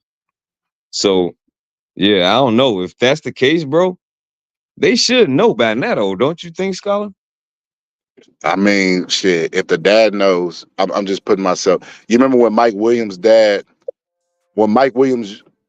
Senior was Roy Jones was training his son, and he had that injury, but he wanted to fight Roy Jones and Adrian Broner, and he was Oh, mad that yeah, Roy yeah, Jones yeah. had put him out to fight, and he said he Right, yeah. contemplated letting them fight before the fight. Remember, he said that he was like, I was thinking about still letting them fight. That's how fathers think, bro. Like they don't think like it remind me of not another teen movie. Remember that dude was bleeding from the ears. Can he play? He's like he's bleeding from his ears. Mm-hmm. Can Mm-hmm. he play? That's how fathers be thinking. So the doctor probably would advise against it, but what could they do? They can't you know what I mean? They can't tell the father absolutely fucking not, and then put CPS in his life. Like it's up to them ultimately. I think that's why I think he might come back and just realize, like, yeah, bro, I'm not the same fighter, and then end up retiring. I think he's gonna be like he's gonna be viewed as what's that dude, heavyweight dude, Ike Ibuchi. He's gonna be the Ike Ibuchi of his, with a ton of potential, ton of talent, but we just never get to see it fulfilled because of some freak accidents. Damn, that's fucked up, man. I hope he good though, because he has some talent like a motherfucker. Man, it hurt me when he knocked out Chris Bird. Chris Bird was one of my favorites at that point. Yeah, he was one of my favorite fighters. Yeah, Chris Bird was my man. Yeah, I mean, shit. So, yeah. I want to see him. I hope that I'm wrong. I want to see him mix it up with these guys. I hope it was just overtraining, but I don't know, man. It's happening too frequent. It's like, damn, again. Yeah. And these fighters be hiding their medical issues, bro. I remember, bro, Keyshawn Davis has something going on, bro. He just didn't disclose it. But that motherfucker canceled like 3 fights, bro. Two. He canceled 2 fights back to back. Well, they're that's doing crazy. The right thing. You're not supposed to let nobody know your injuries, so they're playing smart. They're playing smart. Yeah, but if you got health reasons, that's not an injury. That's sustaining damage to your life. They can't do nothing about it. What they gonna do if you got like sickle cell? What they gonna do? Whisper in your ear? I know. Like, ain't nothing they can do about it but beat your ass. Right. Yeah. But wouldn't that make you like weaker? Hell yeah. Yeah. It'd make you at a disadvantage. Depending on how it affects you get fatigued like a cancer patient when you got sickle cell. You go like they got, it's like breakouts. When they get sick, they need bed rest and all of that stuff. They got to recuperate because that blood got to get back sustainable for them. I don't know. It's kind of crazy because it's like he said, the sickle cell trait versus having sickle cell like T-Boss from TLC. She got sickle cell, but she don't do them shows like that. You know, see her going out doing concerts when they the #1 girl group band that ever sold, but they don't do that shit because the lead singer has sickle cell. That's the reason why they ain't out there touring. Yeah, Prodigy. He has sickle cell. Who's the best member? That's really interesting how sickle cell came. It was like a genetic mutation because the people in Africa were dying of malaria from mosquitoes. So they blood developed sickle cell to fight off malaria, but it ended up killing them. That's crazy, bro. Like an adaptation to make you survive longer, but it hurts you in the long run. But that is the only good thing about, and it's not good to have sickle cell. That's the only good thing about sickle cell. They don't get malaria. Yeah, but I guess it's the evolution of it too, because now they just getting traits. Like you could have a sickle cell trait, and I guess that's better than having sickle cell because you never had the symptoms of a sickle cell anemia patient. Yeah, that's wild though. But yeah, I think his days are behind him. I hope not though. Me as a fan, I don't want to see it. And as a person, I don't want to see nobody. That's like we done seen too many tragic tales in boxing, football, etc. Like Bo Jackson. Like, damn, bro. Like it is what it is. But I just hope it ain't. But that's what I think it is. That's what I suspect is going on with him. Damn, I hope not, Scholar. We gonna see on the 6th though. Hey, Gus, why didn't you pull up, bro? Talk about how great Inoue is. I want to get Gus' opinion on where he rates Inoue because, bro, I got to take Bud off pound for pound #1, bro. He finally got his glory. He was up there for a little while, but he ain't been active. Everybody know Team Crawford, we get active. He ain't been active though, bro. It's like he got 1 foot in retirement, 1 foot on a big mega fight. So it's like, could I really, really rate this guy pound for pound #1 semi-retired, bro? Man, when it comes to Bud not being active, I mean, we have to remember that he's not able to fight because he's stuck into a contract with Errol Spence. So he has to wait on Errol Spence. But because he don't have to wait. There's a deadline. There's a deadline to exercise your rematch clause, bro. You don't have to wait on him. Well, he can't move up, right? He can't fight. Both is moving up though. The rematch was. Remember, he said he wanted to do the rematch in 154, but Bud was like, nah, 147, because Bud wants to get out of that obligation, bro. He don't want to fight him again. I don't want him to fight him again. I don't want to see that shit again. Like I be telling people, hey, you want to see that fight, bro? I got a channel called ID. I can watch murders. I can watch Unsolved Murders, Cold Case, all that shit. If I want to watch murders, I turn it on that channel. I do not want to watch Bud versus Spence again. That shit is Fact. crazy. But you want to see Bud get his ass whooped by Canelo, though. Yeah, I do want to see that, bro. I ain't gonna lie See to that you. look at you. No, Scholar, that ain't right. Nah, Nah, I he don't want to might see that win. fight at He all. might win. No, Hey, Scholar. He ain't gonna win that fight, bro. hey, Bo, he might win, right, Bo? I know I'm But covering all that's bets. If good. anybody been on Crawford, He the I'm better boxer, but that 3 weight divisions is fucking impossible, bro. I never seen it happen. So if we ever seen this happen, then we gotta crown this motherfucker the god of boxing. got to. I put him right And he behind. got 3 fucking undisputed in one lifespan. Man, goddamn, man, that shit is incredible, I'm bro. gonna put him I right don't behind care Michael what Moore. Inoue do after that. If he beat I'm gonna put Canelo, I'm gonna put Michael Moore at number 1. I put Bud number 2 all the time. stop playing. Stop And playing. and unlike in a way, he would have got all those undisputeds against pound for pound fighters. That's all I gotta say. Nah, bro, stop. That's a good point, though. He got a good Nah, point. look, if Bud gets a 3rd undisputed, it won't be at 154. It won't be a pound for pound fighter. You can't do that, bro. Charlo was pound for pound though, so Yeah, he was. I do that. I'm talking about Tim Zoo because they stripped Charlo, bro. I don't even know if Charlo gonna be back in the ring with all them charges. So I ain't even Man, looking at Charlo Charlo Oh, done. yet. damn, I forgot all about They got that that shit. man on. Then they got him on a recording. Oh my I god, forgot about that, man. he's That man done. is dumb. Especially Charlo like over. he took a Well, devastating he got defeat some bread, though. He'll in be the all right. ring, getting out the ring, in the Everybody ring, go getting to out his the lawyers. ring, man. He took devastating losses, bro, in the ring and out the ring. So that's why I wouldn't Yeah, even no rate. doubt. I was just talking about Tim Zoo specifically. Like if he beat Charlo at this point, I think Charlo would be damn as good as like his brother, bro. Like he was already like 1 foot where his brother was, and 1 foot and relying on his power because he got power and skills. So he could rely on that. But now, bro, I think that shit will be depleted. I think he'll be demoralized as a human being based off that Canelo performance and then his recording and the wife. It's just too much, bro. I don't see him coming out of this. Where's they mama at, man? They ain't got no woman that they respect telling them, like, stop, baby, calm down, get your ass in here and sit Look, down. Even, you know, like, they ain't got none of that because they daddy clearly is going to get ran over by them because they ain't got no respect for nothing. Man, they squared their Bomac, business they on. daddy. Man, that shit You crazy, didn't bro. know that? Bomac is they father, bro. Biological. The Charlos? Yeah, bro. You didn't know that? I did not know. hey, Nah, sources told me that, bro. What, he ate their mother?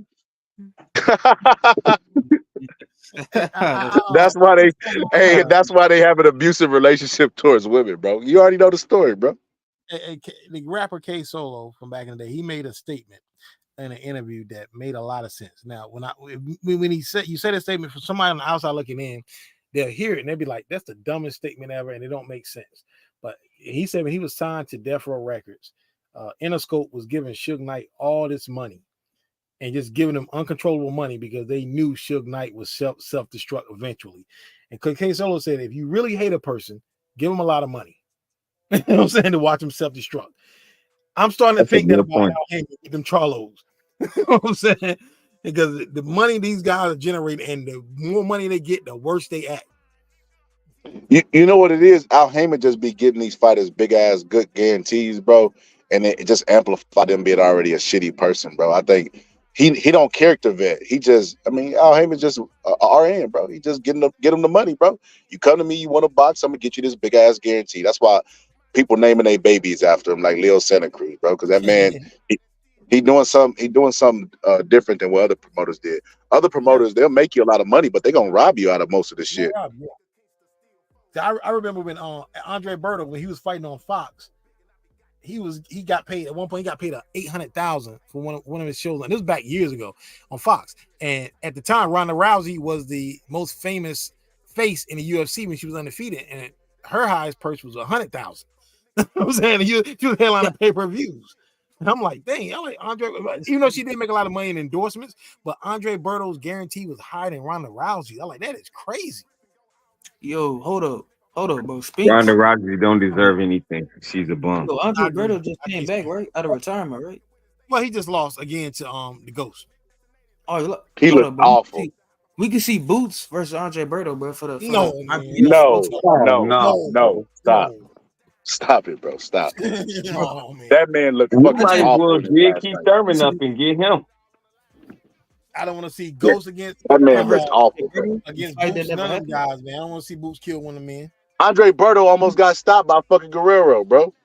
Wait, you Hey, serious? all positive just It was said the Andre right Berto. thing. Boots would kill that man. He would kill Andre Berto right now. I mean, murder him in the ring. It was that bad. Like, it was really that bad. Yeah, he ain't got it no more. You think about in his prime, he didn't look good against the Ghost. It's even Yeah, worse he now. was alright. He was an alright fighter. No, I But think yeah, he you're stopped right. him. He stopped him in his prime, didn't he? I don't know. I I want know to he say, did. yeah. So look, this is what I remember. I could be wrong, bro. It was a while back, but I remember when Andre Berto. When Robert the Ghost Guerrero fought Mayweather, everybody was saying, "Yeah, he got a chance to beat Mayweather because he knows how to beat that shoulder roll defense." And Yeah, I they remember showed that. clips of Andre Berto's eyes all swollen, getting the fuck beat out of him by Robert Guerrero. Yeah, I remember that.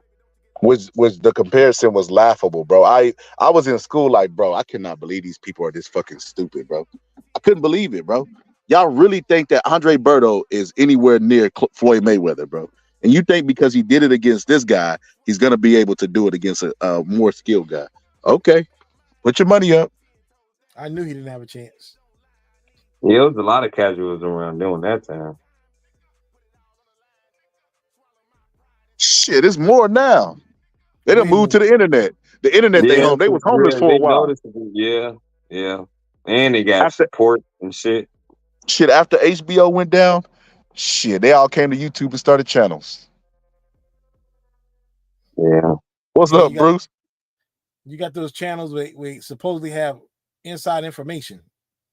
Or after they rap career failed and they got Oh, over 30, then they that too. started making content about hotel, black shit and boxing. Shit, That's you how just that named like happened. 80% of content creators on YouTube. Pretty That's much. what they do, bro. When that rap career failed, you know what they about to do. They're gonna try to seek some more free money without working. That's They don't hilarious. want no job. They don't want no job, bro. They want to do something visionary. That's And hilarious because a lot of them do choose rap for that very reason. It's easy. It's easy, and you could always say, "I'm trying to make it big." Like you could look like you're jogging in motion. Essentially, but you're making rappers it don't look like make you're no money progressing, but though. you're not. A lot of Nowhere near. more rappers don't make money than rappers that make money. I mean, you can sell millions of records and still not make any money. Cause they can cook the books on you. They can like, well, we paid Yeah, $8 for this video, we paid for this studio time. I know all the pretty tricks much. and tricks to do it. You know what I'm saying? And And then you'll be doing where you do get your bread and butter is the tour that you do, but you still got to pay the label back for that loan that they gave you back when for you the tour. signed your life over the day you signed and they gave you an advance. Trust me, I know. I just don't tell my business, but I Yeah, know a lot record about this deals shit. are designed to keep the artist broke. That's what they're designed. Exactly. That's They're what a designed. 360 is. Your first contract, like I ain't even gonna get into it. It ain't nothing. But you will see Oh, when I I was get in there. around you, I know about. y'all see that I know and I know what it is. I show you pictures because I know a lot about the shit. I just don't care to say nothing about it because that's a part of life. It's just a point in time in life. It's just like game banging or hustling or something like that. Like you only really got 5 years in that shit. You're an NBA player. 90% of them 40% of them motherfuckers actually become somebody. The rest of the 60 is just basically 5-year people. You will never see their ass after the 2.5 years. Or the 5 years that they make it, it's either 2 to 5 that they'll be relevant. That's baseball and basketball and football, especially. So imagine a record deal that you get. That artist probably dropped one dope single, not even albums no more, and go on tour off of that album, but they basically just running in circles because they didn't sign, got the advance, probably was 1.2 million. They bought some shit, ran through that, and the label still funding your studio time, your boat, your trips, your transportation. All of that shit comes at the end of the year. You basically subtracting from what you made, so you basically working for the record label for the whole contract. You never made no money. Am I lying all positive? Oh, you're gonna always be in the red. They're gonna find a way to keep you in the red, man. And on top of that, 360 deals are worse than a traditional deal because 360 deals get a piece of everything you do. So if Right. you got a 360 deal, let's say you get a 360, they give you like $1 million and they get 30% of everything you own. If you start a business and your business gets sold for, let's say $1 billion, and you get like a piece of that business or that $1 billion, they get 30% of that. Yeah. They get a piece of everything. Oh, and say you a rapper versus an R&B singer, your budget is shorter. The R&B artist got a bigger budget than you. Mm-hmm. So you're not gonna come out the gate rich like the R&B artist is because they can actually make the money off of their writing skills and their vocalist, all of that other shit that they come equipped with more than the rapper do, because the artists make up the melody through their voice. So the production is probably from them anyway. It's not like the rapper is not doing that shit. He need a beat man. He need all of that shit. He need an engineer. Usually the musician, the real musician, the one that got the artistry, the talent, that's the one that get paid, not the one that's the show dummy that they want to put out there. Like Beyonce would never make more money than Taylor Swift because Taylor Swift write all of her music. Yes, everything. And do you know how many? For to get a million streams, you got to have about I don't know how many plays equal 1 million streams, whatever, but 1 million streams equals about maybe $3,000 or $4,000. Yeah. Of that $3,000 or $4,000, they're not getting all of that. The label gets most of that. 30%, depending on who they are. You got to pay. Who they are. Yeah. Let's say you sample somebody, they get a piece of that too. Exactly. So for you, probably out of that 1 million streams, you might get $1,000 out of that.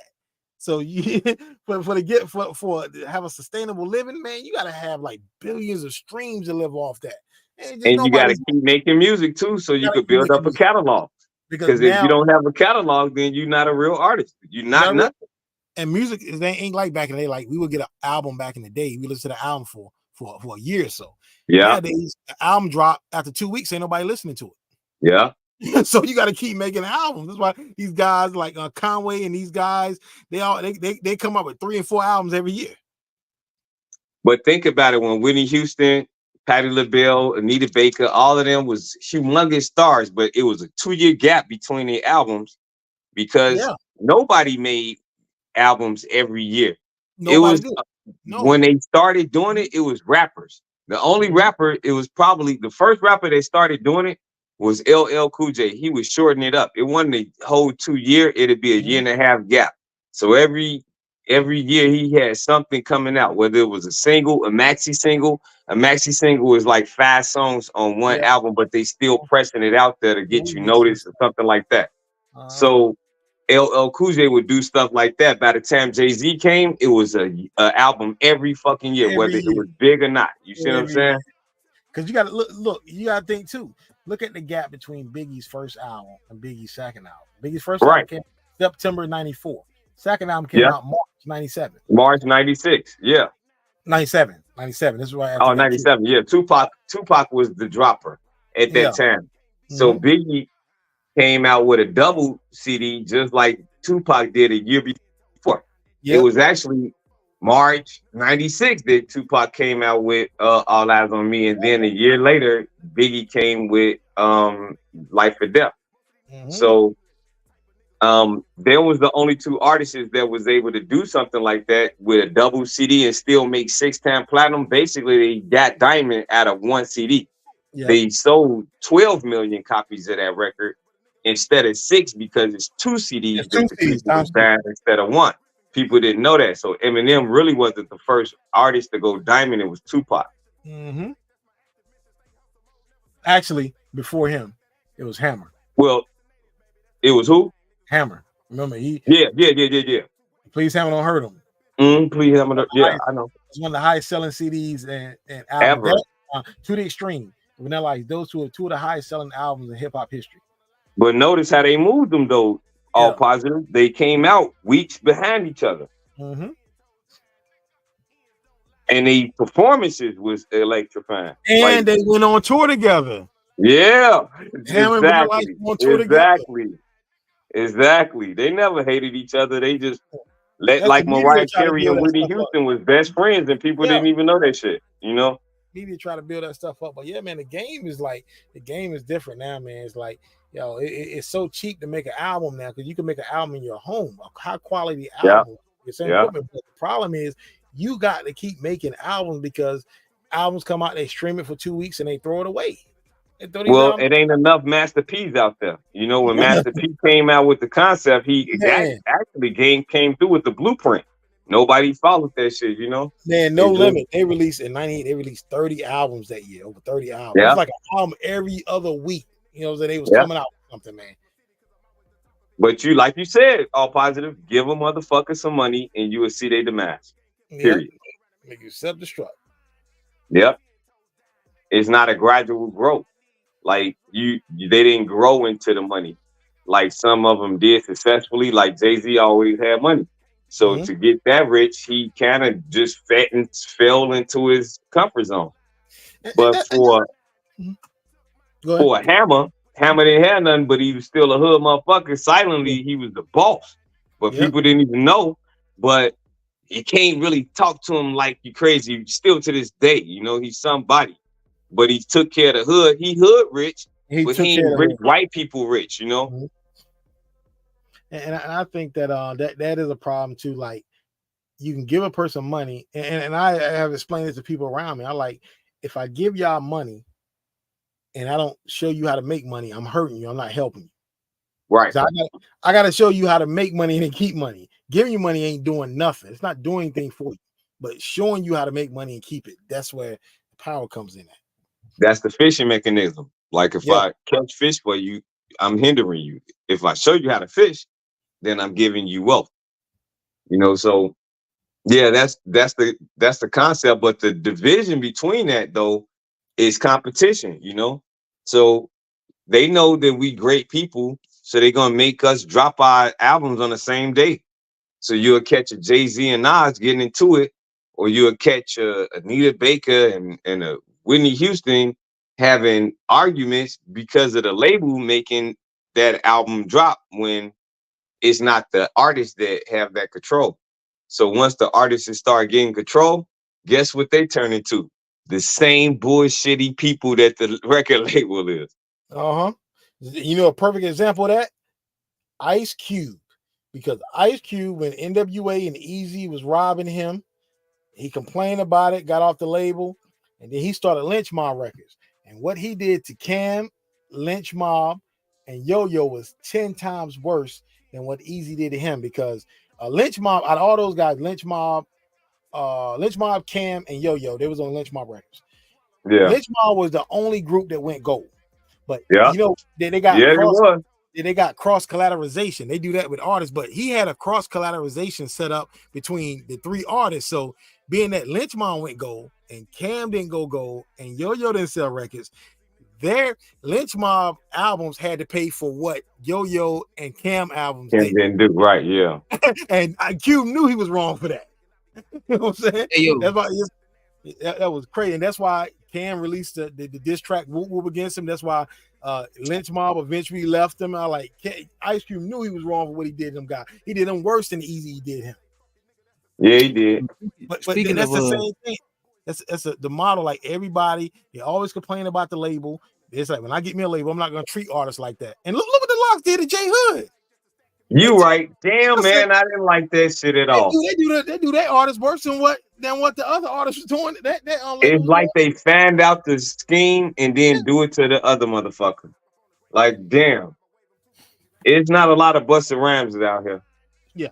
It ain't, man, because Bus took care of them guys, man. He took care of his Flip's still with him right now. Still with him. To this day. Why Digga ain't got nothing negative to say about Busta. Nothing to worry about. Either in life. She still Lord have say mercy, I'm the straight. Rampage ain't got nothing negative to say about Busta Rhymes. Yeah. He a stand-up dude. And the Wu-Tang Clan, the whole Wu-Tang Clan. Shout out to them too. They had that brotherhood going strong and kept everybody fed and paid and Yep, everything. everybody fit. And the thing about Method Man, I think Method Man is the ultimate team player because Method Man, he reached his status before everybody. He was like the most Yeah. popular member. And still with him being the most popular member, he to this day, he still go back and he in movies and TV shows now. He still go to Wu-Tang shows and do shows. He don't have to Yeah. do that. He ain't gotta do that. He still go to Wu-Tang shows and do his verses.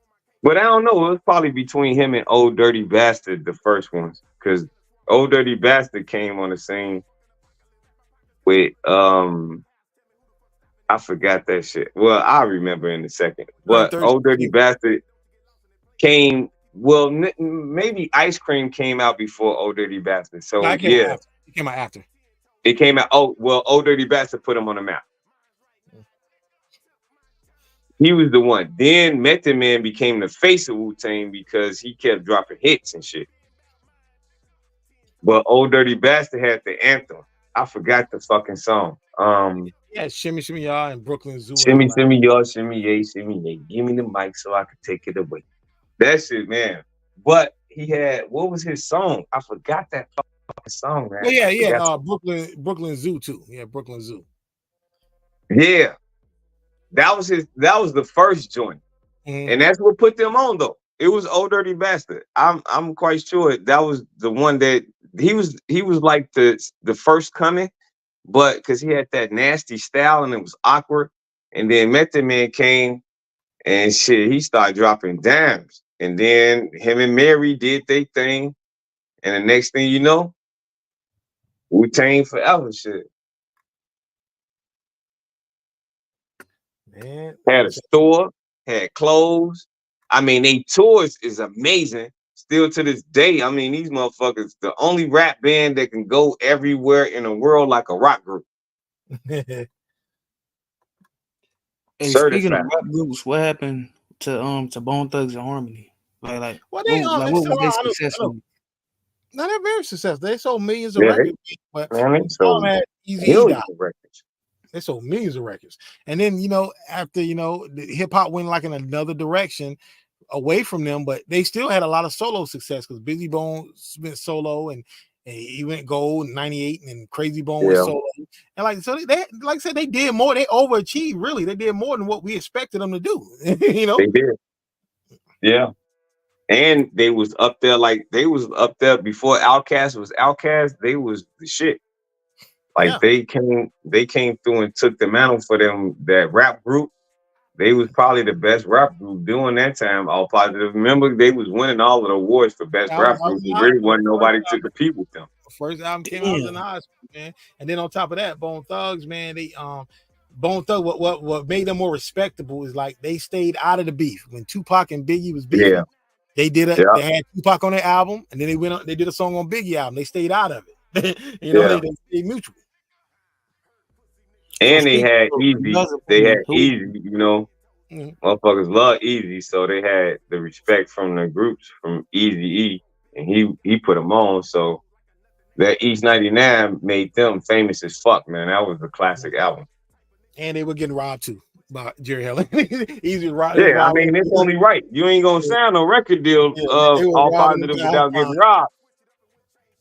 Wait, so Eazy was robbing everybody too? Everybody, man. They were paying when he was robbing them, man. Him and Jerry, they was robbing them artists, man.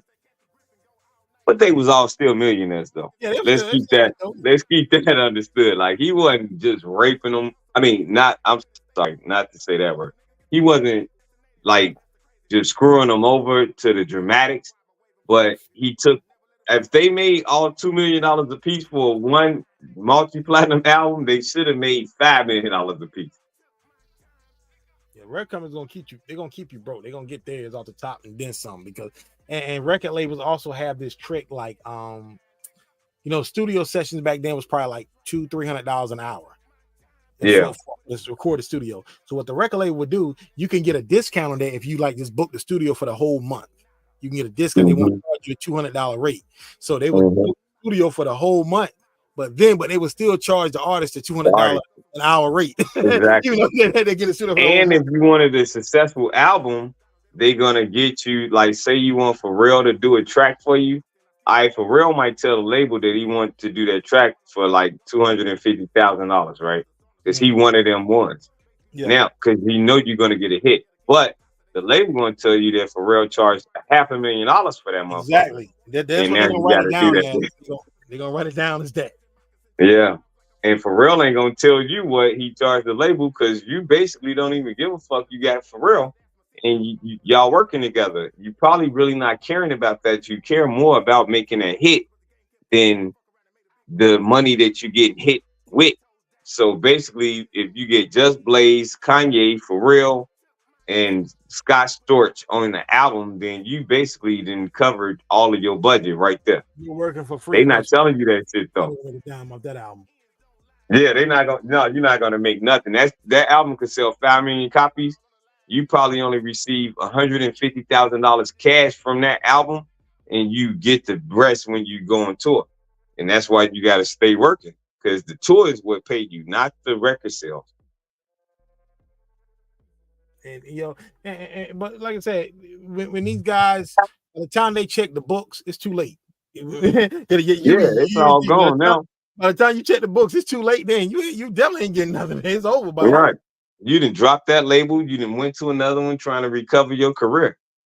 And you're trying to get all of your rights. And I mean, everybody was getting fucked for their publishing in the get-go because most of them had the talent to write their own shit anyway. So they didn't have publishing rights to their music.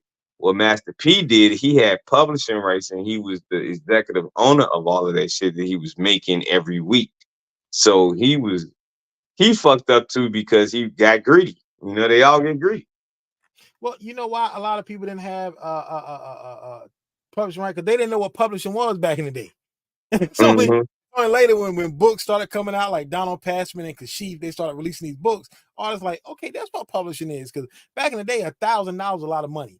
The guys were going to a studio. You would hear these stories from rappers. They'd be like, oh, he gave me $2,000 or $3,000 to go record his song for him. You know what I'm saying? And then the song goes on to sell millions of records, and they ain't make $3,000 a lot of money back in the 80s. Exactly, yeah. They know any better. Yeah, but I mean, still, like when Prince was talking to Nas wanted to do a song with Prince, and he was like, "Do you own your music?" Yeah. And he was like, "Huh?" And he was like, he laughed and was like, "We got to talk." And he told him, like, if you don't own your own music, I can't do no song with you because I'm my own artist now. I'm not under Arista or Interscope or any mother company, not the label that you probably think is the label. It's a mother company that they go on the Version and all of that. Them the mother companies. So when he knew that, he like, damn, I got to get my shit together because I can't do no songs with people that own their own music because that's going to make a breach in that contract with me and that company because that motherfucker going to get all proceeds dedicated to him, and that company don't want to do that, so they ain't gonna let me make that song with his ass anyway. Yeah, and then you have what we call subsidiaries, 3, 4, and 5 deep labels. Like those are subsidiaries. Like, let's for instance, you take a artist like let's take an artist like Lloyd Banks. Lloyd Banks was signed to 50 Cent G Unit. 50 Cent was signed to Shady Records. Shady Records was signed to Aftermath. Aftermath was signed to Interscope. Right, So exactly. Everybody is getting paid for you. Yeah. I be trying to tell people this shit, but they don't be listening to me because, you know, one thing I learned, if you act like you on ground level with them, they're not going to listen to you. When you show that you better than they ass, then they'll listen to you. Like Scholar said, if you show them that you got money, they're going to donate more to your channel. If you show them you broke, they ain't going to give you shit. And that makes no sense. But it happens. Yeah, that's how it happens, though. That's the truth, bro. I mean, I can't make it up. I just know the industry well enough to know that it's not worth trying to get into unless you're trying to do it. It's not worth getting into, period, because you're never going to see your wealth. No. Unless you sell some part of your image to some company. Like whatever they like about you, they're going to influence you to do it 10 times more than what you're willing to. And If you write positive music, then you're probably not going to make it in this industry because the design is not for you to make good music. It's to make you basically ratchet or thuggish. It's not in between. Now, for a black artist, they have to sell their soul. Basically, everything that you believe in and stand up for, you're not. You're just going to talk about killing your own people because they're going to pay you more if you talk about killing your own people. Yep. Negativity sells. Just like we can look at these YouTube channels. Like what we come up here, we talk about boxing and we talk positive things. We talk among each other, but the channels that get the most views are the ones that's negative and constantly beefing with other people. Yeah, but I'm not gonna go against my people for no fighter or nothing like that. I'm still in my own ground of knowing what's different from reality because this man is richer than me. So I understand reality versus fiction. And sometimes boxing could be fictional. And they take that and run with it, Like Blue, he'll see something that don't seem right. He gonna take that shit and make it seem perfectly clear to the person that don't know shit about this sport. So it's like, and then they'll carry that shit and have a conversation with us and say, well, Blue said blah, blah, blah. And then we'll disregard his channel. But all the time, that channel is where everybody that's brand new to boxing go to get their boxing information. That's crazy. Yep. And that's one thing I said. I said it to all, not just one channel, but all the channels. Anybody that's spreading boxing information, like we got to be careful about some of the stuff you're saying because if someone's going to be listening to your channel and they're going to be taking your word as truth, right? And they're going to be repeating it, so you got to be careful with the information you're putting out. But it's still room for improvement because you don't got to take our word for it. You could just go back and use these same YouTube blocks and go type in that fight and watch it and see your opinion about it. And you can come share information about what your version of what you're saying is. That's the best thing about this sport is you constantly learn. I never stopped learning about boxing, no matter if I was in the ring, outside the ring, just watching outside the ring, teaching somebody. I'm always learning as I'm doing it. So you learn something every day. Like I didn't know that Deontay Wilder was not going to throw his right hand. He was going to be afraid to use it. You could have never told me that. But I seen it just happen. I learned something new. Deontay Wilder can be different. I don't know if he was paid. I don't know if he was stage fright or he was scared and I don't know what the hell was wrong with him. He wasn't injured. He said, I'm sorry to the fans. So I just take it for what it is. Like he didn't show up. That's it. I'm not knocking him though, even though I think he a horrible fighter. But it's just, he had a bunch of knockouts. He couldn't get the knockout. What you think gonna happen if he don't get the knockout? Simple as that. Like everybody know that. Even my wife know that. If Deontay Wilder didn't knock him out, babe, what you think happened? Well, he lost. I'm quite sure she knows that. Nothing to talk. I mean, it's basically right there in our face to see the information we learned. And then we do talk about the sport in ways that you can grasp a vision of what's to come. Not like we oracles or prophets or nothing, but we tend to not get this shit wrong because we've seen it play out millions of times in this sport. So it's kind of like that with everything, though, all positive in life. When you're looking at even careers that you choose, you don't know what you're about to go through in this career. You just want that career when you're in school, learning to be whatever you're going to be to present yourself to that. But everything that presents itself to you, you don't know about it. Either you with the shit or you're not. So when you get in that position, then you will feel comfortable in these through repetition behavior. You start to learn the craft better. But everybody is always out of their element. Nobody's polished doing nothing that they just starting to do. So, I mean, even boxing fans that think they know the sport, like even me or you know way more about this sport than I do. But even you have mental lapse on different things that happen. It just happens. So when we could come together as a collective and do it, then it kind of make sense. So, you know, you can't do that with everything in life, though. You could do that with boxing. Yeah, I agree with that. That's just a transition. Like, the whole gist of it all was most people that talk this boxing or talk hotep or science, pseudoscience and all of that extra stuff that's over people's head, but they still want to try to let them talk about it and shit.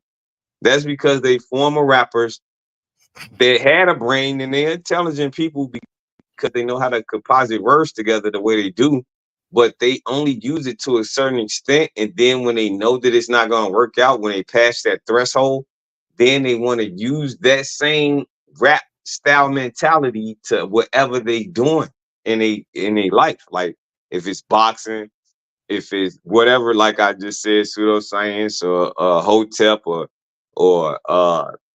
pan-Africanism or whatever these people want to do, they all used to be rappers though. Yep. They want to live that lifestyle. Like you got Brother Polite. You look at all the money he be getting. He's up here renting these luxury cars and out here wearing all this jewelry. He wants to be a rapper. Yeah. All of them. Even Dr. Umar want to be a rapper because he can't stop talking about him. Every time you turn around, he talking about what's not popular in our community, and that's negative music. I can see if you was talking about the music when it was Teddy Pendergrass, it was the OJs, you had Aretha Franklin, you had a lot of different artists that came through, Bob Marley. You had soulful singers that had something to talk about. They changed shit. But now, come on, bro. Why is Dr. Umar talking about what today's society listening to and he kind of with the shit? Yeah. He get him a snow bunny, he gonna act like that. I guarantee you. Boy, he get him he love them snow bunnies, man. So when he get that snow bunny, behind the scenes, he calling her ass back. And he talking to her. Martin Luther King like white women. Martin Luther King and Muhammad Ali like white women too. Martin Luther King like more white women than the white man did. And I understand. I ain't mad at him. Now the FBI did say they was gonna drop a bomb on Martin Luther King in 2027. They was gonna release every document about him. That's gonna be fucked up for a lot of people that love Martin Luther King. We already know about it. I mean, like his friend Ralph Abernathy, he ended up writing a book talking about the sexual exploits and stuff of MLK, and people around him always talked about it and all that. And somebody else did the same thing to Muhammad Ali, said he liked white women too behind the scenes. You know? Yeah. So, he did. Yeah, so it is what it is, man. But the other part of the story with Martin Luther King, did you know him and Coretta Scott King paid for this certain girl's birth because her parents couldn't afford to pay for it? You know who that girl is? Who? Julia Roberts, bro. I did not know that. They paid for her to be born. Yeah, real shit. Look it up, man. Crazy shit. Know that. And the thing about it is, the story goes that they thought Martin Luther King was the daddy of that girl, but he wasn't. He wasn't her father, but he tried to cover that shit up and get her born on his right with nobody knowing, and they paid for that shit. Yeah. It was a what was that singer name? But it was this folk singer. I would look at pictures of I would find pictures of her. What is it? I remember seeing, because I got a lot of her records, and it's folk singer. Joan Baez. That's it. Joan Baez. Okay, I know. Yeah. And I would see a lot of those. I'll look at a lot of those old pictures. And I would see pictures of her and Martin Luther King. They're all hugged up and arms together. And I'm like, what in the world? Yeah. I like, so I want to look up. Yeah. She was another one. And then you start researching and doing the rumors like Martin Luther King had affairs. I'm like, look, I can tell the pictures. Like, hey, but you know about Harry Belafonte though, all positive, right? What you do? He paid for Martin Luther King's funeral. Oh yeah, I know about that. Yeah, I know about it. He was knocking Claretta down. I ain't heard about that. Yeah. For years after that man's death, he was she was probably fucking Harry Belafonte when I'm sorry, I said his real name. His name is Michael. His real name Mike. That is his real name. Exactly. Michael. And his last name ain't King either. Exactly, bro. See, now we starting to tell some truth on this bitch. From his mom, because his dad died. His mom got with another man, so he took that man's last name. And also, I think he had visited Germany, and he was so infatuated with Martin Luther, who was in Protestant Reformation, and that's why he took on that name. But yeah, teach him all positive. A lot of people don't know that. No, they don't. I do though, and that's how it matter though. Well, but you know that's what? another. But you talk. I haven't heard about the Harry Belafonte, but I did. Yeah. I do remember hearing. I mean, they talked about when Martin Luther King went to jail. It's a Harry Belafonte would buy groceries and take them to the house. I'm like, yeah, that's strange. He was knocking her down before Martin died. Yeah, all right, that's strange. But you do know that Ted Kennedy, Robert Kennedy. Robert Kennedy, after John F. Kennedy got killed, it said Robert Kennedy was sleeping with his wife Jackie. You say Robert was sleeping with Jackie. I'm like, whoa. Yeah, he was. I would never. Jackie put herself on him though, because Jackie missed John, and Robert looked just like John. So she had them emotional moments. It's a memoir. Somebody got a memoir. I think it's either hers or his that state like she was crying in his arms, and then they just started kissing and making out and shit, and started getting it together like that. I couldn't do that. I couldn't sleep with my brother's wife, man. I could if I had. He was bogus for that shit. I can't do that, man. I'm sorry. He got nieces and nephews and shit, man. That man bogus. Yeah, man. That's crazy, man. But good. Look what happened to him. Yeah. I mean, man, them some scandalous motherfuckers. Them Kennedys, man. And you got my favorite soul singer of all time. My favorite singer of all time is Bobby Womack, and I ain't even got to tell you what went on with him. Yeah, you know. And you know, the Bobby Womack Sam Cooke story is more strange than a lot of people realize. Because even though he was having an affair with Sam Cooke's wife, and when Sam Cooke got killed, he married her 6 months later. That ain't the strange part. No, that ain't. The strange part is Sam Cooke's daughter ended up marrying Bobby Womack's brother. Exactly. So I'm like, your stepdaughter marries your brother? Like, yeah. Yeah. I never heard no junk like that. I mean, because Sam Cooke was a motherfucker though too, and Bobby Womack was looking at him be that motherfucker that he was. See, that's another part of the story too. Sam Cooke didn't give a fuck about his wife. He wasn't trying to hit that shit from his wife. He was the man.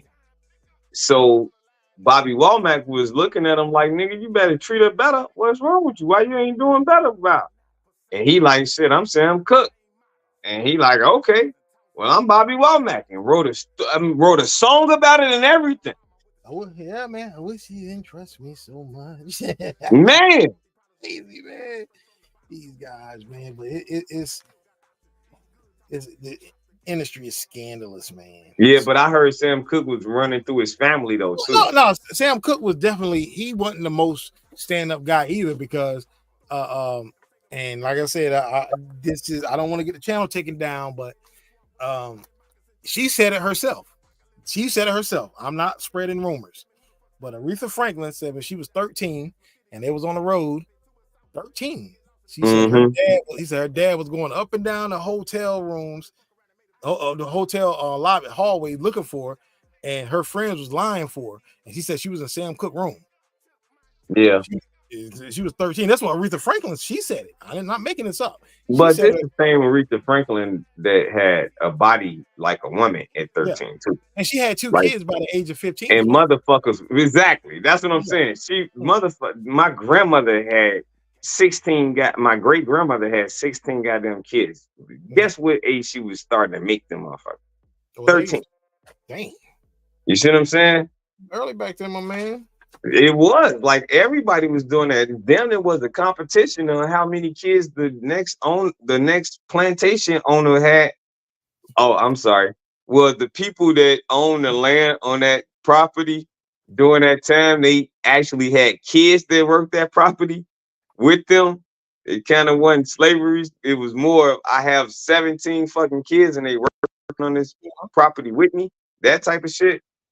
Then the next door neighbor had to have just as many kids because they had to process all of that shit from the land, or nobody ate.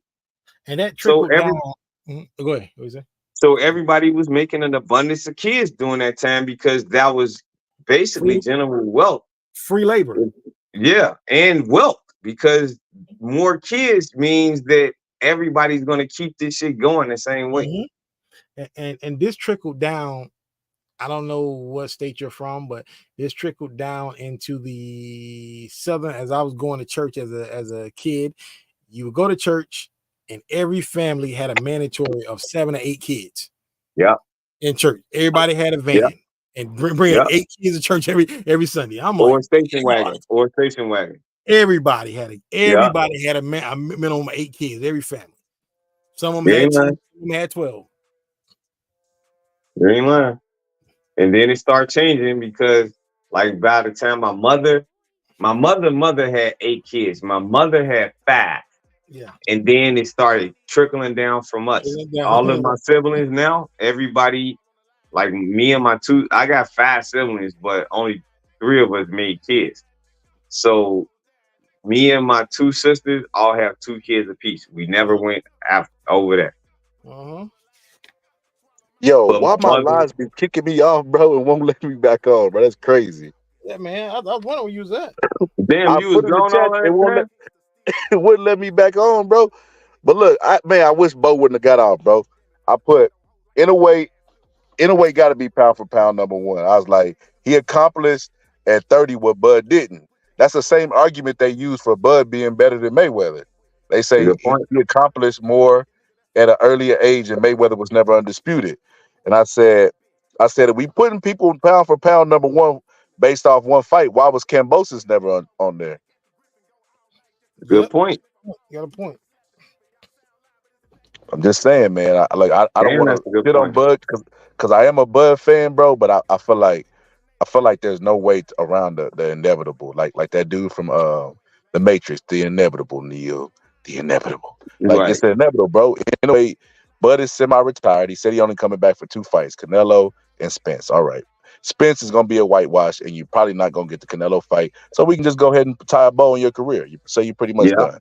So Inoue's next up, and as far as skills go, as far as like fights, I don't know how I could possibly in good faith rate Bud above Inoue just off of one fight. I can't do it. Now, if Bud would have beat the shit out of Spence, then we didn't win and beat. He didn't even got to beat a pound for pound guy. If he would have beat fucking Tim Tszyu, but look spectacular, I would say okay, all right. But like that was just one performance. Like that doesn't erase the David Avenesian performance. That guy was a bum. He should have blew him out. He blew him out, but it was later.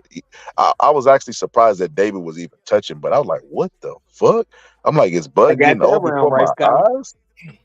That was 5-19 I won that night. I was like, is Bud aging before my eyes? Because no, bro, I looked at it as he was keeping his fans. You know, he was in Omaha, so he couldn't have got him out of there that fast because they would have wasted their money. I think he was just giving them their money, bro. Man, look, Mike Tyson right now like could sell 3.80 million pay-per-views. Right? And knock a motherfucker Mike out Tyson was knocking motherfuckers out in 15, 10 seconds, 30 seconds. Nope, nah, you don't care. When I hear people say, like, man, this fighter carried this guy, I'm like, hell no, bro. The sport is too dangerous and too unpredictable, bro. Like, think about it. Kambosos is so much better than Tio, but he was still, I mean, Tio's so much better than Kambosos, but he was still dropped by Kambosos and beat by Kambosos. You can't get in there and take it lightly. You know what I mean? Against the opponent. That's like that to me is madness. You got to be so far ahead, so far coordinated. So like you just got to have some attributes that a lot of fighters don't have. The very few have them, like a Muhammad Ali or etc. And I think that like nah, Bud ain't there, bro. Bud is really good for his weight class, but he's also a small guy. You know, a lot of people say, "Man, y'all said that about Bud, that EJ was stronger than him." No, nobody in their right mind ever said that. But Bud is a small guy. I mean, I don't know who would deny that. He's a very Right. small guy. The waist don't lie. Waist don't lie. The waist is always going to be your belt size is always going to be a determinant factor to the old timers used to do that to if you could take body shots or not. If you had a small waist, they would be like, go to his body because he's a Mm-hmm. small guy. He can't really he got small organs inside of there. But yeah, man, I can't rate Bud ahead of Inoue, especially off today's performance. Inoue has had what 2 fights this year for Undisputed. Like Bud only had 1 fight and he was fighting the guy and he already had belts. He wasn't moving up. I'm just saying, just based off of what I've seen today, that guy's a fucking beast, bro. He's rightfully named the fucking monster, bro. And that dude, he's in my opinion, pound for pound with today's performance. I wonder, I guarantee Paulie and Teddy gonna say the same thing. I mean, it's no argument. He could be number one because he more active and he had more fights in that year, and he accomplished more within a year. I mean, that alone should give it to him. But I still say Bud number one because he been doing that shit for a longer time than him. Yeah, but And he's been doing it ill, but has it, right? So Bud's 140 undisputed, bro, is bro questionable, bro. I get it, a man can only beat the best in his time, but wasn't a lot of names that just really stick out on that 140 reign. And then it was he stayed at the weight and then went and got he wasn't moving up fighting the lineal guys. So it's kind of hard for me to even. And then Bud did it throughout the duration of his career, and he's almost 40. He's closer to 40 than he is 30. So, and in a way, just turned 30. So it's like I can't, in good faith, right. properly give Bud a spot over Inoue. Like Bud had that spot, bro. He had that spot. When Inoue fought Fulton, Bud still was number one. This fight put Inoue over Bud. But we kind of figured that anyway because he had that fight coming up. So shit, I mean, it really wasn't nothing that could have Yeah, I been done think we because he's did not say that. I stopping think after we this. did say that. We said that on the live, I think. Yeah. I mean, once he fight, he's gonna go right back to that because he was kind of on that trajectory when he fought Stephen Fulton. So I mean, it was just passing a baton back and forth. But now Bud is on a like you say, he's on a lateral part of his career, and he's basically done. And anyway, only 30. He still got he got about damn near 10 fights left. And Bud only got 1. So Yep. Well, I think Bud got more, but Bud just like I said, man, Bud that's blasphemy. he ain't active. This is the thing about That he ain't man not, too old for that shit, man. I Let's agree. keep He's it a too buck. old, but he just not like I said, that's why we got to marvel at what Bernard Hopkins did. His career after 40 is enough to get him in. Just after 40 was enough to get him in the Hall of Fame, not including anything he did at middleweight. Just what he did after the age of 40 is enough to get him into the Hall of Fame. Yeah, I had a fight at 36, and my wife was like, "Okay, you made it. Don't do that again." Yeah. And I was like, "Man, but I won." And she like, "Yeah, barely. Don't do that again." And I'm like, "I feel it. I still got it." And she showed me the tape on it, and I looked at myself. Was like, "Damn, I might not look bad to other people, but younger me would fuck me up now." So let me stop. We get delusional as we get older, man. You know, I remember sparring. The last time I sparred, I still go to gyms and shows things. People, last time I sparred, man, I had to hurt a kid, man, and I hated. I didn't knock him out. Anything. I just hurt him to get him up off me, man. I'm like, God, man, I'm like 37, 36. I'm like, dude, these middleweights is hitting harder from when I Yeah, remember. When I was 20, yeah. I'm like, dude, That's when but I was they're not hitting 36, and harder. I It's knew. just that I'm older now. I'm Yeah, older, so I had it because I remember the trainer came to me. He told me, he's like, I can tell when he hits you with something you don't like because then you hurt yeah. him. He was a younger guy, man. I didn't want to try to knock him out. I was trying to get him above me, man. You know what I'm saying? Because like I said, I can't take the punch. Your punch resistance goes down as you get older. And your healing is not the Yeah. same. Like after that fight, it took me some days to get back to the way I normally was, and I normally never did that. And I'm talking about 36, bro. I'm 43 now, so it's like, damn, I lost that much, but I didn't lose the fight. I knocked him out, but it's just I had to rely on the power.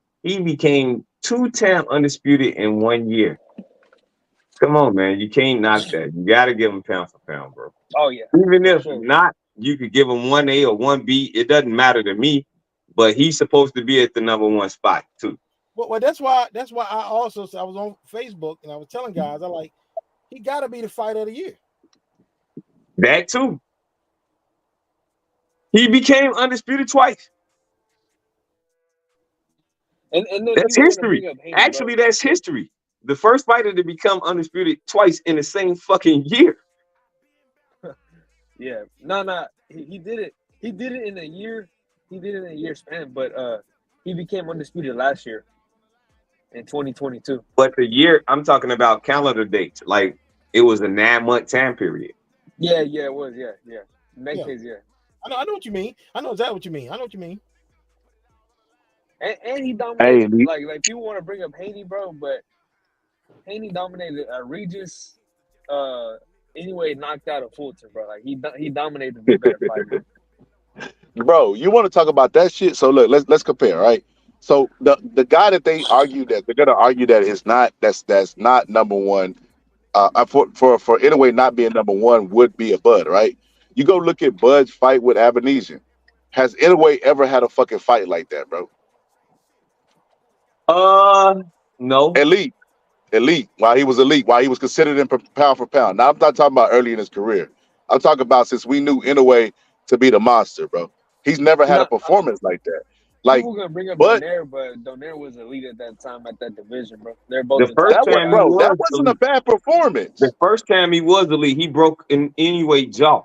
Yeah, that's what I'm saying. Like I thought he broke. I thought he broke his orbital bone. Oh, he broke his orbital. He broke his orbital bone. Yeah, my bad. Yeah, he broke something on his face. At least you knew what you're talking about. But even that, bro, that wasn't a bad. He wasn't.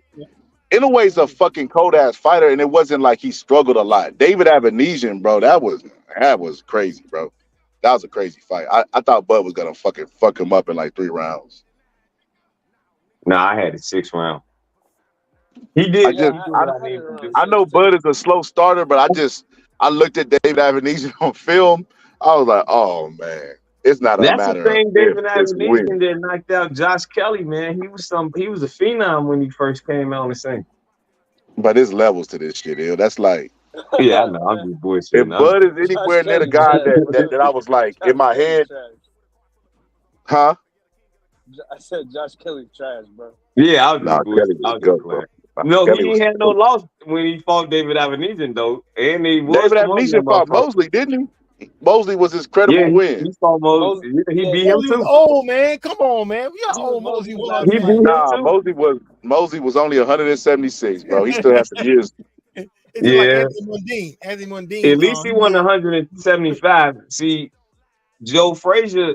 Well, I ain't gonna say nothing about Joe Frazier, but Joe Louis, he was 175 when he fought Rocky Marciano. So at least he won 175. Yeah, he came in the chair and he told him. He told him, bro. I said, but he came to my barber chair. I said, between me and you. Now Frank Sinatra came and sat down. I said, Frank Sinatra, between me and you, how old is Joe Louis? Joe Louis always lied about his age. That's hilarious though, bro. Yeah, bro. David Abanesian, that was like a struggle fight but I was really disappointed. Especially coming out that Sean Porter fight, bro. I was like, man, Bud is for to kill this guy. And he went in there, bro, and I was like, I see slippage. Hey, you say that he was struggling, bro. Bro, he was getting caught in that fight, bro. He was getting it, bro. It was like, I don't know, bro. It would be like his legs was going, right? You know what it's like? I remember watching one time Kobe Bryant playing Bow Wow in basketball. Oh man. You see how he did little Bow Wow? That's how I expected Bud to do David Abanesian, bro. Bro. Because I was like, bro, this is no way. Bud is the pound for pound, and that's when I had him pound for pound number one. I'm like, Bud is the pound for pound number one fighter in the world. There's no way that he's gonna fucking let David Abanesian do any, he's not gonna touch him. He's gonna blast him out in a couple rounds, bro. And he knocked him out devastatingly, bro. But god damn, yeah, he did. That shit was mad. Should we start when we have these pound for pound lists? Should we start taking guys off the list for being inactive? Yes, absolutely. Hell yeah. You know, guys, they be on the pound list and then they go 2 years without having a fight every year and a half. Why do they keep that same ranking? That's the, you know what that's the equivalent to, all positive. That's the equivalent of Jamal sitting on that belt. You know what I mean? For Yeah. mental health reasons, bro. Like, nah, we say that he should be stripped for the belt. Why not strip a person from the pound for pound title? They shouldn't be recognized as pound for pound no more. We don't even know how they're gonna come back after the layoff. Bro, Bud, that's why Bud looked like shit too in the Avenesian fight because he fought Avenesian 13 months after he fought Sean Porter, bro. Another thing is when they say that they pre-retired, I take that belt and take them off the pound for pound. Simple as that. It don't really need to go nowhere else. As soon as you say, like Tyson Fury like to flirt with, I'm retiring, T.O. like to do that shit. All right, well, you added the sport of boxing as a whole. So we forgot about you. You gone until you come back and get your fucking man right and act like a goddamn professional boxer. What don't I make no don't sense care about if it you is, trying to dodge your wife. you know, I get it why the sanctioning bodies would want to hold on to somebody and try to convince them to come back because they want to make that money, especially if it's like a fucking Jake Paul, T.O., one of those type of guys, bro. I get it, right? But when it's a pound for pound list that's for free and it's opinionated, why the fuck are you holding on? Let that shit go. Let go of Lil Wayne Dread, bro. Let that shit fall out. The chunky Wayne, we talking about skinny Wayne and chunky Wayne. Because you know Wayne looking fat nowadays. Oh yeah. Nah, that's just his cheeks. He got Boy, something wrong what is he, a with his fucking Oompa face. Loompa now? What is he, Nah, a he got Oompa something wrong Loompa? with his face, bro. That shit, like, I saw the interview with Bud Crawford, bro, and I was like, what the fuck is going on with his face? He a clone, bro. I'm just Fuck. Bro, playing. you know what the Bud fans are doing? They're What's doing that? false they're doing false allegations on people, bro. Like they'll be like, yeah, ill status. I remember because you picked Spence. You be like, wait a minute, no, I didn't. It's documented. Yes, you did. You said that Bud was too little. Like they're starting to do that now, bro. They said like that Lil Wayne Man, was thank going. you, bro. They said Lil What you Wayne was talking about, going for Spence? Spence. I don't remember that. No, He didn't even him know and who the Boosie fuck was Spence on was, him. bro. Him and Boosie was on Bud's side. I actually He did pick barely even knew Spence. who Spence was, I bro. picked Spence 3 years ago. Before the crash, I think Spence is too big. I did say that. But I'm on Scholar's channel picking Bud. I think I'm leaning towards Bud. Oh, you should have never. Cersei's gonna kill you for that. No, I Hunter. never I had Spence remember. winning I, out there. I remember when you said, that, you know, you can't change. Yeah. I wasn't even Bro, on YouTube back then, though. that's not When even enough, bro. I never made it. I was on even Bro, on Bro, YouTube. I'm gonna keep it a buck. bro, you can tell Sir Senior that you picked Bud by Around knockout. off. Sir Senior would be like, I picked him by annihilation. Yeah, but I'm saying Hilarious. I Yeah, he wasn't did say. really. He do say that. I was like, I picked Bro, Bud. Nah, but I picked him by annihilation. Okay. But when you look at it, I mean, okay, bro, he knocked him out in the 9th round, right? If he knocked him out in the 9th round and we had it for like the 8th, but I had an overall knockout and I put a lot of money on that overall knockout, then I got paid off for the knockout. I didn't get paid on my pick because I prematurely picked. He actually didn't finish him quicker than I thought he was. I actually picked the 8th round or the 10th round, one of them, and he knocked him out in the 9th. So I was short by a round no matter how I went anyway. So it's really not like that I was saying that he was going to wash him, but I knew he was going to get him out of that. Canada don't matter when it all comes to fruition, because if you didn't win, then you shouldn't be really happy. Like most of the Terrence Crawford fans turning to Earl Spence Jr. fans overnight because they just bragging for no apparent reason. I actually won and I don't give a shit about that fight no more because I won my money and I knew I was right. Other than like Ryan Garcia when I went off of him, or Deontay Wilder when I went off of him, or Tank when I went off of him, it all goes in the same category. It don't change my mind about the fighter. It's just I knew he was gonna get him out of there.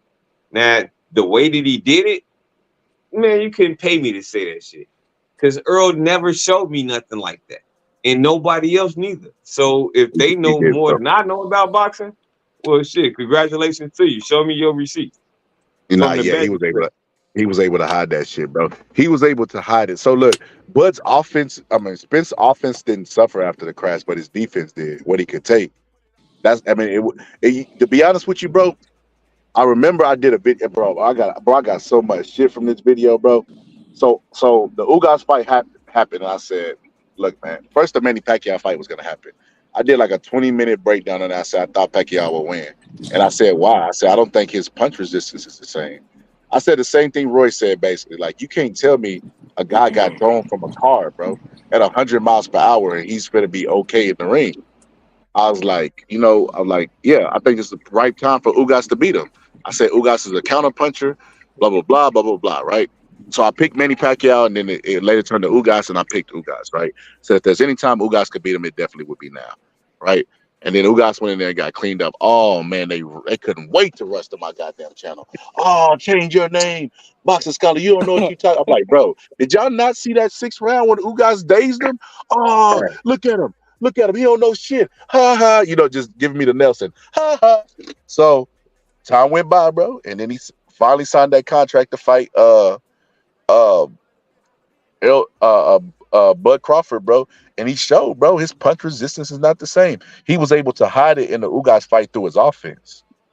Because if a guy has a pretty good offense and he's pitching at you, it's gonna make you a little bit shy about pitching back, especially if he's superior to you in the power department. And that's all that was. But Bud could match him in the power department, technique and speed. So Bud just exploited that his punch resistance is not the same, bro. So I mean, he's tough as shit still, but man, I don't want to see that shit again, bro. But anyway, I started to say this, bro. I always knew that Bud would beat Spence, and then after the car crash, it kind of confirmed it. And I was called a hater. You know what I mean? They was making fun of me. I need to change my name. That's the first thing they say, bro. How you notice everything about me? You don't look at no breakdowns. You notice my name, the Boxing Scott. But they always said they were saying I need to change my name, but they've been really really silent lately, bro. They've been really silent, crying in the car, bro, because I don't even know where Spence is right now. Good point. I was just about to say that. Like, man, as you speaking about this, man, I'm wondering where the fuck is he at? Like, He's getting if ready he for the should rematch. duck the fight with Bud and just go and fight Virgil. Man, I had a homeboy that I bet money that damn, he fucking left.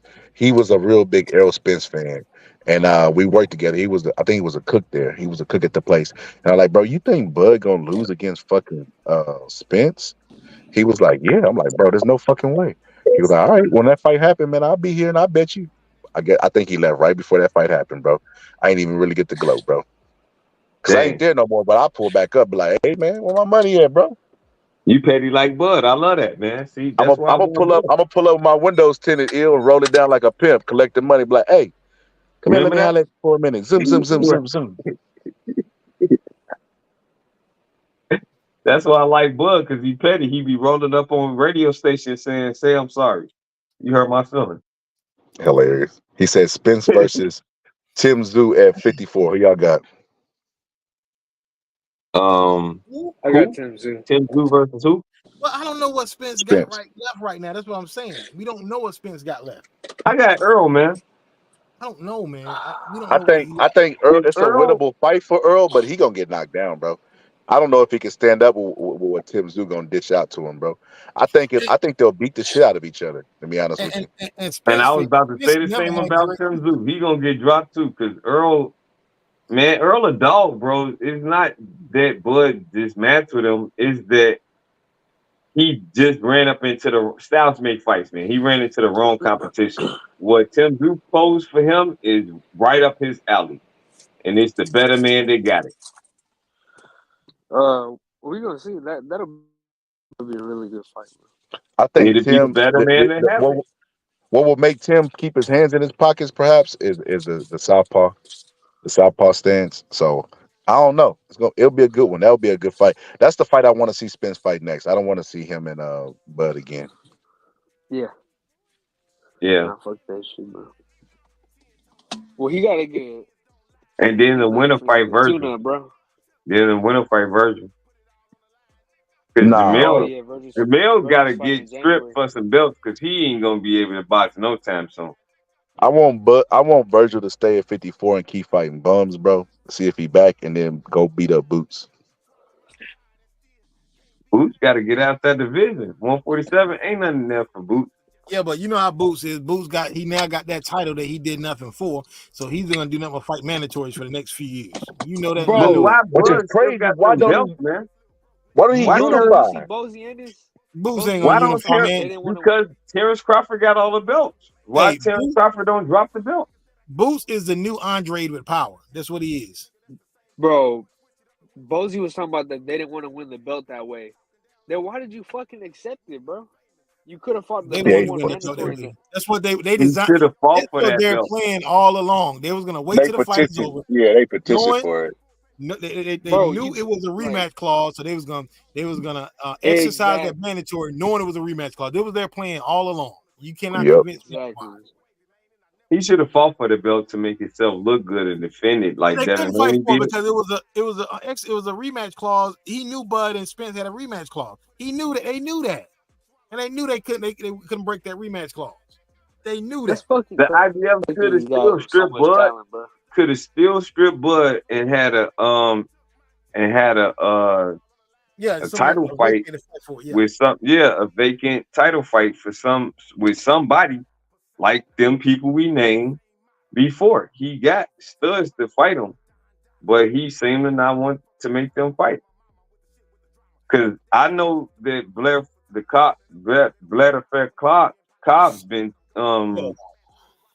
calling him out. Even though that's a good win for him, I mean that'll be a good fight because he a stud in his own right. I mean, you got Stanionis still around. Hey, can somebody do me a favor? I'm not What's near. that? I'm on my phone, but I can't really do. I don't want to go away from the screen. Look up the 147-pound welterweight rankings and who's in the top 10 of that division. Whoever it is, I know it can't be anybody that's great, but I assure you that Boots is going to try to clear out that top 10, whoever it is. Yeah, because it's available. I can tell you. Well, let me. Yeah, I'm not near a computer. I don't want to try to Google go from the screen. Go on the screen is gonna start going to sleep. Yeah, no, man. Too. I'm on my phone. Let me go get my computer. But everybody been losing though. Like Rashidi Ellis, he lost to Villa. Villa lost to Yeah, I Boots. know. Yeah, well, Stanionis still ain't got no goddamn fight, so he willing to move up. Like then you got Blair Cobbs, you got uh who man is real Connor Ben, you got Keith Thurman still. Let me get my computer.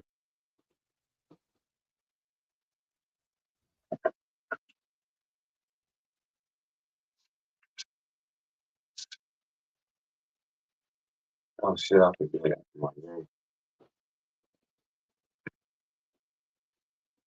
Yeah, but the division turned weak because you got Mario Barrios. Yeah, the division is basically weak because everybody that got beat and left the division, unless you're still talking about Ugas and all of those type of names that's still lingering around, is really kind of nobody there left except Gerard Ennis. And then Terrence Crawford is holding up the division because he don't drop the belt.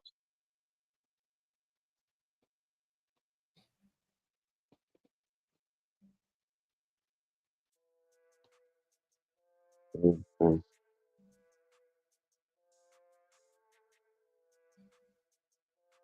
Y'all still there? I'm here. Yeah. Let me get on here.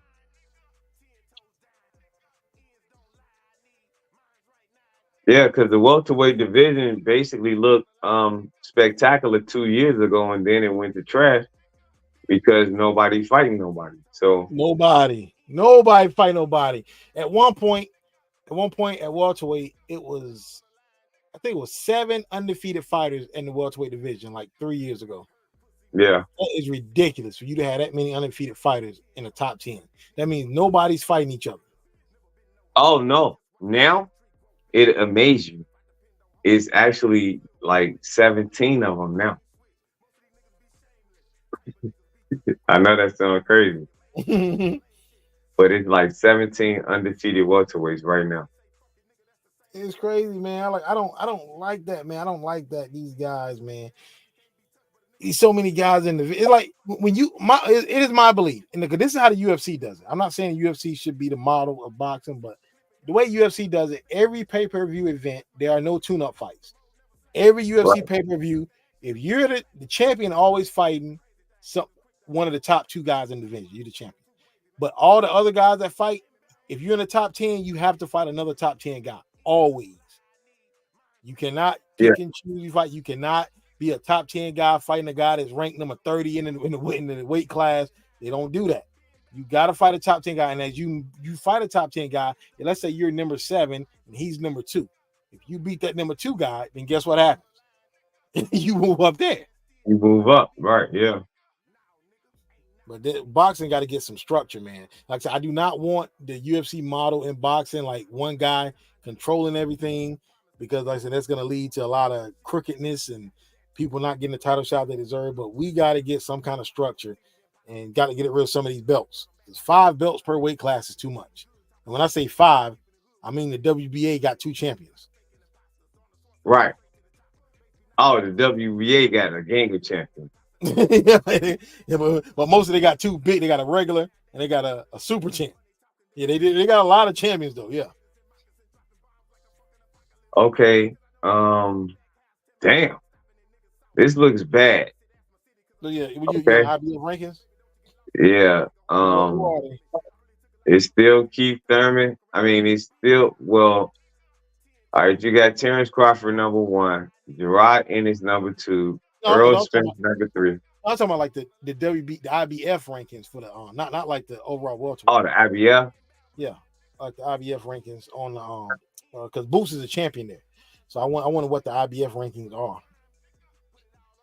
Oh, the IBF rankings is Emmanuel Stanionis, number 1, Giovante Gallo Santa, he number 2, Mario Barrios number 3. No, Mario Barrios number 4, Cody Crowley number 3. And then the list goes back to the regular motherfuckers like, oh my God, man. Ugas, Rashidi Ellis, Alexis Rocha, and some bums, basically. That's ridiculous. Because at number 10 is Somalian Main Kaskasiel. I don't know who the fuck this is. He never even fought before. And they got him at number 10. No, that's his rank. He never had a fight at 147, and he's still ranked at number 10. That's crazy. This is but the usual suspects is he should be fighting Stanionis next. That's the fight, and I think he can beat Stanionis, but we'll never know because we in the fight ain't gonna happen. Yeah, I would favor Boots in the fight.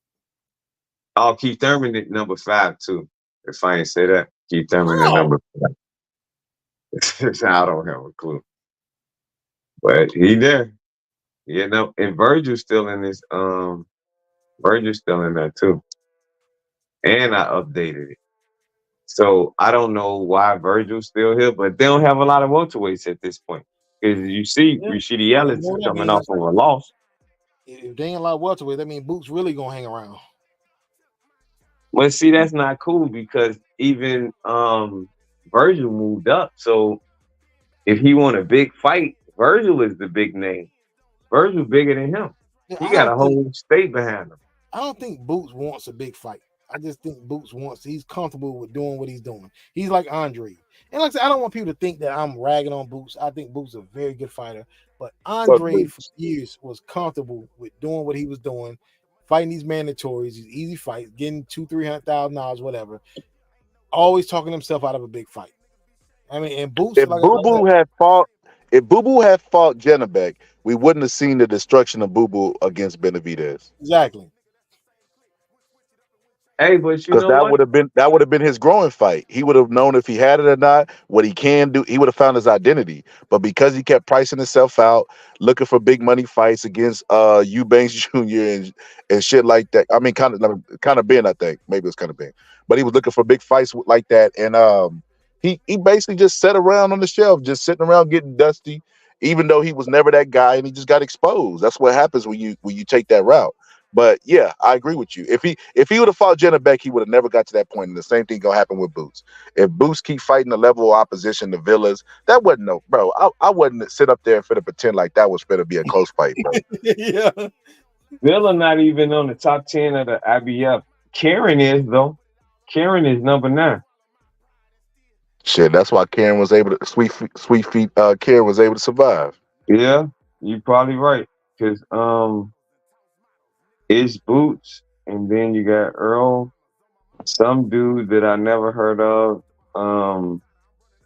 Kadu Abba Raw. Some shit I don't know. He number 1 though. The That's fact one of that them And side. the fact That's that a side we're a boxing channel, we don't know these guys. That's saying a lot. hilarious. yeah, I'm because saying, he have that's saying a lot, no, man. but his record is like 32-0. And he So ain't fought they, nobody. you know what it is, right? You know He what it ain't is. fought Yo, nobody yo, that's yo! worth I had a any. whole conversation and argument with Piero about fucking the United States being the mecca of boxing. He thought that was controversial. We obviously know why Piero thought it was controversial because Piero is pro Mexican in everything he does, bro. He probably got a toothbrush with a Mexican flag on the back, bro. But to, Bro. but to deny that, bro, all the big promotions, all the fucking ad revenue, all of those are American companies, bro. Golden Boy, Top Rank. Like, bro, what are we talking about, bro?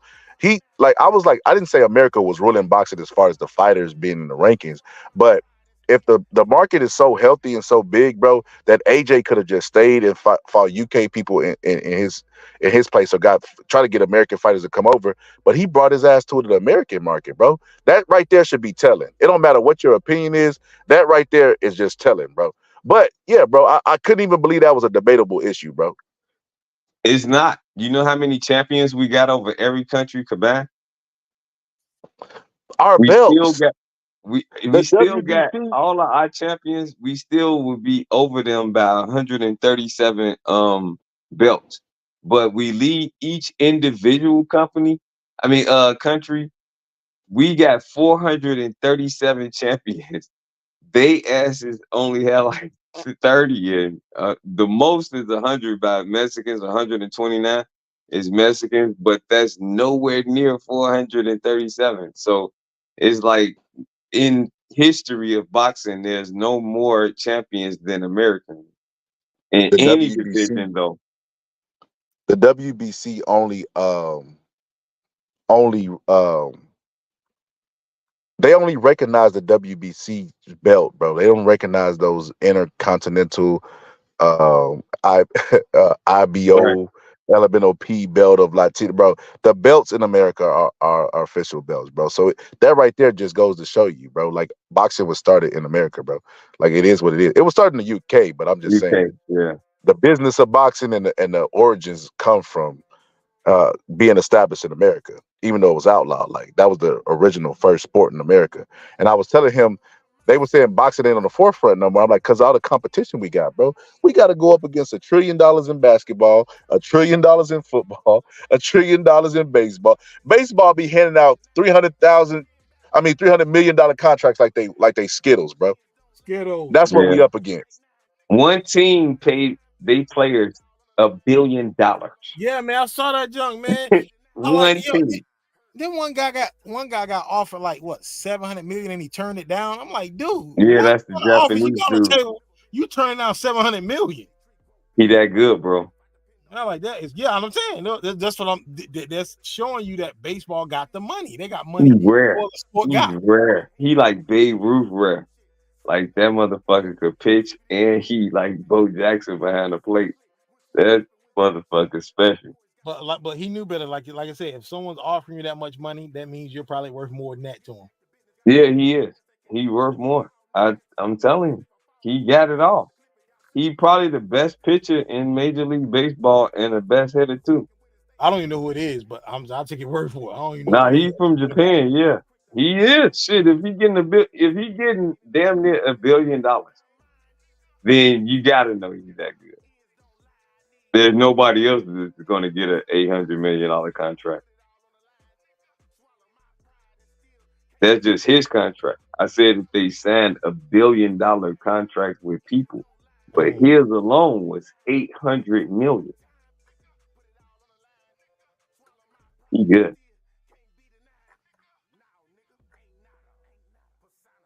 I wish they made more of them motherfuckers. Then the sport of baseball would be exciting because I used to play base. I love baseball, bro. I play baseball I great. like playing it, but I don't like watching it. It's boring for me to watch. Well, when you played it, you know the sport, so you looking at it in a different way. I like to look at it live. You know, I don't I like agree with you. I agree because like that with golf. Most people say golf is boring, but I love watching golf because I play golf too. Right. You know, golf is a little bit more expensive for me because I'm a left-handed golfer. Ooh. Are you good? No, no, I'm not gonna say to you. No, I'm decent, but no, you put me on a PGA, man, I'll be last place easily. No, I'm not. I ain't gonna sit here and lie to you.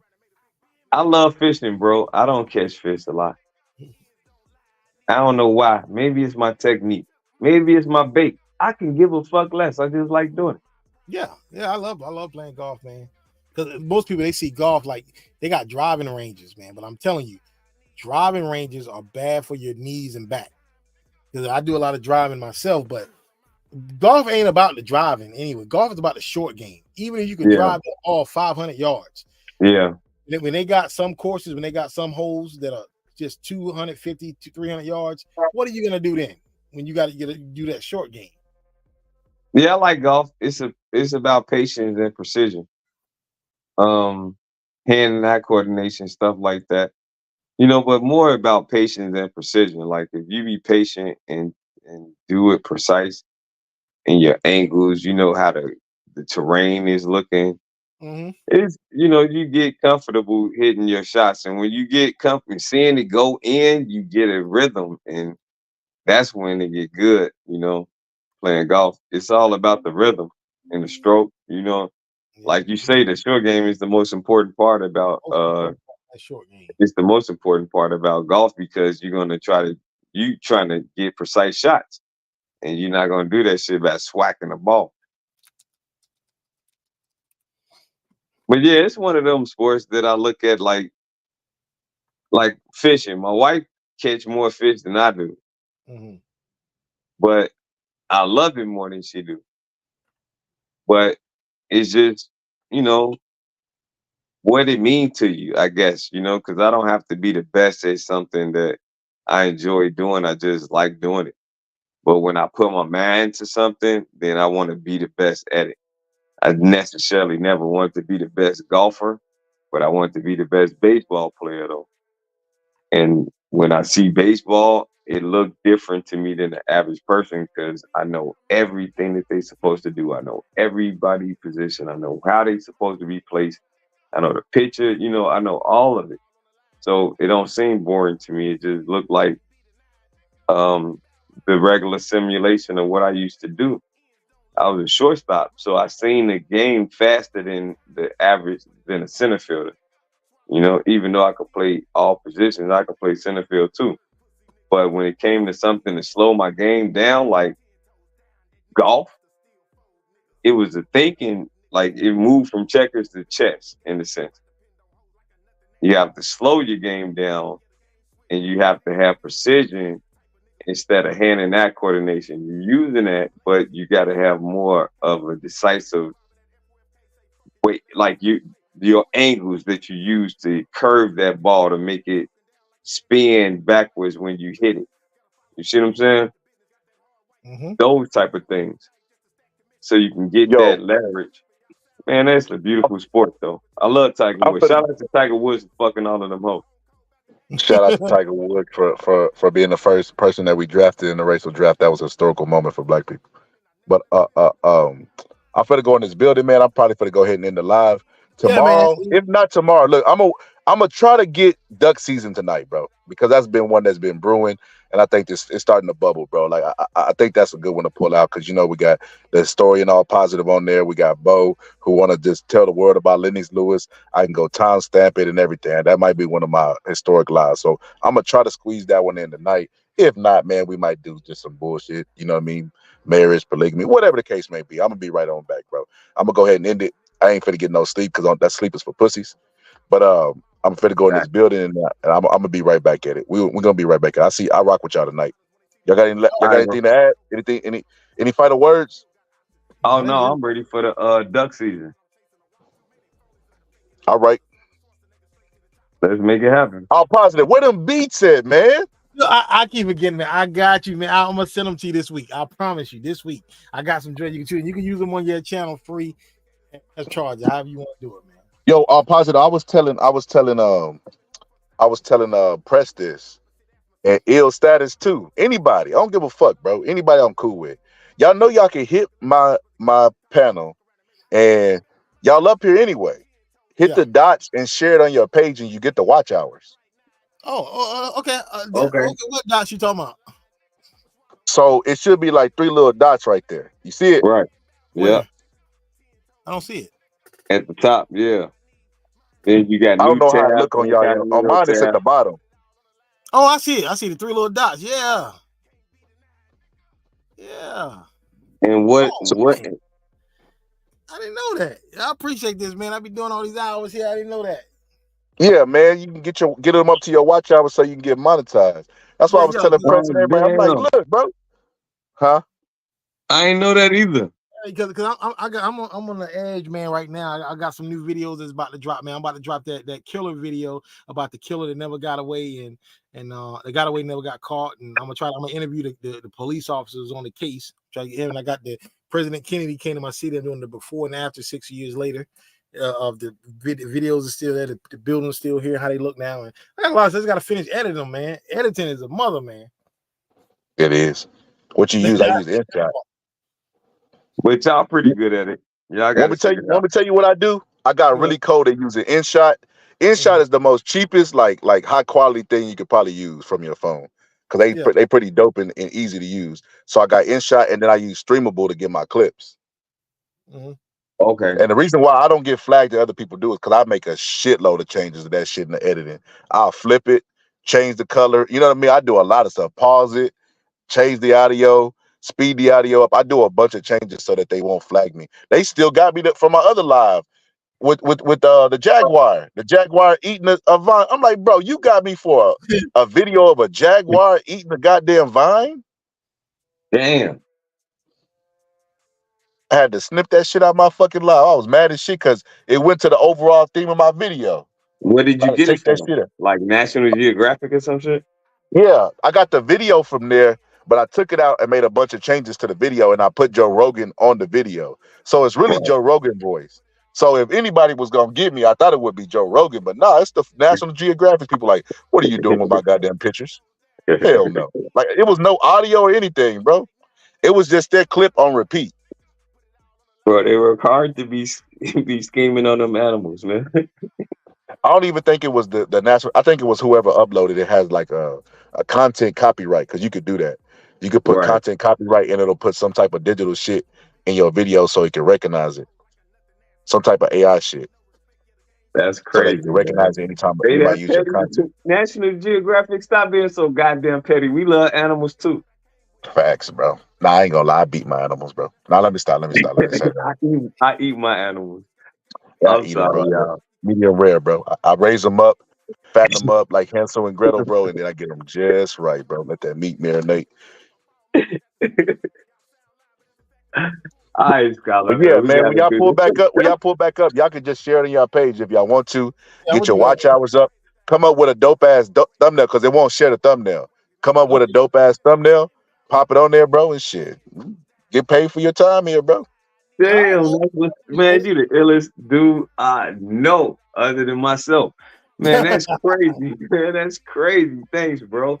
I ain't even gonna do it, but if I do it, because I want to be famous, man, my wife gonna leave me if I became famous. But if I do it, I'm gonna say that it's your shit anyway, so I can make sure that everybody know, like, these dudes rock with each other, like, yep, I rock with the scholar. So I You finna lose a appreciate lot you, of bro. fans, bro. I say a lot of controversial shit. They gonna be like, you fuck with that dude? Yep, because you might hear me They gonna, say something similar. that's hilarious, man. They gonna feel like you fuck. I always tell BBO, like, BBO, you sure you want? Because he always want to do a simulcast. I'm like, bro, you sure about that? I got a lot of enemies in these streets. I ain't even gonna say enemies. There's a lot of people that just be like, I don't like the scholar. They can't tell you no reason why, bro. Oh, he too arrogant. He too this. It's all stuff that's like that has to do with how they feel about me, not something I actually did to them. It comes with being a motherfucking genius.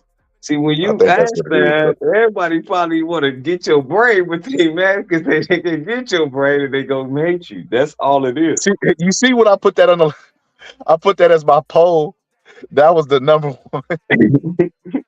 That was the number one choice. And I That pick shit that was motherfucker crazy, because bro. I want to steal your ideas any chance I get. That's why I stick around.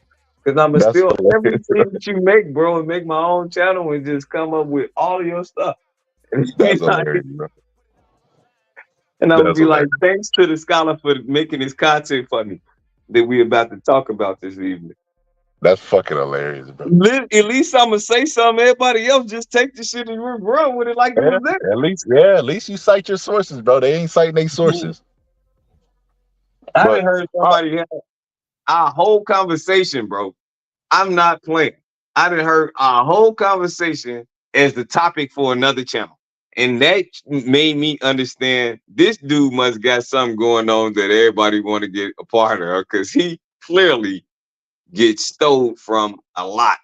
Like you was making music for people and everybody was jacking your lyrics. They is like, jacking my beats, bro. That's crazy. They Ice Cube me, bro. Jacking for beats. But all right, man, I'm gonna go ahead and end this. I'll fuck with y'all tonight. Yeah. All right, bro. All right. Mike, Francois Botha, 6-1 underdog. Are there any concerns on your part? I don't know anything about that. I don't know nothing about numbers. I just know what I can do. How about kill this mother? Well, it. It's a fight. So whatever happens, happens. Mike, why do you have to talk like that? Well, I'm talking to you the way I want to talk to you. Do you have a problem? Turn off your station. You know what? I think we'll end the discussion right now. Then we could. You got it. Have a nice fight, Mike. Off. 10 toes down, ends don't lie, I need mines right now. I took my time, put it all on the line. Swallow my pride and still can't be denied.